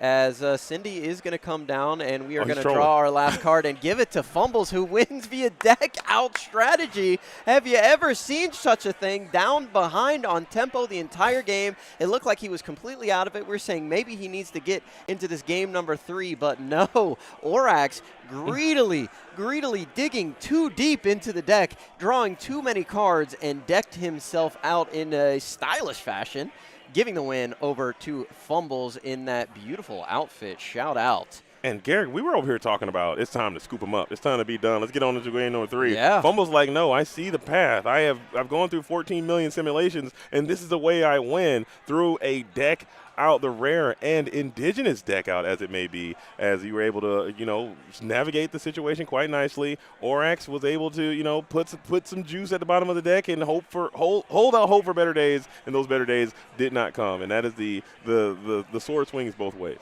Yeah, absolutely. Chad in there saying, hey, maybe I would have surrendered. I would have given up. I would have conceded in that game and went into game number 3 to try and get it done. But Fumbles saw the vision of the future and was able to get it done there. The Merlin's carpet bag, it looked like they were playing an exact 60 mirror almost. It looked like I don't know if we saw any Maleficent Dragons on the side of Orax, but they could have made the difference in that game. I'm not sure if we're going to be able to send it over to an interview with Fumbles or not. If you would like to do that, I haven't seen Katie in a minute. She could be busy with something else, but taking a quick break. Would love to talk to Fumbles about that situation. If you wanted to head out there, and I can man this until you're over there. Let's see if maybe I think Katie might be around, but if not, I can go out there and do it. Wait, because I got the next round. If you want to do the interview. Oh, that's true. And then I'll be here for the next one. I can pop out and see where if Katie's available, or I can do the interview. Hold on 1 second. No, it's okay. It's okay.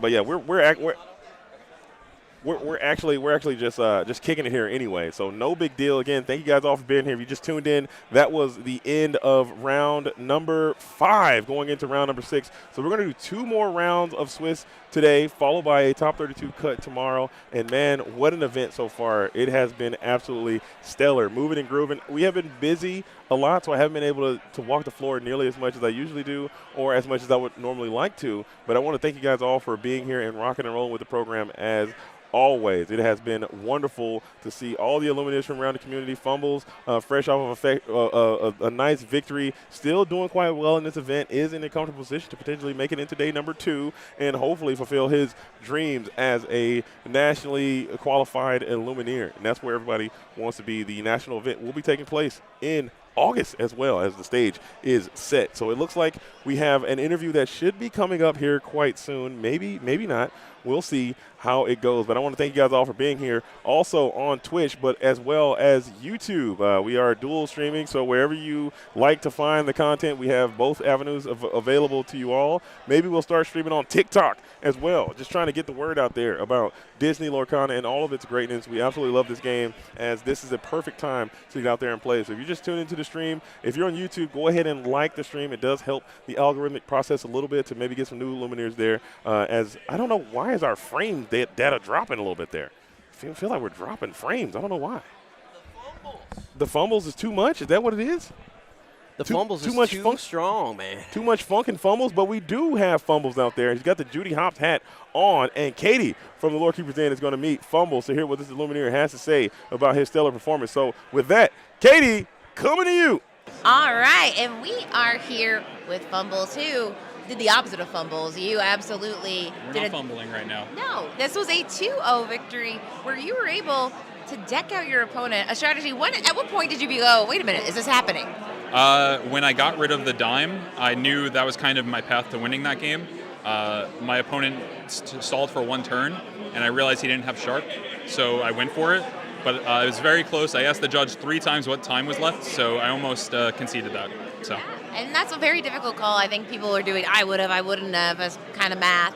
I mean, this deck is one that it's not a new deck. It's a kind of new face on the deck. Yeah, different paint on it, for sure. And what made you want to bring it to this room today? It's my comfort pick. Even after Hiram was banned, this is the deck I was playing. I really enjoy it a lot. I don't think it's the best deck in the room, but it's what I play the best. And so sometimes you just got to go for that. Absolutely. And I mean, this is a deck that, I mean, like you said, you've picked it before. I mean, are you still intending to go the DLC Indianapolis, and do you see this deck being dominant moving forward, or do you have other plans in your back pocket? The room really felt like it was going to be a lot of steel decks, and I think this deck is the best deck into steel decks. But if like green-yellow appears as much as we think, or even purple decks come back, that's what makes the deck choice difficult, because I'm teched not really for any purple decks. And so after last weekend's performance, things like that, so it's a week-to-week basis, but right now, yeah, this would probably be what I'd bring, especially after today. Yeah, we have not seen purple. We don't know her. I mean, we can see purple if you combine your 2 ink colors of red and blue. Player at the top tables. I'm saying he's crushing it. All right, you heard of her first. There is a blurple, but it's always a pleasure to talk to you, and we'll give you a chance to rest a little bit before the next round. But before we do you have any shout-outs or anything you'd like to say? Shout out to my friend Sean, who gave me like a good little motivational speech before this. The Brand Brothers, I love you both so much. Yeah, you're locals. They beat my butts at locals, but yeah. But no, Sean gave me a nice little message. I have a lot of friends supporting me, so hopefully we could bring it home. I mean, CCQs are kind of brutal, but if we keep going this way, maybe one more game and then see what takes me there. Love it. Well, thank you so much, Mumbles, and hopefully we'll see you again in another round. But otherwise, thank you so much. Back to you, JD. Thank you. Come here, Katie. Yeah. And we are back. Huge shout out to Katie and Fumbles for that wonderful interview. One of my favorite Illuminaires in the community. Fumbles out here making his way to the Great White North to try to fulfill his dreams and make his way to the Disney Lorcana Challenge North American Championship taking place in August. And he's well on his way to do that. Yeah. Like we saw last week in the Enchanted Citrus class, Ruby Sapphire, 3 of them made it into the top 16.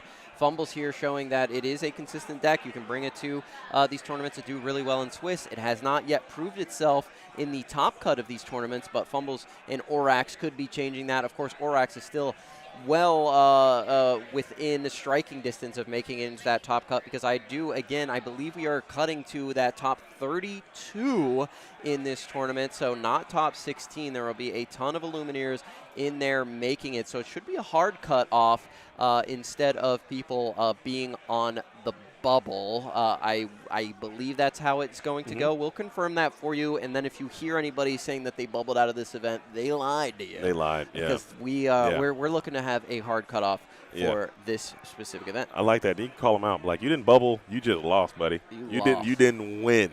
Okay, you didn't. Your record was bad, and you didn't get there.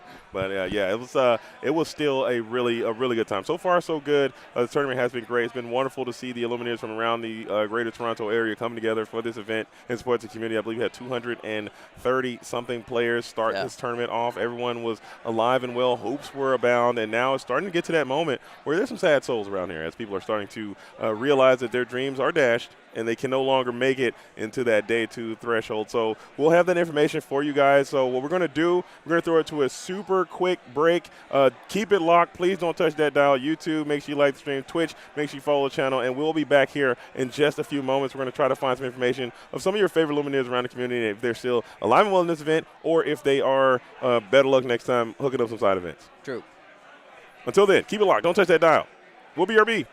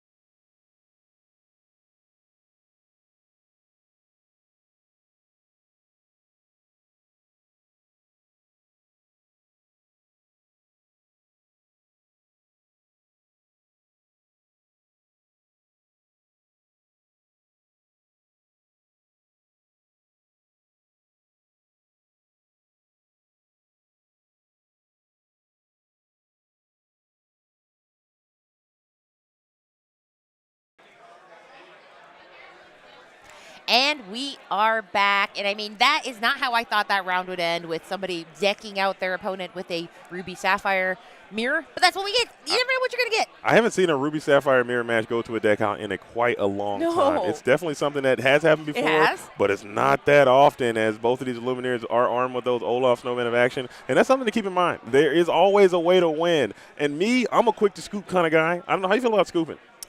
I sometimes scoop before I start playing. Okay, I might facts. scoop the tournament. But I did ask, I mean, candidly, like when I wasn't on the microphone with Fumbles, he was like, I should have scooped. But he got, I mean, it's like. Oh, he said that? Well, yeah, because I mean, if it didn't work out, he just said, knowing that the timing of the cards, he's like, I think this might actually work. But I mean, there was a chance that blew up in his face and it was a 1-1. So, I mean, the answer is, should he have scooped? Well, no, because he won. But I mean, the science, right? It's like blackjack, where it's like, well, statistically, but vibes. Yeah. Vibes say keep it rolling, and it won. Hindsight doesn't exist. Okay, whatever worked it's just out. The sight you have now. It actually worked out for Fumbles in that spot. So that was a nice use of your nugget power, being able to not scoop, and get to a victory, and also show the power of those visions of the future. Develop your brains, all those types of cards that put cards to the bottom of your deck, and how you're filtering. Usually you're keeping a really good card and you're sending probably a not so good card to the bottom of your deck. And if the game does go long, maybe there's a world where you've now filtered so much debris to the bottom of your deck, and your deck just won't have a way to win. So go for the deck out. I like that. I like that approach from Fumbles. I mean, I loved it. I loved that the bottom of the deck was like the discount bin. It was like, well, these are cards. Tipo, Cindy, Grandma, Tipo, what are we doing? Yeah. Give me Who somebody, did this? please. You did this. And, yeah. So I think that was a very, very fun match to watch, just because it was, quite frankly, no Amber, no Emerald. But here's the thing. Amethyst, can you hear me? Amethyst, where are you? Yeah. Fumbles did say there's a blurple tearing through the top tables. You know what? Let me see it. Katie, as this is about to sound insane. I know, this is a crazy. I'm This ready. is about- I'm ready. Are you I'm ready to for accept this? Inject it into my veins. Give Yeah, me the blurple. give me some blurple. Give me the blurple at this point. I think we are at a position where I yearn for the blurple, and that is a sad reality that we live in, because in Infinity format, it just doesn't exist. You don't see Amethyst nearly as much as you would hope to see. Somebody just took my donut. Was it Garrick? Garrick, did you take my donut? Did Garrett give it to Sky? That was mine. Wait, did he give it to Sky? Because I literally told Sky no to the donut. Did you? Are you giving it to your teammate over? Did you steal my donut? Did you give it to this guy? He's eating my donut. Oh my! And the thing is, I told Sky no. I said there wasn't enough donuts, and he just asked the second. He asked the second person. How crazy is that? That Sky. And he couldn't even take the sad no. You couldn't take this sad donut here. You took my nice, beautiful. Okay. It's like when when mom says no, you're like, I'll go ask Dad, and Sky literally he was told no. It's the pod Kana guys, man. That's what they do. They stick together like birds of a feather. Eating my donut. I said, over here shut it down. I said, hey, Sky, how about you get in the booth if you want a donut? Yeah. And Garrick said, don't worry, I got a Buzz Iconic. I can do anything. What are they gonna do to me? But yes, Chad has picked up on the mom said no, ask Dad. Oh, he got one. Thank you. He stole one from the judges, and now there's a judge that doesn't get a donut. But okay. Garrick's just dismantling the donut. Yeah.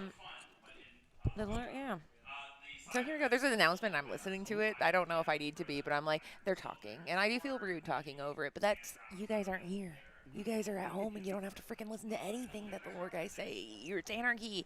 But to the people hanging out with us in the chat, we have a ton of people. We have like over 300 people here, and there's people on YouTube. I'm so sorry, YouTube people. I don't monitor that as much, and I should. That's on me.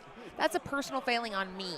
And shout out to JD, who just ate a whole Tim Hortons filled donut, I believe. He's still processing. I'm going to give him time. I'll keep vamping. I can vamp forever. You actually can't stop me from vamping. Play Vamp on 7 cost Vamp, but he's donut giggling. But yeah, so we're just vibing it out. I will say this is in a hotel, so it's very rare that the event is at a hotel. Normally it could be in a hotel, but we're staying somewhere else. So I had the rare opportunity where I was on my break, and I was like, I'm going to go upstairs. I looked at the phone, and I said, we're going to a game 3. There's no freaking way. Look, it's like 13-0. The math is not mathing. And then I looked again. I was like, Fumbles, no. That's the way the cookie crumbled. And I ran down. I was putting my blazer on. I'm like, get out of my way. I'm going to make it. I got this. I'm on my way. I got someone to interview, and it's Fumbles. No, but that's I got to say, though, typically we are in the Great White North. And to be frank, okay, in my humble opinion, I don't know how true this is, but I've been an American my entire life, okay, and I've lived in America for the vast majority of my entire life, and I've gotten a chance to be accustomed and used to the things of America, okay, as it may be. Yeah.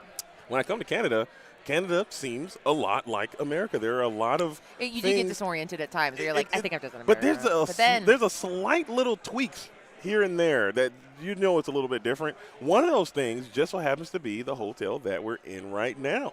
In America, no disrespect to Holiday Inn at all. Shout out to Holiday Inn, by the way. No shade, no disrespect. Holiday Inn is not this. No, this is a very nice Holiday This is the nicest Holiday Inn I think I've ever been in my life. To be fair, in America, there's a lot of Holiday Inn Express. This is a Holiday Inn stay a while. Yeah, this is Holiday Inn Deluxe. Holiday, pump the brakes. Because when they said, hey, we're gonna have this event, it's gonna be at Holiday Inn, I was like, I don't know about that, guys. No, this is great. There's a pool right outside this. Behind the camera is a pool. No hot tub. I will say marks on that because, I mean, after a day of casting, you just want to sit with your fellow Illumineers in a human soup.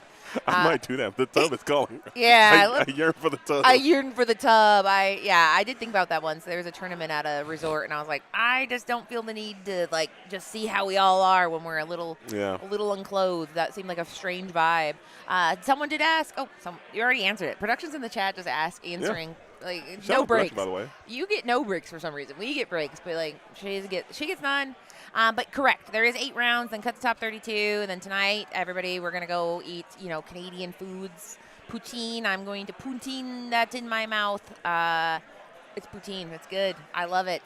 And that, things are good. And in Canada, 2 things.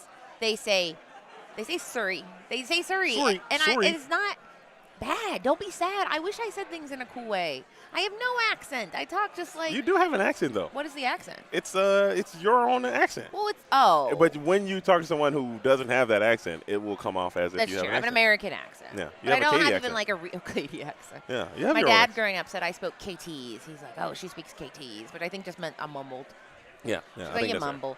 But yeah, Canada, and we got a little. There's not that many A's. I wish there were. Well, they'll sometimes like say something and be like, "That's right, A," and you're like, but they're not heavy with it. But the sorry is everywhere.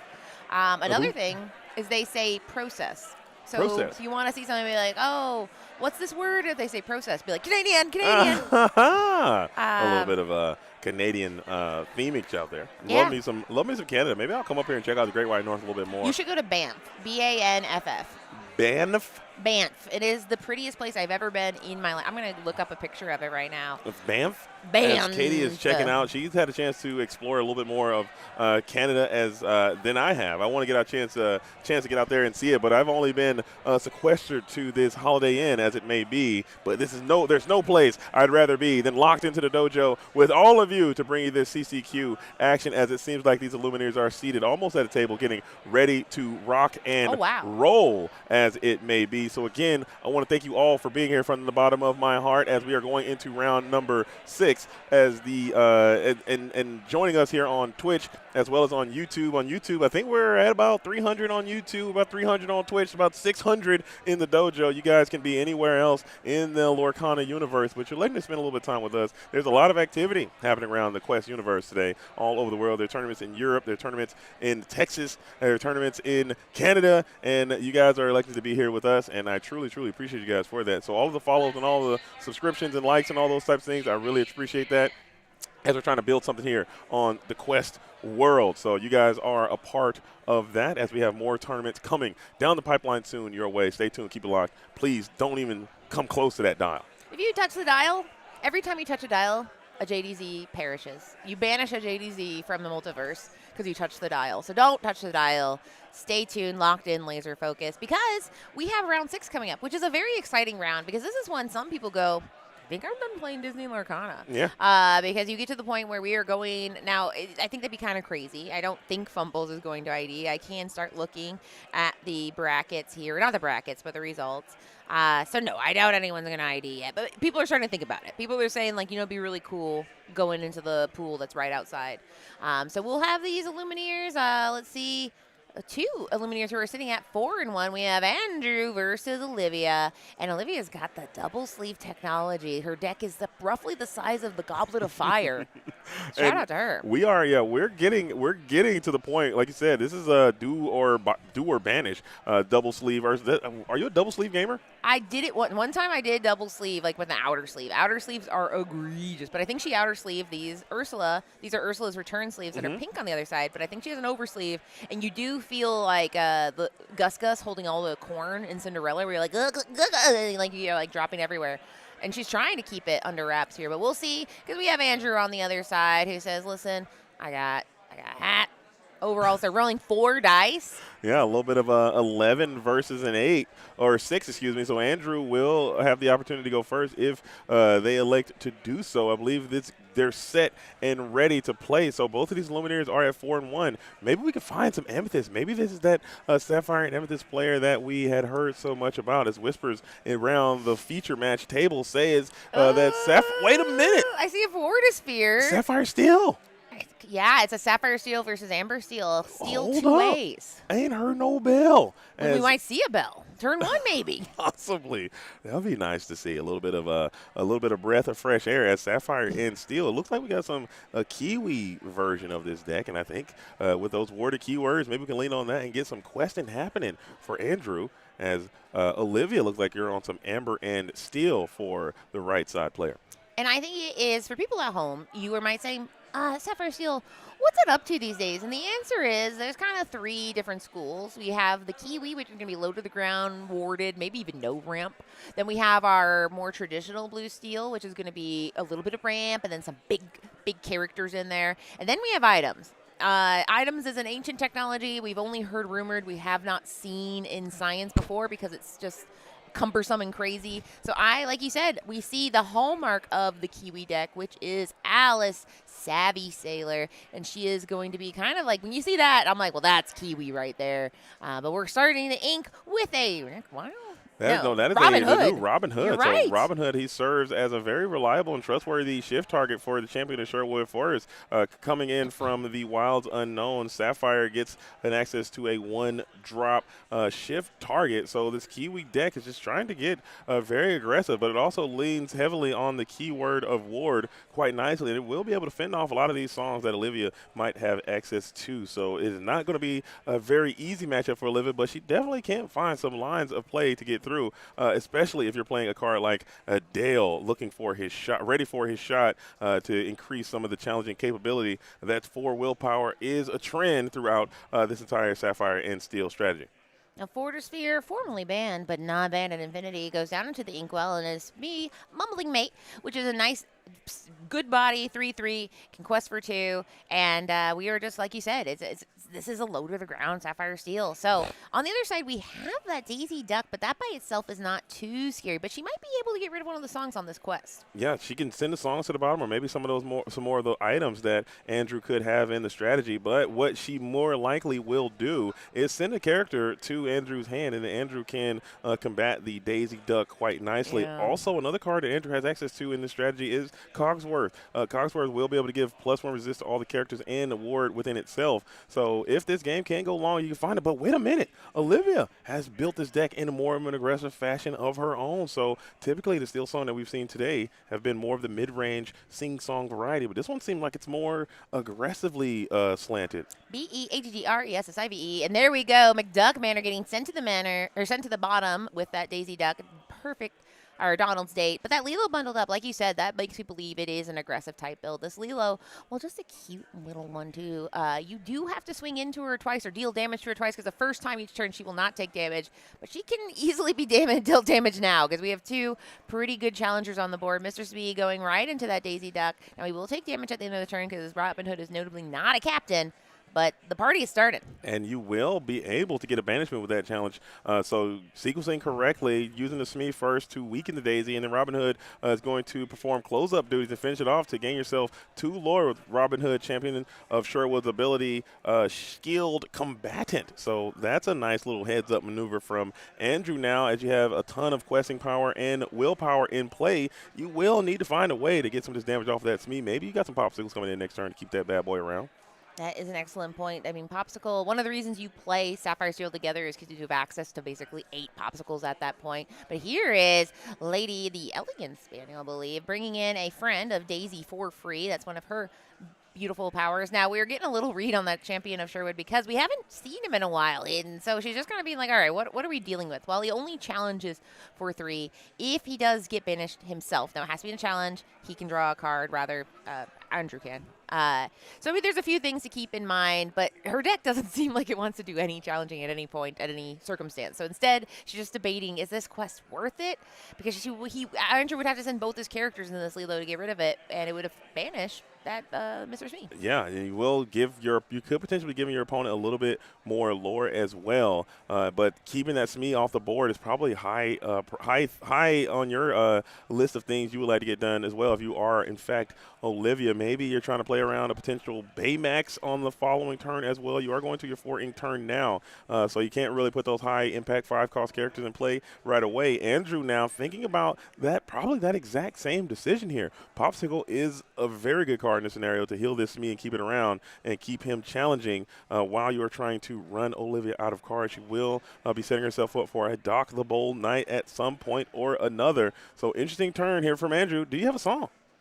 No, we have a Savvy Sailor, and we talked about this at the beginning. This is kind of the hallmarks of Kiwi, because not only does she have ward, but when she gets a question, she will start offering that warded protection to her friends. So it is a situation for Olivia that anything you see on the board right now that doesn't have ward, that you want to get rid of, using some kind of song, you have one turn to do it, because next turn she'll start granting ward like Oprah on a talk show. You get ward, you get ward, you get ward. One at a time, but it adds up. It's always the character you're like, well, I'd really like to deal with it. But maybe Olivia, I mean, we see Let the Storm Rage On, so that does make you believe she also has strength. So it sounds like Olivia is not afraid to do some removal, but can she in time? Will she throw a body at this challenge to just get rid of the Robin Hood? Yeah, I guess you could do that, but that would take one of your characters and your entire turn in order to fulfill that maneuver. So that's basically a gambit, but it could pay off if it works out nicely for you, Olivia. I guess you could potentially sing with that lady if you wanted to, but I don't think that's the play. You'd have to send the lady in and then Storm to finish off that Robin Hood, who's essentially holding this entire position together. But that's a huge tempo blast. It looks like she might be gearing up to do it. Yeah, and it's one of those things where a more aggressive deck, pretty much if you have Amber, you're running Rapunzel gifted with healing. So there's a part of me that's like, well, maybe that's what we're setting up for, because Robin Hood would be great for a Rapunzel trap, but I don't see it in her hand. So instead, we're just going to double Strength Storm. of Raging Fire. 2 cards in hand for her, so we're getting further and further away from that dock, but she's okay. That dock is just insurance. Now, unfortunately, that Alice will probably stay upright for as long as possible. Yeah, that was a double Let the Storm Rage On. I believe she ripped that Storm from Storm, and that's a trusting your deck, trusting your instincts type beat, as the Daisy Duck will quest for 2 again, and your own Lilo will be added from deck to hand. So whoever's picking these matches, I'm going to tell you right now, you're actually fired. I'm not kidding. No, why? You got to stop picking these aggressive decks. Well, See here's the macro all day, thing. Where everybody else who's to be fair, that last match you thought would go on forever, but they Very said true. no. Very So true. people in Canada, listen, they play decisively. You're right. You're right. It's I just got to how lock they are in. here, You're- you know? You're right. I'll talk to Chris about it. And Yeah, we're and gonna say, have listen. a Canadian boxing match out in the parking lot there. I think Chris can beat me up, so I don't Definitely. know if I I want wouldn't. that smoke. Yeah, but, worst case scenario is you have a story to tell. But yeah. And Canadians, they play hockey, so yeah, For sure. they're not afraid of losing a tooth or a black eye. But there we go. Alice is turning sideways. This is notable because she does nope, she's not. She got scared because she heard me and she said, "You're right. That does leave me exposed." Because when she's questing for 2 is nice, singing is nice, but unfortunately she is vulnerable to that lady or even a hamster shift if that's something in the deck. But she's singing and saying that we will not see a hamster shift, dealing 2 damage, getting rid of hamster, and then also getting an own card. And there's a Popsicle. That answers that question of does he have it? So you do have Popsicle. You are going to put it down into the inkwell, so you're not able to get the most out of that 1 cost action. You like to keep that thing around because maybe these strategies can also slide in a Tamatoa or 2, but we will see double vision and really get savvy and sail these the Azurite Seas as Alice into Alice. That's a huge potential questing power, but the challenging capability of these 2 glimmers leaves a lot to be desired as Dock into Dock. The Dock Mambo train goes on as we are going to get 2 cards in the process as well, and the questing continues. It looks like Daisy Duck will go ahead and check for 2. Say, hey, what do you got? And he's like, I got bell, which that popsicle, which was inked, would be quite nice with that bell. But either way, she's not so bad. He can go ahead and play her, and that bell is perfectly sized to challenge everything except that daisy on the other side of the board. Olivia sitting at a nice, comfortable 10 right now, and Andrew does have the ability. The wider he goes, the more pressure he puts, the more that he can, retain value. But unfortunately, he just needs some challengers at this point. Those Alices don't like to go into challenge mode, and Olivia doesn't seem interested in engaging any other way than just questing and playing songs. Usually at this point, you'd get to a card like Calhoun, the Marine Sergeant, or maybe even, like you had that Robin Hood up a little bit earlier. Maybe you can get more Smees if you can find a Cogsworth, a Grandfather Clock, or something like that, just to really get the combat more in your favor. Because right now, Olivia is winning this aggressive war, and I think Andrew is going to have to try to flex and assume control responsibilities, because I believe Olivia's deck is just a little bit faster than what Andrew has, even with these Alice Savvy Sailors a part of the strategy. We saw that you haven't found any of those bodyguards yet either. No Pluto, no Headless Horseman, or anything like that to be able to protect these Alice Savvy Sailors. So you got to find a different way to combat this aggressive strategy. Triple Alice. Oh, my goodness. You're like, she needs something other than Alice. He's like, I hate to tell you this, all I brought was Alice. Oh, no. Alice and Alilo. So this is now a very, very aggressive side here. So this Alice can quest. She can go ahead and increase the lore for another Alice, and then that Alice can go ahead and quest for 3. And then she is going to go ahead and give Ward to Lilo, and that's a nice way to quest for 5. And how much lore are you representing here with this board that you've generated? You have Alice, so that's 2, and then this could be 5, and then this will be plus 1. That's now 8, and now you have plus another 3. That's 11. This is game. Yeah, on board. We said, you know what? Wait a minute. Just run the Alice Gambit. I can't believe it. Man, they make me feel so dumb sometimes in this broadcasting booth. I'm like, oh, your deck's not fast enough. And he's like, yeah, let me show you Triple Alice here. And Triple Alice Lilo. You've never seen this. You want to see speed? I got a need for speed. And I think that is one of the – it's very interesting that both these decks are 4-1 because they're to all things there must be balance, and these aggro decks are going to be the balance to the fumbles decks in the room. So it is very interesting. I mean, Sapphire Steel is not known for being fast, and Olivia is not known for wanting to challenge with her deck, but she is doing the math right now because there is no other way around these Alices except through them. And like you said, the Alices are augmentive. They give their strength. Yeah, they give they're very generous in a way where they give lore when needed. Andrew, if you had a bodyguard as a part of this equation as well, you'd be feeling a lot more confident. But Olivia will have the option to go for some challenges here, and she will use a triple slide tackle and take down one of those Savvy Sailors. Still leaving a ton of lore in place. Daisy Duck still free and clear to quest now, and you are pressuring with 1, 2, 3, 4, 5, 6, 7, 8, 9, 10 coming back the other way. So this is exact lore game in play for you. Actually, more so, and a little bit of extra. The popsicle is going to go down to the bottom of the deck. So Andrew now, who doesn't really have the challenging capability left, you can clear some stuff off the board, but you much rather do something a little bit different. We can clear the lady. Ooh, I like the pen as a pointing strategy. Me too. We normally see a finger or a knuckle, but he said, let me grab a tool. And now it is the math of, okay, so we move off the marker because Lilo doesn't have any of the fun Alice bonuses yet. She has to quest this turn to provide that. Is there anything? Now, we do have things like a Strength or a Storm that could possibly be in Andrew's deck, so that might be something we see him utilize. But it's very funny how fast the script was able to be flipped, which is why going first in aggro matchups matters so much, because it's just you respond, and whoever gets to 20 before the other person has to respond, traditionally they win. Yeah, and when you put yourself in a position where you have to start challenging, it's very important to do exactly what Olivia did. Have a spot where you can challenge, keep your characters around, and you're also questing, so you're clearing the board, but also advancing your own winning condition and putting Andrew in a position to where they have to try to do the same thing, but just don't have that same challenging prowess that was delivered by Olivia with that 2 strength of the lady is the main difference maker here. So even if you were to crack back, you're going to send more damages to your characters. Oh, we have a lady in reserve as well. So I think this is a tough spot for Andrew, depending on what those hand cards are. No rush available in this color group. You have some songs. Now, one of the things you mentioned, you're like, if anybody had bodyguard, and I think it's interesting to note that Popsicle and Fortisphere, we talk about like, oh, that's pretty much just a card draw card. But in theory, if he did able to retain a Fortisphere, that can give bodyguard, and suddenly we'd still have one of those Alices around if there was something else. So it's kind of interesting to see that popsicles and Fortisphere are known for just being Hiram food. Hiram's gone, and now people are like, oh, actually, you can still use them to draw cards. They're still good. He is doing the audit here that Alice can do a little bit of challenging. Lilo is going to be also not so good at that challenging. I don't think the math is in his favor, but he doesn't have to get rid of everything. He only has 4 upright, and the docks, he just could have to get 2 damage. It's just how does he retain the value to make sure he doesn't come upside down? He wants to keep everything on his board that he can. Yeah, as much as possible. I mean, the 4 willpower is quite high, but it isn't the end of the road. I think it's quite easy to navigate that 4 in this day and age, so you need to find a way to protect. And there is some protection right there. The Pluto guard dog is going to hit the board, and that is that bodyguard you were looking for, as you will go ahead and get a song off as well. Strength of a Raging Fire will come on through and get rid of the Lady Family Dog, and now Lilo can begin a challenge here. I think you have the option to go for the Lady Family Dog, getting 2 more law off the board. That will leave 2, 4, 5, 6 for Olivia, getting only up to 18. And you can get another question of your own. So we got a little bit of gamesmanship as both of these Illuminaires are trying to find themselves in a position where they can come out on top with the most characters in play. Lilo now questing for 2.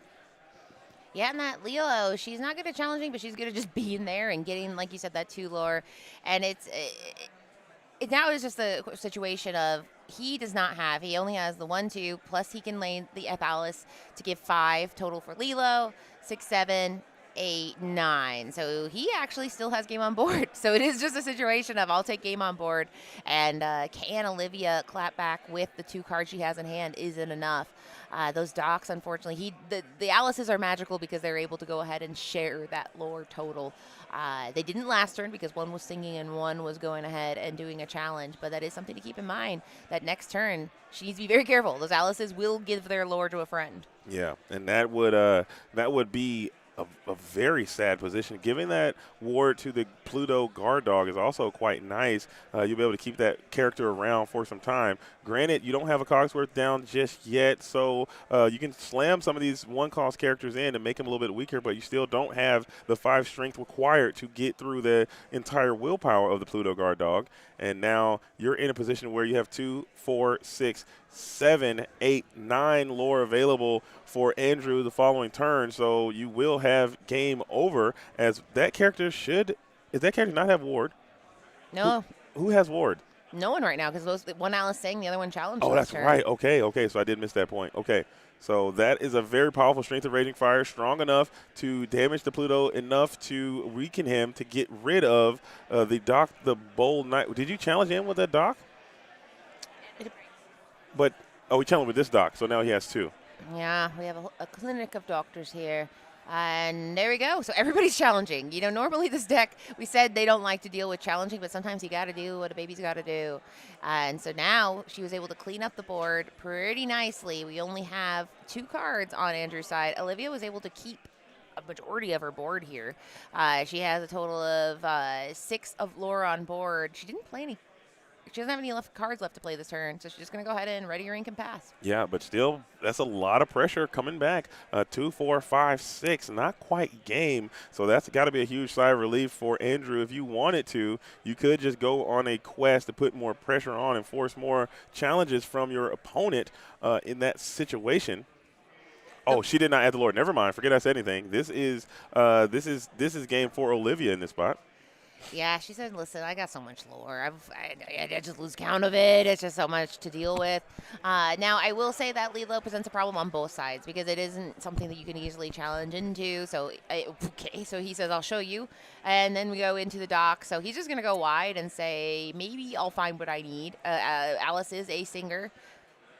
All right. We're hoping. Did you go character into strength for 5? And you did not. So you need to be able to remove at least 1 unit of lore off the board, and I think you can do so quite easily with the characters you have available. 2 docs, get them out of here, because, I mean, technically you're not allowed to hit a doctor. It is a felony, but not if it's Doc, the Brave Knight, or Bold Knight, rather. Alice could go ahead and do challenge 1, Lilo could go and challenge into the other, and then you only have 1 Lilo, 1 Daisy left on the board. However, that does take away from your questing ability, which he wants to get closer to 22. It's kind of one of those things where he is now just chasing Olivia, and the math is in her favor. And that's the game. I think that's the game within the game. These aggro mirrors, a lot of times people say these aggro mirrors require not a lot of thought. You can just exert, not worry about anything. But these are the decisions you have to make. Like, how much can you bend but not break? How often or how much can you keep your characters around while removing your opponent's characters? And Andrew is trying to do that, as we had a challenge into that dock, the Bold Knight, and we have this Alice Savvy Sailor. You might be thinking about going on a quest with this Alice to keep the pressure up instead of going on the challenge here. And I wouldn't hate it either way. I think go for gain yourself 2 lore here. And I like the tenacity coming in from the Sapphire Steel Kiwi player. Yeah, he's just saying, listen, I would like to be in the position where you have to chase me. And he is back in that position, able to put pressure on the board, pressure on Olivia, and giving ward to that Robin Hood, saying, maybe I'll shift him, maybe I won't. You don't know. Either way, back off. Olivia now having 2 cards in hand and no singers on board for any meaningful songs. So now we just decide, do we want to quest, go wide, and lose the game? Nope. We have to go ahead and challenge. That Lilo is a problem for the fact that you have to go ahead and deal damage to her twice in order to make it stick. And then that Alice, like we talked about many times, while she's warded, she also has a 1/4, which isn't easy to deal with. Yeah. And exactly. I think that's one of the key indicators why, or key reasons why this card is so good, especially in a strategy that is completely built around her presence. I mean, the 1/4 stats, you got bodyguards to protect her, and in this matchup in particular, the ward also plays well with the high willpower and the ability to quest aggressively. So now Olivia back firmly against the wall. We're going to Storm Rage on, put a little hit onto this Lilo to knock her shield off, and now we can challenge and banish this Lilo, but we still have 1, 2, 3, 4, 5, 6, 7 coming back the other way, and a potential shift line is available with that Robin Hood with ward. Yeah, very funny, the Storm Rage on, where you're just dealing damage in a metaphorical sense. So the psychic damage stuck, and we are able to have Andrew take down game 1. Now we're going into game 2, and we get to see how fast Olivia goes. We saw that Savvy Sailor and Lilo bundled up were the absolute stars of the deck for Andrew, but I have a feeling there's more things that he can do in his deck that we didn't see in this game. Yeah, and we saw, like, I mean, this Kiwi deck, a lot of people are kind of sleeping on a little bit. I think their strategy still is uniquely positioned in our metagame. Like, it has spots, especially with Steel making its dramatic resurgence. A lot of the ward is going to go far against a lot of the Steel strategies. A lot of control decks in our game are quite slow, and that can get quite aggressive, but just not being able to target any characters. I mean, Emerald Steel is back. Amber Steel is way, way, way back. And Amber Steel aggro, we just saw, they also have a spot in this metagame. So there is a reasonable call to bring a Kiwi deck to a tournament, and I would be shocked and surprised to not see this thing make an impact next week at Dortmund. So the top end, though, is the question: how did you build it? Are you playing Baymax? We saw there was some shift Robin Hoods. Are you playing Gantu? We love Gantu. Are you playing the Cogsworth? Is another card. Are you playing Tamatoa? Happy as a clam potentially. Yeah, there's a lot of different avenues forward on it. I mean, it's very funny. We're seeing just the ground level of it. I do think that the shift, while it is nice that Robin Hood has a shift, prior he had a shift target that was a 2/2, and now we have this 1/3, which gives him a little bit more staying power in a meta that likes to hit for 2 damage. But it kind of could be a time sink. We were able to see Olivia get around that Robin Hood, because you do have to, take an entire turn to shift it. Is it worth it? I don't know. I think I don't know if I'd see Andrew shift this time, knowing that he is in a situation where he knows if he goes wider and has stronger characters, he can survive this. Characters of 1 strength, I don't think are what he's looking for this time. I think he'd like to have some kind of bell start, something like that, and just keep Olivia at bay and not let her go as wide as she did last time. Yeah. I agree. I think that's probably the plan. I think he was on the play last time as well. I think the being on the play versus on the draw might change how you operate, as we are going to Ink Cindy play Daisy Duck on 1. Very aggressive start. We were requesting that Daisy Duck very aggressively as well, and she was sending locations and items to the bottom of the deck, as we are going to start Fortisphere this time. You'd love to have a nice challenging character there. Maybe pop Bell, or Popsicle, Pop Bell, and play Bell to be able to cost this board a little bit. But now we have this Piglet Poo Pirate Captain who's out now, and the questing campaign has begun. Yeah, and there goes Daisy saying, Donald's my date, but Robin Hood's a pretty cool guy too. Handing her Robin Hood 1 cost over to Andrew. And now Andrew is able to luxuriate and play that Robin Hood, and both menacing as a 1-3 and able to quest. There is that bell popping the Forter Sphere, not popping the popsicle. And so now we have a 3-3, which can easily answer what's on the other side of the board. But unfortunately, we're probably, and by probably I mean definitely, going to see a quest for 5 next turn, just because if you have the opportunity. Yeah, you got it. If you got it like that, you got it like that. I think at this point you have committed to this very aggressive plan, so you got to just stick with it. If it ain't broke, don't fix it. But this Belle, the apprentice magician, or excuse me, apprentice engineer, apprentice inventor, might she does be, a lot. I mean, she really does. She has a lot of different game. apprenticeships. I mean, she needs to really just commit and pick a major and stick with it. Stop changing. Her student loans are through the roof. We can't leave you in this college for too long. You got to just pick a major and stick with it, dude. All this changing, I understand this is the way you're trying to find yourself, Belle, but come on now, lock in. Yeah, and she will lock into probably going right after that Piglet Poo Pirate Captain. So we will see a quest here.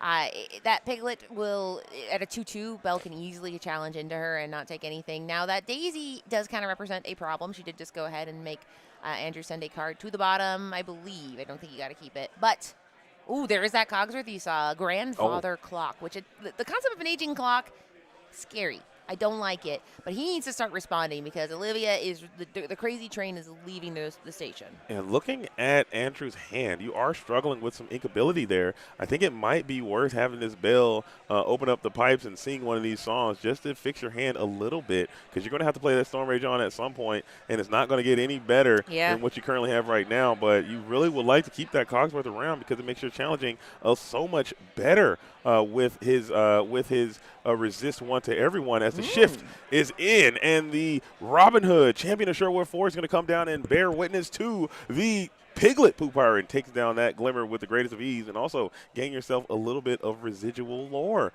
So now we have a decision to make with this Belle. Is it time to hang on to the Belle, or do we just let her stay ready? Yeah, and I mean, he made the little head movement of, I don't really know, because he can't get rid of Daisy, but getting 1 damage is quite nice. We also have the Popsicle on the board, so he can go ahead and redeem that Popsicle to heal on up that Robin Hood if he so chooses. Right now he's a little indecisive. He's just kind of deciding what is the best route, because if he does go ahead and go into that Daisy Duck, then the obvious answer for Nani is say, well, I can challenge back too, and I'm happy to get rid of you. In this case, he keeps upright. We have a Popsicle. No healing. That's okay. We'll save it for later. We don't need it yet. And pass turn. Yeah, just keep it around just in case you can find another Belle. And also, Strength of Raging Fire comes to mind as a card. You kind of want to keep your board as healthy and as wide as possible to be able to get some value from that Belle. Also, if you exert that Belle, the Daisy Duck can potentially get into a Rapunzel trap, which it still is available with that Robin Hood. He is a robust character, but he only has that 3 strength, and Daisy Duck does wear a 3 quite well, and it lines up quite nicely with that Rapunzel. But we got some trepidation coming in from Olivia. I'm slamming that thing every single day, and twice during the ECB Into the Battlefield CCQ. I'm getting those 3 cards, and we're going to make another decision after that as Daisy Duck is gearing up for a Rapunzel trap. Are you taking it, or are you leaving it? I mean, this deck is about going wide over and over and over again, so I just want to get as many cards. And to your point, yeah, if it's here, it's available. Go ahead, get a damage on there. You're going to get the damage right back. It's not even that bad. Don't worry about it. And then you get some cards, which likely are going to be those cards that get you into a wider board state. So here we go. She says, I'll take it. I'll take the money and get that 3 damage and redeem it for the cost. Oh. Yeah, and there we go. Get rid of that Robin Hood too. That's also interesting too. I would have loved to go for the Rapunzel maneuver there before sending that Nani in, because maybe Nani can find you a song or something. Yeah. And you can continue to go that way with it. But it felt personal. It felt like she really wanted. And I mean, sometimes, like to your point, you shouldn't make any rash decisions until you have the cards you're going to draw. Because like you said, what if you get a strength or a strength of Raging Fire or Storm Rage on? I don't think Storm would help, but Strength would have been a nice card to get, as you would have been able to get rid of that Robin Hood while keeping your Nani around. But still, 3 cards is 3 cards. Rapunzel is one of the best cards literally in the history of this entire game, and able to be deployed to her full effect. Usually it's going to spell victory for you more often than not. And as somebody pointed out, I talked about that popsicle. I was like, oh, you can go ahead and redeem that popsicle. He didn't. I was like, well, maybe he's saving it. And the answer is you should have popped when you had the chance. Yeah. Because having that 2 damage, he doesn't have a Rapunzel. So he's certainly not going to be getting any Rapunzel healing benefits. And he, unfortunately, paid the price for it, losing that Robin Hood. And you do get to draw a card. That's nice. So maybe he really wanted to draw a card and was like, it's worth it for that card draw.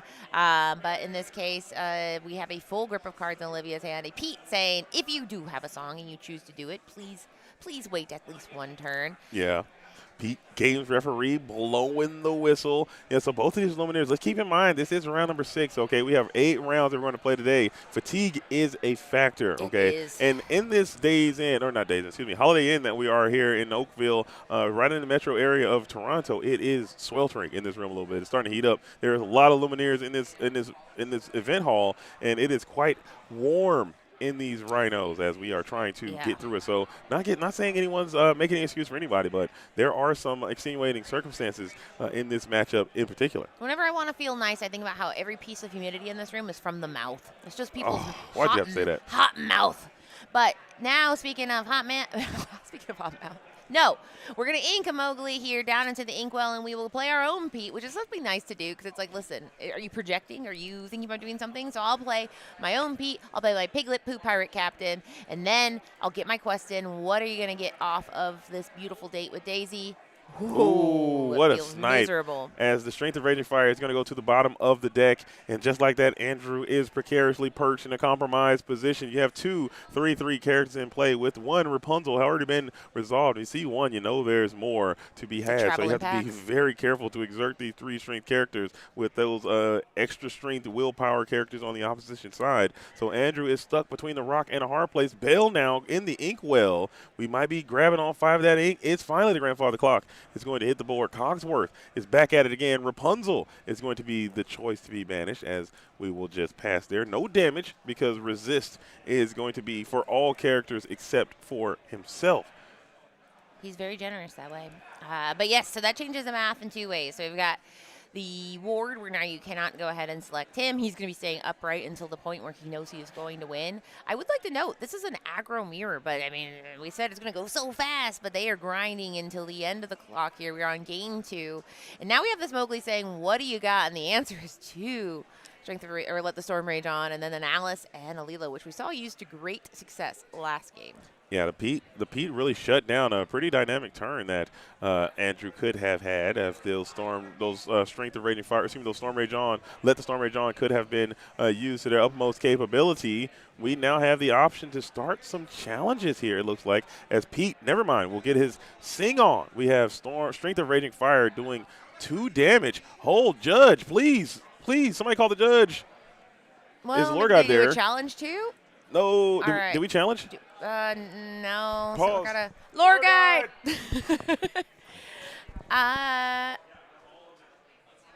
Lord God.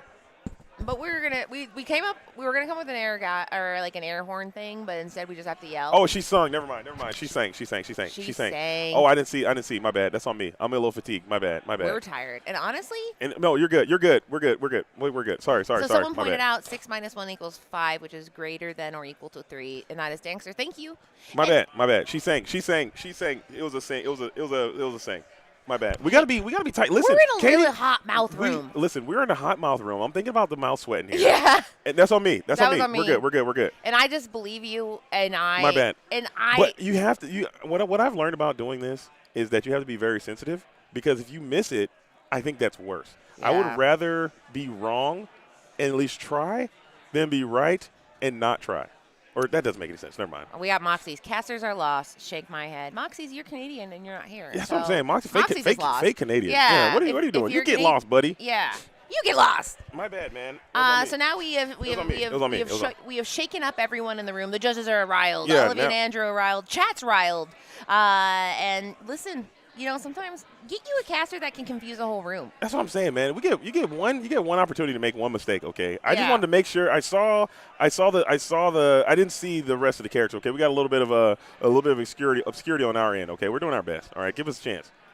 Yeah. All right, so here we go. We're back. We're back We're back like we never left. But still, Yes. I think Olivia is in a pretty good position as the Belle, the apprentice inventor, will be entering into the challenge campaign now. We're trying to get it to where you can only have 4 lore remaining. You got 5 lore standing without some type of super cool song. The Daisy Duck also with that 4 willpower is just there. So I believe Andrew believes there is nothing we can do. We're going to scoop this thing up and go to the all-important game number 3. So here it is, a match that I thought would go by a lot faster. We still have 20 minutes left in this round, number 6.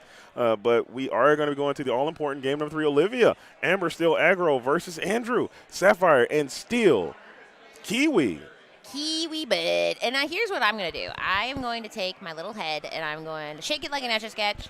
And now I am as fresh as I was this morning. And now I see with brand new eyes. Me too. I just lean back a little bit. Just get a new perspective. Yeah, just a new perspective. And that's what you got to do. I will say shout out to everyone in the chat because you guys have been hanging out with us. And it always means a lot to me that people are like, listen, I want to hang out with these goofballs who are playing Disney Lorcana in Canada. These guys aren't goofballs. We're the goofballs. Yeah, we're the goofballs. We're the goofballs. These are serious people. These are serious Illumineers from all over the region here representing themselves in the greater Toronto area, and we are active. And this has been a pretty little substantial run for the Quest world. We were in Inc. a few weeks ago, and then we went to the Enchanted Citrus Clash last week, and now here we are in the Great White North. So you guys have been really following this Infinity format as it's matured from its baby form to now its fully realized and mature form now.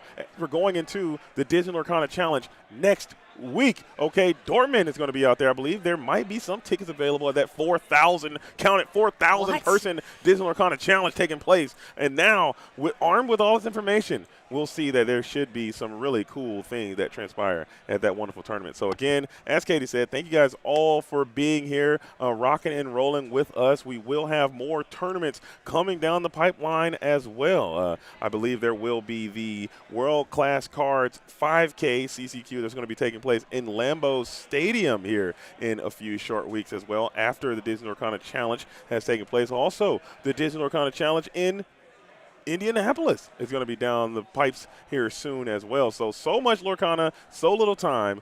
What do you do? What do you do? What do you do? You just lock in, I suppose. You really use your frequent flyer miles, which is what we have been up to in the Quest world and adjacent franchises. But I'm glad you finally committed to an airline. I did. I'm so proud of you. Yeah, I've got over 100,000 miles. I've really been using I've been I'm gonna do all the challenges. But yeah, I mean I think this is, you said, it was a child. I think this is the middle evolution. I think we still have one more evolution after this. Because, all these players are they're testing things out, right? They're trying to say, okay, what are the options? Now, I do believe the World Class Card one, that one is Infinity 2, right? I believe so, yeah. Okay, so there's one more shot of a CCQ that's Infinity after. Well, that's not a CCQ. That's just for fun. CCQ. Oh, no, World Class Cards is CCQ. Dang. Okay, so there's still a little. There's 2 more evolutions, guys. Yeah. I think we're gonna keep. But this is interesting to see because these are players that are doing quite well in this room, and these are not 2 decks that people are like, oh yeah, it's all up to Amber Steel, Aggro, and Kiwi. It's those 2 decks are freaking running it, but. It's important that there's decks like this in the room because it shows that, listen, there's still viability. There's that Baymax that you alluded to. You said, is there an upper end of a Baymax? We got to see a Belle on turn 1. So Andrew's having a much better start than he did the first 2 games. This is probably the most optimized start that the Sapphire and Steel Kiwi deck can have in this matchup. Starting with Belle on turn number 1, it can resist the Strength of Raging Fire. It can resist the Storm Rage on in the early interims as your own Storm. Belle being able to sing Storm onto the Cindy. You actually love to see it. As everyone thought and speculated, hey, Belle seeing Storm kind of good, and it seems to be quite good in that exact scenario. No one was more upset about that than Amber Steel players were like, that's my toxicity. The Blue Steel players said, well, let me try it out.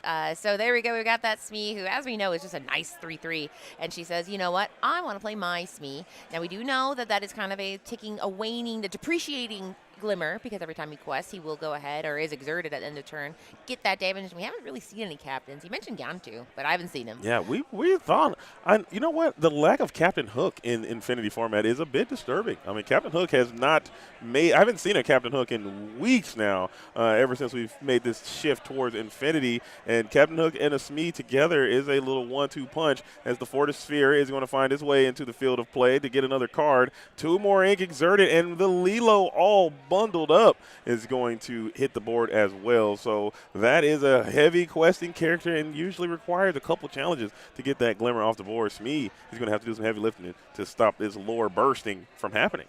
And I love this decision here to quest with the captain, or Mr. Smee. While he will take a damage here, it does kind of put the pressure on.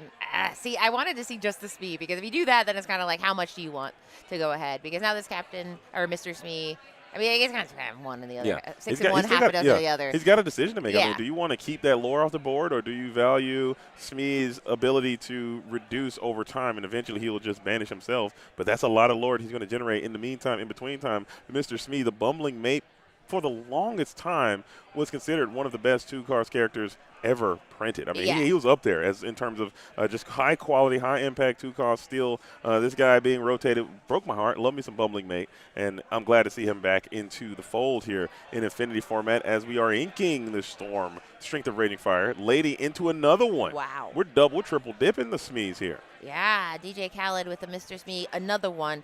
And I think that is a great call. These 3/3 bodies are going to be their weight in gold, because, I mean, we're looking at something where if you are playing something little, you lose it, unfortunately.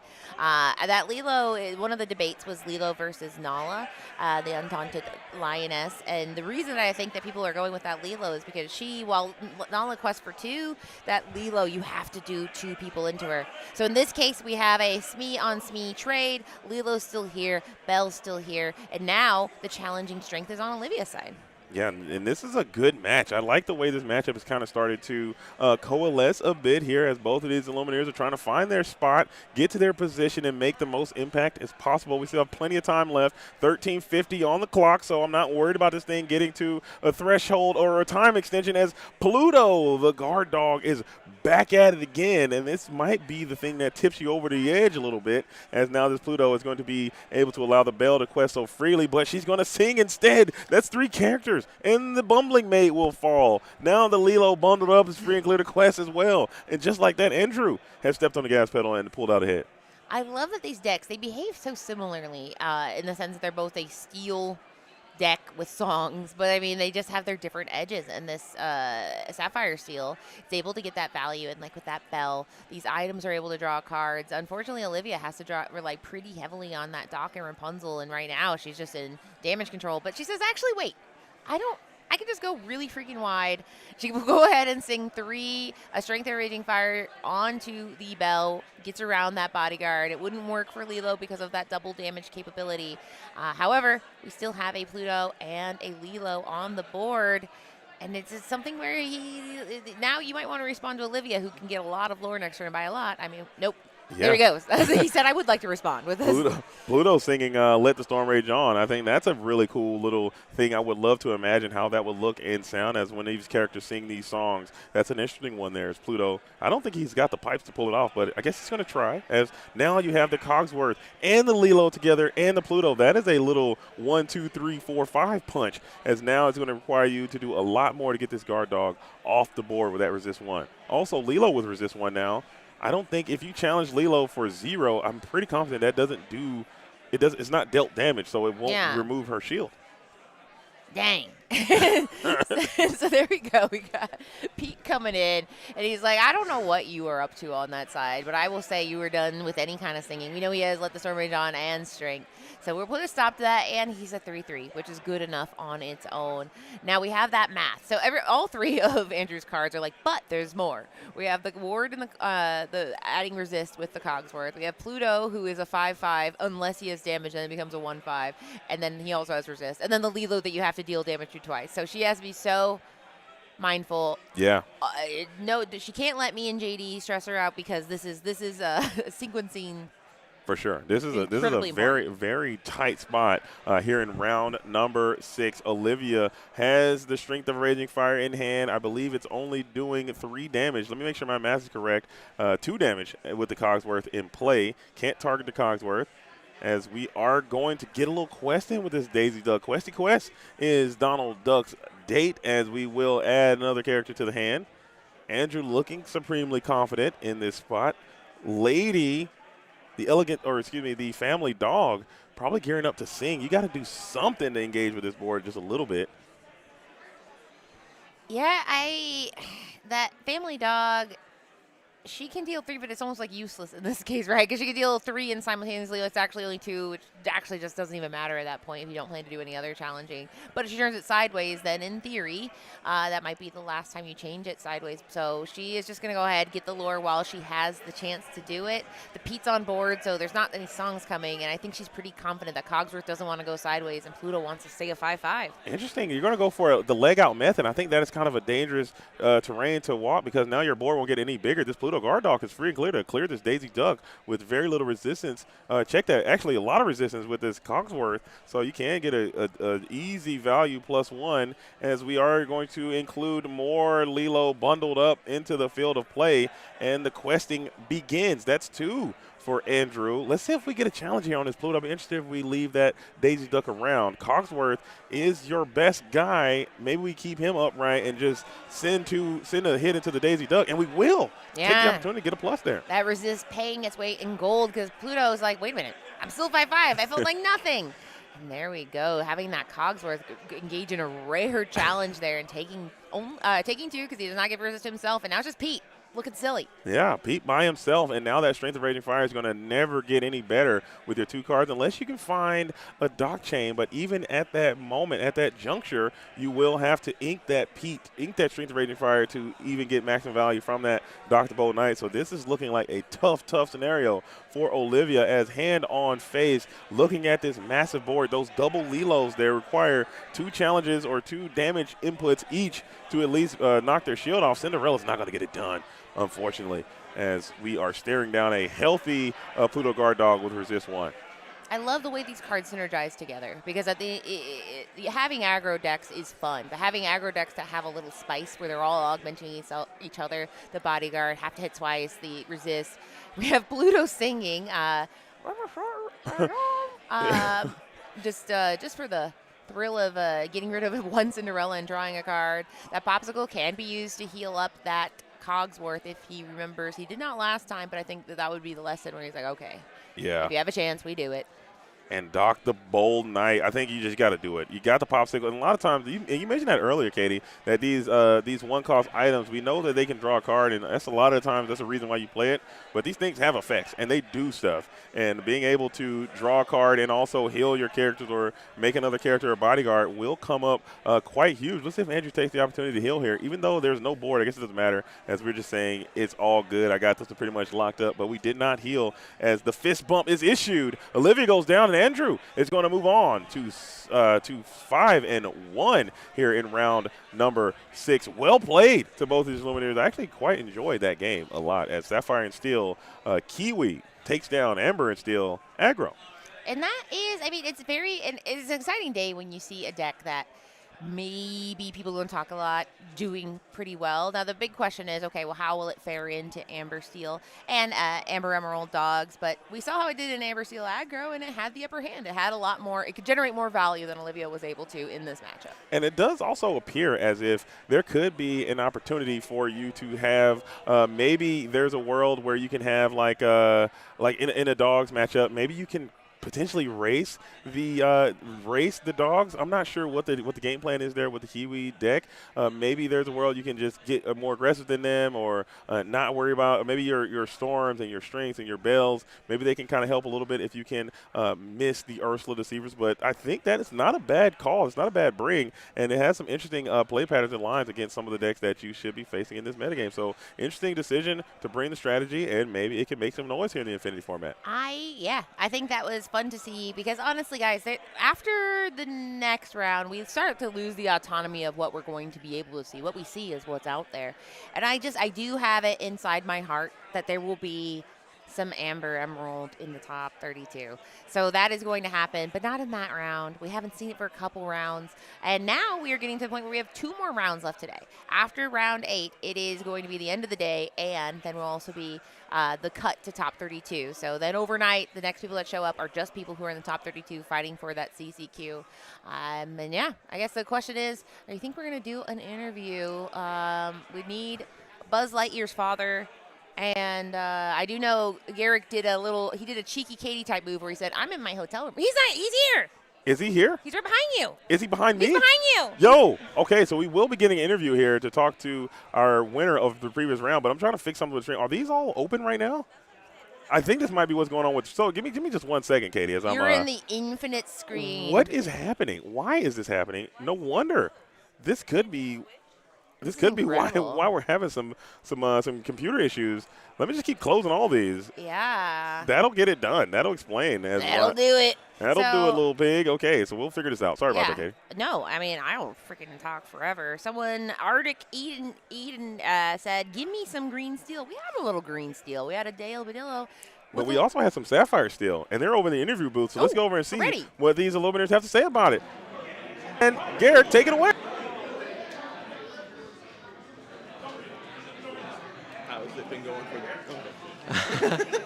We are live over here in the interview booth, and you just were able to get it done on stream, an aggro matchup, going against another aggro deck, an amber steel deck, but you're playing the Kiwi version, the sapphire steel.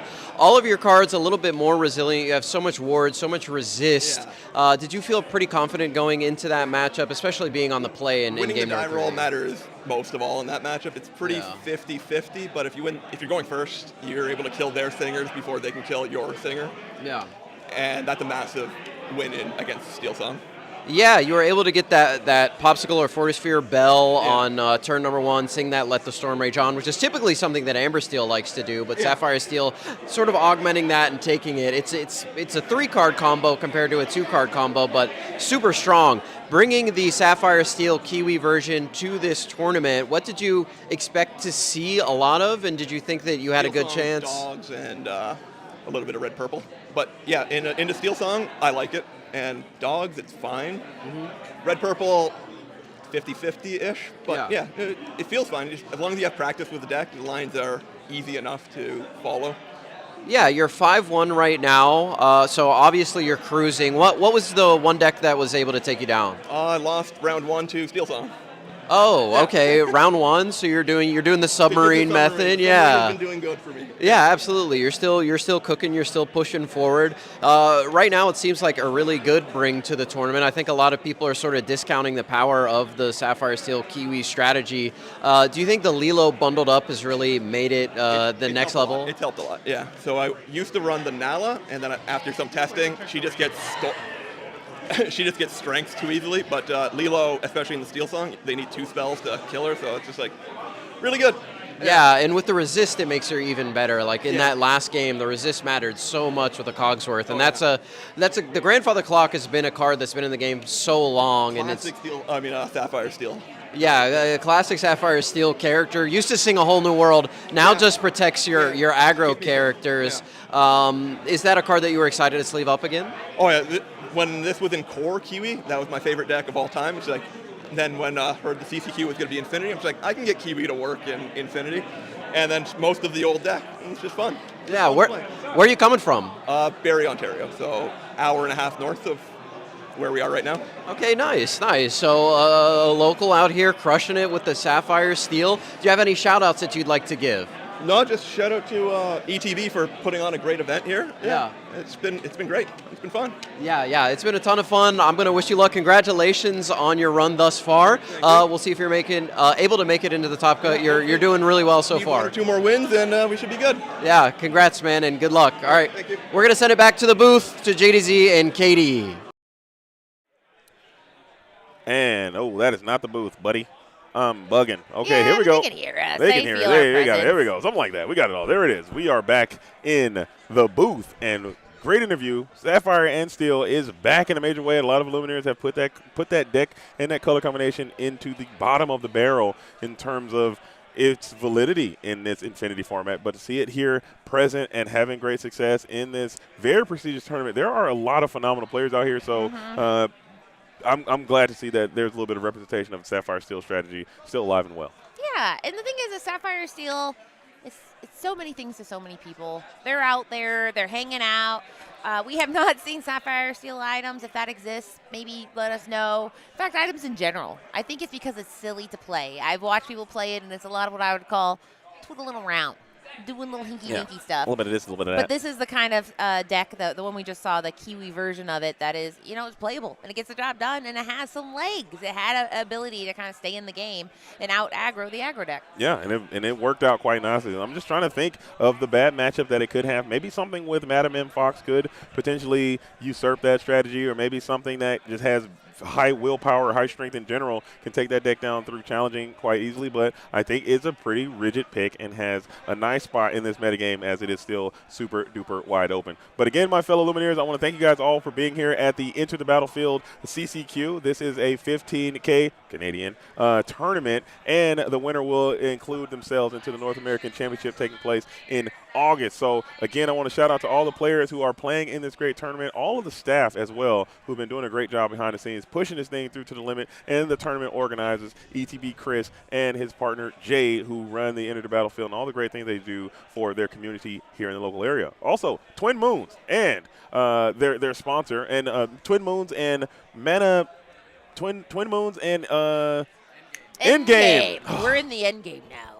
Run it back. Edit. Remove that. Yeah. End Games and Twin Moons for sponsoring the ETB team and also this event. I also want to give a huge shout out to Gady and Carrick, dude. What is going on with me, dude? We didn't. You have your break next. So that's the good news. You can go walk. One more time. Edit or remove that as well. Katie's gonna go into the pool and just like fall. We got Katie and Garrick, and I really want to thank you guys for your effort for being out here and joining me on this mad dash through a lot of different tournaments. You guys have been joining me week in after week out. This 3 weeks in a row for me and Garrick, 2 weeks in the last 3 week run for you and I, and it really means a lot for you guys to join us here. So if you guys haven't done so, make sure you are following them on Katie at the Lord Keepers Inn, who is here, and Garrick at PodCon, also Garrick at Garrick's Lorcana Lair, also Garrick on the QuestCast, also Garrick anywhere you might see him, because it's harder actually to not see Garrick on a piece of Lorcana media. He just kind of like pops up and joins the show, and that's why we love him. Yeah, and he has an iconic buzz now, so he might actually quit. He might quit the whole game now. He's like, I can't believe he got that buzz, man. I'm so happy for him, but I'm so jealous. I'm so bitterly jealous that Garrick from Garrick's Lorcana Lair, Garrick from PodCon, Garrick from the QuestCast, Garrick from This Is Not a Podcast, Garrick from all over the universe has now has Buzz iconic in his possession, and I am super duper salty about it. So again, thank you all for being here, wherever you may have been, wherever you are joining us. I do truly appreciate it, as the Quest world is rolling along, my fellow Illumineers. But what we're going to do here, we're going to take a quick commercial break. We're going to bump in that Garrick, who can wax poetic about achieving his dreams and being a owner and operator of a Buzz iconic, and we'll come back at you guys with more round number 7 action. So keep it locked. Please don't even come anywhere near that dial. Don't you dare touch that dial. If you look at the dial, we know. You're out of here. Yeah. Ban. We don't do that here. All right.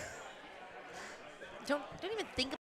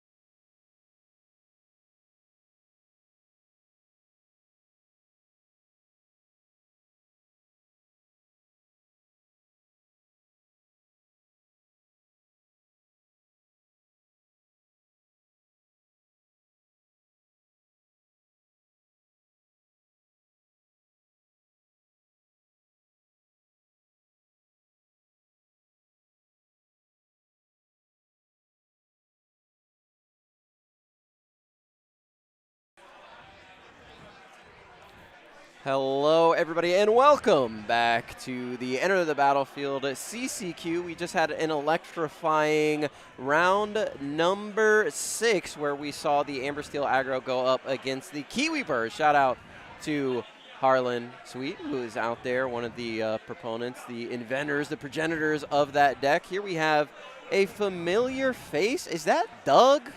We won't know. Is that Doug? It's important to note that Harlan is not out there. He's just like out there in the world. He was at a different CCQ today.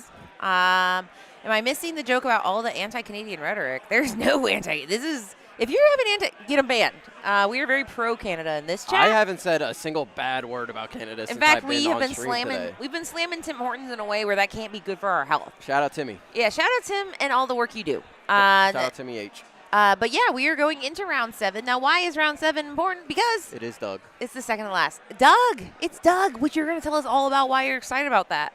Well, Doug got into the finals of the Inc.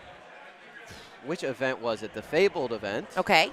And he had a classic moment where his beard went toe-to-toe with the Dave's beard. You know the Dave, of course. North American qualified, 2-time qualified North American player, Doug, and the Dave. And Doug played against him. They went beard for beard. And me, Kim, shout out Kim, and JDZ had a great moment where we were just singing the Doug theme song on stream. I don't think Kim enjoyed it. I watched that clipping. She did. Well, she enjoyed it in the sense that she was not on the earth at the time that Doug was being funny. If you watch it, she's just like, that's a great pun. Yeah, on your thank end. you. But yeah, I mean, I think that he does have a mighty beard, and is apparently not Canadian. Then maybe if is he in the DMV area. I don't think he is Canadian, as the thunder is rolling in. It's really crazy. Yeah, it's like a kind of loud sound, followed by more of it. I hope. Let us know if you can hear that. By the way, we're sorry. It's on the speakers. It's calamitous. It's this whole thing. People tripping over cords. We got nothing to do with that. That's Listen, we don't trip. We never have. You won't catch us tripping anything. or slipping or sleeping. But we are going, like we said, into round 7. After this, there is one more round today, and then it is cutting to top 32 and also cutting to dinner time. So everybody will all go our separate ways for the evening and then reconvene tomorrow for day 2, which is the top cut. Yeah, really excited to see what happens in this top 32 of this tournament. We've seen a lot of different things today. Of course, we have seen the Amber and Emerald. I'm sorry, everybody, but it is unavoidable. But we got Kiwi decks out there doing great. We have Ruby Sapphire decks out there doing great. Amber Steel decks. There is a nice mix going out there. We haven't seen any Amethyst just yet, but maybe we could see a little bit of that in this round. I believe Doug is a notorious Blurple player, but I would be shocked if he was running that. That would be a crazy throwback here to run in Infinity. Underneath the beard, it does say Cleveland, I believe. I think if there's like whispers of Cleveland under his beard to answer where he is from. We'll go ahead. We're going to see this game. They're going to do their altar here, and there's Kyle H. Listen, we're not talking about Kyle who has a beard. And it's just a fledgling beard in the face of Doug's beard, but he could remain victorious here in the match. But we have Ruby Sapphire, something going on. I see a magnifying glass, a coil, maybe this, a hidden trap. Oh, it's items. This is an items build. So everybody, if you love items, name 50 items right now because we're going to see all 50 of them in this matchup. But on the other side, we haven't seen what Kyle's up to yet. He's being a little cheeky about it. It might be Pokemon. Yeah, it could be. Could be playing a completely different card game here, going up against Doug, and I believe those cards deal damage in the hundreds, so it's a little unfair, but we'll see if Doug is able to quest over the finish line despite what he may be going up against on the opposite side. But yeah, Doug on Ruby Sapphire. We will have to wait to see what Kyle is packing. Could be another mirror. If it is an items mirror, everybody good luck, because as we saw with that Basil's magnifying glass, with Sapphire Steel items, it's pretty... You can narrow it down of what they're probably doing, but once we get into Sapphire Ruby or Sapphire Emerald, it's funky stuff. But right away, it was looking like a discard card, a turn 1 inking, Ursula into a Diablo, and now Kyle knows what's on the other side of him, and the answer is shenanigans. Yeah, I think that the discard deck might have a pretty good game here into the items version, of course, you do have those storms ready and waiting for any Oswalds to come down. Sapphire Coil doesn't really affect you too much. The thing that you really need to worry about is that Sisu, so you have to attack that hand really aggressively as a Vitalisphere comes down. That's not necessarily the item you want on turn number 1. Much prefer a Popsicle, but unlike the Sapphire Steel list, you don't have 8 of those available in the form of the Forest Sphere. And color me surprised, because this is going to be a, we said, Amethyst, where are you? And he said, I'm right here with Emerald. Shifting, playing the dual color Diablo there. And then right away, we can go ahead and shift this card. We don't talk about Bruno and get him exerted for the card draw spectacular. Yeah, we're going to start drawing the cards here. This, I think, may be a little unfavored for the Emerald Amethyst. Just because you don't have that direct damage, it's going to be a lot harder for you to deal with things like the Oswald or these bigger characters that come down onto the board. But you still have the, we don't talk about Bruno available to you, but the Oswald here could go kind of crazy. However, we do have the Diablo still looking safe on the opposite side. Have to be careful for Brawl, and he says, I am. I've got Snow Fort here, which will protect my Diablo Devoted Herald from that Brawl. Yeah, Hidden Cove, we don't know you anymore. We are Snow Fort gamers now. And we've seen why. Snow Fort is just a great addition to every deck to go ahead and put the math in your favor just across the board. So now that Brawl is looking a little bit more silly, but it is time to start gambling, because we have that Brawl inked, we have a trigger off, and then right away that Ink Runner will come in exerted, but it's in play, which feels very good. Free is the best cost. Yeah, Oswald, just like me, you just got to let him ride until you hit. And he hit the Ink Runner there on the first ink of the Brawl, which I'm sure would have been deployed this turn onto the Diablo, but cannot make that happen as the Fishbone Quill is going to come down. Let's see if Oswald is able to go 2 for 2 here.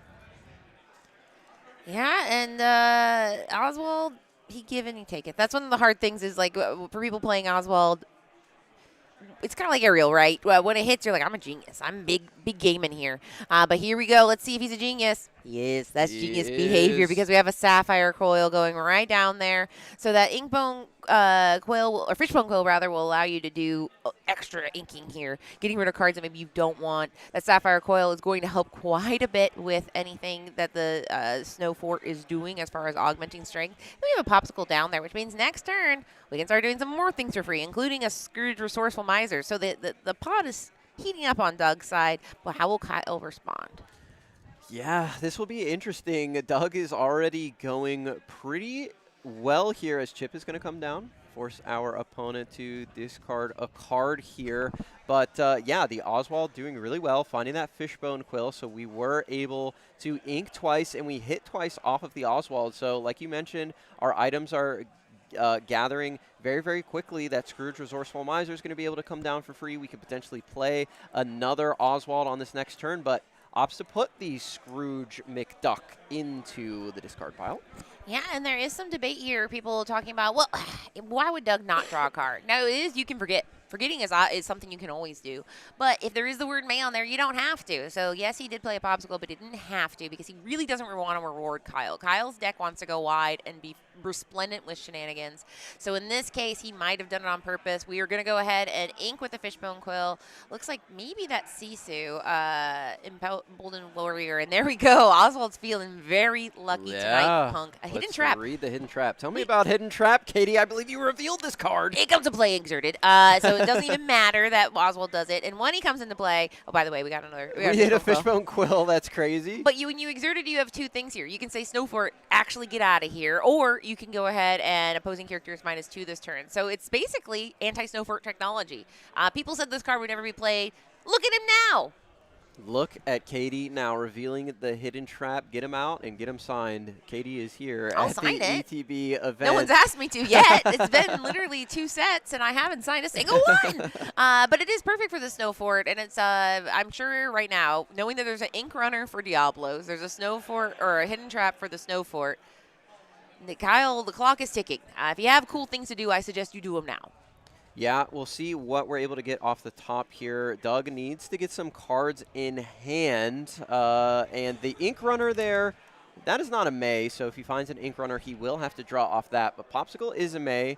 opted not to do that to avoid giving Kyle some additional cards in hand, as you mentioned, so we need to keep an eye on that. Looks like Hidden Trap is going to go ahead and get rid of that Snow Fort, making these characters a little less resilient. But right now, Doug, really resource poor in terms of cards in hand. He's been inking so aggressively with these Fishbone Quills that he has not been able to keep cards in hand, as the Ink Runner does hit the Inkwell there. And, sending the Sisu empowered sibling to the bottom and an Oswald. You had to think these guys weren't going to cash out forever, as we do have a couple misses there, but big misses. Yeah, big misses in the sense that, you want the free for a lot of reasons, right? Because, I mean, that Fishbone, once later you can start using these items as a way to go ahead and discount other cards, like that Scrooge Resourceful Miser that we know is in his deck. We have one in the discard over there. Now, Ink Runner, we had that Vitalosphere, which is easy, or can be redeemed. I think he got rid of it already, correct? Yes, it is not under the time. So these has lots of tools up his arsenal. All these items do a little fun thing, but this item is character Cricky goes ahead and increases the strength and allows some pretty fun challenging on this turn for Kyle. Yeah, the card draw coming in there, and we were able to use the Sapphire Coil to decrease the strength of the Diablo. So when we activated the Ink Runner, we challenged in with our Oswald, and our Oswald did not get banished in that challenge, but does go down here as we use the Fishbone Quill. I believe that may have been a Be Prepared. We are going to decrease the strength yet again of the Diablo. Down goes our Tamatoa. We can reuse the Ink Runner here, do the same plan.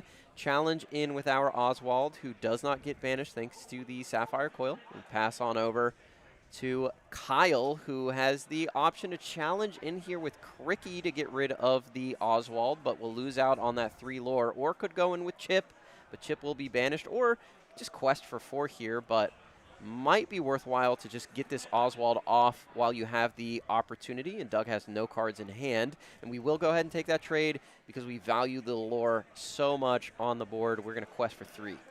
Yeah, and you mentioned it, that Be Prepared. We are in Be Prepared territory, so you have to be prepared once your opponent is at 6 going on to 7. At this point, he is on 7, so that's one of the things that's really nice about any Sapphire Ruby deck is they can get this value engine of items on the board, and then if they do Be Prepared, like right now, no downsides for Doug. Now, you do have to have it, and Doug, like you mentioned, has pretty much been burning through his cards to ink as viciously and quickly as possible. So if he has to Be Prepared, he's being very coy about it.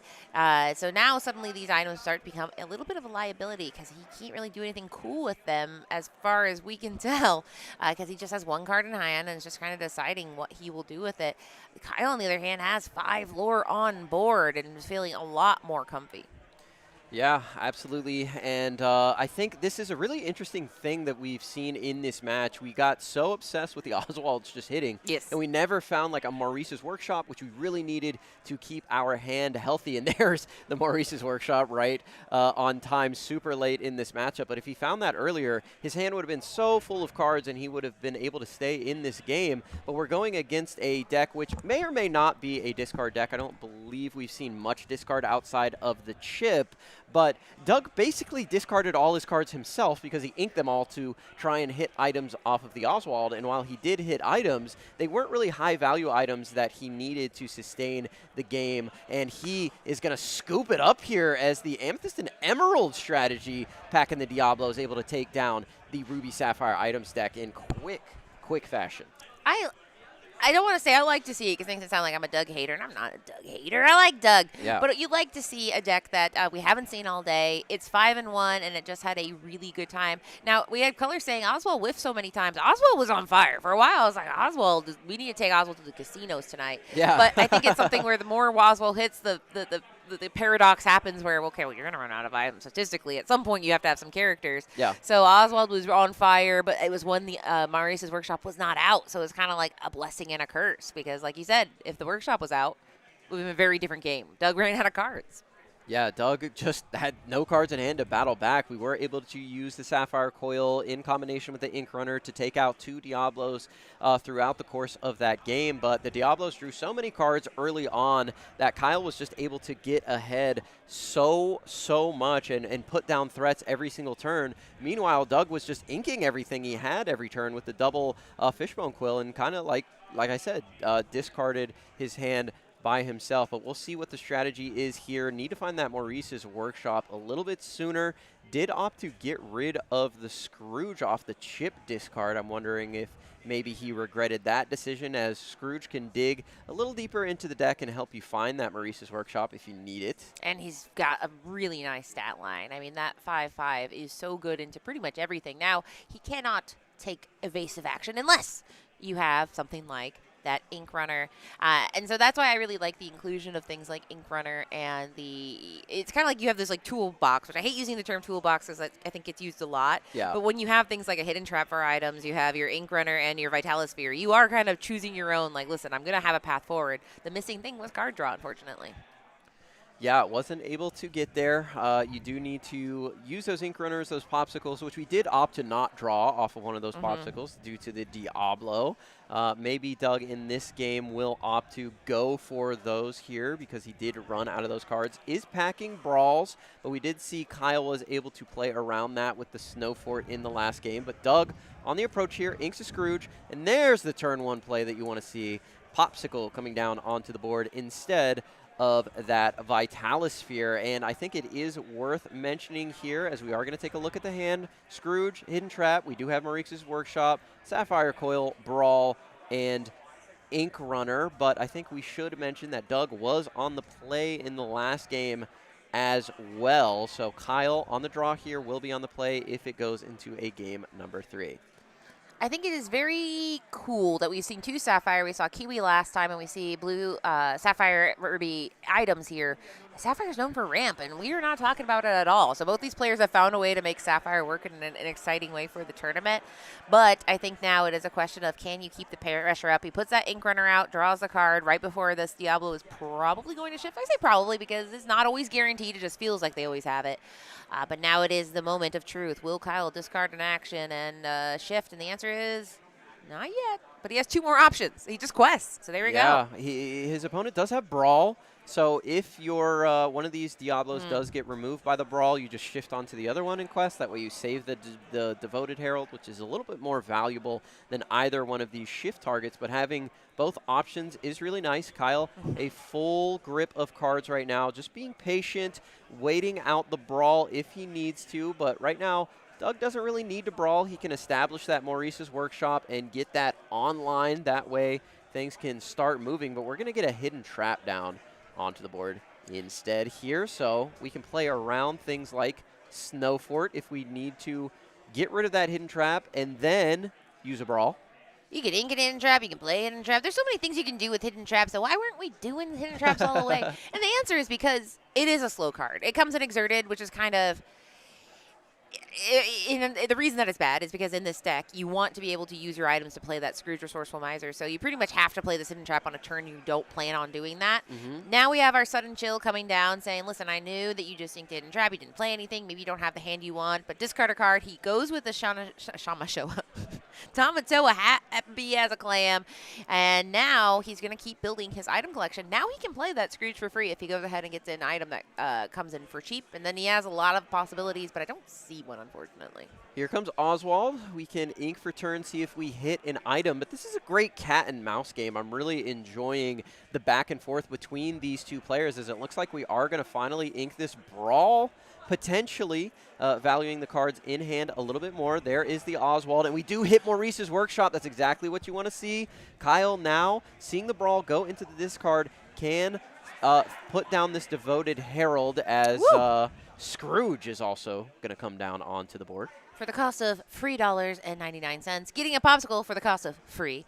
So this is why this deck can be very, very impressive. You don't need ramp because everything is free. I mean, you've got the ability to play items for free, draw items. Later, you can get items back. So it just feels very, very, very impressive. Now, there is other items build, but this one has risen above all the other ones as just the most powerful one. I think specifically because of the removal aspect, those brawls, and to be prepared if you're in a pinch can be very, very nice. But now, like you said, the puzzle pieces are available on Kyle's side. He has 2 Diablos to shift on. We have a Prince John. Can he assemble the full machine? That is the question, as we are going to pull the lever, targeting our opponent, forcing them to discard, and Kyle will draw, thanks to the power of that Prince John, a very, very greedy guy over there. Ursula going to hit the discard pile. We'll see if we have the shift available to us, but we need to remember Ink Runner is out on the board right now, so we can challenge into any evasive characters that come down onto the board, so we opt not to quest with our Dual Ink Diablo, as he is evasive, but would be taken down quite easily by Scrooge paired with the Ink Runner and Sapphire Coil. No, I did misspeak earlier. I said this deck doesn't do ramp. No, it does, but it's not as intense as the ramp on 2. We have that Fishbone, which we saw ramp was actually the downside of this deck last time. But we're going to go ahead and deploy a little bit more items here, drawing cards off of the Popsicle. Then we also played an item, so we can draw a card off of Maurice's Magical Workshop. It's not a Magical Workshop, but it feels very magical because it is essentially the replacement Hiram for this deck.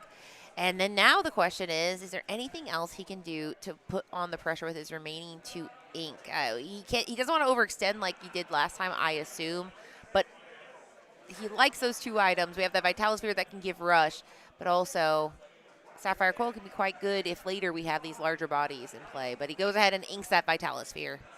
Yeah, Kyle putting out some potential bait here with the Diablo Maleficent Spy, although if we challenge into it, we won't take any damage back thanks to the Sapphire Coil, but Kyle maybe has a Cricky in hand where he wants to challenge back into Scrooge potentially, but there goes his challenger, brawled down and just left with a Prince John on the board currently.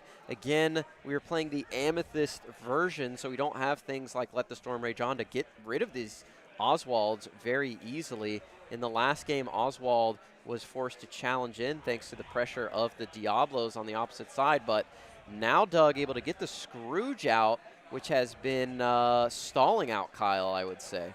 Yeah, that 4/4 is just so... It really can answer everything on the other side with the power of the Ink Runner. Now, this Genie is a wonderful way to just kind of keep your board alive, able to play a Diablo down that is a little bit of a different flavor of Diablo that we've seen, where you're able to go ahead and draw a card once he is banished. So it's just betting on yourself, saying, I just got to keep my hand full, keep some options, because Doug can and has ran out of gas before, as we saw in Game 1. But it doesn't look like he's running out of gas right now. He is firing on all engines, drawing a card off that workshop. And we see another Oswald he's able to deploy, and he will. Yeah, can still ink for turn. Go for a double Oswald Gambit here. We'll see. We do hit Ink Runner. Can't. Now he does need... Oh, we double hit here. Now we will draw off the Maurice's Workshop. And then he also draws off of Ink Runner, which is not a May. Yeah. Yep. So he has to draw, unfortunate. With that, Diablo offline is not so punishing. And then in this case, I think he's just doing a cheeky quest with that Scrooge, saying, whatever, you can come over here if you want. Go ahead and challenge him.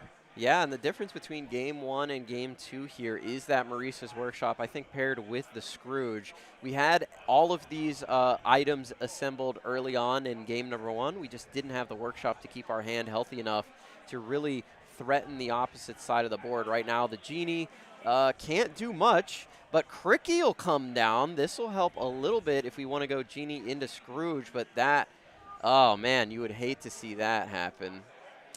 Yeah, he says, I hate to see it so much that I won't do it. I won't do it. Yeah, I will opt out of such maneuvers. And it makes sense because, I mean, if the answer is he has to stand up to Doug is... I think he just knows that there's a chance Doug is running that Be Prepared. So if you have a chance to go ahead and use your cards for that questing, you should take advantage of it. Now, I don't know. Have we seen a single Be Prepared yet?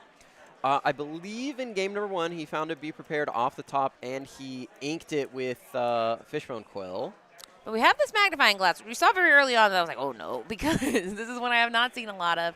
But this one is that 2 cost, and you do pay 2 ink and exertic. Look at the top 3. Look at some more items, which this just feels like a nice way to find that Maurice's Workshop if you don't have it.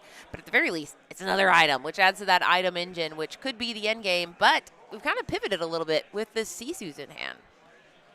Yeah, we do have the Daring Visitor as well as the Empowered Sibling in hand, so that is a great way to take care of the opposing side of the board. With the Sapphire Coils out, of course, nothing will be safe from the wrath of Sisu, as we are going to reduce the strength here. Potentially use the Ink Runner to challenge in to this Genie with the Scrooge. Again, we took away the challenging power, the strength of the Genie, and boom, Sisu Daring Visitor comes down thanks to the Sapphire Coil, reducing the strength of Cricky down to 1. Banishes that character upon impact. And it really feels like Doug has assembled an answer to every problem at this point. We have this Vitalosphere on standby. We have the ability to draw cards now. We can shrink things. And he's like, what else do you have? And the answer is, it's a big Sisu. And this is the Empowered Sibling, and she loves to come in and make short work of wide boards. But we have this hidden trap that he can banish. Then we have this large Sisu we can go ahead and shift onto. So if I'm Kyle, I'm saying, wow, you have everything over there. Yeah, I mean, we don't even need to banish the Snow Fort. No. Sisu will take care of everything by herself, and if we have Ink, it makes things even worse on the opposite side of the board, as Kyle knows what is going to come down here, and that will be that Empowered Sibling. It looks like we may be shifting onto the Daring Visitor, or maybe when we want to play her the old-fashioned way. Let's double on the Oswald. Popsicle hits. Not going to draw off of the Popsicle, it seems, or we are going to do it after the second trigger. And here comes the Sisu, which takes out the board. Will Kyle scoop it up? No, he says, I'm going to play this out. We've got plenty of time, 32 minutes. I saw what Fumbles did. Yeah, Fumble said, listen, you greedy, greedy cards. You're drawing all the cards over there with your Sapphire Workshop item stuff.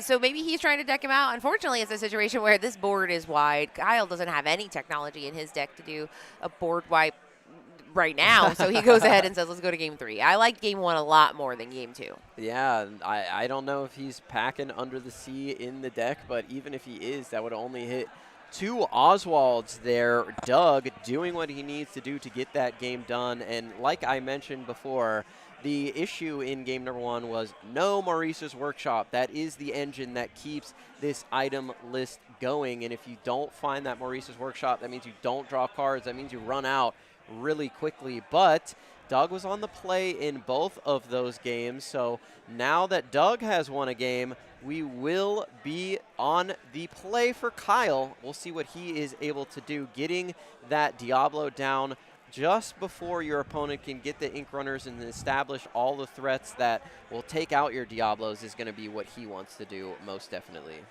Yeah, and I think that one of the advantages of these kind of discard decks is, yes, discard is an option.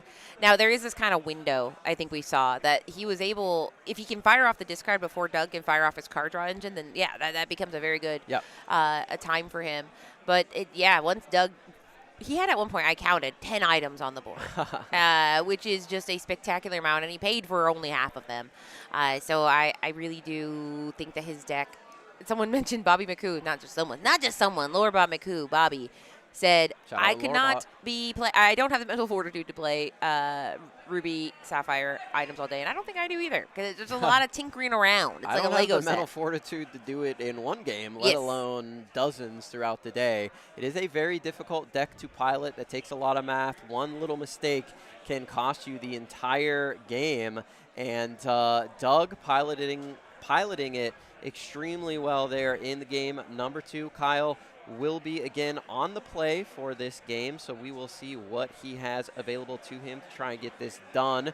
Looks like Doug might want to keep 4, send 3, but he's going to wait for Kyle to go first, as Kyle sends back 5 cards. Yeah, and Kyle, I mean, we saw that the power of having that Diablo opening where we were able to actually shift the Diablo, because we saw lots of Diablos, quite frankly. We saw a myriad of Diablos, but none of them really being that devoted herald, because that is the one that is going to be more punishing and rewarding. Because we saw Doug start making maybe suboptimal decisions in the face of a Diablo. So it's just, it cannot be understated how valuable it is to get that Diablo shifted.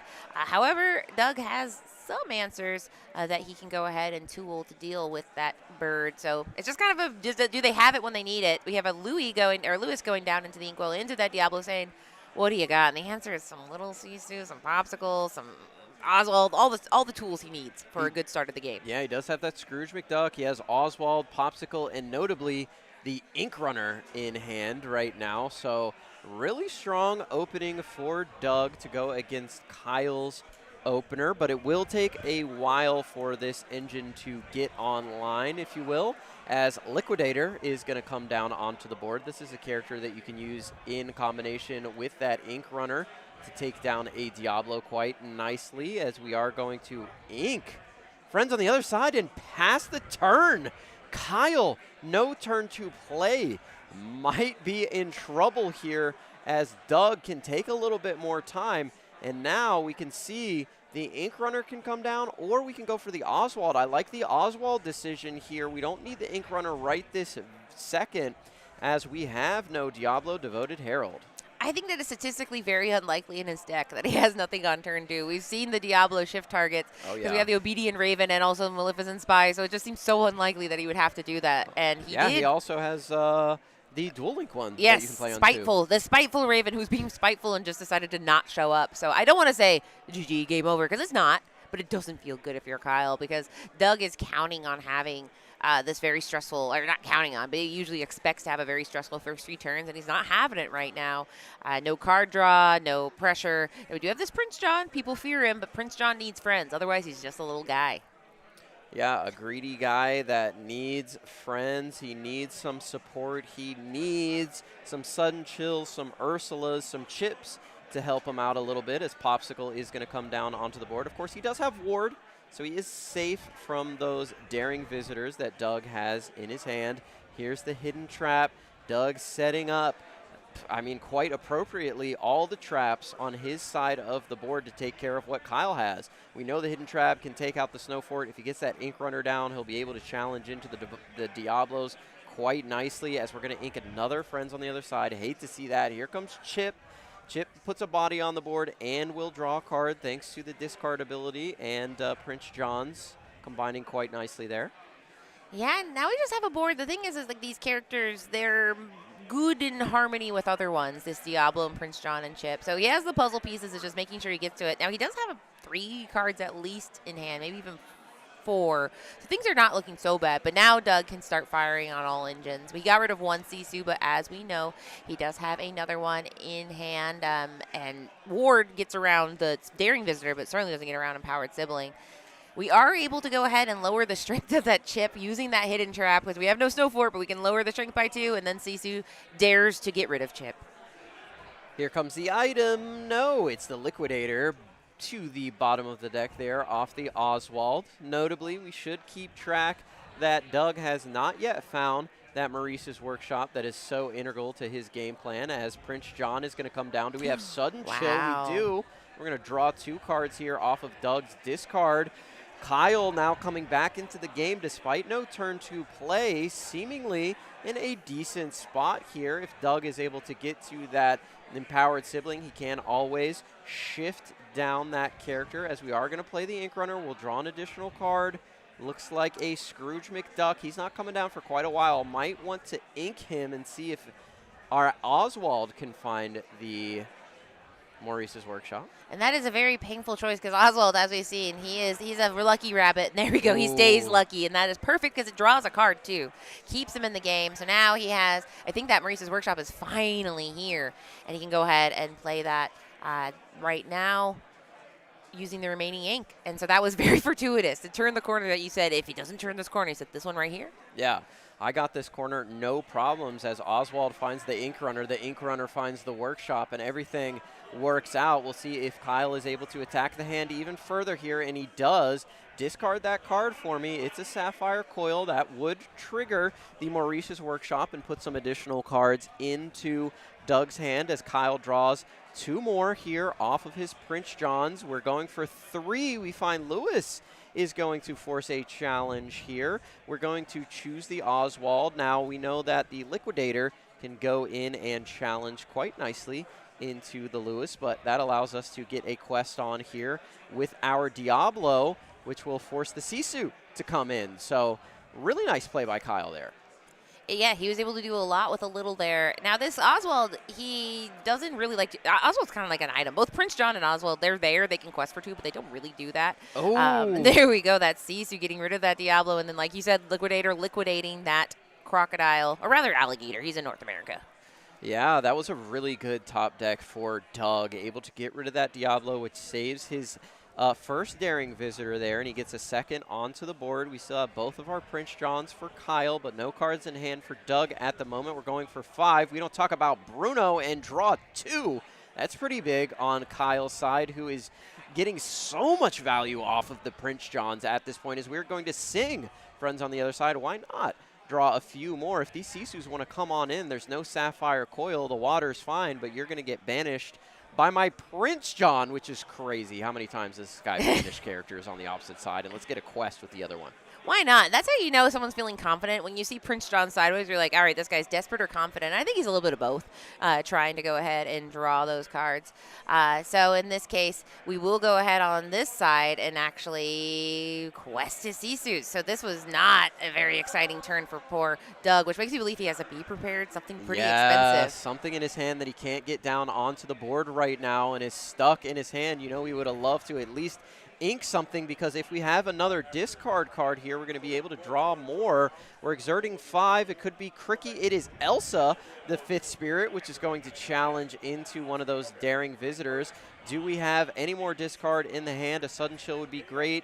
The Obedient Raven hits the board, as we are going to get a quest in for 5 with our Prince Johns plus our Ursula Deceiver. What do we have on the opposite side of the board? We do find the Sisu and the requisite ink to get her onto the board. She clears everything that Kyle had going on, and now things turn just that quickly. Do we have we don't talk about Bruno to get this card off the board? Yeah, we talked about Bruno once, and it worked out well, so will he get to do it again?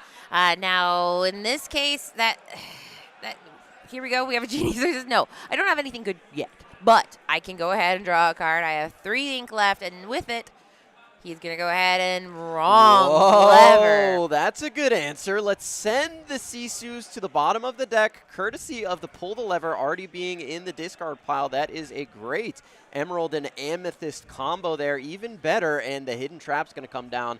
Not exactly what you want to see, but Maurice's Workshop is out, which lets us draw an additional card. We're exerting 3 here. Thinking about playing out the card in hand. Always got to consider that, because you are going up against a discard deck who can take it from you at any moment. And how fortuitous. Both players seem to say, like, listen, this is exactly what you need next turn. And Kyle having both the combination of the wrong lever and pull the lever was fantastic. But then now, Doug, he can go ahead and brawl. He has, a few options, but with 1 card in hand, it's going to be very, very, very disastrous. He passes. He does. So it makes me believe he has something very expensive in his hand that he has not been able to use. Maybe even a Be Prepared, which could get him back in the game. And no, Fishbone.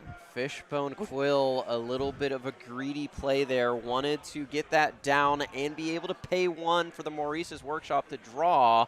So we kept it in hand, punished there a little bit. There's the Fishbone Quill off the top, so we will draw off the Maurice's Workshop. Problem being is we are pretty low on ink here. Would love to find a Scrooge McDuck to try and get back into this game, because you can play that guy down for free by exerting 4 items, which would help get you over the hump here a little bit. But are we going to keep this card in hand again? We have the threat of discard on the opposite side at any moment, as Lucifer just displayed that excellently, and there's a lot of lore on the opposite side of the board as well.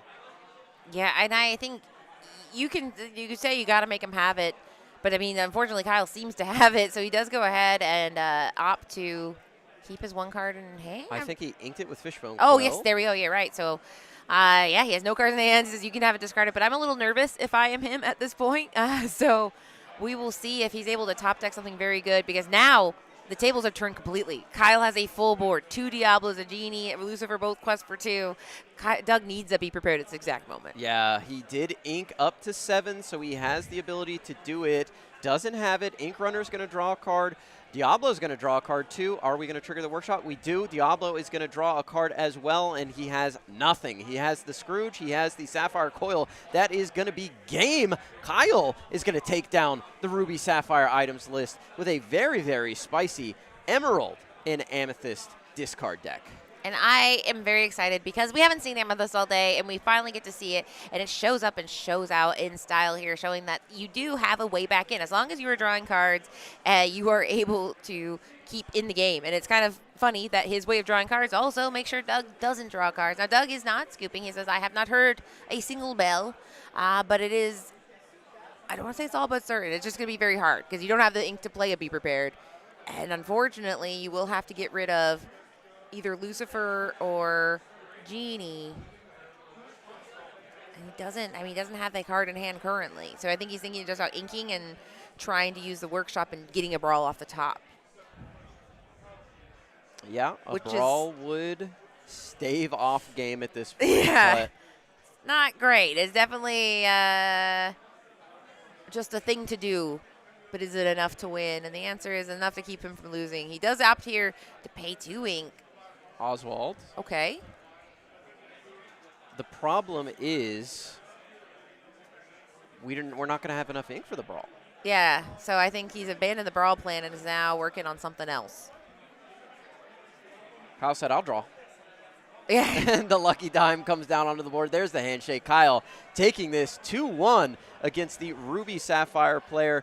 Doug coming in from Cleveland, but Kyle able to bring a really spicy deck. We haven't seen Amethyst on stream all day. We finally get to see it, and it takes a win. Not Blurple, not Ruby Amethyst, but Emerald Amethyst discard. Diablo, Prince John, seemingly still the kings of Infinity. Yeah, and it shows that, when in doubt, if you can't beat a strategy, just get rid of their cards. I think that is a key strategy. At the end, I was kind of curious what he was doing because he had that 3 ink. He could have inked one of those cards. Reese's Workshop costs 1 to use, so it's all very – I don't think there was a good path out. But in that case, he just opted to go ahead, see what he gets off of the Oswald. If there's an item that says, I win. But unfortunately, there wasn't.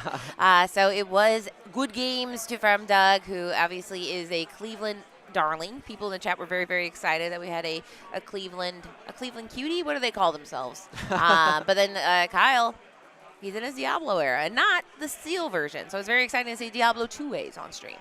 Yeah, Diablo coming down, and he didn't do much in that game number 2 or game number 3. No. But in that game number 1 was integral, and Prince John said, stand back, buddy. I'll take game 3 all by myself. We don't need a 2-drop when we have Prince John attacking the hand and drawing cards all day long, and I think that was the difference maker. When you're going up against control decks, if you're able to discard their hand, they really struggle to do what they want to do because they need so much ink to do their plays effectively. And if you're able to stifle the hand, then they can't ink. They have to put things onto the board, and you're just always ahead. So discard, kind of a control deck, kind of a mid-range deck, but it controls the control decks, as JDZ is going to go grab Kyle here for a little bit of an interview here in just a minute.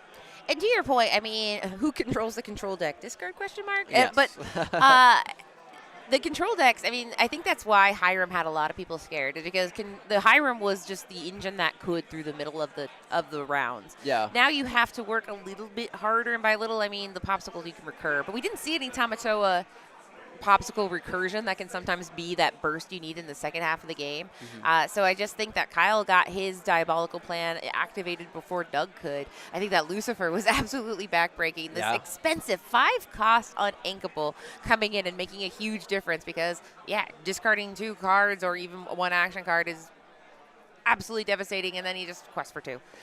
So very, very, very well played by both players, but I don't want to say I don't think I can say this sentence. It's exciting to see the discard's good, but it's exciting to see other viable paths forward. Yeah, no, absolutely. And it was crazy to see that the Sisu came down, wiped an entire board on the opposite side, and still was not able to get over the finish line thanks to that pull the lever, wrong lever combination. And what's interesting, the differences between this version of the deck and the Emerald Steel version of the deck is this version has way more discard. We saw the Lucifer, we saw the chip, we have the pull the lever, which is also a discard card, sudden chills. So you're leaning way harder into that strategy, whereas the Emerald Steel deck used to be mostly discard. Now it's just kind of discard. Yeah. And they try to just keep you off the board with things like Muses and all of their removal songs, as we do have JDZ out there ready to go with Kyle. So we are going to send it on over to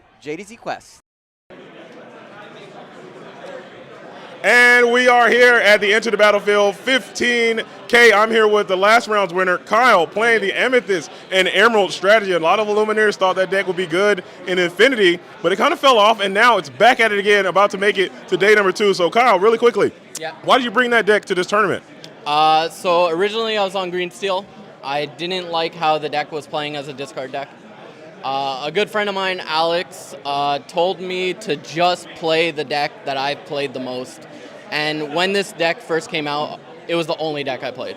So I played 2 full seasons of this deck, and I was like, let's just go back to it. It's the best. It's the deck I know the best. Right, and I think that's a good point for everyone watching at home. You might not you might not have to play the best deck, but if it's the best deck for you, if it's the best deck for the room, and you feel comfortable playing it, that might be the choice to make. So, looking at your deck, you have a couple of different lines to play. You're against Ruby and Sapphire items. What were some of the key cards in that matchup you thought that pushed you over the top? Yeah, so in that matchup, if you can have the Shift Diablo, you want to play it and try to protect it with Snow Fort, which I think I did game 1. But if you really find just the Prince John lines, you rip their hand apart while you have like 5-6 cards in hand, they can't come back. It's really hard for them. But looking at this metagame, though, looking at this wide field, there's a ton of Amber Steel. There's a ton of Emerald Amber Dogs and Snow Forts. How did your strategy line up against those and some of the key cards that stand out in some of the dog matches? So against the dogs, if you just shift Diablo, they can't play Tramp. If you have a Prince John now, they can't play Tramp whatsoever. And you just play a tempo game, because if they quest and you have Crab or you have the Fox, Madam and Fox, like you just chip away at their board while you're drawing cards off Diablo. Amber Steel, I haven't played it against it today, but it is a big part of the room. But if you have Ursula's to pick the right songs while protecting your Diablo, you can just get the card advantage to win. Right on. So you were in a nice spot. What are some of the decks that you think are your worst matchups? Who are you trying to miss as you're making your way into day 2? Amber Steel is probably the toughest, because if you don't have a way to protect your Diablo shift line, they'll just eat you apart with all their songs. And Dogs is really a coin flip. Can they outrace your Diablo draws? Okay, I mean, the deck looks really nice. So everyone going to Dortmund next week, maybe this is a strategy you can pick up and play. I know a lot of European players do tend to go with Emerald and Amethyst. Maybe they can go the discard route, but I like it. I like it a lot. Do you play any other decks, or is this the only deck you say this is the only deck you've really been playing in Infinity so far? So Infinity, I was playing, like I said, Green Steel. Steel. I was playing Green Steel, but a lot of the time I'm just on Emerald, Amethyst, because, like, as you said, the Europe guys are really big into this deck, and I was talking with them for a longest time when they were making the deck. So it was like I was just trying to get as much information as possible, get other people's brains around it, because the deck did good in Europe, but didn't do great here. All right. Well, there's not a lot of Emerald Amethyst out here in the field today, so I'm impressed to see that you made such a great run. You're still alive and well. You have a lot of room to go. You have one more round before you secure your spot today, too. I think you're pretty safe with the record that you have, depending on how the things shake up. So it's top 32. You should be feeling quite good. But, Collins, I'll let you go to get ready for that last round. We like to end this thing with some shout-outs, man. Is there anyone special out there that may be watching at home that you want to say, hey, thanks for helping me get here? I would like to shout out my girlfriend. She drove us up here. She's our driver. She's in the corner. She's just chilling in the corner. But she drove up here with me and my friend. And Lorcana's been great, just growing together as a couple and just playing the game. Dude, that's awesome, man. Shout out to the girlfriend and shout out to the drivers, all right? No one can make it alone. But seriously, Kyle, congratulations on your performance today, man. It was really nice to see a cool strategy make some headway in this tournament. And hopefully, nothing but the best comes your way for the rest of this thing. We'll see you in the top cut. Well, it's nice to meet you. We're going to kick it back over to booth to Garrick. Thank you so much, JD. That was, I mean, people were commenting on the background. We have people commenting on the fashion choices of Podkana members, saying a real Canadian would never wear a Canada sweatshirt. I doubt that. I'm sure there's some Canadians wearing a Canada sweatshirt. Yeah. Probably. Yeah. But it has been exciting to get to see these decks and see people talk about that there are other strategies besides the dogs. All right. Now, will we see dogs tomorrow? Yeah. We're going to see dogs tomorrow, okay? But we're also going to see some more fun things. We have one more round of Disney Lorcana. JD is gearing up.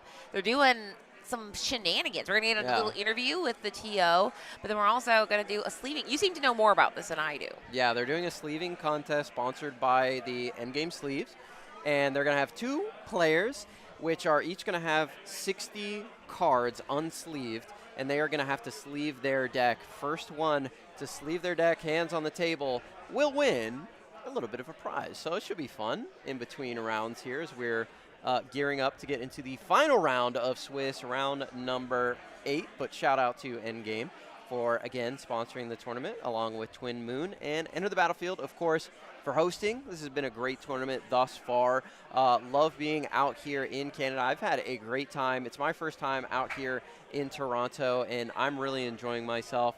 How about you, Katie? I know you've been crushing it up here. It was your birthday yesterday, which was a lot of fun. I aged, and now I am aged. But yeah, it was one of the better birthdays I've ever had because I was able to spend with friends. I was able to be in Canada. I got to go to Niagara Falls, which they have a really nice gift shop there. My big goal is I'm off the next round, and I think I might go to Roots, which is like Canadian Lululemon, kind of. Oh. And they have like these little sweatshirts that have beavers on them, and I think they're fun, and I want one. Nice. So that's a very Canadian thing, although I'm sure someone in the chat will be like, real Canadians don't wear Roots. Somebody has to. Who's shopping there? Yeah, somebody the has stores to. exist. They're in Canada. Yeah. I like Oakville is a separate town.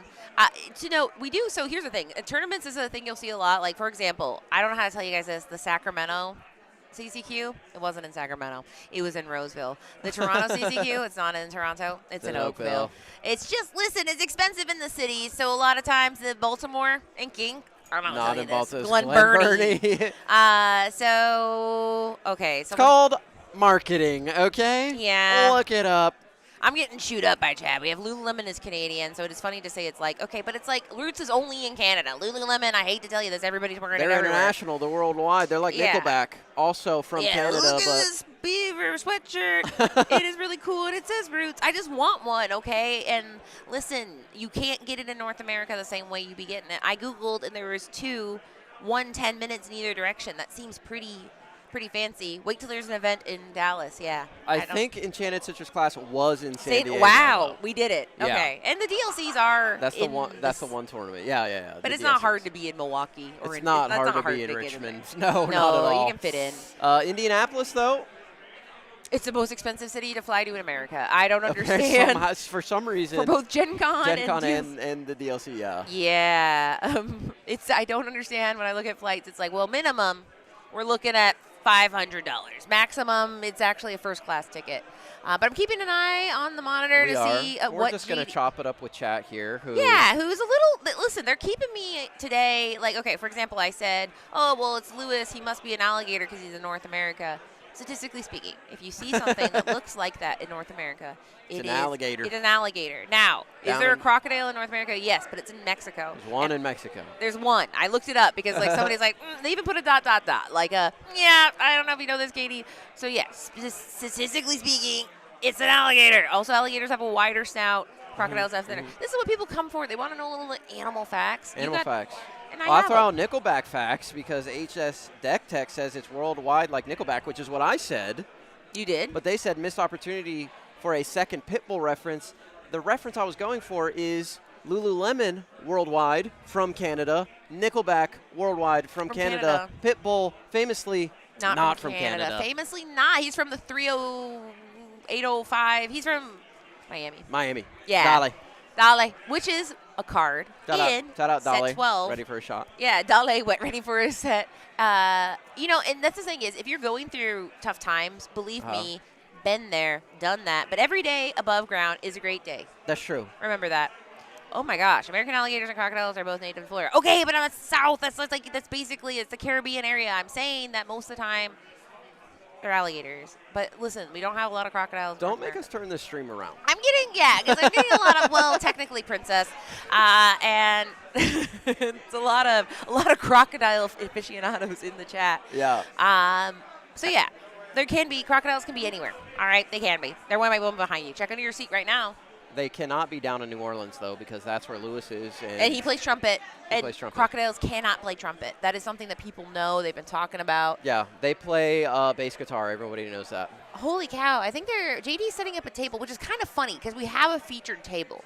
But he's setting up another table. Yeah, I thought he was out there signing signatures. No. JDZ Quest, famous in the Disney Lorcana space. It's hard for him to get around, always out here signing signatures, kissing babies, and, doing his thing. Yeah. JD, I think he he just started a signing table. He just sat down. He put up a sign $5, which is fine. That's not that expensive.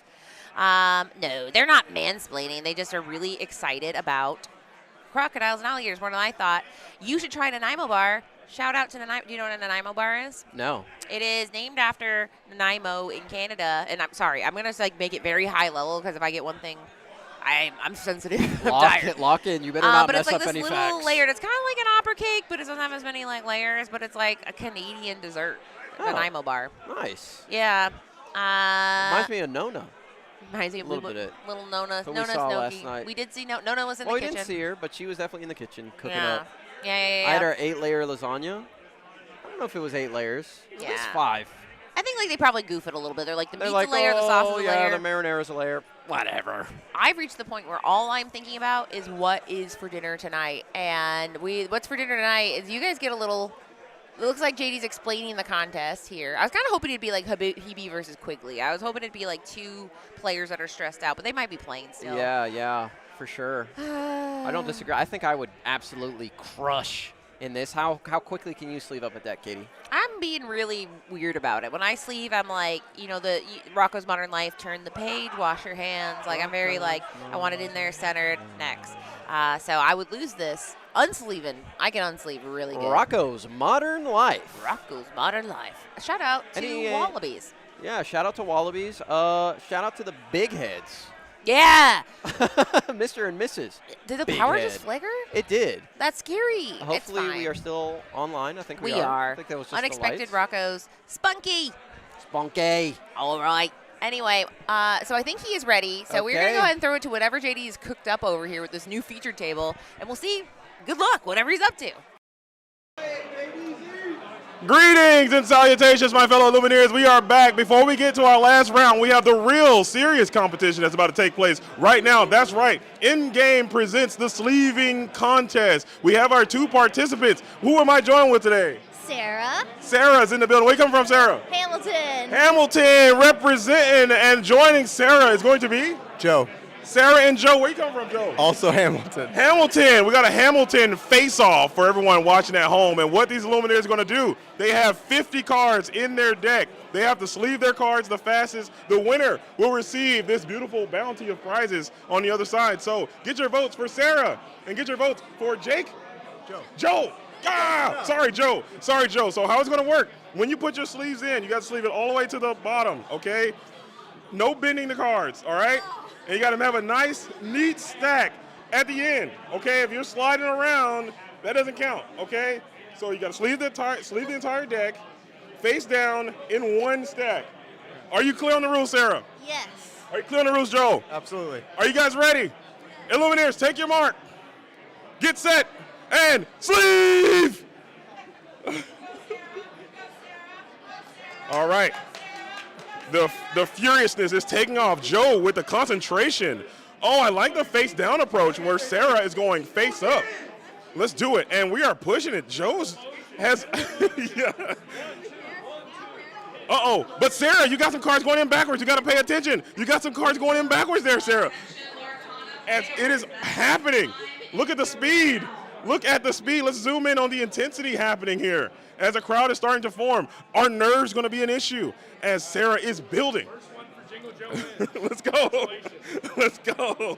And look at Joe. Look at that determination. Look at that concentration. Sarah's locked in on another level, though. Who's going to get there? Both of these Lumineers are moving with the speed. Joe with the patience of a monk. Sarah with the hyper efficiency of a machine. Who's going to come out on top? Let's go. As the crowd is starting to form. Joe now is digging in deep. Sarah, is she hitting the wall? She's pushing through. She's speeding. Look at this. Look at the dedication. Look at the system. All right, here we go. Is it going to come down to that one card that was sleeved incorrectly? Here it is. Sarah, oh no. Chris ruined the flow state. Here we go. Coming all the way down to this. Shout out to Endgame. These sleeves look phenomenal. All right. Joe's almost done. There's only 50 cards here. Here it is. We're getting to the finish line. Sarah's running out of gas. Look at Joe. Sarah, we're almost neck and neck. Look at the piles. The intensity. Look at the intensity on both of their faces. Who's going to be the best sleever in Hamilton? We're going to find out here very soon. Is it Sarah? Is it Joe? We're neck and neck down the stretch. We still have to finish, though. Sarah does have one backwards card, and these piles look very, very rusty. You never know. We're gonna inspect the decks after this. It's close. It's close. It's close. Speed to the finish. Here it is. Here it is. Can they get it done? And can she flip in time? Now you gotta stack. You gotta stack. You still have time, Sarah. Can you stack? It's coming down to this a photo finish. Can you stack in time? Can you get it done? Oh!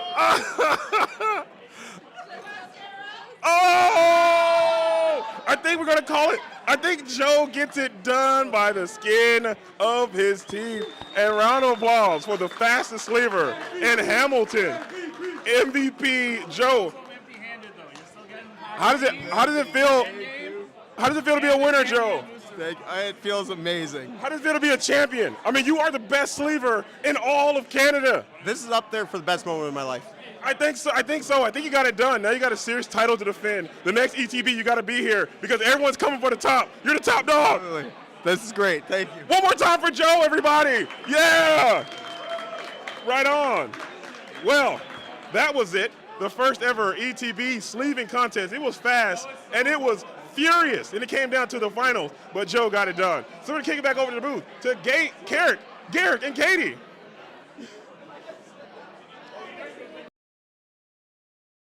Where'd he go? Oh, I took your All right.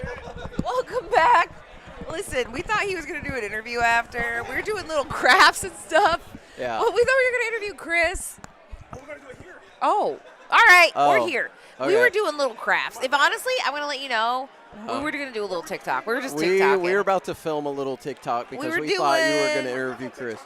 Well, we were doing it. It's called marketing. If you don't shoot content, nobody will. Yeah. So anyway, we're going to have Chris come back here. So we're going to go, actually what we're going to do, this is what we're going to do. We're going to do the littlest of little breaks because we got to get Chris here. So we're probably going to come back maybe with Chris and then, yeah, so we're going to do a little break to get Chris here. We're going to do a little talk about it with the master of ceremonies. Yeah. And then we're going to film some TikToks and then we're going to have round 8. Round 8. Sorry. We'll bring you round 9 tomorrow. Yeah, we're going to go on break. Listen, we're doing our best. We're going to go to a quick break and we'll see you guys very, very quickly. Yes, sir.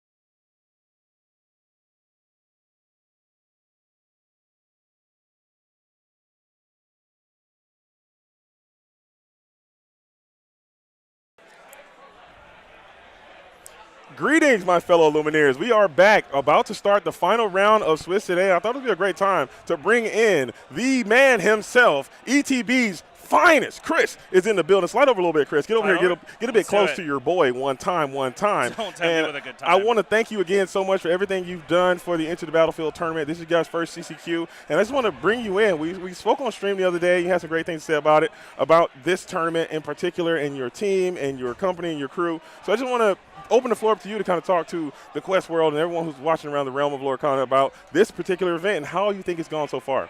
Yeah, so first of all, I want to say thank you very much. The coverage has been phenomenal. I've been getting messages all day on how great it's been going. It's been smooth as butter. It's been fantastic. The comments, I'm like walking around, everyone's like, oh, this has been really great, and it's really kind of like touching my heart. The team put a lot of work into the event. We kind of went all out for it. We got like the big prize pool. We got you guys here like running the nice production for it. We got the artists in here. They're busy as hell. They have like just piles of sketches they got to be doing. The side events are firing off. The main event's been really, really good. So, yeah, like it kind of had a little bit of everything. Everything went smoothly. The tournament is like on time. Yeah. Which is really cool. The judges have been That's it.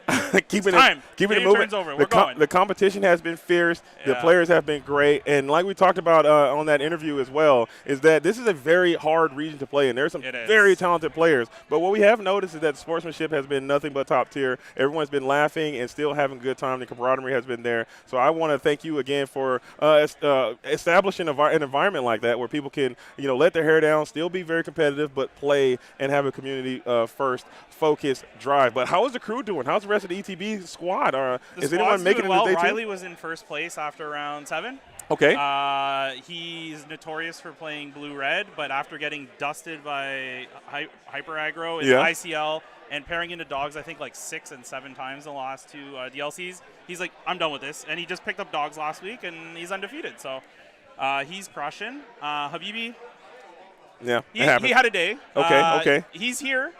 Yeah, he is here. He is here, and he's in the space. He's schmoozing. He's walking around, shaking the hands, giving the hugs, kissing the babies. Yeah. So that's good. Joseph, I think, is still live.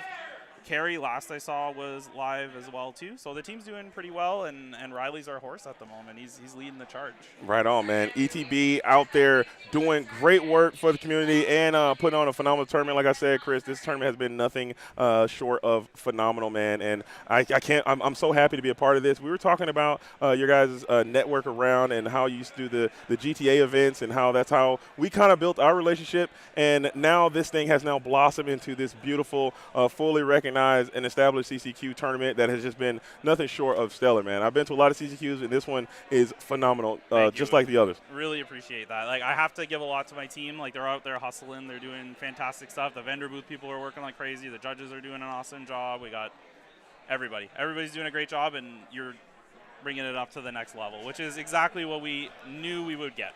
For sure. Having you come over, so.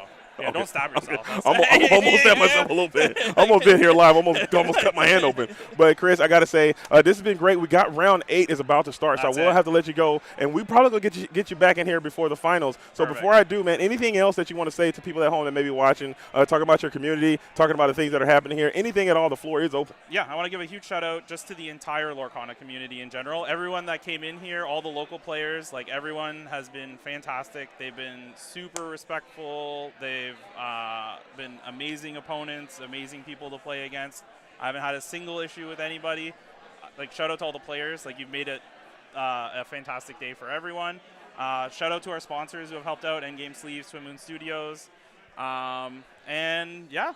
Shout out to you guys, of course. Right on, man. That's Right it. on, right on. Okay, Chris. Well, we're about to get this party train rocking. We're going to take one more super-duper fast break to bump this thing out and get it set up for the last round of Swiss that's going to be happening here as we're going into round number 8, and we will do that. So, seriously, keep it locked. One more round of Swiss coming your way, and we're going to see who's going to be punching their ticket to day number 2. So, with that, we'll be right back. That's it.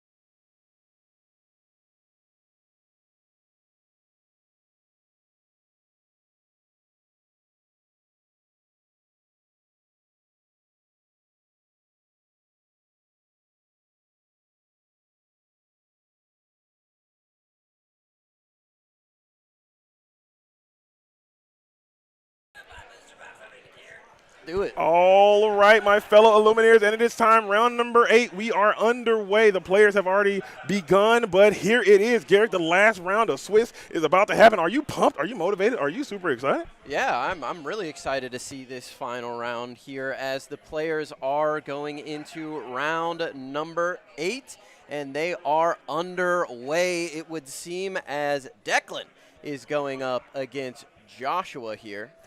Here it is. So let's go ahead and throw it on into the game. I believe the players are seated, and it is time to quest. This is the final. I believe both of these Illuminators are 6-1, so we're going to get that going for you guys right now. As go ahead and let the lore guys know that they can go ahead and start their play, and thank them for being patient as we set all that up. There was a lot of things happening. As you guys tuned in, we saw that there was a card sleeving contest that happened there. Yeah, that was electric. The crowd was getting into that. I feel like me and you could do one of these and get absolutely cooked, but here we have the Ruby and Amethyst strategy showing up here for the first time. One of my favorite decks going up against the Ruby Sapphire items. I would say this is probably a pretty difficult matchup as they are getting absolutely banished out here on this turn number 3 by the Ruby Sapphire. I love that Daring Visitor being able to hit that Hercules. Has 0 strength, so 3 coming in on curve. Oswald did not put an item into play as of yet, but Sisu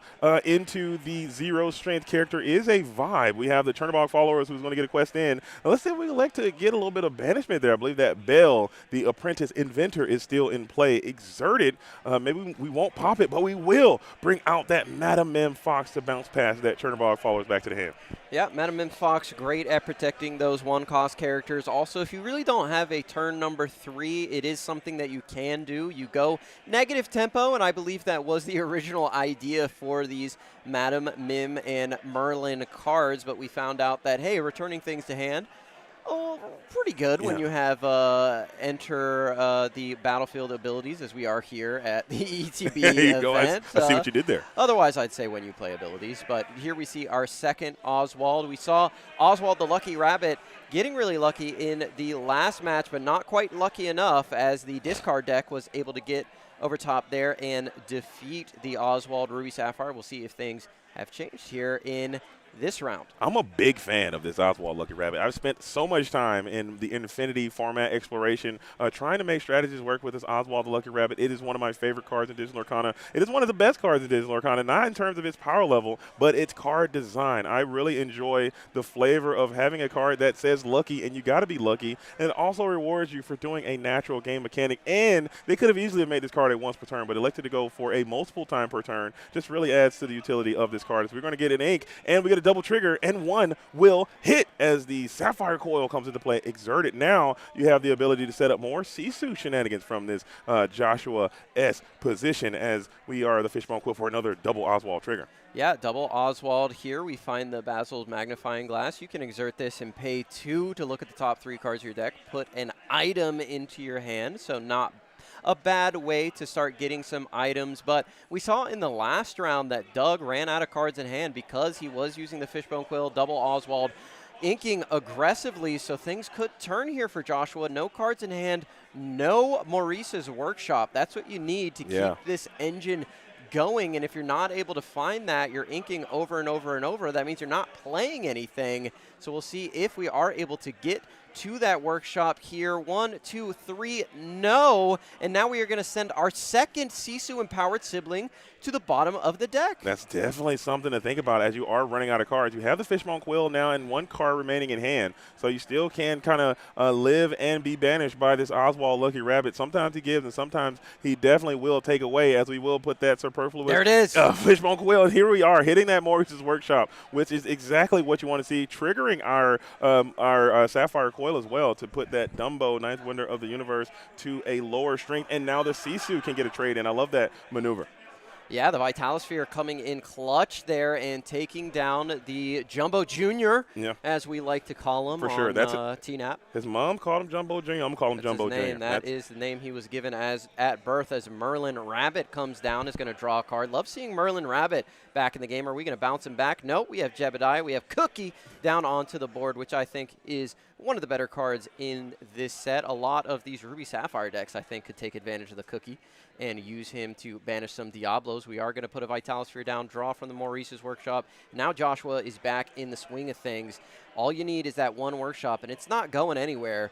Ruby Amethyst has no way to interact with the items on the opposite side of the board. That's been one of their bigger weaknesses since the color combination has existed. I remember a card like Lucky Dime having tremendous effects against the Ruby and Amethyst player. And I hope that if this does come into – I hope there never comes a time where they get effective item removal, as they could just suffer with that indefinitely. I don't know if you just saw that, but we just sent another 8-cost Sisu to the bottom of the deck. That is 3 gone out of this list, and one of the cards that they use to get over the finish line is that powerful Sisu. Quest for 3, can pair that with a Lucky Dime and get over the finish line really quickly. That's going to be important to keep note of. 3 of those Sisus gone as a Brawl is going to hit the Inkwell here. Let's see what Oswald hits for us. A Liquidator to the bottom. And Joshua is that Joshua Satterfield? I want to say that might be Illuminator. It had some great success over the previous season. I might be incorrect, and I don't want to be wrong in my assessments, as Oswald is going to continue to trigger and draw. I think at this point you recognize your win condition is probably going to be Big Tamatoa, Lucky Dime, get out of here, see you never. So I'd be interested to see if we're going to just keep piling these items on the board, get 20 down, slam a Tamatoa, and shut the door is what you're going to try to do if you are Joshua S over there with Declan K. How are we winning this game, Garrett? What are we trying to do? Just get to 20? Are we questing? You have to quest really aggressively. Jumbo Jr. down onto the board, and we draw a card here thanks to the ability of that Dumbo. We draw additional one with the Elsa. Again, all thanks to the Dumbo. We have to just get lore, get lore, get lore, and then end the game quickly with Merlin, Goat, Bounce, Goat, Bounce, Goat. That's going to be the strategy. Like you said, Tamatoa is going to be the strategy potentially here for Joshua. We haven't seen one yet. Usually they run 1, maybe 2 Tamatoas with 1 Lucky Dime in the deck, as another Maurice's Workshop is going to come down onto the board. We're going to draw off the other Maurice's Workshop. We're going to have infinite cards in our hand. However, we do need to try and control this board and prevent our opponent from drawing too many cards, as we're going to draw from Popsicle, draw from Workshop number 1. Are we going to draw from Workshop number 2? And we do. Yeah, so you are taking the opportunity to refill those resources. You now have an abundance now, and you can use that Fishbone Quill, and also you still have your ink allotment for turn. Oswald needs to get busy, and you send the big boy to the bottom. You hate to see it, as Joshua shows no sign of tilt there. Putting the big body Tamatoa to the bottom, that is one of your win conditions. Maybe you have another one. Jumbo Jr. is going to fall on the effects of the Sapphire Coil now. Another ink opportunity to see if this Oswald can bail you out, and we will trigger. It's another Liquidator to the bottom. So ton of characters now at the bottom of the deck, as the Lucky Rabbit is doing what you expect the Lucky Rabbit to do. You don't have too much ink available, but you can deploy another Sisu. Daring Visitor here to clear this Jumbo Jr. off the board. Yeah, that is absolutely true. Let's see what Joshua decides to do, and that is the line that we go for here.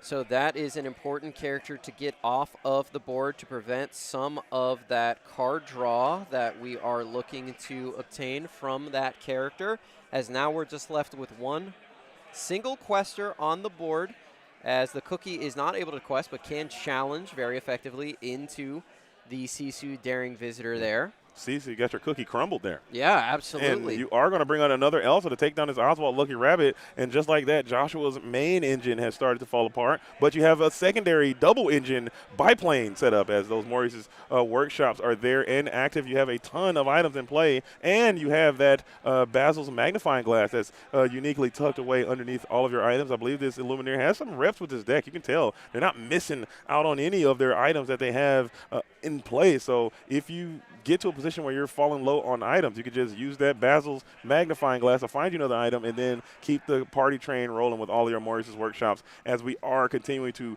draw.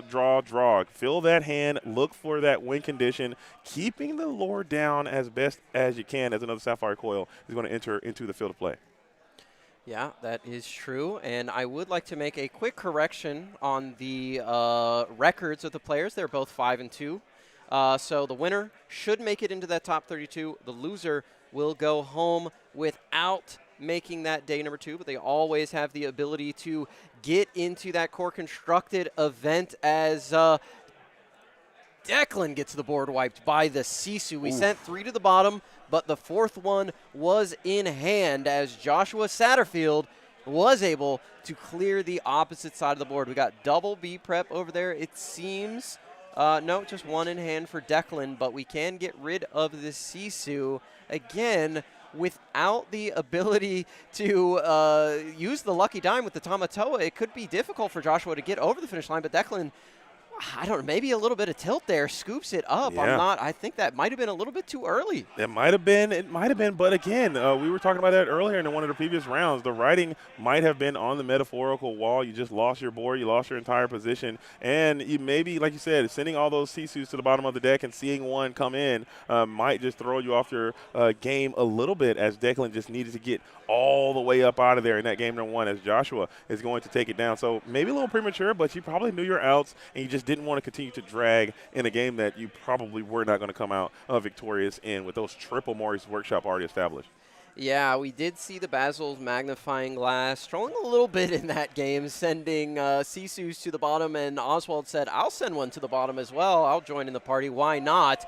But we had the 4th one, and that's what really mattered for Mr. Satterfield over here. Taking game number 1 against the Ruby Amethyst, you got to think this is your best matchup, or at least one of them, in the game of Disney Lorcana if you are a Ruby Sapphire items deck. I know as a former Ruby Amethyst player, I hated to see these item decks on the opposite side of the board. The only way to really get over the top of them was to go Flynn Rider Frenemy into that Sisu emboldened warrior on turn number 3, get in for a quick little 6 lore if we can double trigger on that and get over the finish line that way. Otherwise, they're going to do exactly what they did in that game number 1. Just play a game of solitaire where they're going to play 500 things a turn. They're going to draw so many cards while you just play one character a turn, quest, and hope to get over the finish line. But Declan not able to get there despite the fact that we had triple Sisus at the bottom. Yeah, that is a solid point about the Flynn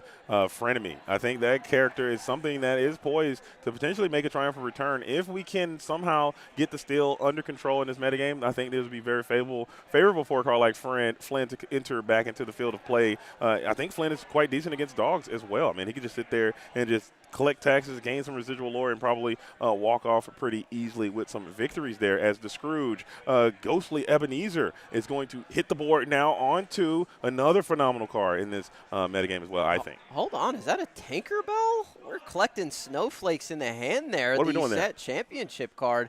That is one of you. That's your card. I love that Tinkerbell. I'm a big fan of the Tinkerbell Snowflake Collector, but what is it doing in this unique strategy? What are we missing something here? It's tough. I'd like to see what other cards we have available in the deck to draw. I do know that on one episode of Podcana that we had, Sky made a Ruby Amethyst list that was playing the Snowflake Collector here, and the reasoning is, hey, I've got Scrooge McDucks. I can boost all day, bounce that back to my hand. Now I have a full hand. I can quest for that full 4 and have evasive.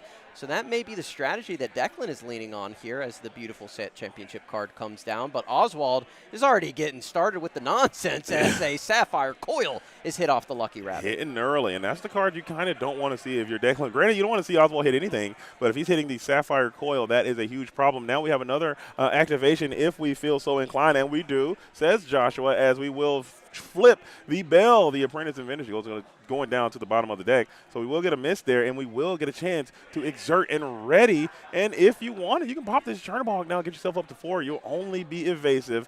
Friends on the other side is going to be sang by that Snowflake Collector. She is a 3-cost character after all. Yeah, that is true. We'll see if we go for a boost here on the Scrooge and want to go for that Tinkerbell strategy, or if we just want to get this Dumbo down onto the board. We opt not to pop the Chernobog's followers. I think that is correct. If you want your opponent to challenge in with their Oswald, feel free, because that Oswald will not be long for this world. So forget the card. Let's take the lore, or take the character, or get some lore on the next turn as we ink Jebediah. Could see a Dumbo come down onto the board, or we could go Scrooge double boost here. No, we go for the Diablo here. Scrooge single boost will do just fine. Yeah, get that board pretty wide, but with the Sapphire Coil and the Fishbone Quill, so that allows Joshua to ink twice per turn, and now that's 4 strength that you can reduce. These Scrooges are robust, and they can sometimes outrun a Sapphire Coil, but when you have double ramping, sometimes triple ramping, as the Maurice's Workshop is going to come out with full value, you'll love to see that. Oswald now is going to get a trigger, and the Maurice's Workshop will trigger, and the Sapphire Coil will trigger, but the Liquidator will not be an item, so you will not be able to continue that advantage engine. You can take another whip at it with this Fishbone Quill, and you will do just that. Inking 1 card from hand, triggering the triggering the Sapphire Coil, and another miss on the Oswald, who's not doing his job. Oswald whiffing did hit early, but not quite yet, as we were able to shrink down the Scrooge twice with the Sapphire Coil, sending that Ghostly Ebenezer into the discard pile, banishing him with the Daring Visitor.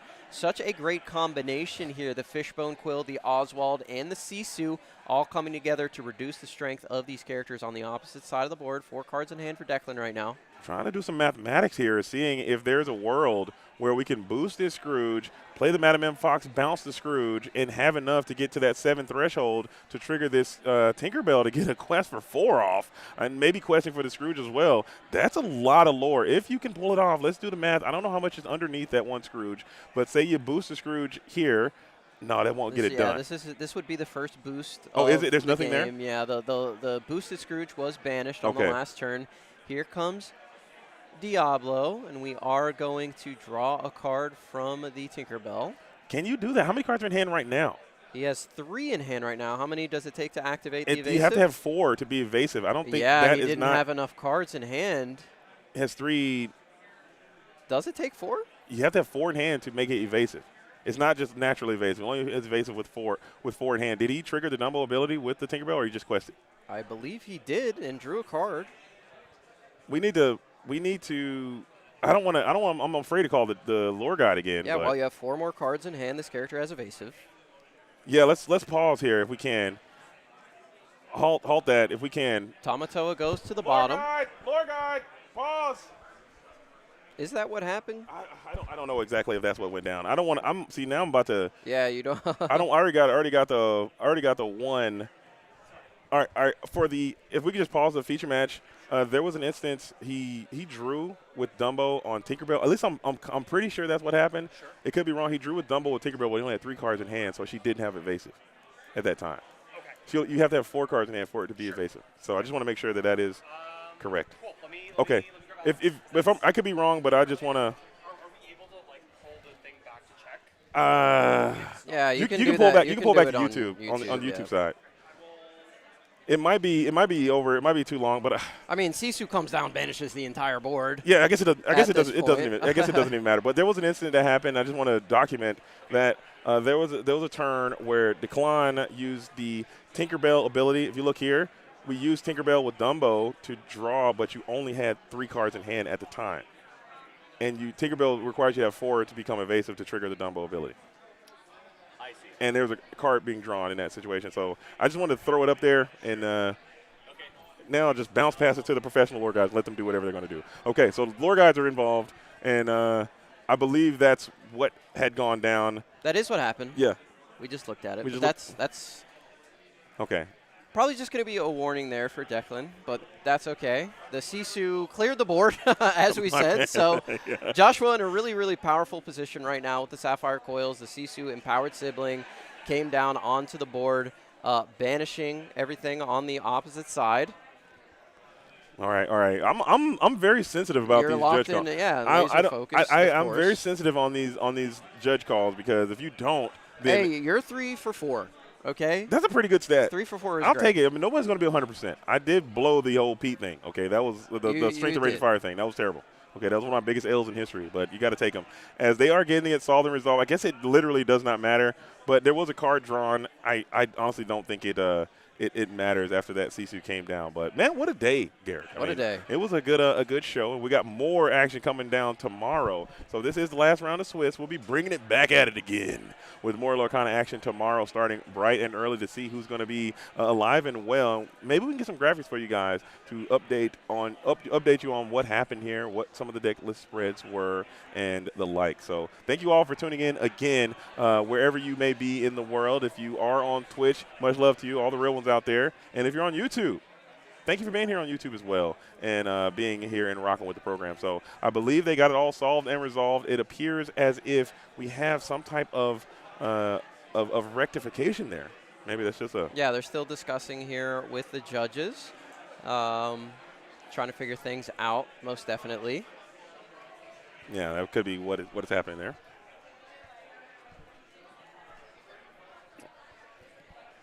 While they sort it out, we'll throw it back in here. I mean, I think they might have gotten it now. It looks like they're just going to randomly go for a discard. We'll throw it back to the booth here for just a moment while they sort this thing out, and we'll take it from there. As here we go, and just see what we got going on there. But that's something that does happen in time as you play a card, especially a card like Tinkerbell Snowflake Collector. Who's playing that? Like, what are we doing? Declan's playing that. 5-2 right now on the Ruby Amethyst strategy. So trying to get into this day number 2. A little bit of a mistake there. Drew a card off of the Tinkerbell when we weren't able to do that. An additional card in hand is a pretty big deal. That can make the difference between a win or a loss. So we just want to make sure that everything is taken care of on that side of the board. So very well spotted there. JD had to make up for that, Pete. No, it was a Strength of Raging Fire. I mean, I counted the wrong side. It was on me. I threw. I mean, you remember, no one remembers the dubs. They only remember the L's, and that's okay. As this beautiful and enchanted set championship, Tinkerbell Snowflake Collector is going to be in the strategy for Declan. But speaking of, this weekend, set championships are starting again already for that Woody. I'm going to be out there trying to play next weekend if I can, getting active out there. Are you going to play some set championships this round? Oh, yeah. I'm playing in every single set championship that I could possibly get my hands on, and I'm probably going to play Dogs or I'm probably going to play Blurple. Yeah. It's that serious. I'm sweating. Okay, I got to get this Woody. I got to get this Matt. I got to get 4 of the enchanted versions. It has to happen. So I'm sure everybody is going to be super excited to see that in play in your local set championships throughout the next month or so. But they do kind of clash with the DLCs. It seems that always happens to be the case one way or another, as we are going to be deep into the DLC season. Dortmund is going to be on the first weekend of set championships, and then Indianapolis is going to be in there as well. So make sure everybody, you get your opportunity, head out to your local game store and play for those Woody Jungle Guide. Yeah. Let them know that you show them some support too, man. Get out there supporting your local community. I think that is super important. I know a lot of times people say their local area. I know you have a very vibrantly displaced local area. I know some places, at least in my region, people just don't show up nearly as much as they used to for a variety of different reasons. You got jobs, you got gas prices, you got traffic, you got all these types of things. And a lot of times people might kind of lose sight on what's important in the community aspect of it. So I know it's tough, but if you can make it to your set championships, I think it's important to at least get out there during those times. If you can't make it to the league night every week, no one's going to besmirch you for that. So we're still just resolving this judge issue. Again, thank you guys all for being here. This is the last round of Swiss. We will get a time extension for these Luminaires as we are coming to a close for day number 1 of the ETB 15K out here in Toronto, Canada. Yeah, really excited for the top 32 tomorrow, as well as the core event. It's 5K. I think that is huge. I think a lot of people are really, really excited to see what comes out of the core constructed as we get, like you mentioned, into the set championships here coming up very, very shortly. So if we are able to get any data out to you as the top 32 is playing out, we'd be happy to do that in between rounds. But yeah, the core constructed is going to pop off tomorrow as the top 32 is going as well. And I really like that they're doing a top 32 cut. Yeah. People are traveling. I'm a big fan of that. Me too. I like bigger top. I don't know. A lot of people like, let's play more rounds of Swiss and then just do a top 8. But I can see. I like a little mini tournament after the main tournament. I can see both sides of that. But if there's a tournament like this, like a CCQ, where people are traveling and spend a lot of time to come to your event, I think you should try to reward your player base by allowing more people the opportunity to play more in the top cut to just ensure more people might come back. I think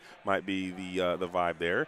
So I love a top 32, but I also don't mind more Swiss and then a more rigid top cut as well. Just because I don't like drawing personally. Whatever reduces the amount of draws that you get. I'm not a big fan of drawing in any capacity. So it also there's going to be draws no matter what, but it also gives more opportunity for people to get into that day number 2. Yeah. And then that there's a hard cut. So, like, if we were doing more Swiss, this would probably be the last round today, or the last round would have been. We would have played more Swiss tomorrow, and then you play in Swiss tomorrow. You don't make it in the top cut, then you can't play in the core constructed because that just feels bad, man. Or you got to be here. You got to, like, I could have, if I'd have known that I wasn't going to make it, I probably just could go home. Yeah, go home. I can go see some beautiful Canadian scenery. I can go to Tim Hortons. I can go down and go to the Drake release album. I don't know. I think everyone can go to Drake House in Canada or something, I was told. I'll go down to the 6 and do something down there. I don't know. I don't need to be Niagara here. Falls? Yeah, go to Niagara Falls. Now I show up. I lose my one Blue round. Jays game.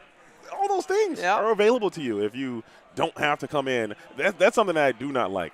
Cut the day 2 and then come back to play more Swiss. You can straight miss me with that.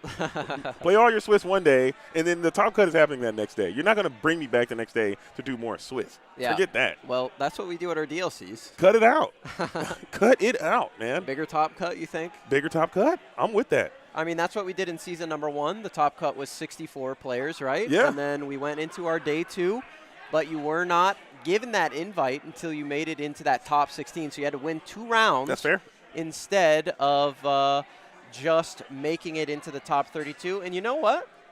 I kind of like that. I'm with it. I feel like I like the top 64 duking it out. I don't care if you're the number 1 seed. Get active. Get active, exactly. Defend yourself.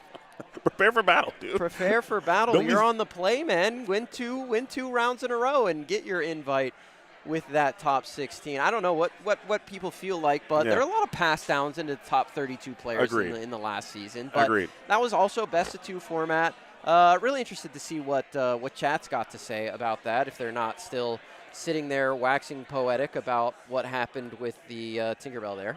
Yeah, so they're still trying to figure it out. I'm not certain exactly what they got going on here. So they are figuring it all out in the at this time. So you guys are not missing any action. Coming in from the chat, Lord Guide Phil says should be a GRE, leave as is at this point, and keep it push it. Keep it says, push. Lord Guide Phil out there. So shout out to Phil, who knows what the vibe is, as the Lord Guides here are still just trying to figure out all of the intimate details as it may be. And again, thank you guys all for being here on the Twitch side and on the YouTube side. We're active, moving around. But yeah, I'm a big fan of the top 64. I like that. A little bit of tenacity in my tournaments, a little bit of vigor, a little bit of fight for everything you got, and risking it all for the biscuit, as we are still just trying to figure out everything as it were. And I think we might have a resolution there, it seems. Yeah, could potentially be getting into that. They're still talking it over, but I don't disagree with Phil here. I think we could just be like I mean, I don't know how the operations work from. I'm not a lore guide. Yeah. But if there was to be like, okay, you drew an extra card, let's do a random discard from the hand and just keep it pushing, or keep your hand, whatever. And vibe, dude. You just got board wiped. Let's keep it going, but. Yeah, the extra card, like I said, could make a difference here. Could get you 1 card closer to a potential be prepared, which you need to get you back into this game, or another potential answer that you need to get you back into this game at this point. So it looks like we're going to be back in the game, as it seems like they are still trying to figure out the last little pieces of what the game state was looking like. And I'd like to, I wish the lore guides would be a bit more open and kind of say, hey, this is what happened, this was going on, like a quick. From the streets, give the mic to hey, hey guys, this is what happened, this is what went down, back to you guys at the booth, kind of thing. Yeah, that'd be cool. That'd be nice. Add that to the judge training. Yeah, what do the lore guides think about that in the chat? Give them a little FaceTime. I think these lore guides are, hey guys, this was going on. Hey, my name is Lore Guide. Hey, look, this was went down. Keep it real brief. This was happening. This is what we did. Hey, we rewound the board state and we kept it pushing. Get them out of here, okay? We're going to let them play it out just for the vibe, but they're both gone, okay? We're not playing that no more. They're both gone is crazy. They're both toast. We both got to know what Tinkerbell Snowflake Collector does. For goodness sake, it was the set championship card. and let's lock in. So let's kick it back to the booth one more time because I still think they're just figuring out the decks and getting some shuffles in and whatnot. So as it looks like they are talking about something. I don't know what the conversation is, as the Sisu has just cleared everything. Maybe this could be like a reason why we don't intervene. Just let it happen. Whatever happens, just let it happen. We can't do that either because now you're you're compromising the integrity of the tournament. I agree. If you see something wrong, you got to see something, say something. Say something. Exactly. That's right? old school. So we're sitting here. We are looking at the game, from the perspective of the camera, top down. We have the best view, as do you, in the room, in the building, in the world of what is going on in this match, other than maybe the players themselves. So watching through here and seeing what is happening is something that we are able to do very easily here from our vantage point. Yeah, it looks like they might be going for a. I think they might be going for a rewind play here, as we are commentating over the judges' maneuvers, as we are kind of just going back in time a little bit, and we might be a little longer too. Maybe next time I don't say anything. Maybe we just let it be wrong. No, I don't think so. You can't do that? We won't do that. We'll always try to fix it. What does chat say? I think for sure if we see a critical error that is an illegal play that the judges miss, we should say something about it. For sure. Or we look like we are les incompetents since we're in France here. Yeah. Shout out Home Alone. Shout out to Home Alone. You got it. You know the vibe. Yeah, I know ball. You know ball. I'm a certified ball knower. Certified ball knower. As we are still just rewinding the situation. I'll be interested to see how this whole thing shakes down in the end, or what exactly happened. As at this point, I think we are close. We triggered some Oswalds, and it seems, I guess it's all the Sisu being shifted just makes all Lore of this. Guy Phil says spectators should always pause the game and call for Lore Guides. That's so what there we you did. have it. That's what we did. I think we from one of the best in the business. Shout out Lore Guide Phil. Shout out Lore Guide Phil. Shout out Ellie's in the chat as well. A lot of Lore Guys in the Saw in the them building. both last week at the Enchanted Citrus Clash. That was a good time too. Yep, hit that was a good the time. San Diego Zoo right after that. A lot of fun. Free the guys. All right. Free the guys. Don't man. even start. You know me. I know I was super annoying at that zoo, but I'm a big anti-zoo believer, and I was in that zoo. Anti-zoo tech. I'm an anti-zoo man, dude, and you guys had me in that San Diego Zoo, and I was just free the guys to all the I'm definitely creatures super there. plus on the zoo, especially the San Diego Zoo. The amount of conservationism that they do out there trying to save the animals. A lot of rescues, a lot of endangered species out there that they are trying to propagate and get back into the wild, get their numbers pumped up. So I think they're super important, and why not support that by paying a little bit of money to go see these animals, these regal beasts that you would otherwise never see in your lifetime. But not to say that there aren't exploitative zoos out there that do exist, and I am completely and utterly against those. But San Diego Zoo, complete vibe. Yeah. Definitely check it out. I had a good time. I did have a good time overall because the vibe was quite We had a immaculate. moment with the gorillas there. We did. A legit moment. That was nice. Throwing out the hard hands. Shout out to the gorillas. As we are still trying to maintain the situation, as this looks like we have completely rewound everything one final time, as I can sense a little bit of I do feel bad for bringing this up, but it did happen, and it all started by not reading your cards there. Read them, know what they do. You put them in your deck, you gotta know what they do, and Tinkerbell is not evasive, even though the card should have been evasive, just naturally, without the whole rigmarole of the get 4 cards. Like, what are we doing? Yeah. Like, just be evasive. 3/3 evasive, and then, oh, by the way, when you get 7, A 3-cost, 3/3 evasive. That Quest for One does not seem out of control. It doesn't. I mean, the card is a stinking legendary, for crying out, Garrett. Yeah. It's a legendary, and it's a set championship. All right, let's get the game back on the screen here, as it looks like we have resolved the game state. We did do a rewind here, and now Declan does have 3 cards in hand. We randomly chose, Joshua did, one of those 4 cards. That card went back on the top of Declan's deck, and now we're going to do a shuffle and a cut. You see the Tamatoas on the top of Joshua's deck. Those cards were public knowledge. We put them back in the order that they were at. Right now, we have a game state here that is back where we are at, and it looks like we forced the Tinkerbell to quest there, and now we are not allowing Declan to do any other moves for his turn. We're going to say he passed the turn. I think that is the right call. That way he can't alter his turn at all, knowing that Sisu could be coming down.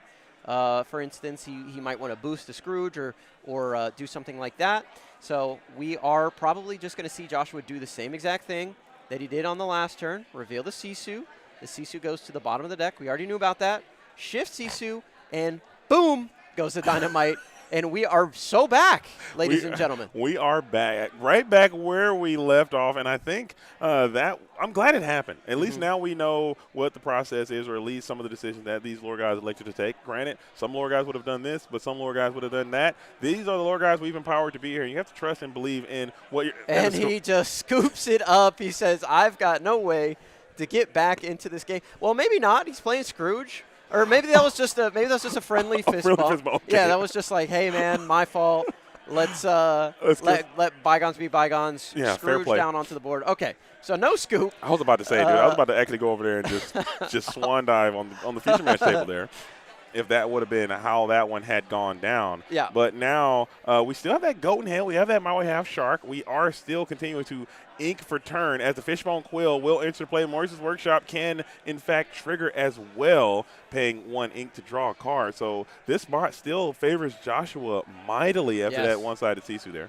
Absolutely. We're going to brawl down the Scrooge McDuck that did get shrunk by the double Sapphire Coil there. We're getting our quest on here with the Sisu empowered sibling. Yeah, this looks like Declan might be stuck between a rock and a hard place. I don't know if you have the wherewithal to kind of negotiate this. Oswald, who's there with double Fishbone Quill now, that's actually repulsive. But the Merlin Goat might be a little bit of a somewhat a way to kind of just get to that 20 lore threshold, gaining a lore upon entering play. Now you have 2 lore on board with another lore waiting in reserve. The Ink Runner now being deployed, and you're able to continue to cycle some more draws with this Maurice's Workshop. And I think the longer this game lasts, the closer and closer it gets to a Joshua win condition. There's the third Sapphire Coil coming down, so everything brawlable at this point. Being able to ink twice in a turn. We're going to shriek the Merlin Goat there. And we do have a Vital Sphere is going to come down. We're going to draw an additional card off the Maurice's Workshop. I would like to say Joshua's deck was not randomized in any way or changed at all during that judge call. So Popsicle coming down. We're going to draw 2 here thanks to the Maurice's Workshop. And now we've got a really full hand.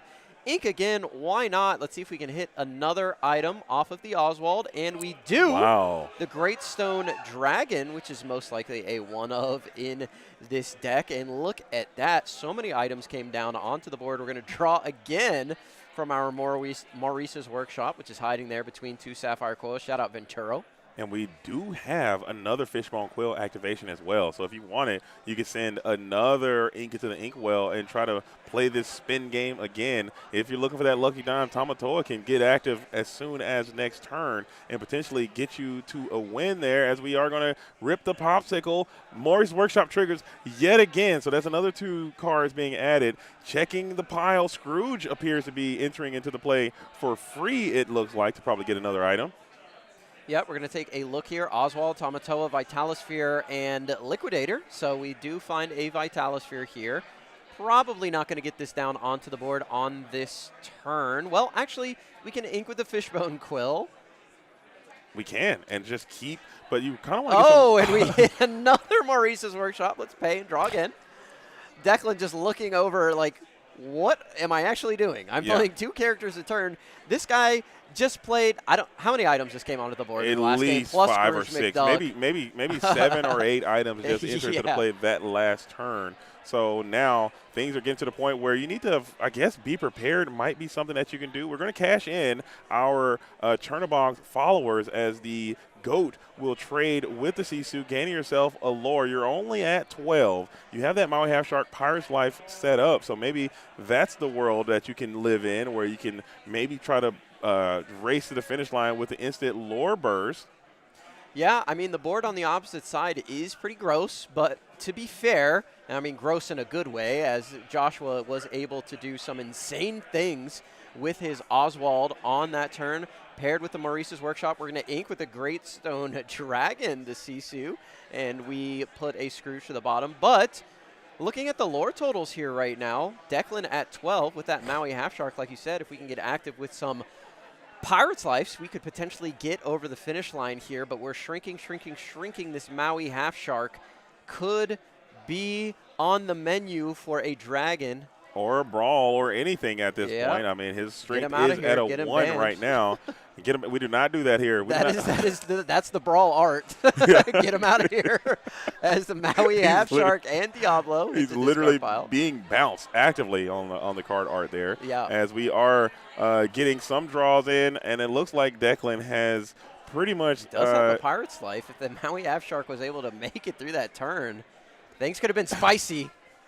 And the handshake goes out, and Joshua Satterfield is going to get it done after a long and grindy Ruby and Sapphire items soiree there, as Declan is going to fall here in the final round of Swiss. So we're going to get an interview probably with our last round winner, and then we'll start to wrap this bad boy up as, man, what a grind. What a match. What a day. Oswald so back. Garrett Stahl? Oswald seems to be really back, yeah. The Ruby Sapphire decks are out there playing Oswald, or they're playing the actions. So we saw the Ruby Sapphire deck did get taken down by that discard deck, but came back strong here against the Ruby Amethyst. Again, probably its best matchup. Joshua Satterfield able to take that down and securing himself a top 32 spot, and staying alive here. Got the top 32, the top 16, the top 8, the top 4, and the finals. You got to go 5-0, and you are going to get yourself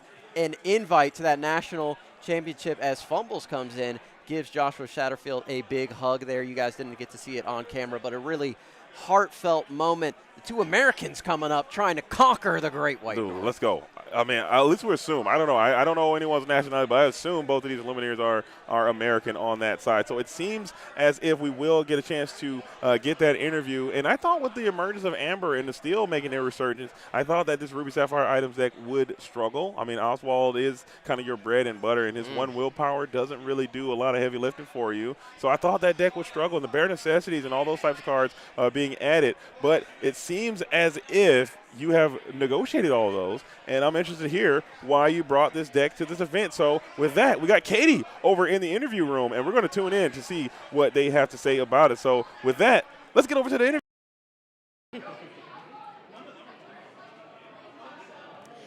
Hello, everyone. So we just saw round 8 where Joshua was able to play a pretty nail-bitery match in the sense that, I mean, it's items. It could be a little tricky. Yep. Why did you bring this deck today, and why did you feel it's best poised for this room? Yeah, so I've spent the whole, Infinity series playing blue-green items, and with the results of the past couple weeks, I expected to be a lot more Peets coming into this round, and so being able to Sisu and not getting under the Siege Peated puts you in a lot better position.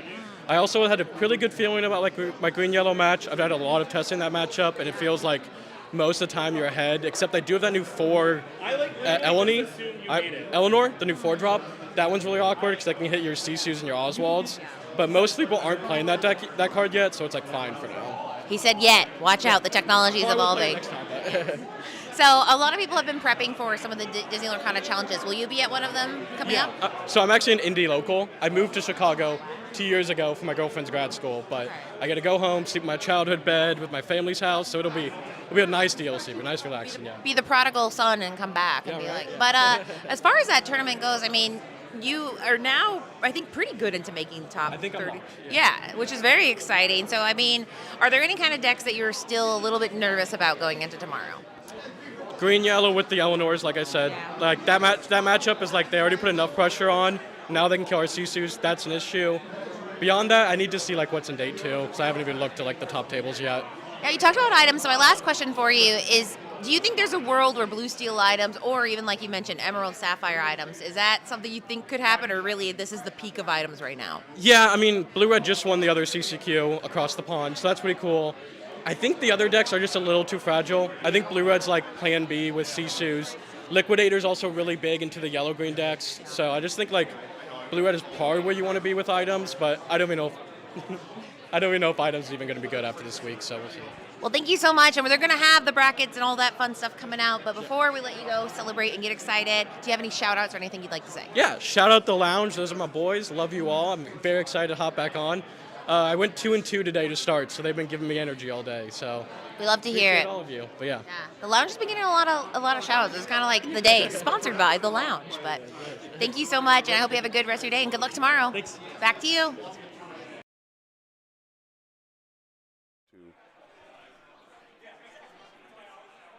Oh, is this me? Oh, I thought you were going to talk about that. I thought it was you. And we are back. Great interview from Katie and Joshua. Katie. Congratulations on those on your top placement. I think it's going to be a great stellar day tomorrow when we come back. But man, Garrick, what a day as we have started day number 1 of the Enter the Battlefield CCQ in the Infinity format. As we're starting to close down this show. Any highlights of the day? Yeah, the number 1 highlight for me, of course, was seeing a Ruby Amethyst deck on stream. Unfortunately, the low light was seeing them get absolutely folded by their worst matchup in Ruby Sapphire items. But no, it was nice to see a lot of variety out there. We did see a few Dogs decks, a few of those Emerald Amber decks, but it was really cool to see Diego from the Slab Sharks innovating there with that Eleanor. I think that card was really impactful.